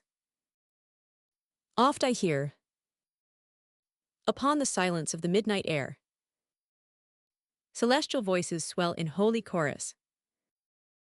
That bears the soul to heaven. The deep stillness that succeeded was as expressive as the strain that had just ceased. It was uninterrupted for several minutes, till a general sigh seemed to release the company from their enchantment. Emily, however, long indulged the pleasing sadness that had stolen upon her spirits, but the gay and busy scene that appeared as the barge approached St. Mark's Place at length roused her attention. The rising moon, which threw a shadowy light upon the terraces and illumined the porticos and magnificent arcades that crowned them, discovered the various company, whose light steps, soft guitars, and softer voices echoed through the colonnades. The music they heard before now passed Montoni's barge, in one of the gondolas, of which several were seen skimming along the moonlight sea, full of gay parties, catching the cool breeze. Most of these had music, made sweeter by the waves over which it floated, and by the measured sound of oars as they dashed the sparkling tide. Emily gazed and listened, and thought herself in a fairy scene. Even Madame Montoni was pleased. Montoni congratulated himself on his return to Venice, which he called the first city in the world, and Cavigni was more gay and animated than ever. The barge passed on to the Grand Canal, where Montoni's mansion was situated. And here, other forms of beauty and of grandeur, such as her imagination had never painted, were unfolded to Emily in the palaces of Sansovino and Palladio, as she glided along the waves. The air bore no sounds, but those of sweetness, echoing along each margin of the canal and from gondolas on its surface, while groups of masks were seen dancing on the moonlight terraces, and seemed almost to realize the romance of fairyland. The barge stopped before the portico of a large house, from whence a servant of Montoni crossed the terrace, and immediately the party disembarked. From the portico they passed a noble hall to a staircase of marble, which led to a saloon, fitted up in a style of magnificence that surprised Emily. The walls and ceilings were adorned with historical and allegorical paintings, in fresco. Silver tripods, depending from chains of the same metal, illumined the apartment, the floor of which was covered with Indian mats painted in a variety of colors and devices. The couches and drapery of the lattices were of pale green silk, embroidered and fringed with green and gold. Balcony lattices opened upon the Grand Canal, whence rose a confusion of voices and of musical instruments, and the breeze that gave freshness to the apartment. Emily, considering the gloomy temper of Montoni, looked upon the splendid furniture of this house with surprise, and remembered the report of his being a man of broken fortune with astonishment. Ah, said she to herself, if Valancourt could but see this mansion, what peace would it give him? He would then be convinced that the report was groundless. Madame Montoni seemed to assume the air of a princess, but Montoni was restless and discontented, and did not even observe the civility of bidding her welcome to her home. Soon after his arrival, he ordered his gondola and with Cavigni went out to mingle in the scenes of the evening.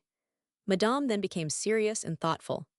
Emily, who was charmed with everything she saw, endeavored to enliven her, but reflection had not, with Madame Montoni, subdued caprice and ill-humor, and her answers discovered so much of both, that Emily gave up the attempt of diverting her, and withdrew to a lattice to amuse herself with the scene without, so new and so enchanting. The first object that attracted her notice was a group of dancers on the terrace below, led by a guitar and some other instruments. The girl who struck the guitar and another who flourished a tambourine passed on in a dancing step, and with a light grace and gaiety of heart that would have subdued the goddess of spleen in her worst humor. After these came a group of fantastic figures, some dressed as gondolieri, others as minstrels, while others seemed to defy all description. They sung in parts, their voices accompanied by a few soft instruments. At a little distance from the portico they stopped, and Emily distinguished the verses of Ariosto. They sung of the wars of the Moors against Charlemagne, and then of the woes of Orlando. Afterwards the measure changed, and the melancholy sweetness of Petrarch succeeded.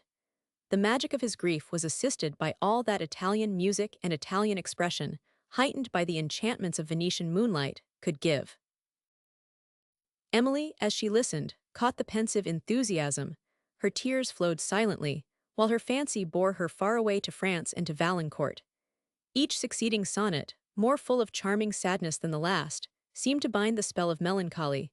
With extreme regret she saw the musicians move on, and her attention followed the strain till the last faint warble died in air. She then remained sunk in that pensive tranquillity, which soft music leaves on the mind state like that produced by the view of a beautiful landscape by moonlight, or by the recollection of scenes marked with the tenderness of friends lost forever, and with sorrows, which time has mellowed into mild regret. Such scenes are indeed, to the mind, like those faint traces which the memory bears of music that is past. Other sounds soon awakened her attention. It was the solemn harmony of horns that swelled from a distance, and observing the gondolas arrange themselves along the margin of the terraces, she threw on her veil, and stepping into the balcony, discerned, in the distant perspective of the canal, something like a procession, floating on the light surface of the water. As it approached, the horns and other instruments mingled sweetly, and soon after the fabled deities of the city seemed to have arisen from the ocean, for Neptune, with Venus personified as his queen, came on the undulating waves, surrounded by tritons and sea nymphs. The fantastic splendor of this spectacle, together with the grandeur of the surrounding palaces, appeared like the vision of a poet suddenly embodied, and the fanciful images, which it awakened in Emily's mind, lingered there long after the procession had passed away. She indulged herself in imagining what might be the manners and delights of a sea nymph, till she almost wished to throw off the habit of mortality and plunge into the green wave to participate them. How delightful, said she, to live amidst the coral bowers and crystal caverns of the ocean, with my sister nymphs, and listen to the sounding waters above, and to the soft shells of the tritons. And then, after sunset, to skim on the surface of the waves round wild rocks and along sequestered shores, where perhaps some pensive wanderer comes to weep. Then would I soothe his sorrows with my sweet music, and offer him from a shell some of the delicious fruit that hangs round Neptune's palace. She was recalled from her reverie to a mere mortal supper, and could not forbear smiling at the fancies she had been indulging, and at her conviction of the serious displeasure which Madame Montoni would have expressed, could she have been made acquainted with them. After supper her aunt sat late, but Montoni did not return, and she at length retired to rest. If Emily had admired the magnificence of the saloon, she was not less surprised, on observing the half-furnished and forlorn appearance of the apartments she passed in the way to her chamber, whither she went through long suites of noble rooms, that seemed, from their desolate aspect, to have been unoccupied for many years. On the walls of some were the faded remains of tapestry, from others, painted in fresco, the damps had almost withdrawn both colors and design. At length she reached her own chamber, spacious, desolate, and lofty, like the rest, with high lattices that opened towards the Adriatic. It brought gloomy images to her mind, but the view of the Adriatic soon gave her others more airy, among which was that of the sea nymph, whose delights she had before amused herself with picturing. And, anxious to escape from serious reflections, she now endeavored to throw her fanciful ideas into a train, and concluded the hour with composing the following lines. The sea nymph. Down, down 1,000 fathom deep. Among the sounding seas I go. Play round the foot of every steep, whose cliffs above the ocean grow. There within their secret cares, I hear the mighty rivers roar, and guide their streams through Neptune's waves, to bless the green earth's inmost shore, and bid the freshened waters glide.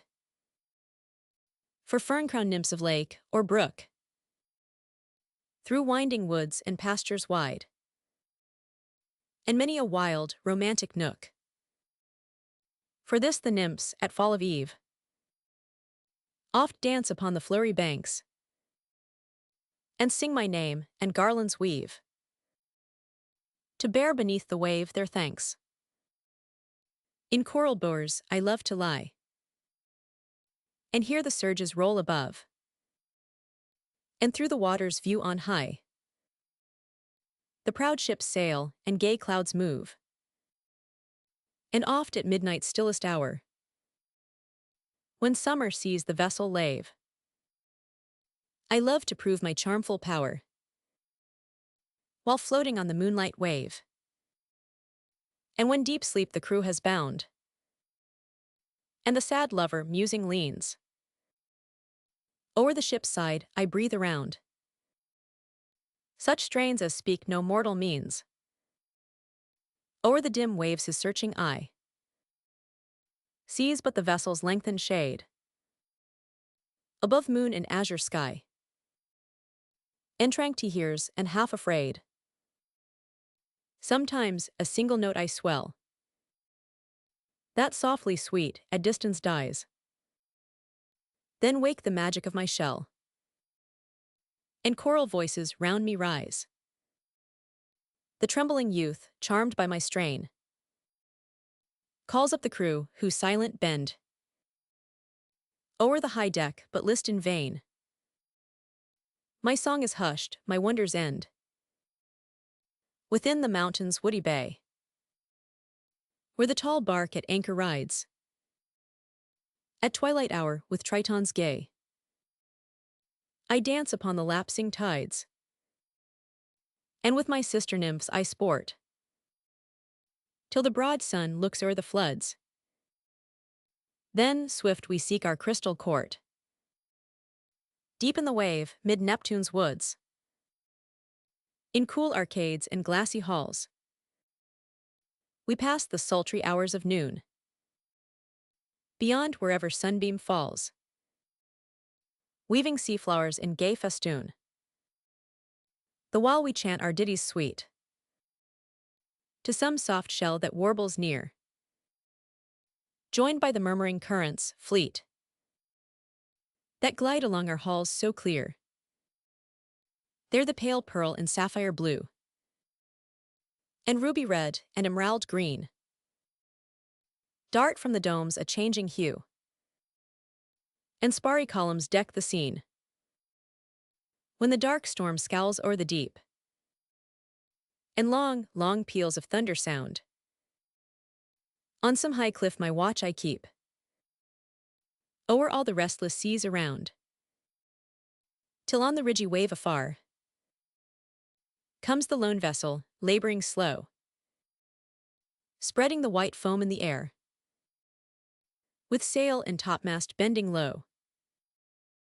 Then plunge I mid the ocean's roar, my way by quivering lightnings shown, to guide the bark to peaceful shore, and hush the sailor's fearful groan. And if too late I reach its side, to save it from the whelming surge, I call my dolphins o'er the tide, to bear the crew where isles emerge. Their mournful spirits soon I cheer, while round the desert coast I go. With warbled songs they faintly hear, oft as the stormy gust sinks low.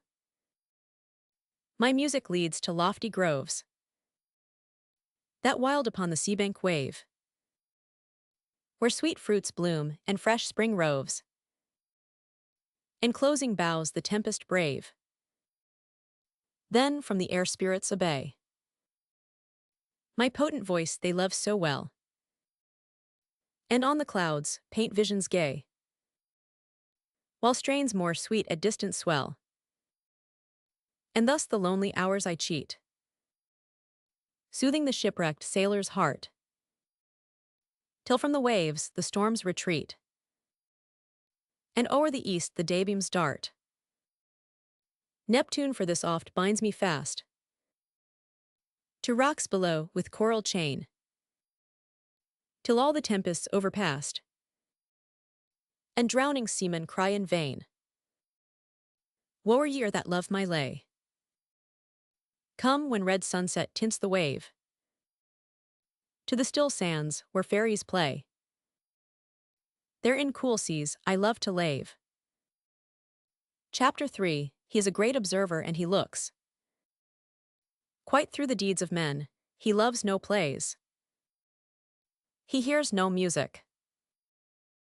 Seldom he smiles, and smiles in such a sort, as if he mocked himself and scorned his spirit, that could be moved to smile at anything. Such men as he be never at heart's ease, while they behold a greater than themselves. Julius Caesar. Montoni and his companion did not return home till many hours after the dawn had blushed upon the Adriatic.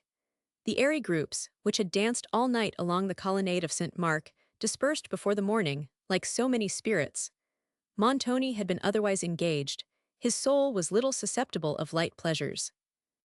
He delighted in the energies of the passions, the difficulties and tempests of life, which wreck the happiness of others, roused and strengthened all the powers of his mind, and afforded him the highest enjoyments, of which his nature was capable. Without some object of strong interest, life was to him little more than a sleep, and when pursuits of real interest failed, he substituted artificial ones, till habit changed their nature, and they ceased to be unreal. Of this kind was the habit of gaming, which he had adopted first, for the purpose of relieving him from the languor of inaction, but had since pursued with the ardor of passion. In this occupation he had passed the night with Cavigni and a party of young men, who had more money than rank, and more vice than either. Montoni despised the greater part of these for the inferiority of their talents, rather than for their vicious inclinations, and associated with them only to make them the instruments of his purposes. Among these, however, were some of superior abilities, and a few whom Montoni admitted to his intimacy, but even towards these he still preserved a decisive and haughty air, which, while it imposed submission on weak and timid minds, roused the fierce hatred of strong ones. He had, of course, many and bitter enemies, but the rancor of their hatred proved the degree of his power, and, as power was his chief aim, he gloried more in such hatred than it was possible he could in being esteemed. A feeling so tempered as that of esteem he despised, and would have despised himself also had he thought himself capable of being flattered by it. Among the few whom he distinguished were were the signors Bertolini, Orsino, and Verezzi. The first was a man of gay temper, strong passions, dissipated and of unbounded extravagance, but generous, brave, and unsuspicious. Orsino was reserved and haughty, loving power more than ostentation, of a cruel and suspicious temper, quick to feel an injury and relentless in avenging it, cunning and unsearchable in contrivance, patient and indefatigable in the execution of his schemes. He had a perfect command of feature and of his passions, of which he had scarcely any but pride, revenge, and avarice, and in the gratification of these, few considerations had power to restrain him, few obstacles to withstand the depth of his stratagems. This man was the chief favorite of Montoni. Verezzi was a man of some talent, of fiery imagination, and the slave of alternate passions. He was gay, voluptuous, and daring, yet had neither perseverance nor true courage, and was meanly selfish in all his aims. Quick to form schemes and sanguine in his hope of success, he was the first to undertake and to abandon not only his own plans but those adopted from other persons. Proud and impetuous, he revolted against all subordination, yet those who were acquainted with his character and watched the turn of his passions could lead him like a child.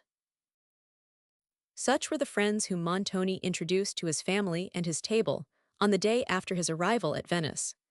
There were also of the party a Venetian nobleman, Count Morano, and a Signora Livona, whom Montoni had introduced to his wife as a lady of distinguished merit, and who, having called in the morning to welcome her to Venice, had been requested to be of the dinner party. Madame Montoni received with a very ill grace the compliments of the signors. She disliked them because they were the friends of her husband, hated them because she believed they had contributed to detain him abroad till so late an hour of the preceding morning, and envied them since, conscious of her own want of influence, she was convinced that he preferred their society to her own. The rank of Count Morano procured him that distinction which she refused to the rest of the company. The haughty sullenness of her countenance and manner, and the ostentatious extravagance of her dress, for she had not yet adopted the Venetian habit, were strikingly contrasted by the beauty, modesty, sweetness, and simplicity of Emily, who observed, with more attention than pleasure, the party around her. The beauty and fascinating manners of Signora Livona, however, won her involuntary regard, while the sweetness of her accents and her air of gentle kindness awakened with Emily those pleasing affections which so long had slumbered. In the cool of the evening the party embarked in Montoni's gondola and rowed out upon the sea. The red glow of sunset still touched the waves and lingered in the west, where the melancholy gleam seemed slowly expiring, while the dark blue of the upper there began to twinkle with stars. Emily sat, given up to pensive and sweet emotions. The smoothness of the water, over which she glided, its reflected image a new heaven and trembling stars below the waves, with shadowy outlines of towers and porticos, conspired with the stillness of the hour, interrupted only by the passing wave, or the notes of distant music, to raise those emotions to enthusiasm.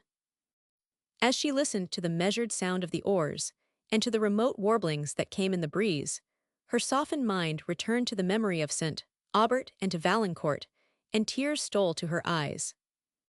The rays of the moon, strengthening as the shadows deepened, soon after threw a silvery gleam upon her countenance, which was partly shaded by a thin black veil, and touched it with inimitable softness.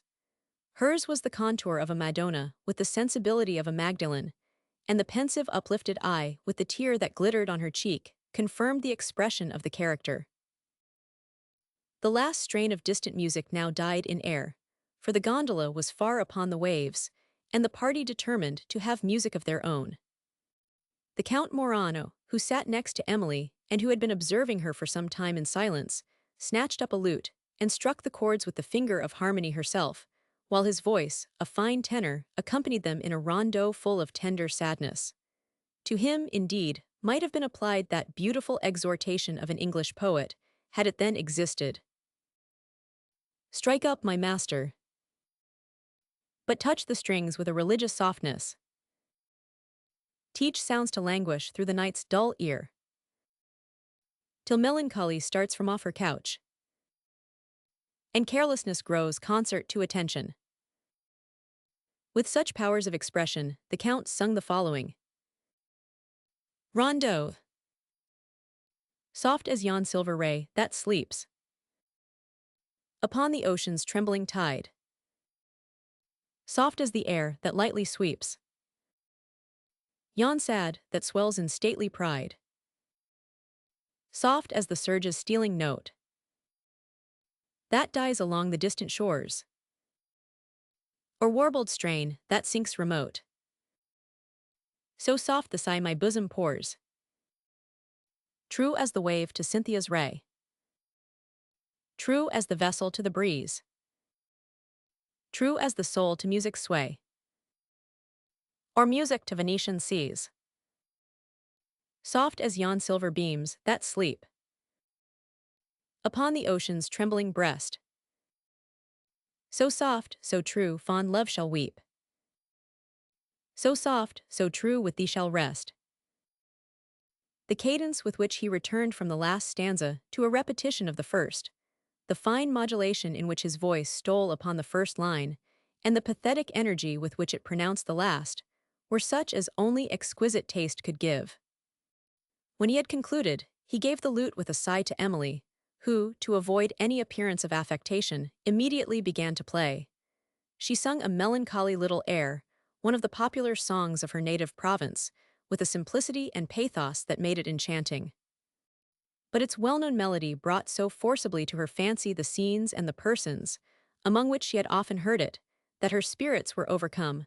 Her voice trembled and ceased, and the strings of the lute were struck with a disordered hand, till, ashamed of the emotion she had betrayed, she suddenly passed on to a song so gay and airy that the steps of the dance seemed almost to echo to the notes.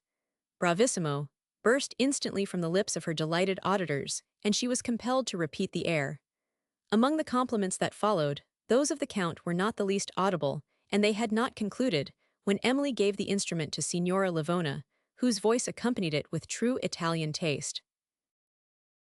Afterwards, the Count, Emily, Cavigni, and the Signora sung canzonets, accompanied by a couple of lutes and a few other instruments.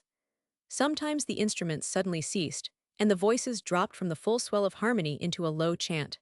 Then, after a deep pause, they rose by degrees, the instruments one by one striking up, till the loud and full chorus soared again to heaven. Meanwhile, Montoni, who was weary of this harmony, was considering how he might disengage himself from his party, or withdraw with such of it as would be willing to play to a casino. In a pause of the music, he proposed returning to shore, a proposal which Orsino eagerly seconded, but which the Count and the other gentlemen as warmly opposed. Montoni still meditated how he might excuse himself from longer attendance upon the Count, for to him only he thought excuse necessary, and how he might get to land, till the gondolieri of an empty boat, returning to Venice, hailed his people. Without troubling himself longer about an excuse, he seized this opportunity of going thither, and, committing the ladies to the care of his friends, departed with Orsino, while Emily, for the first time, saw him go with regret, for she considered his presence a protection, though she knew not what she should fear. He landed at St. Mark's, and hurrying to a casino, was soon lost amidst a crowd of gamesters. Meanwhile, the Count, having secretly dispatched a servant in Montoni's boat, for his own gondola and musicians, Emily heard, without knowing his project, the gay song of gondolieri approaching, as they sat on the stern of the boat, and saw the tremulous gleam of the moonlight wave, which their oars disturbed. Presently she heard the sound of instruments, and then a full symphony swelled on the air, and the boats meeting, the gondolieri hailed each other. The Count then explaining himself, the party removed into his gondola, which was embellished with all that taste could bestow. While they partook of a collation of fruits and ice, the whole band, following at a distance in the other boat, played the most sweet and enchanting strains, and the Count, who had again seated himself by Emily, paid her unremitted attention, and sometimes, in a low but impassioned voice, uttered compliments which she could not misunderstand. To avoid them she conversed with Signora Livona, and her manner to the Count assumed a mild reserve, which, though dignified, was too gentle to repress his assiduities. He could see, hear, speak to no person, but Emily, while Cavigni observed him now and then with a look of displeasure, and Emily with one of uneasiness. She now wished for nothing so much as to return to Venice, but it was near midnight before the gondolas approached St. Mark's Place, where the voice of gaiety and song was loud. The busy hum of mingling sounds was heard at a considerable distance on the water, and had not a bright moonlight discovered the city, with its terraces and towers, a stranger would almost have credited the fabled wonders of Neptune's court, and believed that the tumult arose from beneath the waves. They landed at St. Mark's, where the gaiety of the colonnades and the beauty of the night made Madame Montoni willingly submit to the Count's solicitations to join the promenade, and afterwards to take a supper with the rest of the party at his casino. If anything could have dissipated Emily's uneasiness, it would have been the grandeur, gaiety, and novelty of the surrounding scene, adorned with Palladio's palaces and busy with parties of masqueraders. At length they withdrew to the casino, which was fitted up with infinite taste, and where a splendid banquet was prepared. But here Emily's reserve made the Count perceive that it was necessary for his interest to win the favor of Madame Montoni, which, from the condescension she had already shown to him, appeared to be an achievement of no great difficulty. He transferred, therefore, part of his attention from Emily to her aunt, who felt too much flattered by the distinction even to disguise her emotion, and before the party broke up, he had entirely engaged the esteem of Madame Montoni. Whenever he addressed her, her ungracious countenance relaxed into smiles, and to whatever he proposed she assented. He invited her, with the rest of the party, to take coffee in his box at the opera on the following evening, and Emily heard the invitation accepted with strong anxiety concerning the means of excusing herself from attending Madame Montoni thither.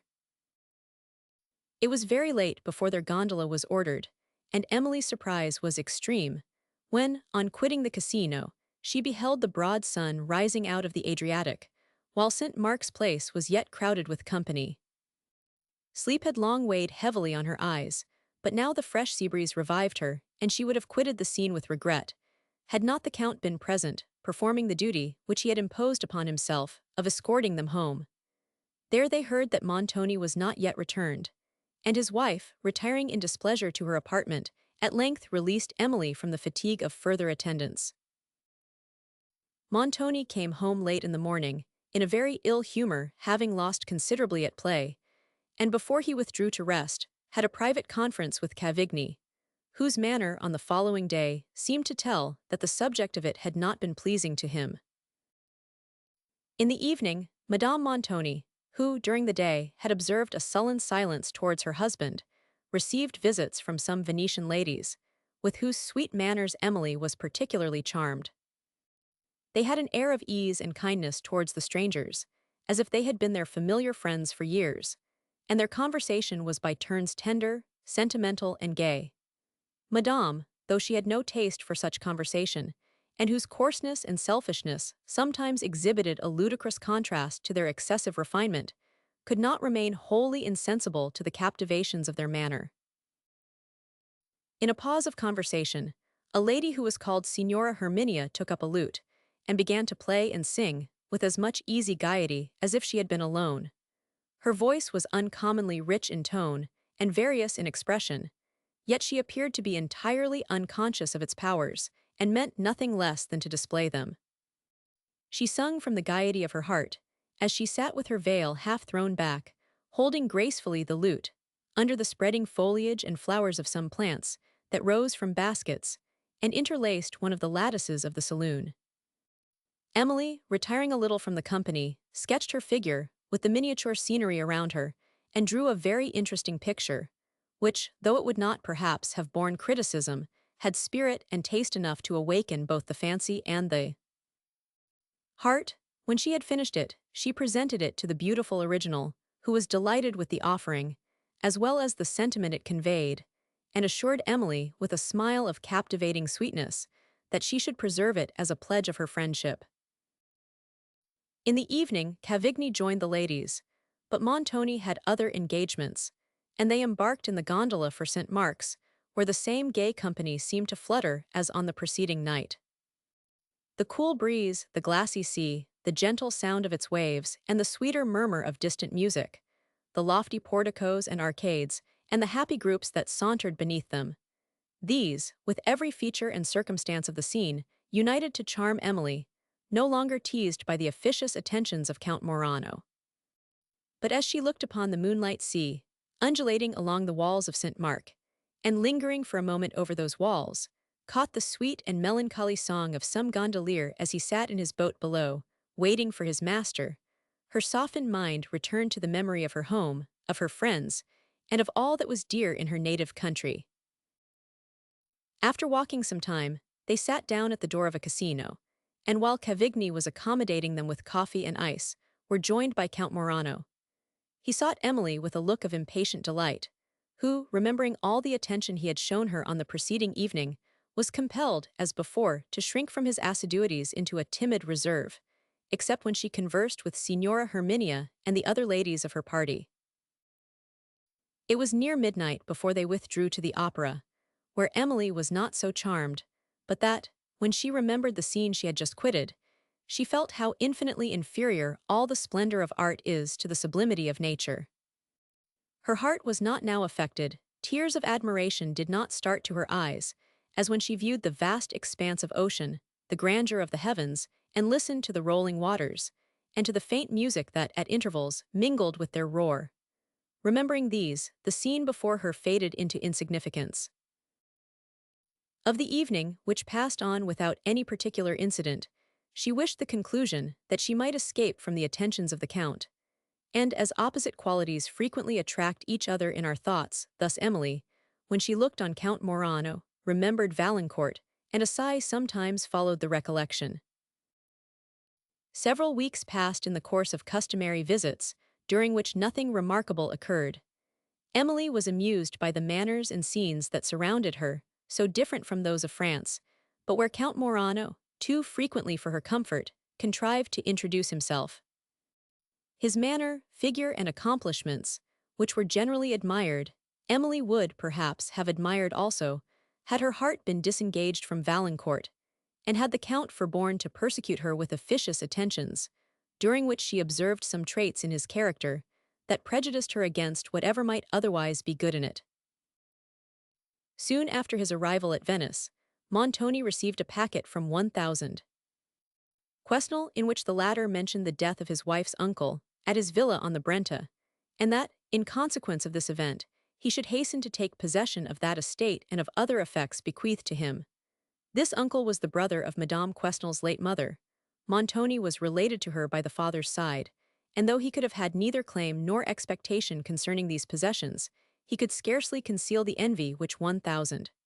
Quesnel's letter excited. Emily had observed with concern that, since they left France, Montoni had not even affected kindness towards her aunt, and that, after treating her, at first, with neglect, he now met her with uniform ill-humor and reserve. She had never supposed that her aunt's foibles could have escaped the discernment of Montoni, or that her mind or figure were of a kind to deserve his attention. Her surprise, therefore, at this match, had been extreme, but since he had made the choice, she did not suspect that he would so openly have discovered his contempt of it. But Montoni, who had been allured by the seeming wealth of Madame Cheron, was now severely disappointed by her comparative poverty, and highly exasperated by the deceit she had employed to conceal it, till concealment was no longer necessary. He had been deceived in an affair, wherein he meant to be the deceiver, outwitted by the superior cunning of a woman, whose understanding he despised, and to whom he had sacrificed his pride and his liberty without saving himself from the ruin which had impended over his head. Madame Montoni had contrived to have the greatest part of what she really did possess settled upon herself. What remained, though it was totally inadequate both to her husband's expectations and to his necessities, he had converted into money and brought with him to Venice, that he might a little longer delude society and make a last effort to regain the fortunes he had lost. The hints which had been thrown out to Valancourt concerning Montoni's character and condition were too true, but it was now left to time and occasion to unfold the circumstances, both of what had and of what had not been hinted, and to time and occasion we commit them. Madame Montoni was not of a nature to bear injuries with meekness, or to resent them with dignity. Her exasperated pride displayed itself in all the violence and acrimony of a little, or at least of an ill-regulated mind.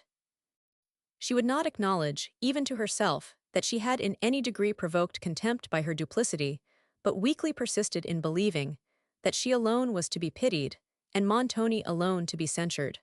For, as her mind had naturally little perception of moral obligation, she seldom understood its force, but when it happened to be violated towards herself, her vanity had already been severely shocked by a discovery of Montanist's contempt. It remained to be farther reproved by a discovery of his circumstances. His mansion at Venice, though its furniture discovered a part of the truth to unprejudiced persons, told nothing to those who were blinded by a resolution to believe whatever they wished. Madame Montoni still thought herself little less than a princess, possessing a palace at Venice and a castle among the Apennines. To the Castle Udolpho, indeed, Montoni sometimes talked of going for a few weeks to examine into its condition, and to receive some rents, for it appeared that he had not been there for 2 years, and that, during this period, it had been inhabited only by an old servant, whom he called his steward. Emily listened to the mention of this journey with pleasure, for she not only expected from it new ideas, but a release from the persevering assiduities of Count Morano. In the country, too, she would have leisure to think of Valancourt, and to indulge the melancholy which his image and a recollection of the scenes of La Vallée, always blessed with the memory of her parents, awakened. The ideal scenes were dearer and more soothing to her heart than all the splendor of gay assemblies.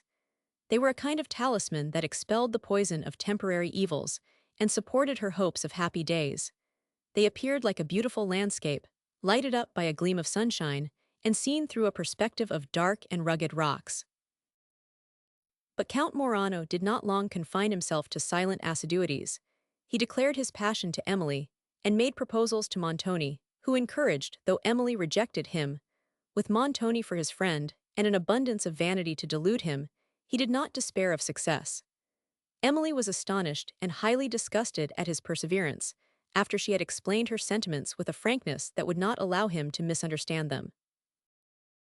He now passed the greater part of his time at Montoni's, dining there almost daily, and attending Madame and Emily wherever they went.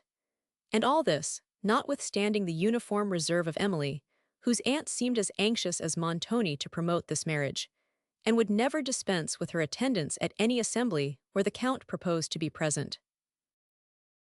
Montoni now said nothing of his intended journey, of which Emily waited impatiently to hear, and he was seldom at home, but when the Count, or Signor Orsino, was there, for between himself and Cavigni a coolness seemed to subsist, though the latter remained in his house.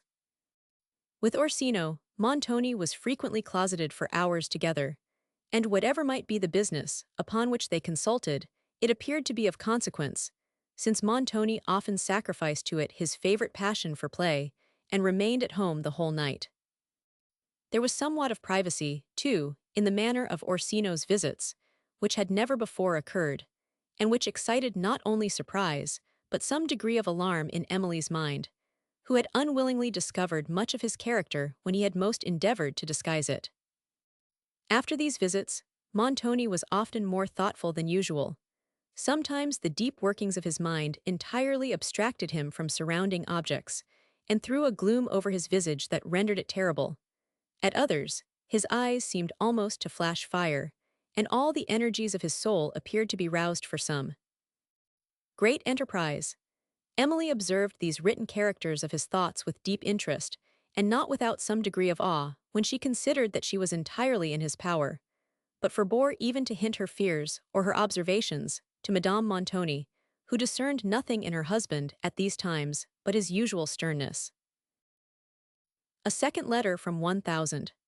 Quesnel announced the arrival of himself and his lady at the Villa Maiorenti, stated several circumstances of his good fortune respecting the affair that had brought him into Italy, and concluded with an earnest request to see Montoni, his wife and niece, at his new estate. Emily received, about the same period, a much more interesting letter, and which soothed for a while every anxiety of her heart. Valancourt, hoping she might be still at Venice, had trusted a letter to the ordinary post that told her of his health and of his unceasing and anxious affection. He had lingered at Thoulouse for some time after her departure, that he might indulge the melancholy pleasure of wandering through the scenes where he had been accustomed to behold her, and had thence gone to his brother's château, which was in the neighborhood of La Vallée. Having mentioned this, he added, if the duty of attending my regiment did not require my departure, I know not when I should have resolution enough to quit the neighborhood of a place which is endeared by the remembrance of you. The vicinity to La Vallée has alone detained me thus long at Estuvière. I frequently ride thither early in the morning, that I may wander at leisure through the day, among scenes, which were once your home, where I have been accustomed to see you, and to hear you converse. I have renewed my acquaintance with the good old Teresa, who rejoiced to see me, that she might talk of you. I need not say how much this circumstance attached me to her, or how eagerly I listened to her upon her favorite subject. You will guess the motive that first induced me to make myself known to Teresa. It was, indeed, no other than that of gaining admittance into the château and gardens, which my Emily had so lately inhabited. Here, then, I wander and meet your image under every shade. But chiefly I love to sit beneath the spreading branches of your favorite plane, where once, Emily, we sat together, where I first ventured to tell you that I loved. Oh, Emily! The remembrance of those moments overcomes me. I sit lost in reverie. I endeavor to see you dimly through my tears, in all the heaven of peace and innocence, such as you then appeared to me, to hear again the accents of that voice, which then thrilled my heart with tenderness and hope. I lean on the wall of the terrace, where we together watched the rapid current of the Garonne below, while I described the wild scenery about its source, but thought only of you. Oh, Emily, are these moments past for ever? Will they never more return?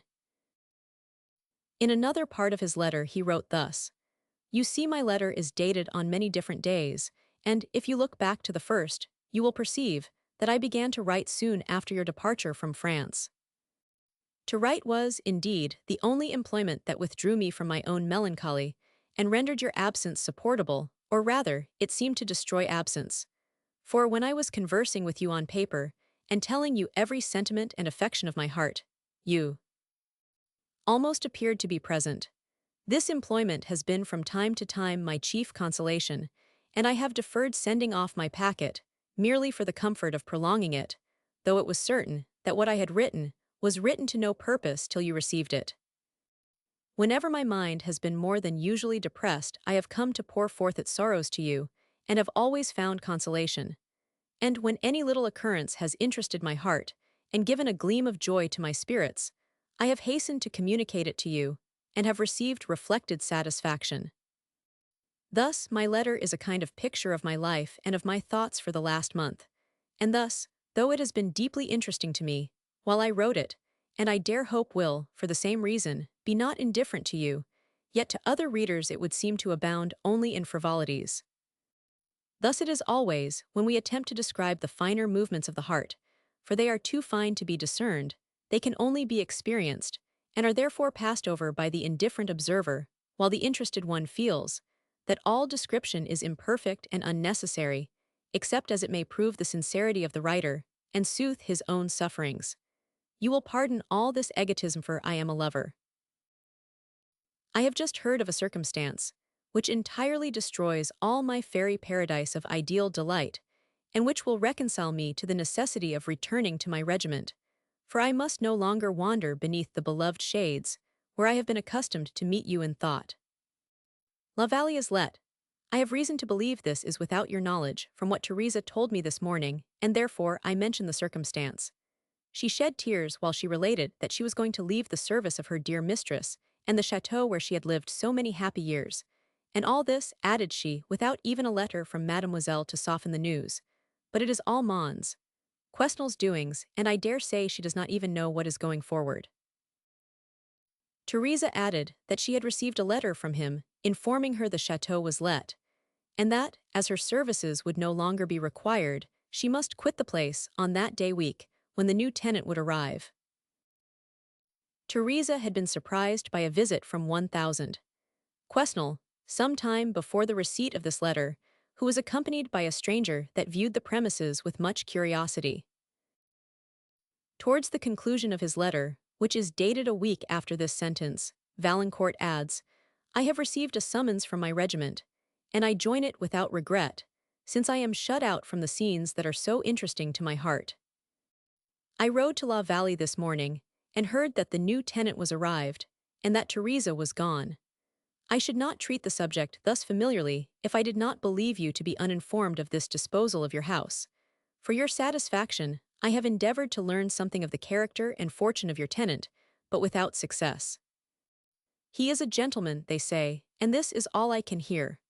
The place, as I wandered round the boundaries, appeared more melancholy to my imagination than I had ever seen it. I wished earnestly to have got admittance, that I might have taken another leave of your favorite planetry and thought of you once more beneath its shade. But I forbore to tempt the curiosity of strangers. The fishing house in the woods, however, was still open to me. Thither I went, and passed an hour, which I cannot even look back upon without emotion. Oh, Emily, surely we are not separated, for aversurely we shall live for each other. This letter brought many tears to Emily's eyes, tears of tenderness and satisfaction on learning that Valancourt was well, and that time and absence had in no degree effaced her image from his heart. There were passages in this letter which particularly affected her, such as those describing his visits to La Vallée, and the sentiments of delicate affection that its scenes had awakened. It was a considerable time before her mind was sufficiently abstracted from Valancourt to feel the force of his intelligence concerning La Vallée. That Mons.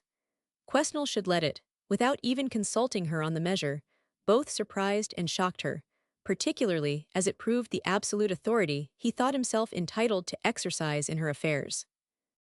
It is true, he had proposed, before she left France, that the château should be let during her absence, and to the economical prudence of this she had nothing to object.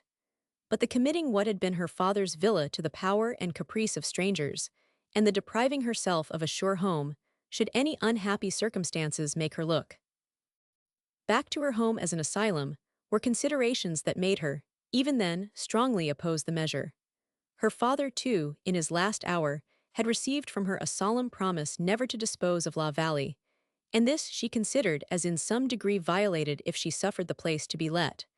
But it was now evident with how little respect 1000. Quesnel had regarded these objections, and how insignificant he considered every obstacle to pecuniary advantage.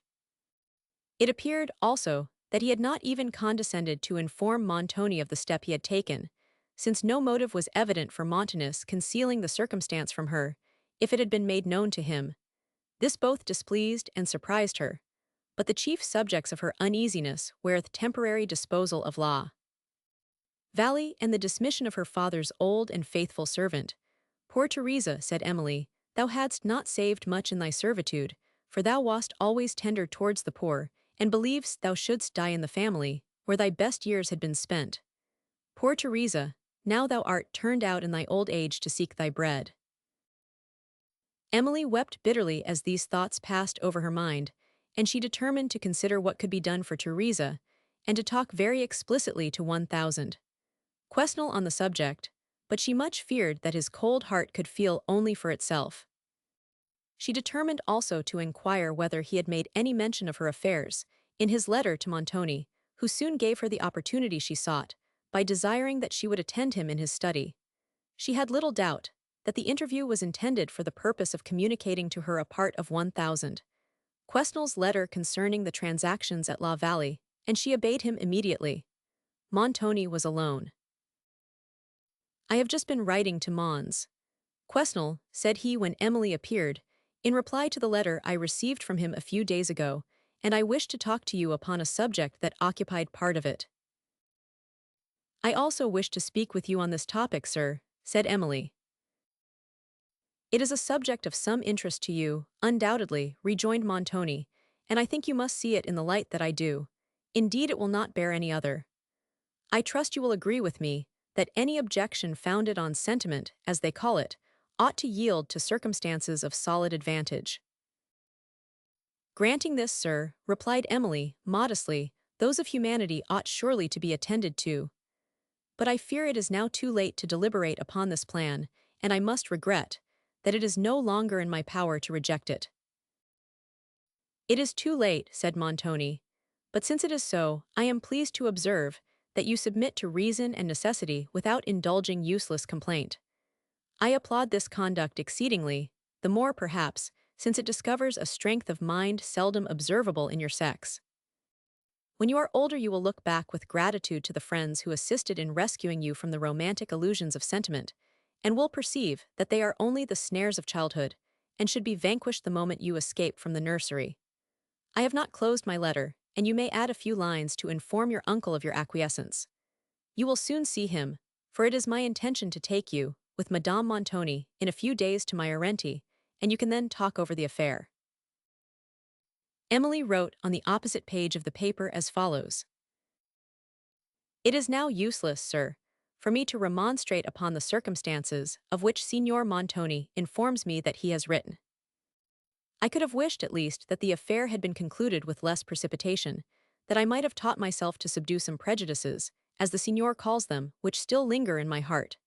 As it is, I submit. In point of prudence nothing certainly can be objected, but though I submit, I have yet much to say on some other points of the subject, when I shall have the honor of seeing you. In the meantime I entreat you will take care of Teresa for the sake of, Sir, your affectionate niece, Emily St. Aubert." Montoni smiled satirically at what Emily had written, but did not object to it, and she withdrew to her own apartment, where she sat down to begin a letter to Valancourt, in which she related the particulars of her journey and her arrival at Venice, described some of the most striking scenes in the passage over the Alps, her emotions on her first view of Italy, the manners and characters of the people around her, and some few circumstances of Montoni's conduct. But she avoided even naming Count Morano, much more the declaration he had made, since she well knew how tremblingly alive to fear is real love, how jealously watchful of every circumstance that may affect its interest, and she scrupulously avoided to give Valancourt even the slightest reason for believing he had a rival. On the following day, Count Morano dined again at Montoni's. He was in an uncommon flow of spirits, and Emily thought there was somewhat of exultation in his manner of addressing her, which she had never observed before. She endeavored to repress this by more than her usual reserve, but the cold civility of her air now seemed rather to encourage than to depress him. He appeared watchful of an opportunity of speaking with her alone, and more than once solicited this, but Emily always replied that she could hear nothing from him which he would be unwilling to repeat before the whole company. In the evening, Madame Montoni and her party went out upon the sea, and as the Count led Emily to his zendaletto, he carried her hand to his lips, and thanked her for the condescension she had shown him. Emily, in extreme surprise and displeasure, hastily withdrew her hand, and concluded that he had spoken ironically. But on reaching the steps of the terrace, and observing by the livery that it was the Count's zendaletto which waited below, while the rest of the party, having arranged themselves in the gondolas, were moving on, she determined not to permit a separate conversation, and wishing him a good evening, returned to the portico.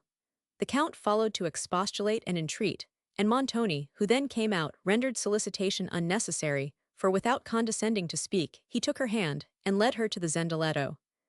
Emily was not silent. She entreated Montoni in a low voice to consider the impropriety of these circumstances, and that he would spare her the mortification of submitting to them. He, however, was inflexible. "This caprice is intolerable," said he, "and shall not be indulged. There is no impropriety in the case." At this moment, Emily's dislike of Count Morano rose to abhorrence. That he should, with undaunted assurance, thus pursue her, notwithstanding all she had expressed on the subject of his addresses, and think, as it was evident he did, that her opinion of him was of no consequence, so long as his pretensions were sanctioned by Montoni, added indignation to the disgust which she had felt towards him. She was somewhat relieved by observing that Montoni was to be of the party, who seated himself on one side of her, while Morano placed himself on the other.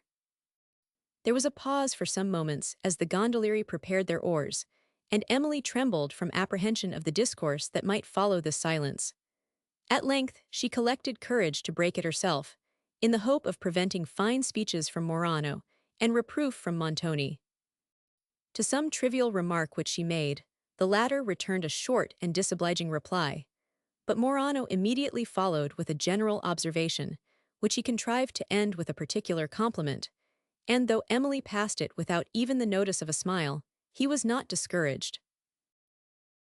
"I have been impatient," said he, addressing Emily, "to express my gratitude, to thank you for your goodness, but I must also thank Signor Montoni, who has allowed me this opportunity of doing so." Emily regarded the Count, with a look of mingled astonishment and displeasure. "Why," continued he, "should you wish to diminish the delight of this moment by that air of cruel reserve? Why seek to throw me again into the perplexities of doubt, by teaching your eyes to contradict the kindness of your late declaration? You cannot doubt the sincerity, the ardor of my passion. It is therefore unnecessary, charming Emily, surely unnecessary, any longer to attempt a disguise of your sentiments." "If I ever had disguised them, sir," said Emily, with recollected spirit, "it would certainly be unnecessary any longer to do so. I had hoped, sir, that you would have spared me any farther necessity of alluding to them. But since you do not grant this, hear me declare, and for the last time, that your perseverance has deprived you even of the esteem which I was inclined to believe you merited." "Astonishing," exclaimed Montoni. "This is beyond even my expectation, though I have hitherto done justice to the caprice of the sex. But you will observe, Mademoiselle Emily, that I am no lover, though Count Morano is, and that I will not be made the amusement of your capricious moments. Here is the offer of an alliance, which would do honor to any family. Yours, you will recollect, is not noble. You long resisted my remonstrances, but my honor is now engaged, and it shall not be trifled with. You shall adhere to the declaration, which you have made me an agent to convey to the Count." "I must certainly mistake you, sir," said Emily. "My answers on the subject have been uniform. It is unworthy of you to accuse me of caprice. If you have condescended to be my agent, it is an honor I did not solicit. I myself have constantly assured Count Morano, and you also, sir, that I never can accept the honor he offers me, and I now repeat the declaration." The Count looked with an air of surprise and inquiry at Montoni, whose countenance also was marked with surprise, but it was surprise mingled with indignation. "Here is confidence as well as caprice," said the latter. "Will you deny your own words, madam?" "Such a question is unworthy of an answer, sir," said Emily, blushing. "You will recollect yourself, and be sorry that you have asked it." "Speak to the point," rejoined Montoni in a voice of increasing vehemence. "Will you deny your own words? Will you deny that you acknowledged, only a few hours ago, that it was too late to recede from your engagements, and that you accepted the Count's hand?" "I will deny all this, for no words of mine ever imported it." "Astonishing, will you deny what you wrote to Mons? Quesnel, your uncle? If you do, your own hand will bear testimony against you. What have you now to say?" continued Montoni, observing the silence and confusion of Emily. "I now perceive, sir, that you are under a very great error, and that I have been equally mistaken. No more duplicity, I entreat. Be open and candid, if it be possible." "I have always been so, sir, and can claim no merit in such conduct, for I have had nothing to conceal." "How is this, signor?" cried Morano, with trembling emotion. "Suspend your judgment, Count," replied Montoni. "The wiles of a female heart are unsearchable. Now, madame, your explanation." "Excuse me, sir, if I withhold my explanation till you appear willing to give me your confidence. Assertion as present can only subject me to insult." "Your explanation, I entreat you," said Morano. "Well, well," rejoined Montoni, "I give you my confidence. Let us hear this explanation." "Let me lead to it, then, by asking a question." "As many as you please," said Montoni, contemptuously. "What, then, was the subject of your letter to Mons? Quesnel?" "The same that was the subject of your note to him, certainly. You did well to stipulate for my confidence before you demanded that question." "I must beg you will be more explicit, sir. What was that subject?" "What could it be but the noble offer of Count Morano?" said Montoni. "Then, sir, we entirely misunderstood each other," replied Emily. "We entirely misunderstood each other too, I suppose," rejoined Montoni, "in the conversation which preceded the writing of that note. I must do you the justice to own that you are very ingenious at this same art of misunderstanding."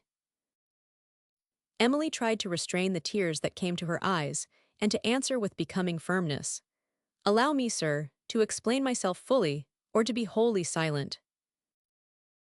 "The explanation may now be dispensed with. It is anticipated. If Count Morano still thinks one necessary, I will give him an honest one.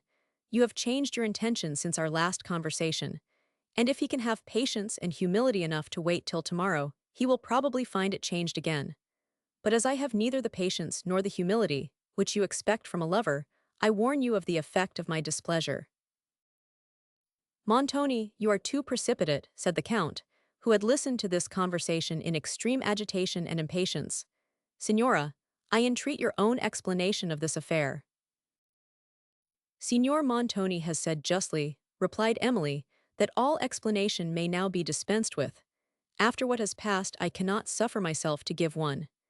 It is sufficient for me, and for you, sir, that I repeat my late declaration. Let me hope this is the last time it will be necessary for me to repeat a tie never can accept the honor of your alliance. Charming Emily, exclaimed the Count in an impassioned tone, let not resentment make you unjust. Let me not suffer for the offense of Montoni, revoke. Offense, interrupted Montoni Count, this language is ridiculous, this submission is childish. Speak as becomes a man, not as the slave of a pretty tyrant. You distract me, signor, suffer me to plead my own cause. You have already proved insufficient to it. All conversation on this subject, sir, said Emily, is worse than useless, since it can bring only pain to each of us. If you would oblige me, pursue it no farther.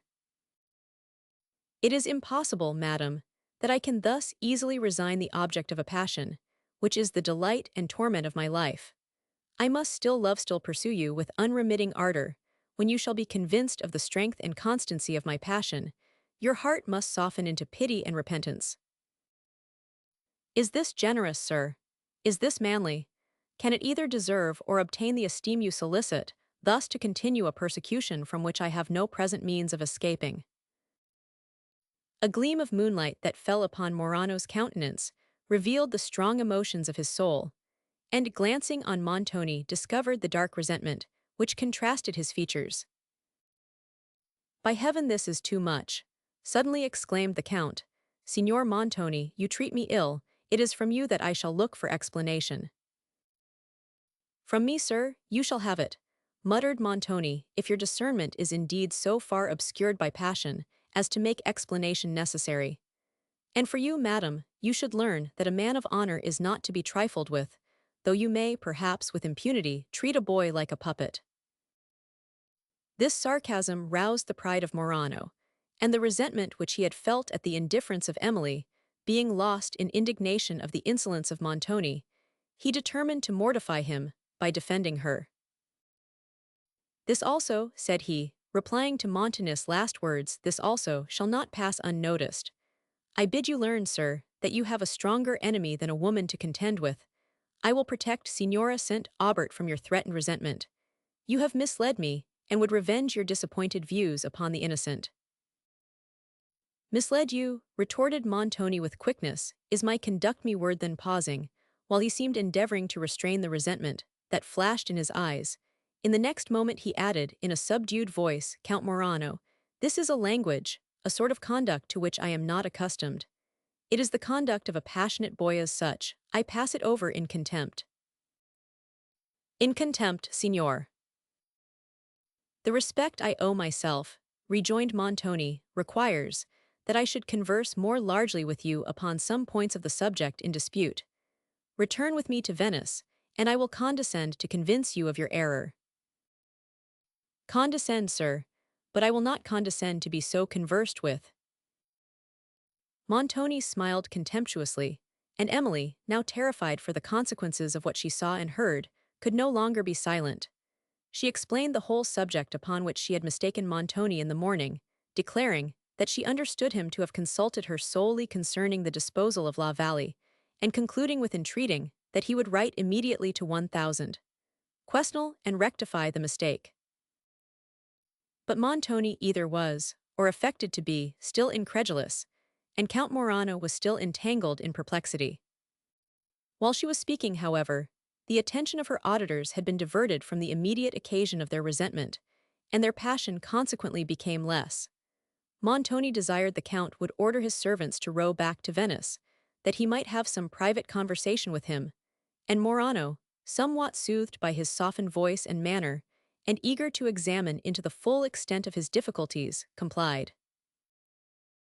Emily, comforted by this prospect of release, employed the present moments in endeavoring, with conciliating care, to prevent any fatal mischief between the persons who so lately had persecuted and insulted her. Her spirits revived when she heard once more the voice of song and laughter resounding from the Grand Canal, and at length entered again between its stately piazzas.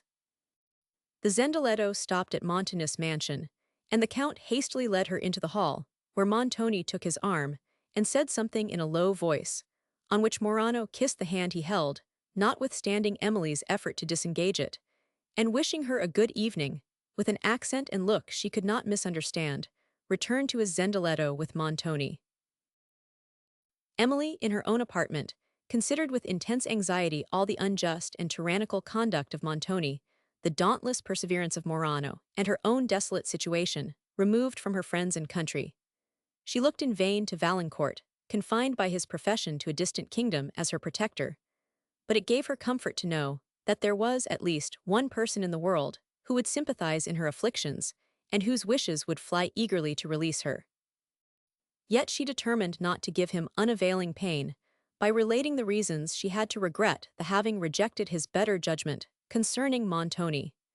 Reasons, however, which could not induce her to lament the delicacy and disinterested affection that had made her reject his proposal for a clandestine marriage. The approaching interview with her uncle she regarded with some degree of hope, for she determined to represent to him the distresses of her situation, and to entreat that he would allow her to return to France with him and Madame Quesnel. Then, suddenly remembering that her beloved La Vallée, her only home, was no longer at her command, her tears flowed anew, and she feared that she had little pity to expect from a man who, like 1,000 Quesnel, could dispose of it without deigning to consult with her, and could dismiss an aged and faithful servant, destitute of either support or asylum. But though it was certain that she had herself no longer a home in France, and few, very few friends there, she determined to return, if possible, that she might be released from the power of Montoni, whose particularly oppressive conduct towards herself, and general character as to others, were justly terrible to her imagination. She had no wish to reside with her uncle, 1,000 Quesnel, since his behavior to her late father and to herself had been uniformly such as to convince her that in flying to him she could only obtain an exchange of oppressors. Neither had she the slightest intention of consenting to the proposal of Valancourt for an immediate marriage, though this would give her a lawful and a generous protector, for the chief reasons which had formerly influenced her conduct still existed against it, while others, which seemed to justify the step, would not be done away, and his interest, his fame were at all times too dear to her to suffer her to consent to a union, which at this early period of their lives would probably defeat both.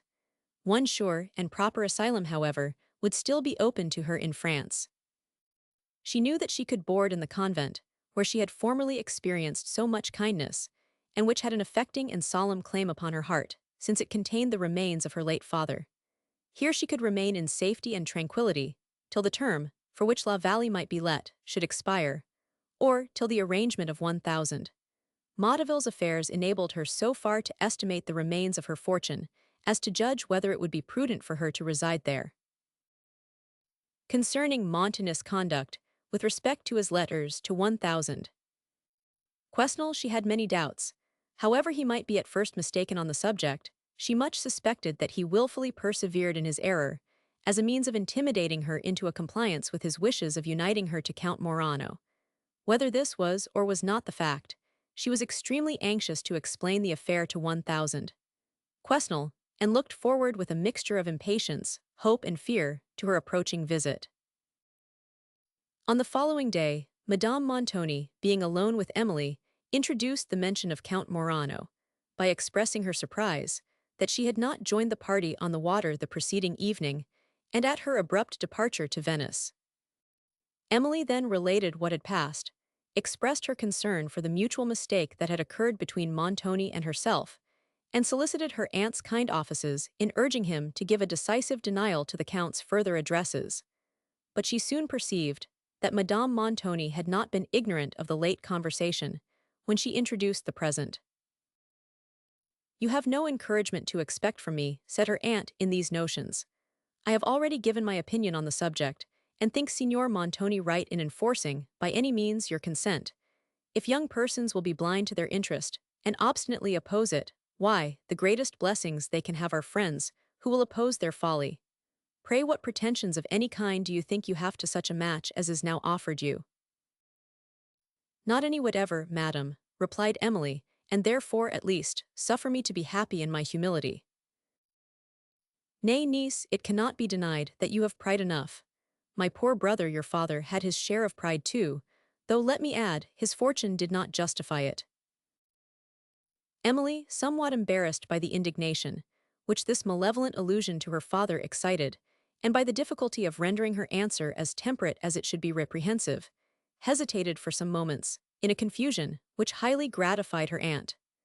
At length she said, "My father's pride, madam, had a noble object happiness which he knew could be derived only from goodness, knowledge, and charity. As it never consisted in his superiority, in point of fortune, to some persons, it was not humbled by his inferiority, in that respect, to others. He never disdained those who were wretched by poverty and misfortune. He did sometimes despise persons who, with many opportunities of happiness, rendered themselves miserable by vanity, ignorance, and cruelty. I shall think it my highest glory to emulate such pride. I do not pretend to understand anything of these high-flown sentiments. Niece, you have all that glory to yourself. I would teach you a little plain sense, and not have you so wise as to despise happiness." "That would indeed not be wisdom, but folly," said Emily, "for wisdom can boast no higher attainment than happiness. But you will allow, madam, that our ideas of happiness may differ. I cannot doubt that you wish me to be happy, but I must fear you are mistaken in the means of making me so. I cannot boast of a learned education, niece, such as your father thought proper to give you, and therefore, do not pretend to understand all these fine speeches about happiness. I must be contented to understand only common sense, and happy would it have been for you and your father, if that had been included in his education." Emily was too much shocked by these reflections on her father's memory to despise this speech as it deserved. Madame Montoni was about to speak, but Emily quitted the room and retired to her own, where the little spirit she had lately exerted yielded to grief and vexation, and left her only to her tears. From every review of her situation she could derive, indeed, only new sorrow. To the discovery which had just been forced upon her, of Montoni's unworthiness, she had now to add that of the cruel vanity for the gratification of which her aunt was about to sacrifice her, of the effrontery and cunning with which, at the time that she meditated the sacrifice, she boasted of her tenderness, or insulted her victim, and of the venomous envy which, as it did not scruple to attack her father's character, could scarcely be expected to withhold from her own. During the few days that intervened between this conversation and the departure for Myrenty, Montoni did not once address himself to Emily. His looks sufficiently declared his resentment, but that he should forbear to renew a mention of the subject of it exceedingly surprised her, who was no less astonished that, during 3 days, Count Morano neither visited Montoni, nor was named by him. Several conjectures arose in her mind. Sometimes she feared that the dispute between them had been revived, and had ended fatally to the Count. Sometimes she was inclined to hope that weariness or disgust at her firm rejection of his suit had induced him to relinquish it, and at others she suspected that he had now recourse to stratagem, and forbore his visits, and prevailed with Montoni to forbear the repetition of his name, in the expectation that gratitude and generosity would prevail with her to give him the consent, which he could not hope from love.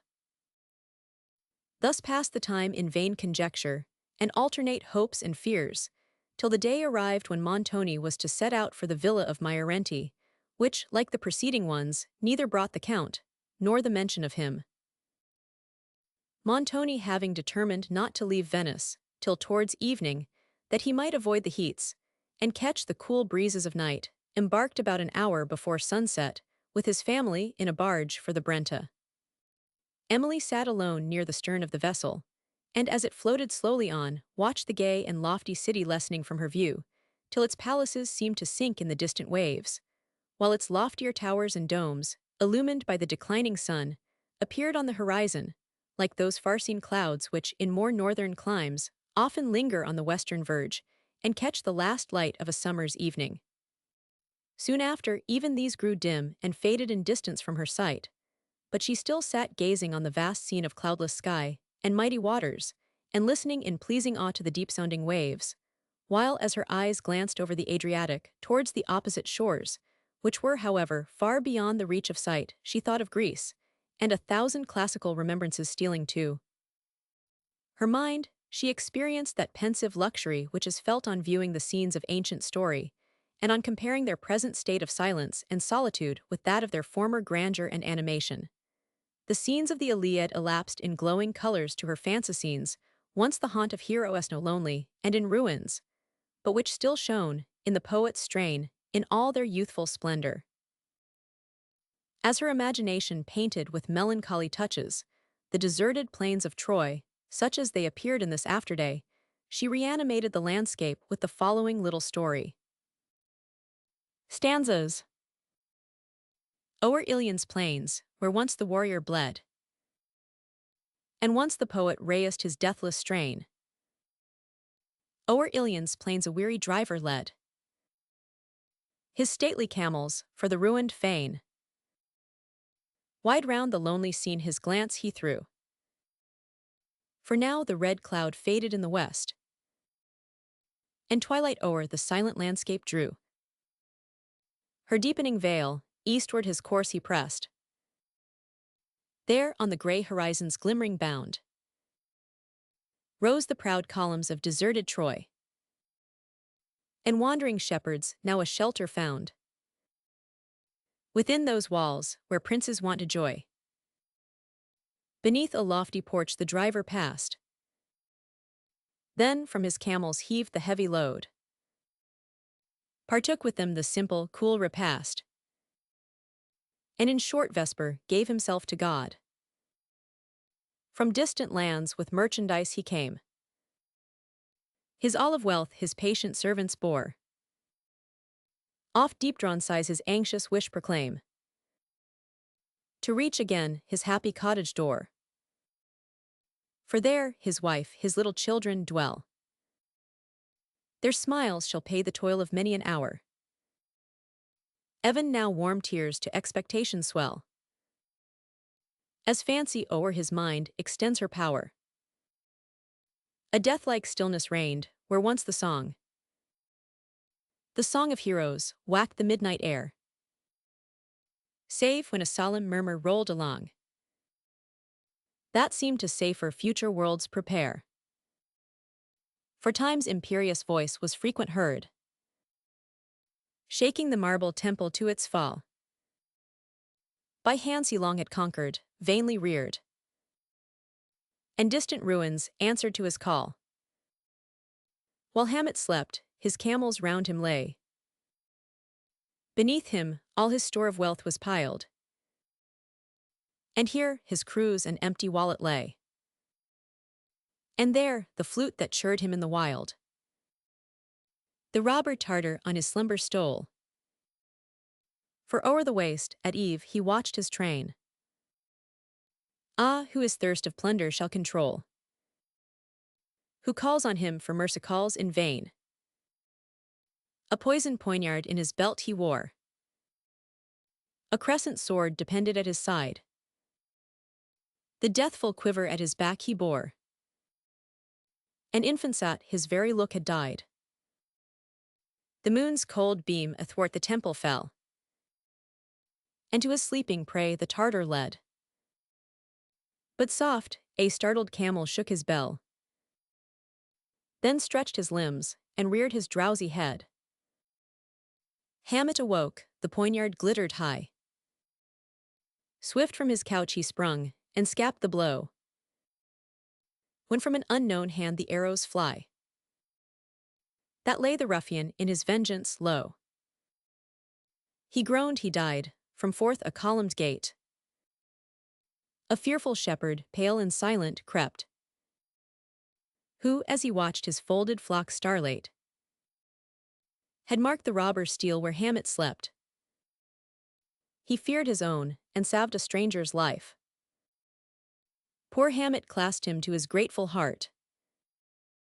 Then roused his camels for the dusty strife, and with the shepherd hastened to depart. And now Aurora breathes her freshening gale, and faintly trembles on the eastern cloud. And now the sun, from under twilight's veil, looks gaily forth and melts her airy shroud. Wide o'er the level plains, his slanting beams dart their long lines on Ilion's towered site. The distant Hellespont with morning gleams, and old Scamander winds his waves in light. All merry sound the camel bells, so gay, and merry beats fond Hamet's heart for he, ere the dim evening steals upon the day, his children, wife and happy home shall see. As Emily approached the shores of Italy, she began to discriminate the rich features and varied coloring of the landscapeth purple hills, groves of orange pine and cypress, shading magnificent villas, and towns rising among vineyards and plantations. The noble Brenta, pouring its broad waves into the sea, now appeared, and when she reached its mouth, the barge stopped, that the horses might be fastened which were now to tow it up the stream.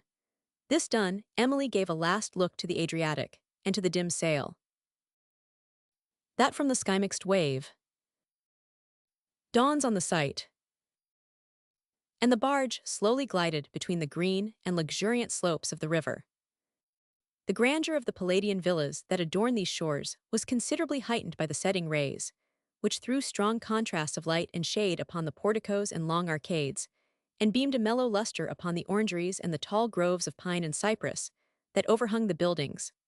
The scent of oranges, of flowering myrtles, and other odoriferous plants was diffused upon the air, and often, from these embowered retreats, a strain of music stole on the calm and softened into silence.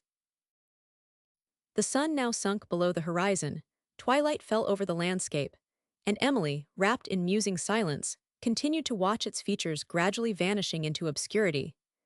She remembered her many happy evenings, when with St. Aubert she had observed the shades of twilight steal over a scene as beautiful as this, from the gardens of La Vallée, and a tear fell to the memory of her father. Her spirits were softened into melancholy by the influence of the hour, by the low murmur of the wave passing under the vessel, and the stillness of the air, that trembled only at intervals with distant music. Why else should she, at these moments, have looked on her attachment to Valancourt with presages so very afflicting, since she had but lately received letters from him that had soothed for a while all her anxieties? It now seemed to her oppressed mind that she had taken leave of him forever, and that the countries which separated them would never more be retraced by her. She looked upon Count Morano with horror, as in some degree the cause of this, but apart from him, a conviction, if such that may be called, which arises from no proof, and which she knew not how to account for, seized her mind that she should never see Valancourt again. Though she knew that neither Morano's solicitations nor Montoni's commands had lawful power to enforce her obedience, she regarded both with a superstitious dread that they would finally prevail. Lost in this melancholy reverie, and shedding frequent tears, Emily was at length roused by Montoni, and she followed him to the cabin, where refreshments were spread, and her aunt was seated alone. The countenance of Madame Montoni was inflamed with resentment, that appeared to be the consequence of some conversation she had held with her husband, who regarded her with a kind of sullen disdain, and both preserved, for some time, a haughty silence. Montoni then spoke to Emily of Mons. "Quesnel, you will not, I hope, persist in disclaiming your knowledge of the subject of my letter to him." "I had hoped, sir, that it was no longer necessary for me to disclaim it," said Emily. "I had hoped, from your silence, that you were convinced of your error." "You have hoped impossibilities, then," replied Montoni. "I might as reasonably have expected to find sincerity and uniformity of conduct in one of your sex, as you to convict me of error in this affair." Emily blushed and was silent. She now perceived too clearly that she had hoped an impossibility, for where no mistake had been committed no conviction could follow, and it was evident that Montoni's conduct had not been the consequence of mistake, but of design. Anxious to escape from conversation, which was both afflicting and humiliating to her, she soon returned to the deck, and resumed her station near the stern, without apprehension of cold, for no vapor rose from the water, and the air was dry and tranquil. Here, at least, the benevolence of nature allowed her the quiet which Montoni had denied her elsewhere. It was now past midnight. The stars shed a kind of twilight that served to show the dark outline of the shores on either hand and the gray surface of the river, till the moon rose from behind a high palm grove and shed her mellow luster over the scene. The vessel glided smoothly on. Amid the stillness of the hour Emily heard, now and then, the solitary voice of the bargemen on the bank as they spoke to their horses, while from a remote part of the vessel, with melancholy song, the sailor soothed. Beneath the trembling moon, the midnight wave. Emily, meanwhile, anticipated her reception by Mons, and Madame Quesnel, considered what she should say on the subject of La Vallée, and then, to withhold her mind from more anxious topics, tried to amuse herself by discriminating the faint-drawn features of the landscape, reposing in the moonlight. While her fancy thus wandered, she saw, at a distance, a building peeping between the moonlight trees, and as the barge approached, heard voices speaking, and soon distinguished the lofty portico of a villa, overshadowed by groves of pine and sycamore, which she recollected to be the same that had formerly been pointed out to her as belonging to Madame Quesnel's relative. The barge stopped at a flight of marble steps, which led up the bank to a lawn. Lights appeared between some pillars beyond the portico. Montoni sent forward his servant, and then disembarked with his family. They found Mons and Madame Quesnel with a few friends, seated on sofas in the portico, enjoying the cool breeze of the night, and eating fruits and ices, while some of their servants at a little distance, on the river's bank, were performing a simple serenade. Emily was now accustomed to the way of living in this warm country, and was not surprised to find Mons and Madame Quesnel in their portico 2 hours after midnight. The usual salutations being over, the company seated themselves in the portico, and refreshments were brought them from the adjoining hall, where a banquet was spread, and servants attended. When the bustle of this meeting had subsided, and Emily had recovered from the little flutter into which it had thrown her spirits, she was struck with the singular beauty of the hall, so perfectly accommodated to the luxuries of the season. It was of white marble, and the roof, rising into an open cupola, was supported by columns of the same material. Two opposite sides of the apartment, terminating in open porticos, admitted to the hall a full view of the gardens and of the river scenery. In the center, a fountain continually refreshed the air and seemed to heighten the fragrance that breathed from the surrounding orangeries, while its dashing waters gave an agreeable and soothing sound. Etruscan lamps, suspended from the pillars, diffused a brilliant light over the interior part of the hall, leaving the remoter porticos to the softer luster of the moon. Mons Quesnel talked apart to Montoni of his own affairs, in his usual strain of self-importance, boasted of his new acquisitions, and then affected to pity some disappointments, which Montoni had lately sustained. Meanwhile, the latter, whose pride at least enabled him to despise such vanity as this, and whose discernment at once detected under this assumed pity the frivolous malignity of Quesnel's mind, listened to him in contemptuous silence, till he named his niece, and then they left the portico and walked away into the gardens. Emily, however, still attended to Madame Quesnel, who spoke of France, for even the name of her native country was dear to her, and she found some pleasure in looking at a person who had lately been in it. That country, too, was inhabited by Valancourt, and she listened to the mention of it with a faint hope that he also would be named. Madame Quesnel, who, when she was in France, had talked with rapture of Italy, now that she was in Italy, talked with equal praise of France, and endeavored to excite the wonder and the envy of her auditors by accounts of places which they had not been happy enough to see. In these descriptions she not only imposed upon them but upon herself, for she never thought a present pleasure equal to one that was past, and thus the delicious climate, the fragrant orangeries, and all the luxuries which surrounded her slept unnoticed, while her fancy wandered over the distant scenes of a northern country. Emily listened in vain for the name of Valancourt. Madame Montoni spoke in her turn of the delights of Venice, and of the pleasure she expected from visiting the fine castle of Montoni on the Apennine, which latter mention, at least, was merely a retaliating boast, for Emily well knew that her aunt had no taste for solitary grandeur, and particularly for such as the Castle of Udolpho promised. Thus the party continued to converse, and as far as civility would permit, to torture each other by mutual boasts, while they reclined on sofas in the portico, and were environed with delights both from nature and art, by which any honest minds would have been tempered to benevolence, and happy imaginations would have been soothed into enchantment. The dawn, soon after, trembled in the eastern horizon, and the light tints of morning, gradually expanding, showed the beautifully declining forms of the Italian mountains and the gleaming landscapes, stretched at their feet. Then the sunbeams, shooting up from behind the hills, spread over the scene that fine saffron tinge, which seems to impart repose to all it touches. The landscape no longer gleamed. All its glowing colors were revealed, except that its remoter features were still softened and united in the mist of distance, whose sweet effect was heightened to Emily by the dark verdure of the pines and cypresses that overarched the foreground of the river. The market people, passing with their boats to Venice, now formed a moving picture on the Brenta. Most of these had little painted awnings, to shelter their owners from the sunbeams, which, together with the piles of fruit and flowers displayed beneath, and the tasteful simplicity of the peasant girls, who watched the rural treasures, rendered them gay and striking objects.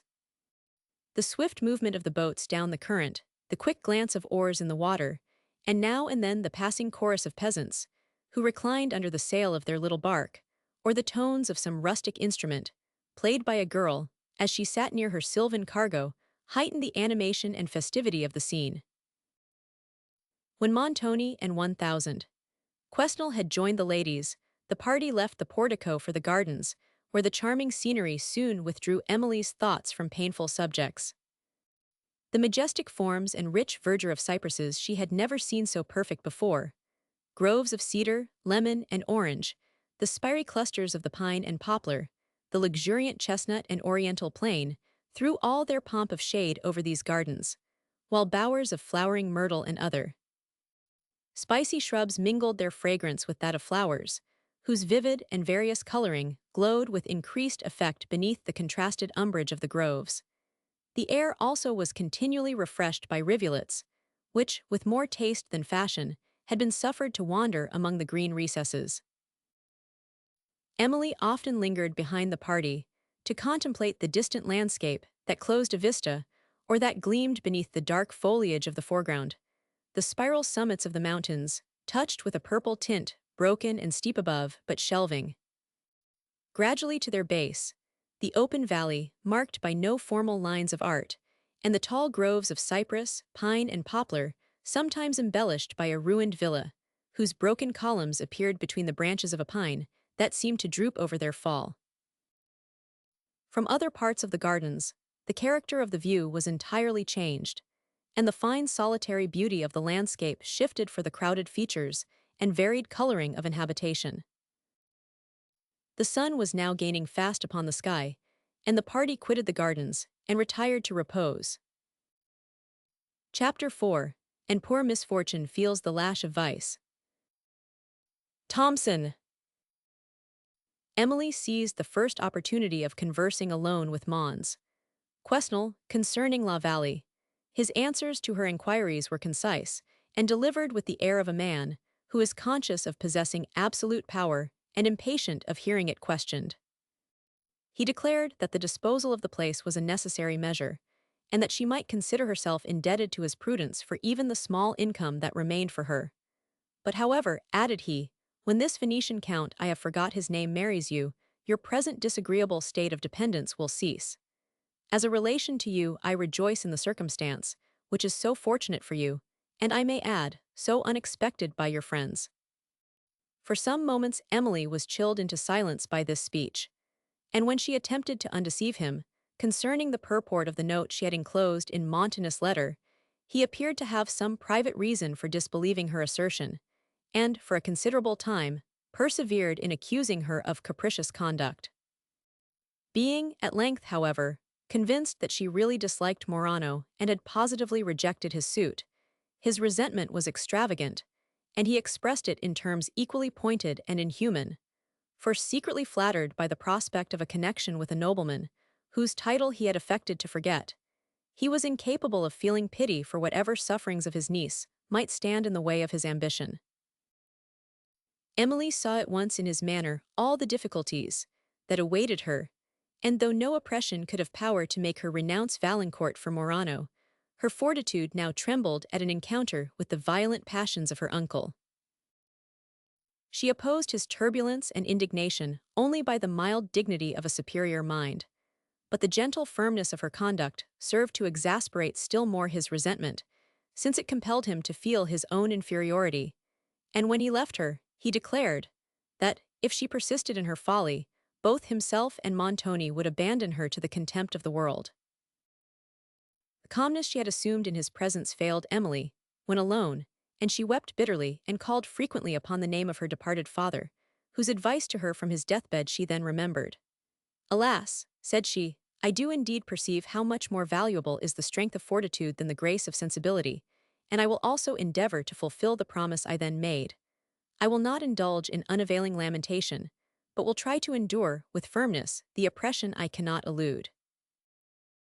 Somewhat soothed by the consciousness of performing a part of St. Aubert's last request, and of endeavoring to pursue the conduct which he would have approved, she overcame her tears, and when the company met at dinner, had recovered her usual serenity of countenance. In the cool of the evening, the ladies took the fresco along the bank of the Brenta in Madame Quesnel's carriage. The state of Emily's mind was in melancholy contrast with the gay groups assembled beneath the shades that overhung this enchanting stream. Some were dancing under the trees, and others reclining on the grass, taking ices and coffee and calmly enjoying the effect of a beautiful evening on a luxuriant landscape.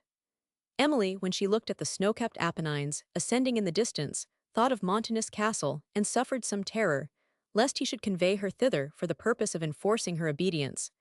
But the thought vanished when she considered that she was as much in his power at Venice as she could be elsewhere. It was moonlight before the party returned to the villa, where supper was spread in the airy hall, which had so much enchanted Emily's fancy on the preceding night. The ladies seated themselves in the portico till Mons, Quesnel, Montoni, and other gentlemen should join them at table, and Emily endeavored to resign herself to the tranquillity of the hour. Presently a barge stopped at the steps that led into the gardens, and soon after she distinguished the voices of Montoni and Quesnel, and then that of Morano, who, in the next moment, appeared. His compliments she received in silence, and her cold air seemed at first to discompose him, but he soon recovered his usual gaiety of manner, though the officious kindness of 1,000. And Madame Quesnel Emily perceived disgusted him. Such a degree of attention she had scarcely believed could be shown by 1,000. Quesnel, for she had never before seen him otherwise than in the presence of his inferiors or equals.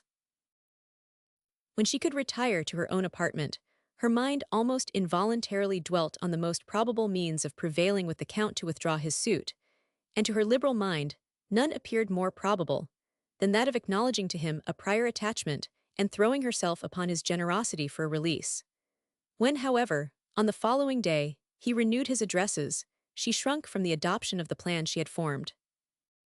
There was something so repugnant to her just pride, in laying open the secret of her heart to such a man as Morano, and in suing to him for compassion, that she impatiently rejected this design and wondered that she could have paused upon it for a moment.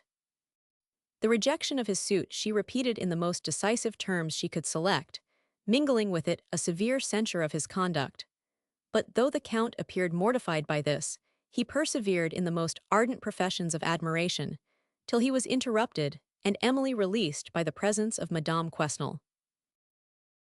During her stay at this pleasant villa, Emily was thus rendered miserable by the assiduities of Morano, together with the cruelly exerted authority of 1,000.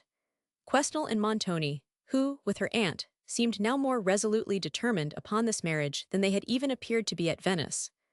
1,000.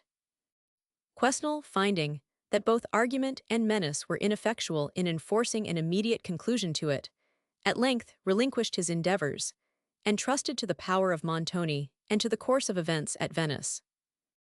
Emily, indeed, looked to Venice with hope, for there she would be relieved in some measure from the persecution of Morano, who would no longer be an inhabitant of the same house with herself, and from that of Montoni, whose engagements would not permit him to be continually at home.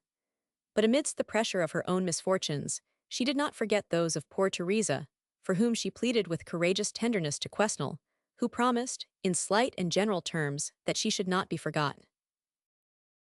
Montoni, in a long conversation with 1000, Quesnel arranged the plan to be pursued respecting Emily, and 1000. Quesnel proposed to be at Venice as soon as he should be informed that the nuptials were concluded. It was new to Emily to part with any person with whom she was connected without feeling of regret, the moment, however, in which she took leave of 1000, and Madame Quesnel was, perhaps, the only satisfactory one she had known in their presence. Morano returned in Montoni's barge, and Emily, as she watched her gradual approach to that magic city, saw at her side the only person who occasioned her to view it with less than perfect delight. They arrived there about midnight, when Emily was released from the presence of the Count, who, with Montoni, went to a casino, and she was suffered to retire to her own apartment. On the following day, Montoni, in a short conversation, which he held with Emily, informed her that he would no longer be trifled with, and that, since her marriage with the Count would be so highly advantageous to her, that folly only could object to it, and folly of such extent as was incapable of conviction, it should be celebrated without further delay, and if that was necessary, without her consent. Emily, who had hitherto tried remonstrance, had now recourse to supplication, for distress prevented her from foreseeing that with a man of Montoni's disposition, supplication would be equally useless. She afterwards inquired by what right he exerted this unlimited authority over her, a question which her better judgment would have withheld her, in a calmer moment, from making, since it could avail her nothing, and would afford Montoni another opportunity of triumphing over her defenseless condition. "By what right?" cried Montoni with a malicious smile. "By the right of my will. If you can elude that, I will not inquire by what right you do so. I now remind you, for the last time, that you are a stranger in a foreign country and that it is your interest to make me your friend. You know the means. If you compel me to become your enemy, I will venture to tell you that the punishment shall exceed your expectation. You may know I am not to be trifled with." Emily continued, for some time after Montoni had left her, in a state of despair, or rather stupefaction. A consciousness of misery was all that remained in her mind. In this situation, Madame Montoni found her, at the sound of whose voice Emily looked up, and her aunt, somewhat softened by the expression of despair that fixed her countenance, spoke in a manner more kind than she had ever yet done. Emily's heart was touched. She shed tears, and after weeping for some time, recovered sufficient composure to speak on the subject of her distress, and to endeavor to interest Madame Montoni in her behalf. But though the compassion of her aunt had been surprised, her ambition was not to be overcome, and her present object was to be the aunt of a countess. Emily's efforts, therefore, were as unsuccessful as they had been with Montoni, and she withdrew to her apartment to think and weep alone. How often did she remember the parting scene with Valancourt, and wish that the Italian had mentioned Montoni's character with less reserve. When her mind, however, had recovered from the first shock of this behavior, she considered that it would be impossible for him to compel her alliance with Morano, if she persisted in refusing to repeat any part of the marriage ceremony, and she persevered in her resolution to await Montoni's threatened vengeance rather than give herself for life to a man, whom she must have despised for his present conduct, had she never even loved Valancourt. Yet she trembled at the revenge she thus resolved to brave. An affair, however, soon after occurred, which somewhat called off Montoni's attention from Emily. The mysterious visits of Orsino were renewed with more frequency since the return of the former to Venice. There were others, also, besides Orsino, admitted to these midnight councils, and among them Cavigni and Verezzi.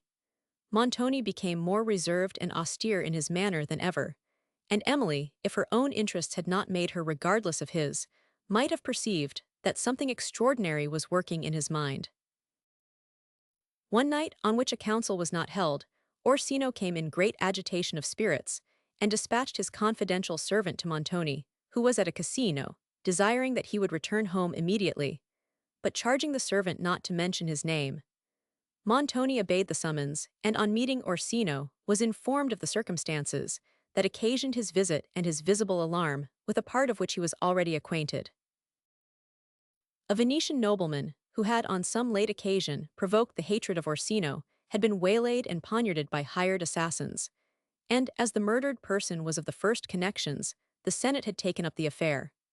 One of the assassins was now apprehended, who had confessed that Orsino was his employer in the atrocious deed, and the latter, informed of his danger, had now come to Montoni to consult on the measures necessary to favor his escape.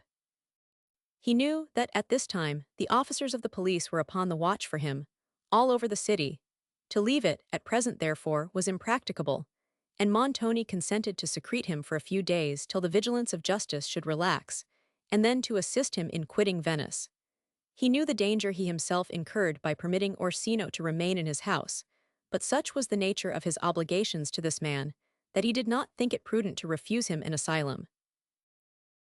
Such was the person whom Montoni had admitted to his confidence, and for whom he felt as much friendship as was compatible with his character. While Orsino remained concealed in his house, Montoni was unwilling to attract public observation by the nuptials of Count Morano. But this obstacle was, in a few days, overcome by the departure of his criminal visitor, and he then informed Emily that her marriage was to be celebrated on the following morning.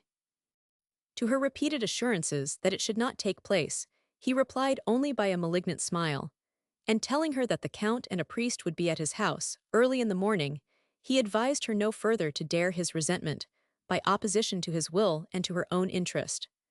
"I am now going out for the evening," said he. "Remember that I shall give your hand to Count Morano in the morning."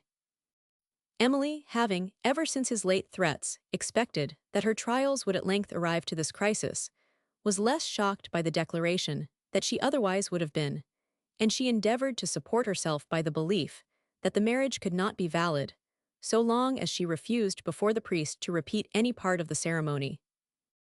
Yet as the moment of trial approached, her long-harassed spirits shrunk almost equally from the encounter of his vengeance, and from the hand of Count Morano. She was not even perfectly certain of the consequence of her steady refusal at the altar, and she trembled, more than ever, at the power of Montoni, which seemed unlimited as his will, for she saw that he would not scruple to transgress any law, if, by so doing, he could accomplish his project. While her mind was thus suffering and in a state little short of distraction, she was informed that Morano asked permission to see her, and the servant had scarcely departed with an excuse, before she repented that she had sent one. In the next moment, reverting to her former design and determining to try whether expostulation and entreaty would not succeed, where a refusal and a just disdain had failed, she recalled the servant, and sending a different message, prepared to go down to the Count. The dignity and assumed composure with which she met him, and the kind of pensive resignation that softened her countenance, were circumstances not likely to induce him to relinquish her, serving, as they did, to heighten a passion which had already intoxicated his judgment. He listened to all she said with an appearance of complacency and of a wish to oblige her, but his resolution remained invariably the same, and he endeavored to win her admiration by every insinuating art he so well knew how to practice. Being at length assured that she had nothing to hope from his justice, she repeated, in a solemn and impressive manner, her absolute rejection of his suit, and quitted him with an assurance that her refusal would be effectually maintained against every circumstance that could be imagined for subduing it. A just pride had restrained her tears in his presence, but now they flowed from the fullness of her heart. She often called upon the name of her late father, and often dwelt with unutterable anguish on the idea of Valancourt. She did not go down to supper, but remained alone in her apartment, sometimes yielding to the influence of grief and terror, and at others endeavoring to fortify her mind against them, and to prepare herself to meet, with composed courage, the scene of the following morning, when all the stratagem of Morano and the violence of Montoni would be united against her. The evening was far advanced, when Madame Montoni came to her chamber with some bridal ornaments, which the Count had sent to Emily. She had, this day, purposely avoided her niece, perhaps because her usual insensibility failed her, and she feared to trust herself with a view of Emily's distress. Or possibly, though her conscience was seldom audible, it now reproached her with her conduct to her brother's orphan child, whose happiness had been entrusted to her care by a dying father.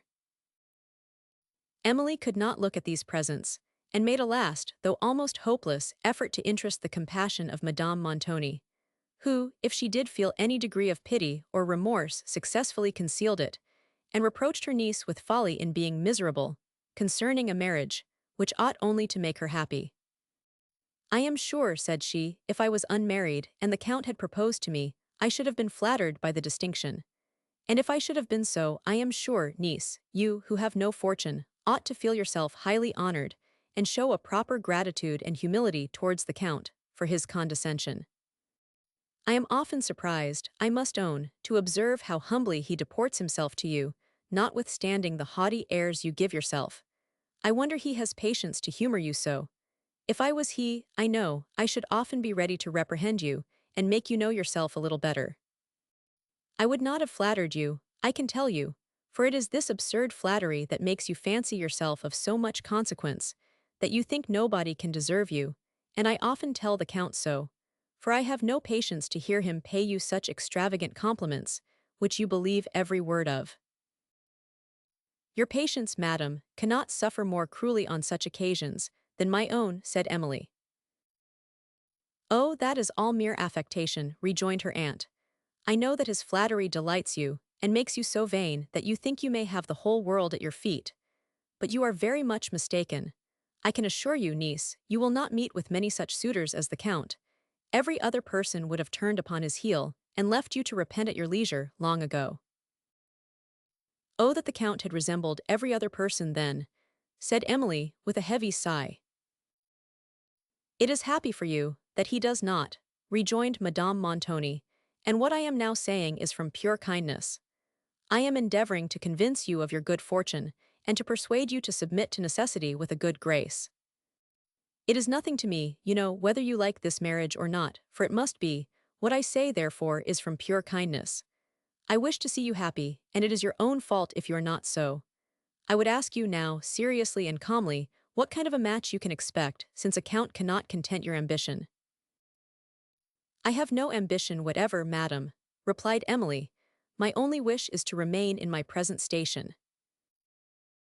"Oh, that is speaking quite from the purpose," said her aunt. "I see you are still thinking of Mons.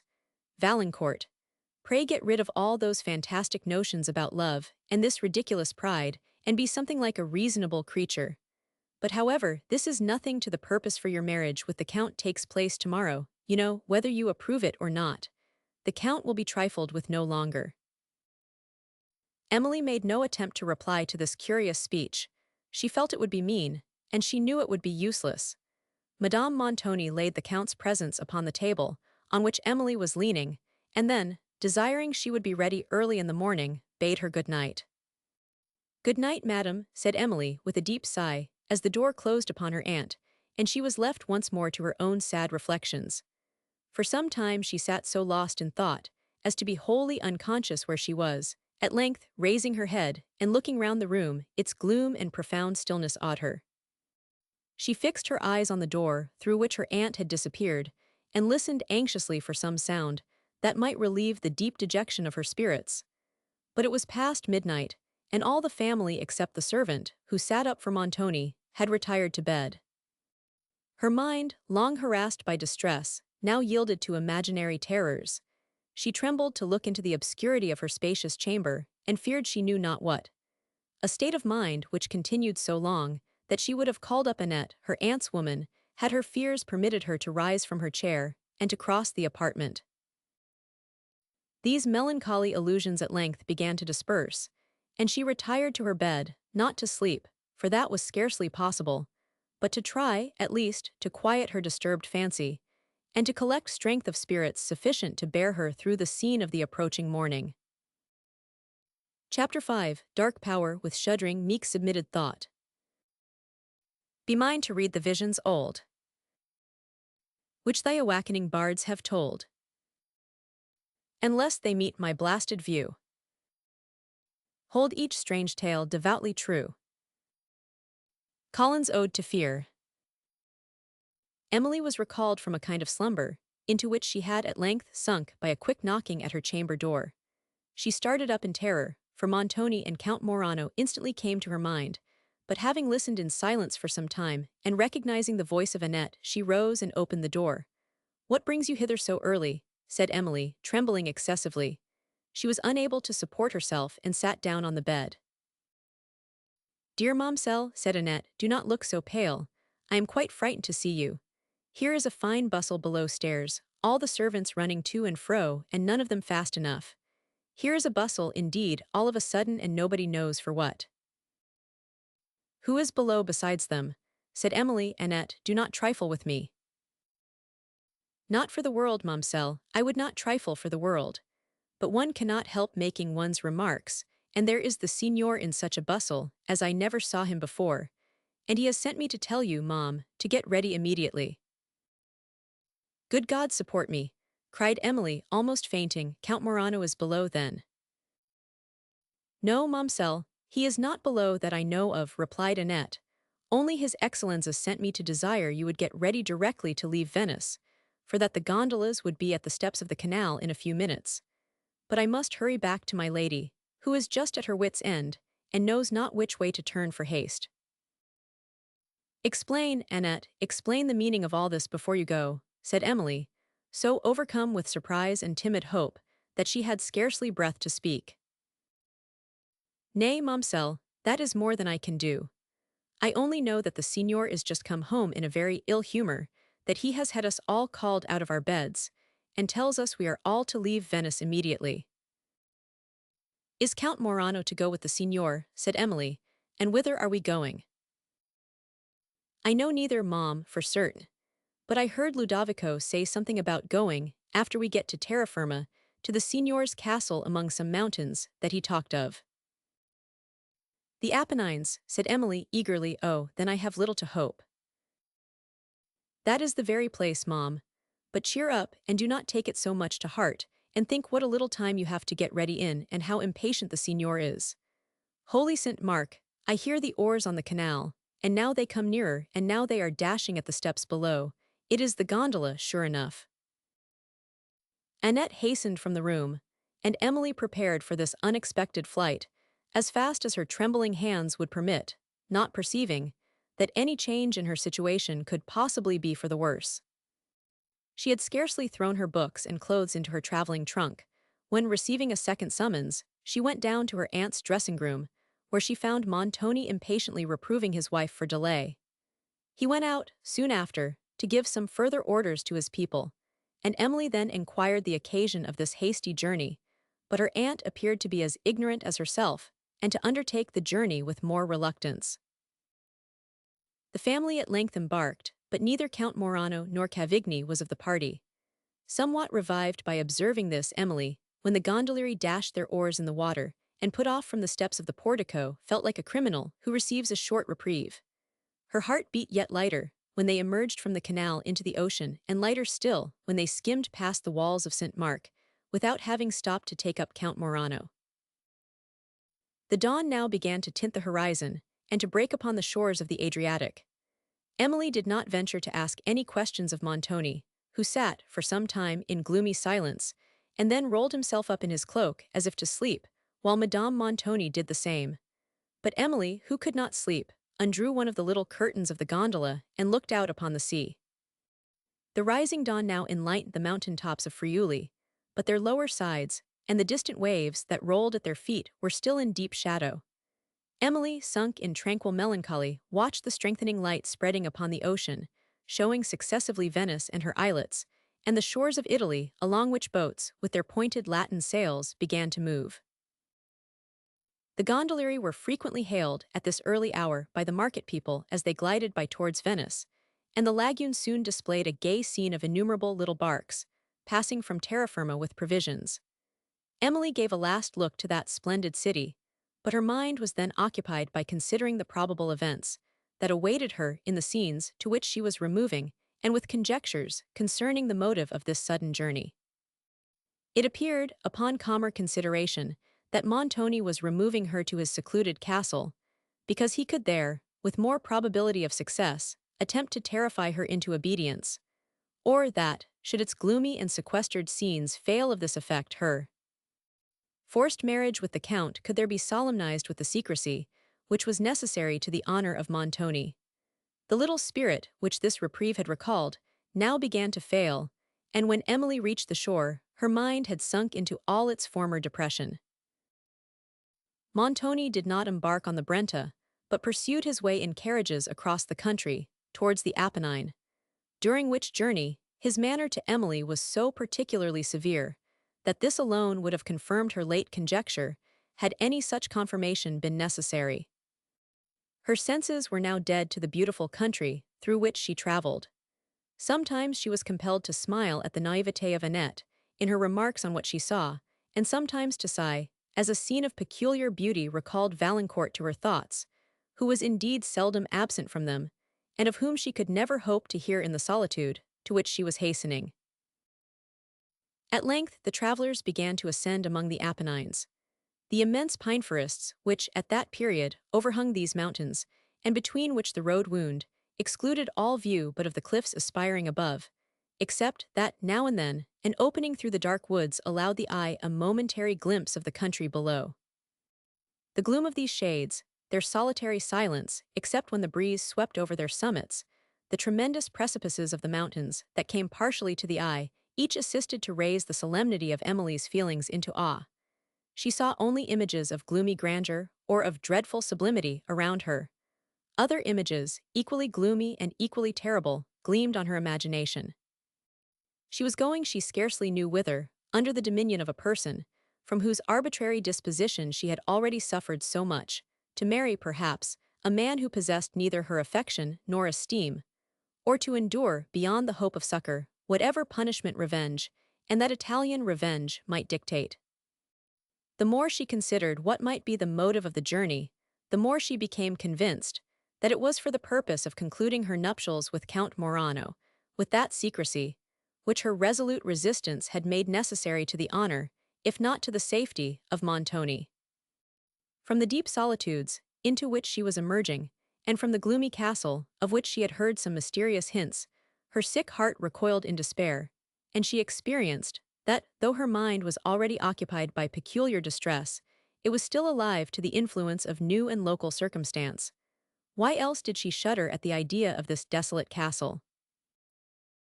As the travellers still ascended among the pine forests, steep rose over steep, the mountains seemed to multiply as they went, and what was the summit of one eminence proved to be only the base of another. At length they reached a little plain where the drivers stopped to rest the mules, whence a scene of such extent and magnificence opened below, as drew even from Madame Montoni a note of admiration. Emily lost, for a moment, her sorrows in the immensity of nature. Beyond the amphitheatre of mountains, that stretched below, whose tops appeared as numerous almost as the waves of the sea, and whose feet were concealed by the forests extended the Campagna of Italy, where cities and rivers and woods and all the glow of cultivation were mingled in gay confusion. The Adriatic bounded the horizon, into which the Po and the Brenta, after winding through the whole extent of the landscape, poured their fruitful waves. Emily gazed long on the splendors of the world she was quitting, of which the whole magnificence seemed thus given to her sight only to increase her regret on leaving it. For her, Valancourt alone was in that world. To him alone her heart turned, and for him alone fell her bitter tears. From this sublime scene the travellers continued to ascend among the pines, till they entered a narrow pass of the mountains, which shut out every feature of the distant country, and in its stead exhibited only tremendous crags, impending over the road, where no vestige of humanity or even of vegetation appeared, except here and there the trunk and scathed branches of an oak, that hung nearly headlong from the rock, into which its strong roots had fastened. This pass, which led into the heart of the Apennine, at length opened to day, and a scene of mountains stretched in long perspective, as wild as any the travellers had yet passed. Still vast pine forests hung upon their base, and crowned the ridgy precipice, that rose perpendicularly from the vale, while above, the rolling mists caught the sunbeams, and touched their cliffs with all the magical coloring of light and shade. The scene seemed perpetually changing, and its features to assume new forms, as the winding road brought them to the eye in different attitudes, while the shifting vapors, now partially concealing their minuter beauties and now illuminating them with splendid tints, assisted the illusions of the sight.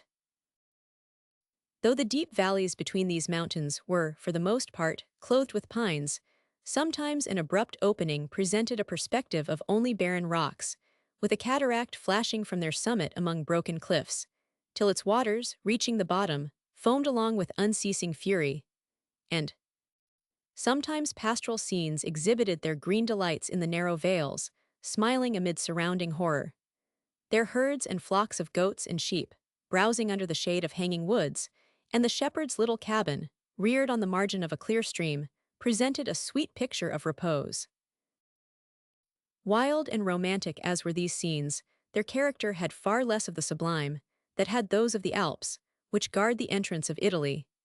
Emily was often elevated, but seldom felt those emotions of indescribable awe which she had so continually experienced in her passage over the Alps. Towards the close of day, the road wound into a deep valley. Mountains, whose shaggy steeps appeared to be inaccessible, almost surrounded it. To the east, a vista opened that exhibited the Apennines in their darkest horrors, and the long perspective of retiring summits rising over each other, their ridges clothed with pines, exhibited a stronger image of grandeur than any that Emily had yet seen. The sun had just sunk below the top of the mountains she was descending, whose long shadow stretched athwart the valley, but his sloping rays, shooting through an opening of the cliffs, touched with a yellow gleam the summits of the forest that hung upon the opposite steeps, and streamed in full splendor upon the towers and battlements of a castle that spread its extensive ramparts along the brow of a precipice above. The splendor of these illumined objects was heightened by the contrasted shade, which involved the valley below. "There," said Montoni, speaking for the first time in several hours, "is Udolpho." Emily gazed with melancholy awe upon the castle, which she understood to be mountainous, for though it was now lighted up by the setting sun, the gothic greatness of its features, and its mouldering walls of dark grey stone, rendered it a gloomy and sublime object.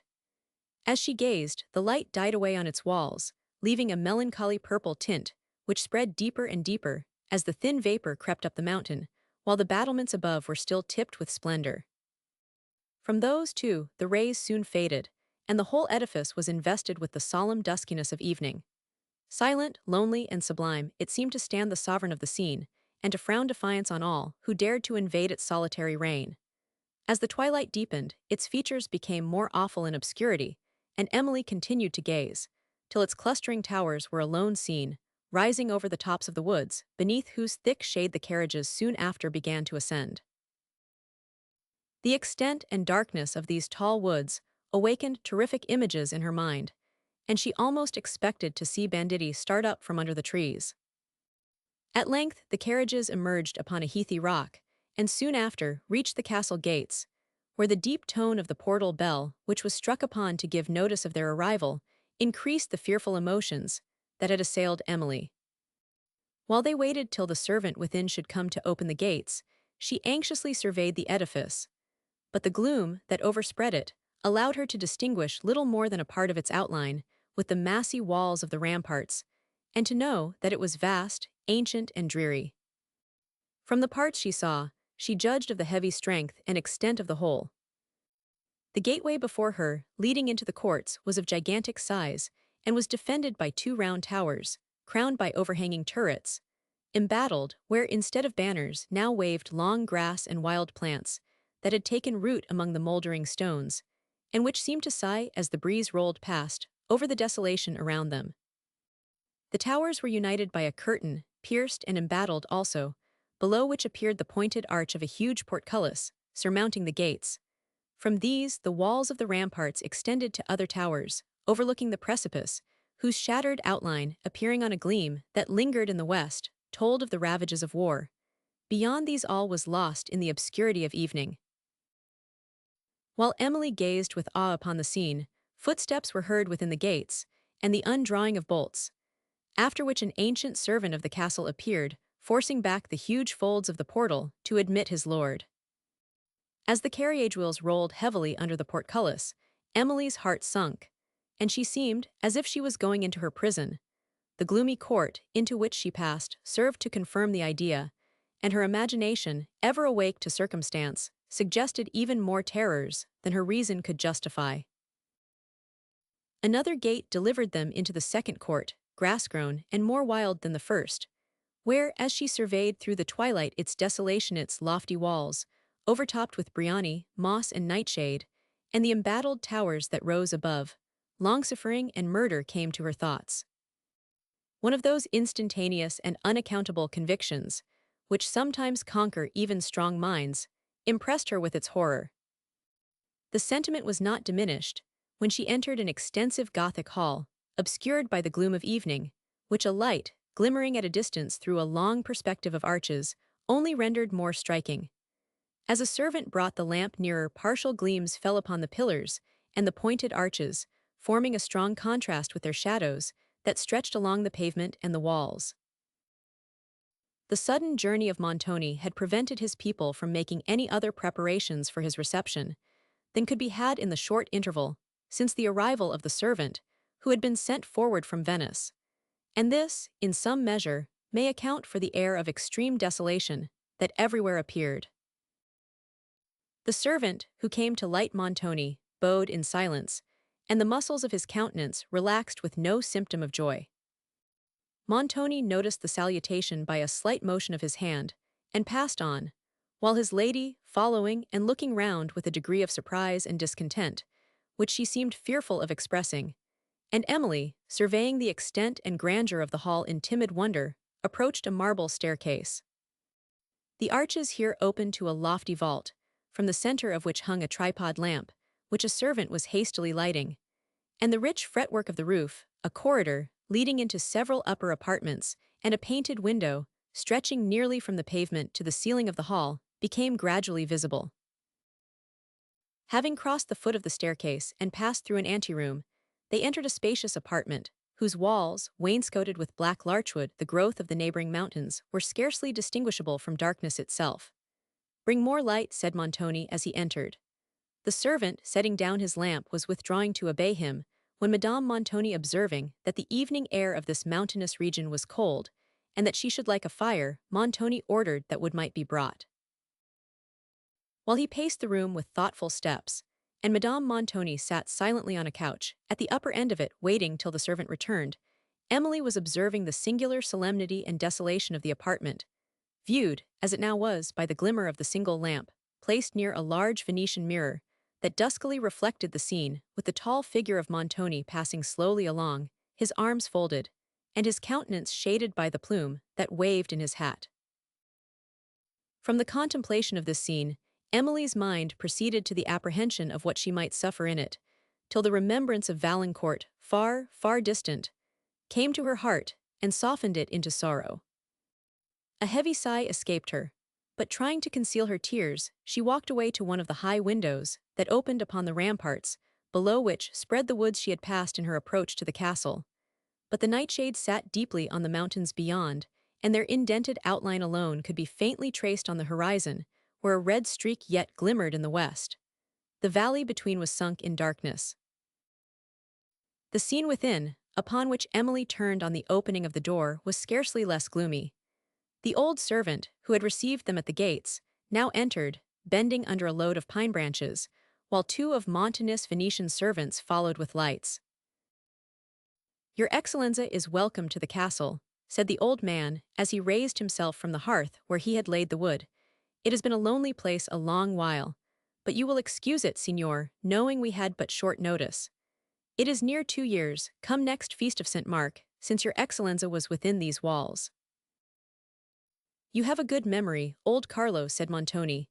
"It is thereabout, and how hast thou contrived to live so long?"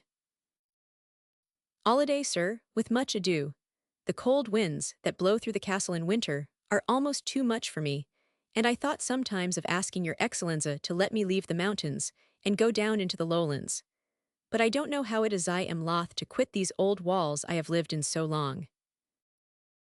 "Well, how have you gone on in the castle since I left it?" said Montoni.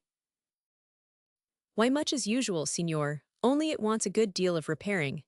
There is the north tower, some of the battlements have tumbled down, and had liked one day to have knocked my poor wife, God rest her soul, on the head. Your Excellenza must know."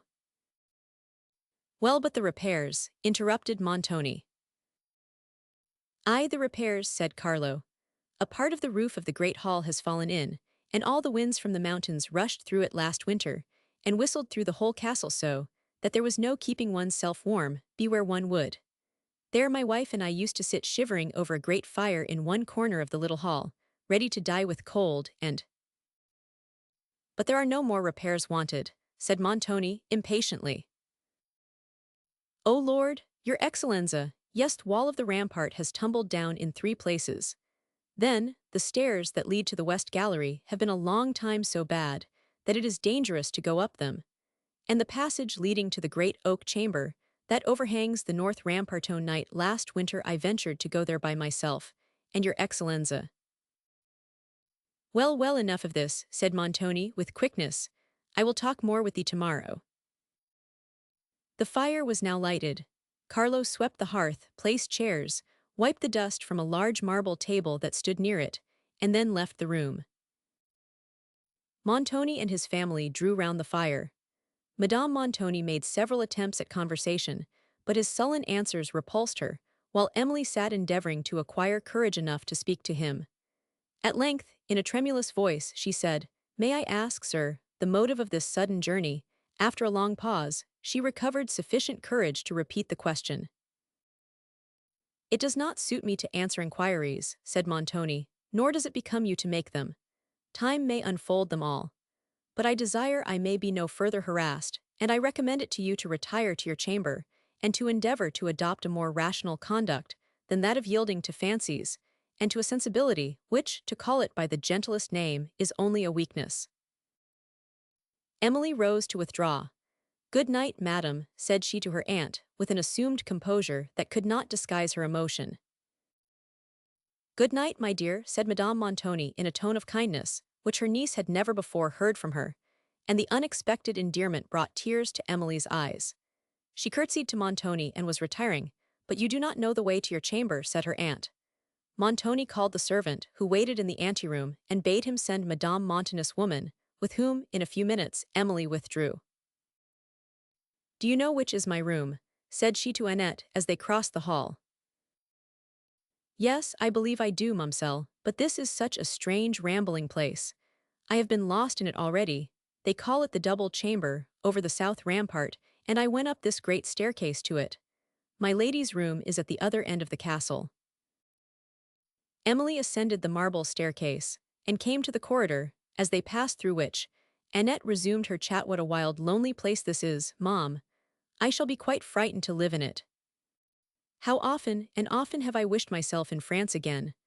I little thought, when I came with my lady to see the world, that I should ever be shut up in such a place as this, or I would never have left my own country. This way, Momselle, down this turning. I can almost believe in giants again, and such like, for this is just like one of their castles. And some night or other, I suppose I shall see fairies too, hopping about in that great old hall, that looks more like a church, with its huge pillars, than anything else." "Yes," said Emily, smiling and glad to escape from more serious thought. "If we come to the corridor, about midnight, and look down into the hall, we shall certainly see it illuminated with 1,000 lamps, and the fairies tripping in gay circles to the sound of delicious music, for it is in such places as this, you know, that they come to hold their revels. But I am afraid, Annette, you will not be able to pay the necessary penance for such a sight, and if once they hear your voice, the whole scene will vanish in an instant." "Oh, if you will bear me company, ma'amselle, I will come to the corridor this very night, and I promise you I will hold my tongue. It shall not be my fault if the show vanishes. But do you think they will come?" "I cannot promise that with certainty, but I will venture to say, it will not be your fault if the enchantment should vanish." "Well, ma'amselle, that is saying more than I expected of you, but I am not so much afraid of fairies as of ghosts, and they say there are a plentiful many of them about the castle. Now I should be frightened to death if I should chance to see any of them. But hush, ma'amselle, walk softly. I have thought, several times, something passed by me." "Ridiculous," said Emily, "you must not indulge such fancies." "Oh, Mom, they are not fancies, for aught I know. Benedetto says these dismal galleries and halls are fit for nothing but ghosts to live in, and I verily believe, if I live long in them, I shall turn to one myself." "I hope," said Emily, "you will not suffer Signor Montoni to hear of these weak fears. They would highly displease him." "What you know then, ma'amselle, all about it," rejoined Annette. No, no, I do know better than to do so, though if the signor can sleep sound, nobody else in the castle has any right to lie awake, I am sure. Emily did not appear to notice this remark. Down this passage, Mumselle, this leads to a back staircase. Oh, if I see anything, I shall be frightened out of my wits. That will scarcely be possible, said Emily smiling, as she followed the winding of the passage, which opened into another gallery. And then Annette, perceiving that she had missed her way, while she had been so eloquently haranguing on ghosts and fairies, wandered about, through other passages and galleries, till at length, frightened by their intricacies and desolation, she called aloud for assistance. But they were beyond the hearing of the servants, who were on the other side of the castle, and Emily now opened the door of a chamber on the left. "Oh, do not go in there, Mumselle," said Annette. "You will only lose yourself further." "Bring the light forward," said Emily. "We may possibly find our way through these rooms." Annette stood at the door in an attitude of hesitation, with the light held up to show the chamber, but the feeble rays spread through not half of it. "Why do you hesitate?" said Emily. "Let me see whither this room leads." Annette advanced reluctantly. It opened into a suite of spacious and ancient apartments, some of which were hung with tapestry, and others wainscoted with cedar and black larchwood. What furniture there was seemed to be almost as old as the rooms, and retained an appearance of grandeur, though covered with dust and dropping to pieces with the damps and with age. "How cold these rooms are, Mumselle," said Annette. "Nobody has lived in them for many, many years, they say. Do let us go." "They may open upon the great staircase, perhaps," said Emily, passing on till she came to a chamber, hung with pictures, and took the light to examine that of a soldier on horseback in a field of battle. He was darting his spear upon a man, who lay under the feet of the horse, and who held up one hand in a supplicating attitude. The soldier, whose beaver was up, regarded him with a look of vengeance, and the countenance, with that expression, struck Emily as resembling Montoni. She shuddered and turned from it. Passing the light hastily over several other pictures, she came to one concealed by a veil of black silk. The singularity of the circumstance struck her, and she stopped before it, wishing to remove the veil and examine what could thus carefully be concealed, but somewhat wanting courage. "Holy Virgin! What can this mean?" exclaimed Annette. "This is surely the picture they told me of at Venice." "What picture?" said Emily. "Why, a picture," replied Annette, hesitating but I never could make out exactly what it was about, either. "Remove the veil, Annette." "What, I, Mumselle, I not for the world." Emily, turning round, saw Annette's countenance grow pale. "And pray, what have you heard of this picture to terrify you so, my good girl?" said she. "Nothing, Mumselle, I have heard nothing, only let us find our way out." "Certainly, but I wish first to examine the picture. Take the light, Annette, while I lift the veil." Annette took the light and immediately walked away with it, disregarding Emily's call to stay, who, not choosing to be left alone in the dark chamber, at length followed her. "What is the reason of this, Annette?" said Emily, when she overtook her. "What have you heard concerning that picture, which makes you so unwilling to stay when I bid you?" "I don't know what is the reason, Mumselle," replied Annette, "nor anything about the picture. Only I have heard there is something very dreadful belonging to it, and that it has been covered up in black ever since, that nobody has looked at it for a great many years, and it somehow has to do with the owner of this castle before Signor Montoni came to the possession of it, and—" "Well, Annette," said Emily, smiling, "I perceive it is as you say, that you know nothing about the picture." "No, nothing indeed, Mumselle, for they made me promise never to tell, but—" "Well," rejoined Emily, who observed that she was struggling between her inclination to reveal a secret and her apprehension for the consequence, "I will inquire no further." "No, pray, Mom, do not." "Lest you should tell all," interrupted Emily. Annette blushed and Emily smiled, and they passed on to the extremity of this suite of apartments, and found themselves, after some further perplexity, once more at the top of the marble staircase, where Annette left Emily, while she went to call one of the servants of the castle to show them to the chamber for which they had been seeking. While she was absent, Emily's thoughts returned to the picture. An unwillingness to tamper with the integrity of a servant had checked her inquiries on this subject, as well as concerning some alarming hints, which Annette had dropped respecting Montoni, though her curiosity was entirely awakened, and she had perceived that her questions might easily be answered. She was now, however, inclined to go back to the apartment and examine the picture, but the loneliness of the hour and of the place, with the melancholy silence that reigned around her, conspired with a certain degree of awe, excited by the mystery attending this picture, to prevent her. She determined, however, when daylight should have reanimated her spirits, to go thither and remove the veil. As she leaned from the corridor over the staircase and her eyes wandered round, she again observed, with wonder, the vast strength of the walls, now somewhat decayed, and the pillars of solid marble that rose from the hall and supported the roof. A servant now appeared with Annette, and conducted Emily to her chamber, which was in a remote part of the castle, and at the very end of the corridor, from whence the suite of apartments opened, through which they had been wandering. The lonely aspect of her room made Emily unwilling that Annette should leave her immediately, and the dampness of it chilled her with more than fear. She begged Caterina, the servant of the castle, to bring some wood and light a fire. "Ay, lady, it's many a year since a fire was lighted here," said Caterina. "You need not tell us that, good woman," said Annette. "Every room in the castle feels like a well. I wonder how you contrive to live here. For my part, I wish myself at Venice again." Emily waved her hand for Caterina to fetch the wood. "I wonder, Mom, why they call this the double chamber," said Annette, while Emily surveyed it in silence and saw that it was lofty and spacious like the others she had seen, and like many of them too had its walls lined with dark larchwood. The bed and other furniture was very ancient, and had an air of gloomy grandeur like all that she had seen in the castle. One of the high casements which she opened overlooked a rampart, but the view beyond was hid in darkness. In the presence of Annette, Emily tried to support her spirits, and to restrain the tears, which every now and then came to her eyes. She wished much to inquire when Count Morano was expected at the castle, but an unwillingness to ask unnecessary questions and to mention family concerns to a servant withheld her.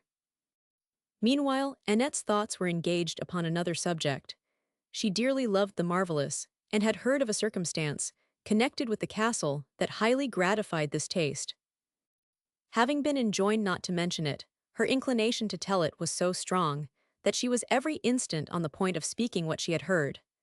Such a strange circumstance, too, and to be obliged to conceal it, was a severe punishment. But she knew that Montoni might impose one much severer, and she feared to incur it by offending him. Caterina now brought the wood, and its bright blaze dispelled, for a while, the gloom of the chamber. She told Annette that her lady had inquired for her, and Emily was once again left to her own sad reflections. Her heart was not yet hardened against the stern manners of Montoni, and she was nearly as much shocked now as she had been when she first witnessed them. The tenderness and affection, to which she had been accustomed, till she lost her parents, had made her particularly sensible to any degree of unkindness, and such a reverse as this no apprehension had prepared her to support. To call off her attention from subjects that pressed heavily on her spirits, she rose and again examined her room and its furniture. As she walked round it, she passed a door that was not quite shut, and perceiving that it was not the one through which she entered, she brought the light forward to discover whither it led. She opened it, and going forward, had nearly fallen down a steep, narrow staircase that wound from it, between two stone walls. She wished to know to what it led, and was the more anxious, since it communicated so immediately with her apartment. But in the present state of her spirits, she wanted courage to venture into the darkness alone. Closing the door, therefore, she endeavored to fasten it, but upon further examination perceived that it had no bolts on the chamber side, though it had two on the other. By placing a heavy chair against it, she in some measure remedied the defect. Yet she was still alarmed at the thought of sleeping in this remote room alone, with a door opening she knew not whither, and which could not be perfectly fastened on the inside. Sometimes she wished to entreat of Madame Montoni that Annette might have leave to remain with her all night, but was deterred by an apprehension of betraying what would be thought childish fears, and by an unwillingness to increase the apt terrors of Annette. Her gloomy reflections were, soon after, interrupted by a footstep in the corridor, and she was glad to see Annette enter with some supper, sent by Madame Montoni. Having a table near the fire, she made the good girl sit down and sup with her, And when their little repast was over, Annette, encouraged by her kindness in stirring the wood into a blaze, drew her chair upon the hearth, nearer to Emily, and said, "Did you ever hear, Momselle, of the strange accident that made the Signor Lord of this castle?" "What wonderful story have you now to tell?" said Emily, concealing the curiosity occasioned by the mysterious hints she had formerly heard on that subject. "I have heard all about it, Momselle," said Annette, looking round the chamber and drawing closer to Emily. "Benedetto told it me as we traveled together. Says he, Annette, you don't know about this castle here that we are going to?" "No," says I, "Mr. Benedetto, pray what do you know?" "But, Momselle, you can keep a secret, or I would not tell it you for the world. For I promised never to tell, and they say that the Signor does not like to have it talked of." "If you promise to keep this secret," said Emily, "you do right not to mention it." Annette paused a moment, and then said, "Oh, but to you, Momselle, to you I may tell it safely, I know." Emily smiled. "I certainly shall keep it as faithful as yourself, Annette." Annette replied very gravely, "That would do," and proceeded, "This castle, you must know, Momselle, is very old and very strong, and has stood out many sieges as they say. Now it was not Signor Montoni's always, nor his father's. No. But by some law or other it was to come to the Signor if the lady died unmarried." "What lady?" said Emily. "I am not come to that yet," replied Annette. "It is the lady I am going to tell you about, Momselle. But as I was saying, this lady lived in the castle, and had everything very grand about her, as you may suppose, Momselle. The Signor used often to come to see her, and was in love with her, and offered to marry her, for though he was somehow related, that did not signify. But she was in love with somebody else, and would not have him, which made him very angry, as they say, and you know, Momselle, what a looking gentleman he is when he is angry. Perhaps she saw him in a passion and therefore would not have him. But as I was saying, she was very melancholy and unhappy, and all that for a long while, and Holy Virgin. What noise is that? Did not you hear a sound, Momselle?" "It was only the wind," said Emily, "but do come to the end of your story." "As I was saying, oh, where was I? As I was saying, she was very melancholy and unhappy a long while, and used to walk about upon the terrace, there, under the windows, by herself, and cry so. It would have done your heart good to hear her. That is, I don't mean good, but it would have made you cry too, as they tell me." "Well, but Annette, do tell me the substance of your tale." "All in good time, Mom.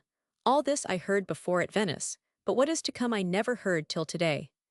This happened a great many years ago, when Signor Montoni was quite a young man.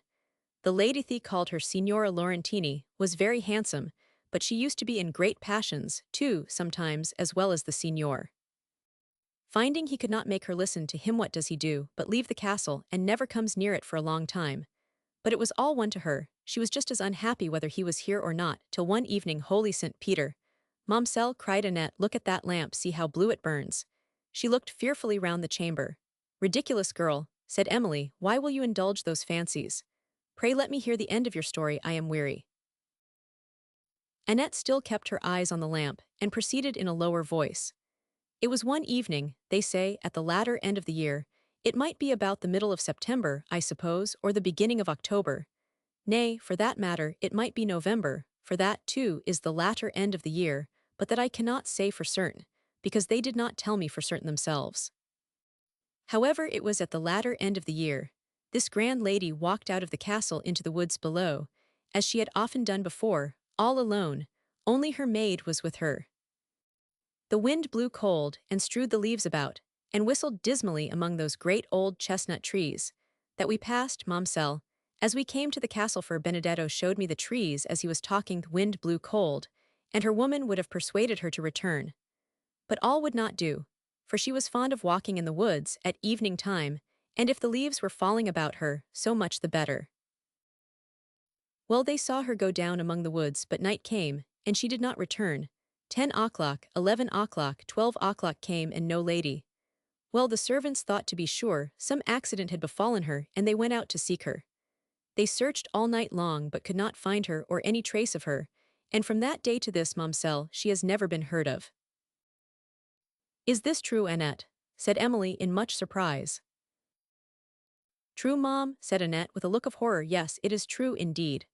But they do say," she added, lowering her voice, "they do say that the signora has been seen, several times since, walking in the woods and about the castle in the night.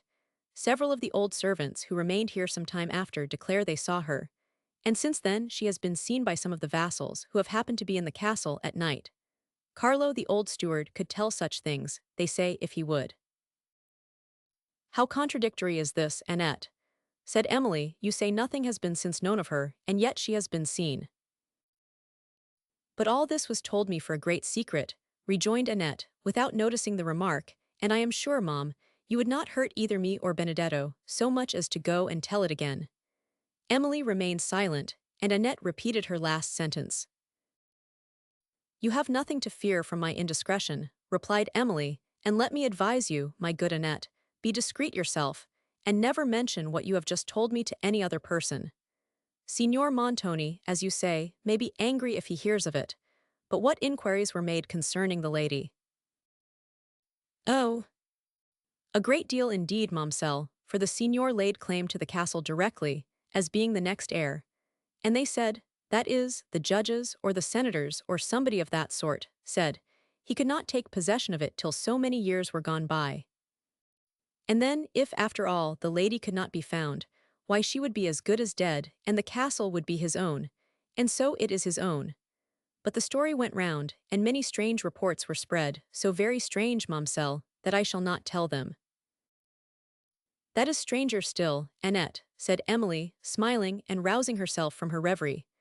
"But when Signora Laurentini was afterwards seen in the castle, did nobody speak to her?" Speak to her," cried Annette with a look of terror. "No, to be sure."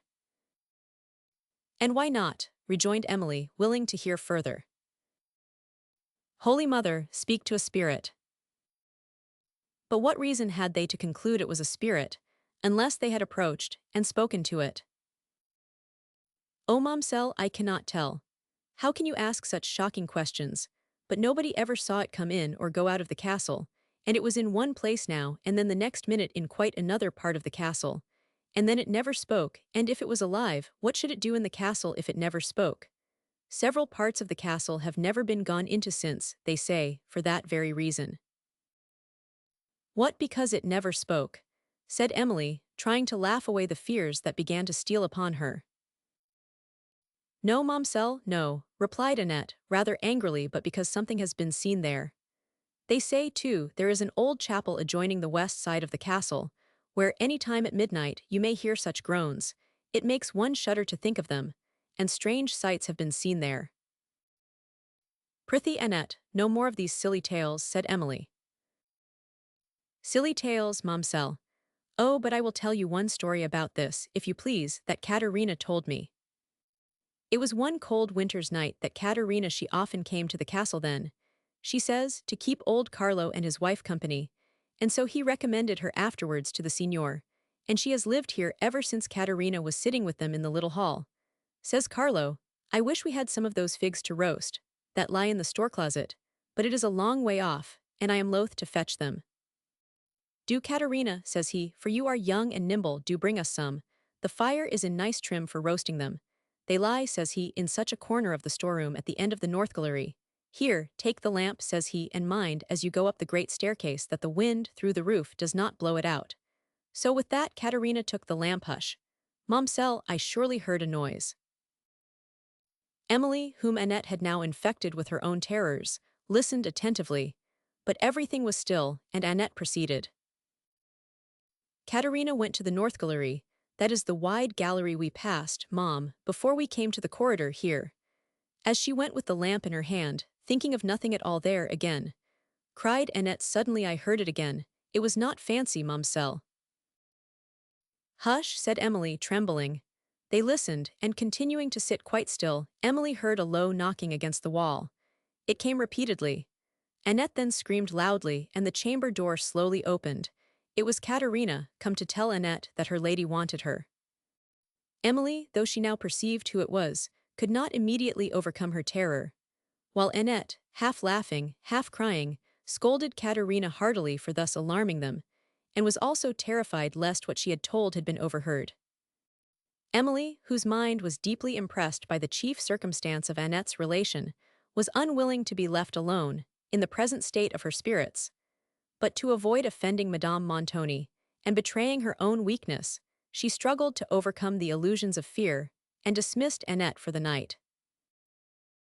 When she was alone, her thoughts recurred to the strange history of Signora Laurentini, and then to her own strange situation, in the wild and solitary mountains of a foreign country in the castle, and the power of a man, to whom, only a few preceding months, she was an entire stranger, who had already exercised a usurped authority over her, and whose character she now regarded with a degree of terror, apparently justified by the fears of others. She knew that he had invention equal to the conception and talents to the execution of any project, and she greatly feared he had a heart too void of feeling to oppose the perpetration of whatever his interest might suggest. She had long observed the unhappiness of Madame Montoni, and had often been witness to the stern and contemptuous behavior she received from her husband. To these circumstances, which conspired to give her just cause for alarm, were now added those thousand nameless terrors, which exist only in active imaginations, and which set reason and examination equally at defiance. Emily remembered all that Valancourt had told her, on the eve of her departure from Languedoc, respecting Montoni, and all that he had said to dissuade her from venturing on the journey. His fears had often since appeared to her propheticno, they seemed confirmed.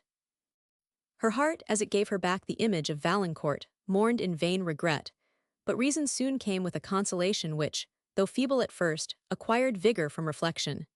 She considered that whatever might be her sufferings, she had withheld from involving him in misfortune, and that whatever her future sorrows could be, she was, at least, free from self-reproach. Her melancholy was assisted by the hollow sighings of the wind, along the corridor, and round the castle.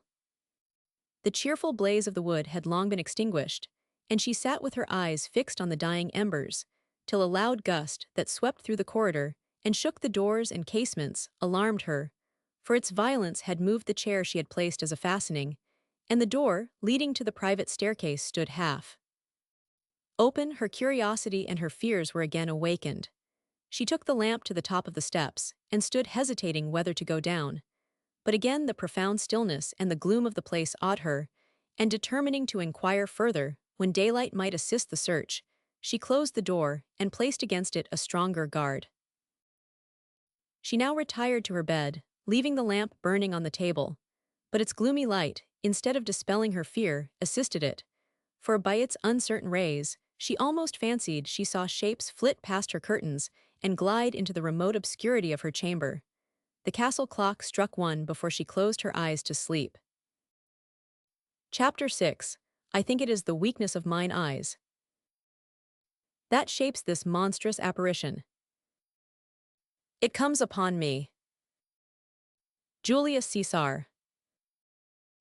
Daylight dispelled from Emily's mind the glooms of superstition, but not those of apprehension.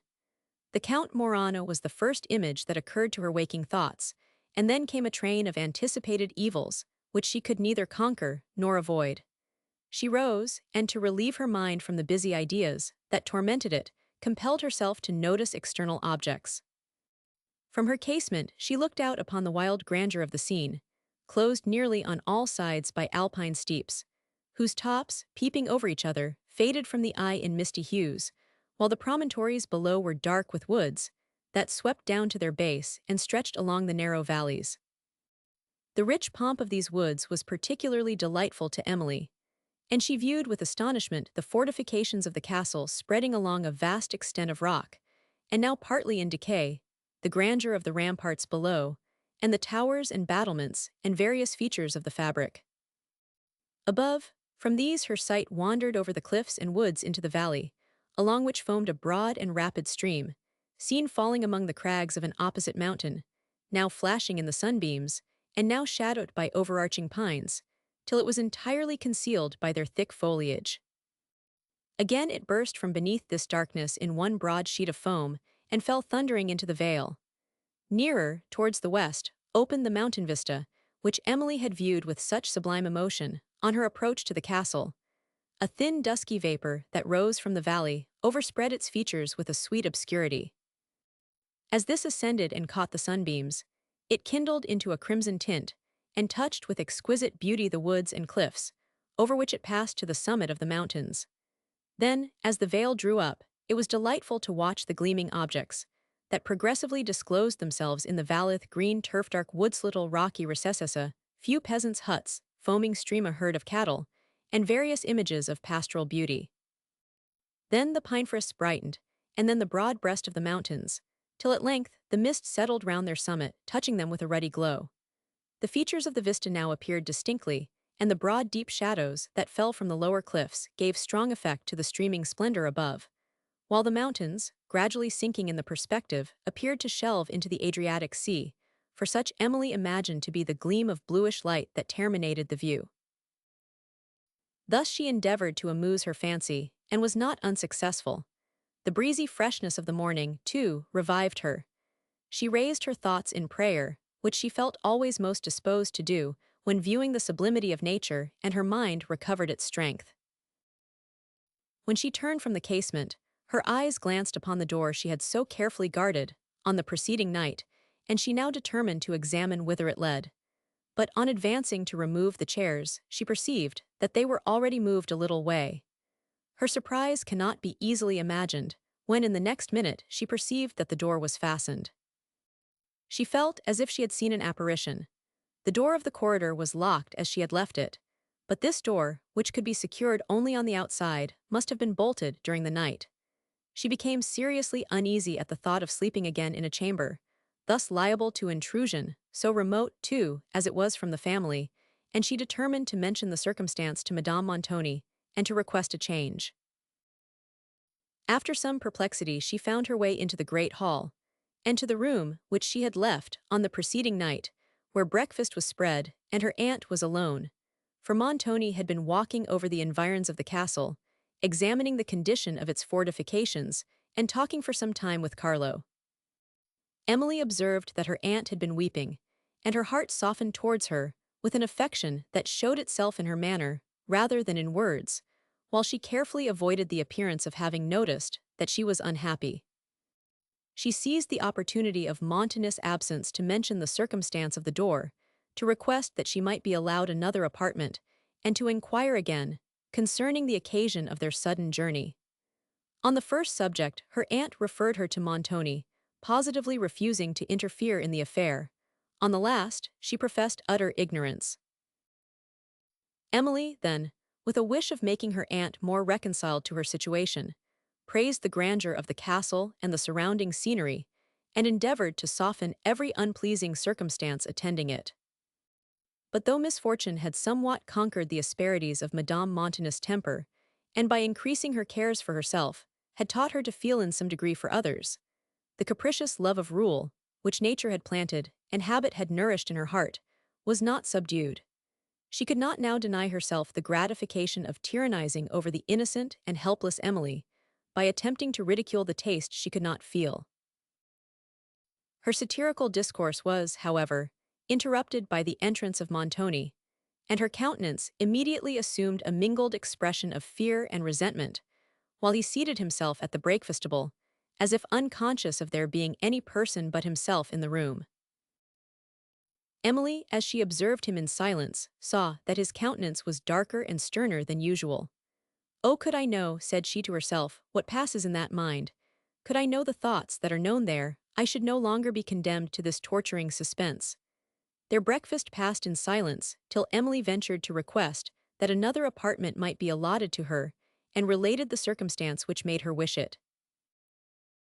"I have no time to attend to these idle whims," said Montoni. "That chamber was prepared for you, and you must rest contented with it. It is not probable that any person would take the trouble of going to that remote staircase, for the purpose of fastening a door. If it was not fastened when you entered the chamber, the wind, perhaps, shook the door and made the bolts slide. But I know not why I should undertake to account for so trifling an occurrence." This explanation was by no means satisfactory to Emily, who had observed that the bolts were rusted, and consequently could not be thus easily moved. But she forbore to say so, and repeated her request. "If you will not release yourself from the slavery of these fears," said Montoni sternly, "at least forbear to torment others by the mention of them. Conquer such whims, and endeavor to strengthen your mind. No existence is more contemptible than that which is embittered by fear." As he said this, his eye glanced upon Madame Montoni, who colored highly but was still silent. Emily, wounded and disappointed, thought her fears were, in this instance, too reasonable to deserve ridicule, but perceiving that, however they might oppress her, she must endure them, she tried to withdraw her attention from the subject. Carlo soon after entered with some fruit. "Your Excellenza is tired after your long ramble," said he, as he set the fruit upon the table, "but you have more to see after breakfast. There is a place in the vaulted passage leading to—" Montoni frowned upon him and waved his hand for him to leave the room. Carlo stopped, looked down, and then added as he advanced to the breakfast-table and took up the basket of fruit, "I made bold, your Excellenza, to bring some cherries here for my honored lady and my young mistress. Will your ladyship taste them, madam?" said Carlo, presenting the basket. "They are very fine ones, though I gathered them myself, and from an old tree that catches all the south sun. They are as big as plums, your ladyship." "Very well, old Carlo," said Madame Montoni, "I am obliged to you." "And the young signora, too, she may like some of them," rejoined Carlo, turning with the basket to Emily. "It will do me good to see her eat some." "Thank you, Carlo," said Emily, taking some cherries and smiling kindly. "Come, come," said Montoni impatiently, "enough of this. Leave the room, but be in waiting. I shall want you presently." Carlo obeyed, and Montoni soon after went out to examine further into the state of the castle, while Emily remained with her aunt, patiently enduring her ill humor, and endeavoring, with much sweetness, to soothe her affliction instead of resenting its effect. When Madame Montoni retired to her dressing-room, Emily endeavored to amuse herself by a view of the castle. Through a folding door she passed from the great hall to the ramparts, which extended along the brow of the precipice, round 3 sides of the edifice. The fourth was guarded by the high walls of the courts, and by the gateway, through which she had passed, on the preceding evening. The grandeur of the broad ramparts, and the changing scenery they overlooked, excited her high admiration, for the extent of the terraces allowed the features of the country to be seen in such various points of view, that they appeared to form new landscapes. She often paused to examine the Gothic magnificence of Udolpho, its proud irregularity, its lofty towers and battlements, its high-arched casements, and its slender watchtowers, perched upon the corners of turrets. Then she would lean on the wall of the terrace, and, shuddering, measure with her eye the precipice below, till the dark summits of the woods arrested it. Wherever she turned, appeared mountain-tops, forests of pine and narrow glens, opening among the Apennines and retiring from the sight into inaccessible regions. While she thus leaned, Montoni, followed by 2 men, appeared ascending a winding path cut in the rock below. He stopped upon a cliff, and pointing to the ramparts, turned to his followers and talked with much eagerness of gesticulation. Emily perceived that one of these men was Carlo, the other was in the dress of a peasant, and he alone seemed to be receiving the directions of Montoni. She withdrew from the walls, and pursued her walk, till she heard at a distance the sound of carriage wheels, and then the loud bell of the portal, when it instantly occurred to her that Count Morano was arrived. As she hastily passed the folding doors from the terrace, towards her own apartment, several persons entered the hall by an opposite door. She saw them at the extremities of the arcades, and immediately retreated, but the agitation of her spirits, and the extent and duskiness of the hall, had prevented her from distinguishing the persons of the strangers. Her fears, however, had but one object, and they had called up that object to her fancy. She believed that she had seen Count Morano. When she thought that they had passed the hall, she ventured again to the door and proceeded, unobserved, to her room, where she remained, agitated with apprehensions, and listening to every distant sound. At length, hearing voices on the rampart, she hastened to her window, and observed Montoni, with Signor Cavigni, walking below, conversing earnestly, and often stopping and turning towards each other, at which time their discourse seemed to be uncommonly interesting. Of the several persons who had appeared in the hall, here was Cavigni alone, but Emily's alarm was soon after heightened by the steps of someone in the corridor, who, she apprehended, brought a message from the Count. In the next moment, Annette appeared. "Ah, Mamselle," said she, "here is the Signor Cavigni arrived. I am sure I rejoice to see a Christian person in this place, and then he is so good-natured too, he always takes so much notice of me, And here is also Signor Verezzi, and who do you think besides, Momselle? I cannot guess, Annette, tell me quickly. Nay, Mom, do guess once. Well then, said Emily, with assumed composure, it is Count Morano, I suppose. Holy Virgin, cried Annette, are you ill, Momselle? You are going to faint. Let me get some water. Emily sunk into a chair. Stay, Annette, said she feebly, do not leave me, I shall soon be better. Open the casement. The Count, you say, is come then. Who, I the Count? No, Momselle, I did not say so. He is not come then, said Emily eagerly. No, Momselle. You are sure of it? Lord bless me, said Annette, you recover very suddenly, Mom. Why, I thought you were dying just now. But the Count, you are sure, is not come. Oh yes, quite sure of that, Momselle. Why, I was looking out through the grate in the north turret, when the carriages drove into the courtyard, and I never expected to see such a goodly sight in this dismal old castle. But here are masters and servants, too, enough to make the place ring again. Oh, I was ready to leap through the rusty old bars for joy. Oh, who would ever have thought of seeing a Christian face in this huge, dreary house? I could have kissed the very horses that brought them. Well, Annette, well, I am better now. Yes, Momselle, I see you are. Oh, all the servants will lead merry lives here, now. We shall have singing and dancing in the little hall, for the signor cannot hear us therein droll stories. Ludovico's come, Mom. Yes, there is Ludovico come with them. You remember Ludovico, Mamma, tall, handsome young Monsignor Cavigni's lacquey who always wears his cloak with such a grace, thrown round his left arm, and his hat set on so smartly, all on one side, and— No, said Emily, who was wearied by her loquacity. What, Momselle, don't you remember Ludovico who rode the Cavaliero's gondola at the last regatta and won the prize? And who used to sing such sweet verses about Orlando's and about the blackamoors too? And Charlie Charlemagne, yes, that was the name, all under my lattice in the west portico on the moonlight nights at Venice. Oh, I have listened to him. I fear to thy peril, my good Annette, said Emily, for it seems his verses have stolen thy heart. But let me advise you, if it is so, keep the secret, never let him know it. Mamselle, how can one keep such a secret as that? Well, Annette, I am now so much better that you may leave me. Oh, but Momselle, I forgot to ask, how did you sleep in this dreary old chamber last night, as well as usual? Did you hear no noises? None, nor see anything? Nothing. Well, that is surprising, not in the least, and now tell me why you ask these questions. Oh, Momselle, I would not tell you for the world, nor all I have heard about this chamber either, it would frighten you so. If that is all, you have frightened me already, and may therefore tell me what you know, without hurting your conscience. Oh Lord, they say the room is haunted, and has been so these many years. It is by a ghost, then, who can draw bolts, said Emily, endeavoring to laugh away her apprehensions. For I left the door open last night, and found it fastened this morning. Annette turned pale, and said not a word. Do you know whether any of the servants fastened this door in the morning, before I rose? No, Mom, that I will be bound they did not. But I don't know, shall I go and ask, Momselle? Said Annette, moving hastily towards the corridor. Stay, Annette, I have another question to ask. Tell me what you have heard concerning this room, and whither that staircase leads.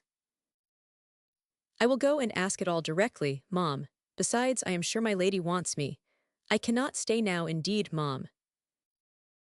She hurried from the room, without waiting Emily's reply, whose heart, lightened by the certainty that Morano was not arrived, allowed her to smile at the superstitious terror which had seized on Annette. For though she sometimes felt its influence herself, she could smile at it, when apparent in other persons. Montoni having refused Emily another chamber, she determined to bear with patience the evil she could not remove, and in order to make the room as comfortable as possible, unpacked her books, her sweet delight in happier days, and her soothing resource in the hours of moderate sorrow. But there were hours when even these failed of their effect, when the genius, the taste, the enthusiasm of the sublimest writers were felt no longer. Her little library being arranged on a high chest, part of the furniture of the room, she took out her drawing utensils, and was tranquil enough to be pleased with the thought of sketching the sublime scenes, beheld from her windows. But she suddenly checked this pleasure, remembering how often she had soothed herself by the intention of obtaining amusement of this kind, and had been prevented by some new circumstance of misfortune.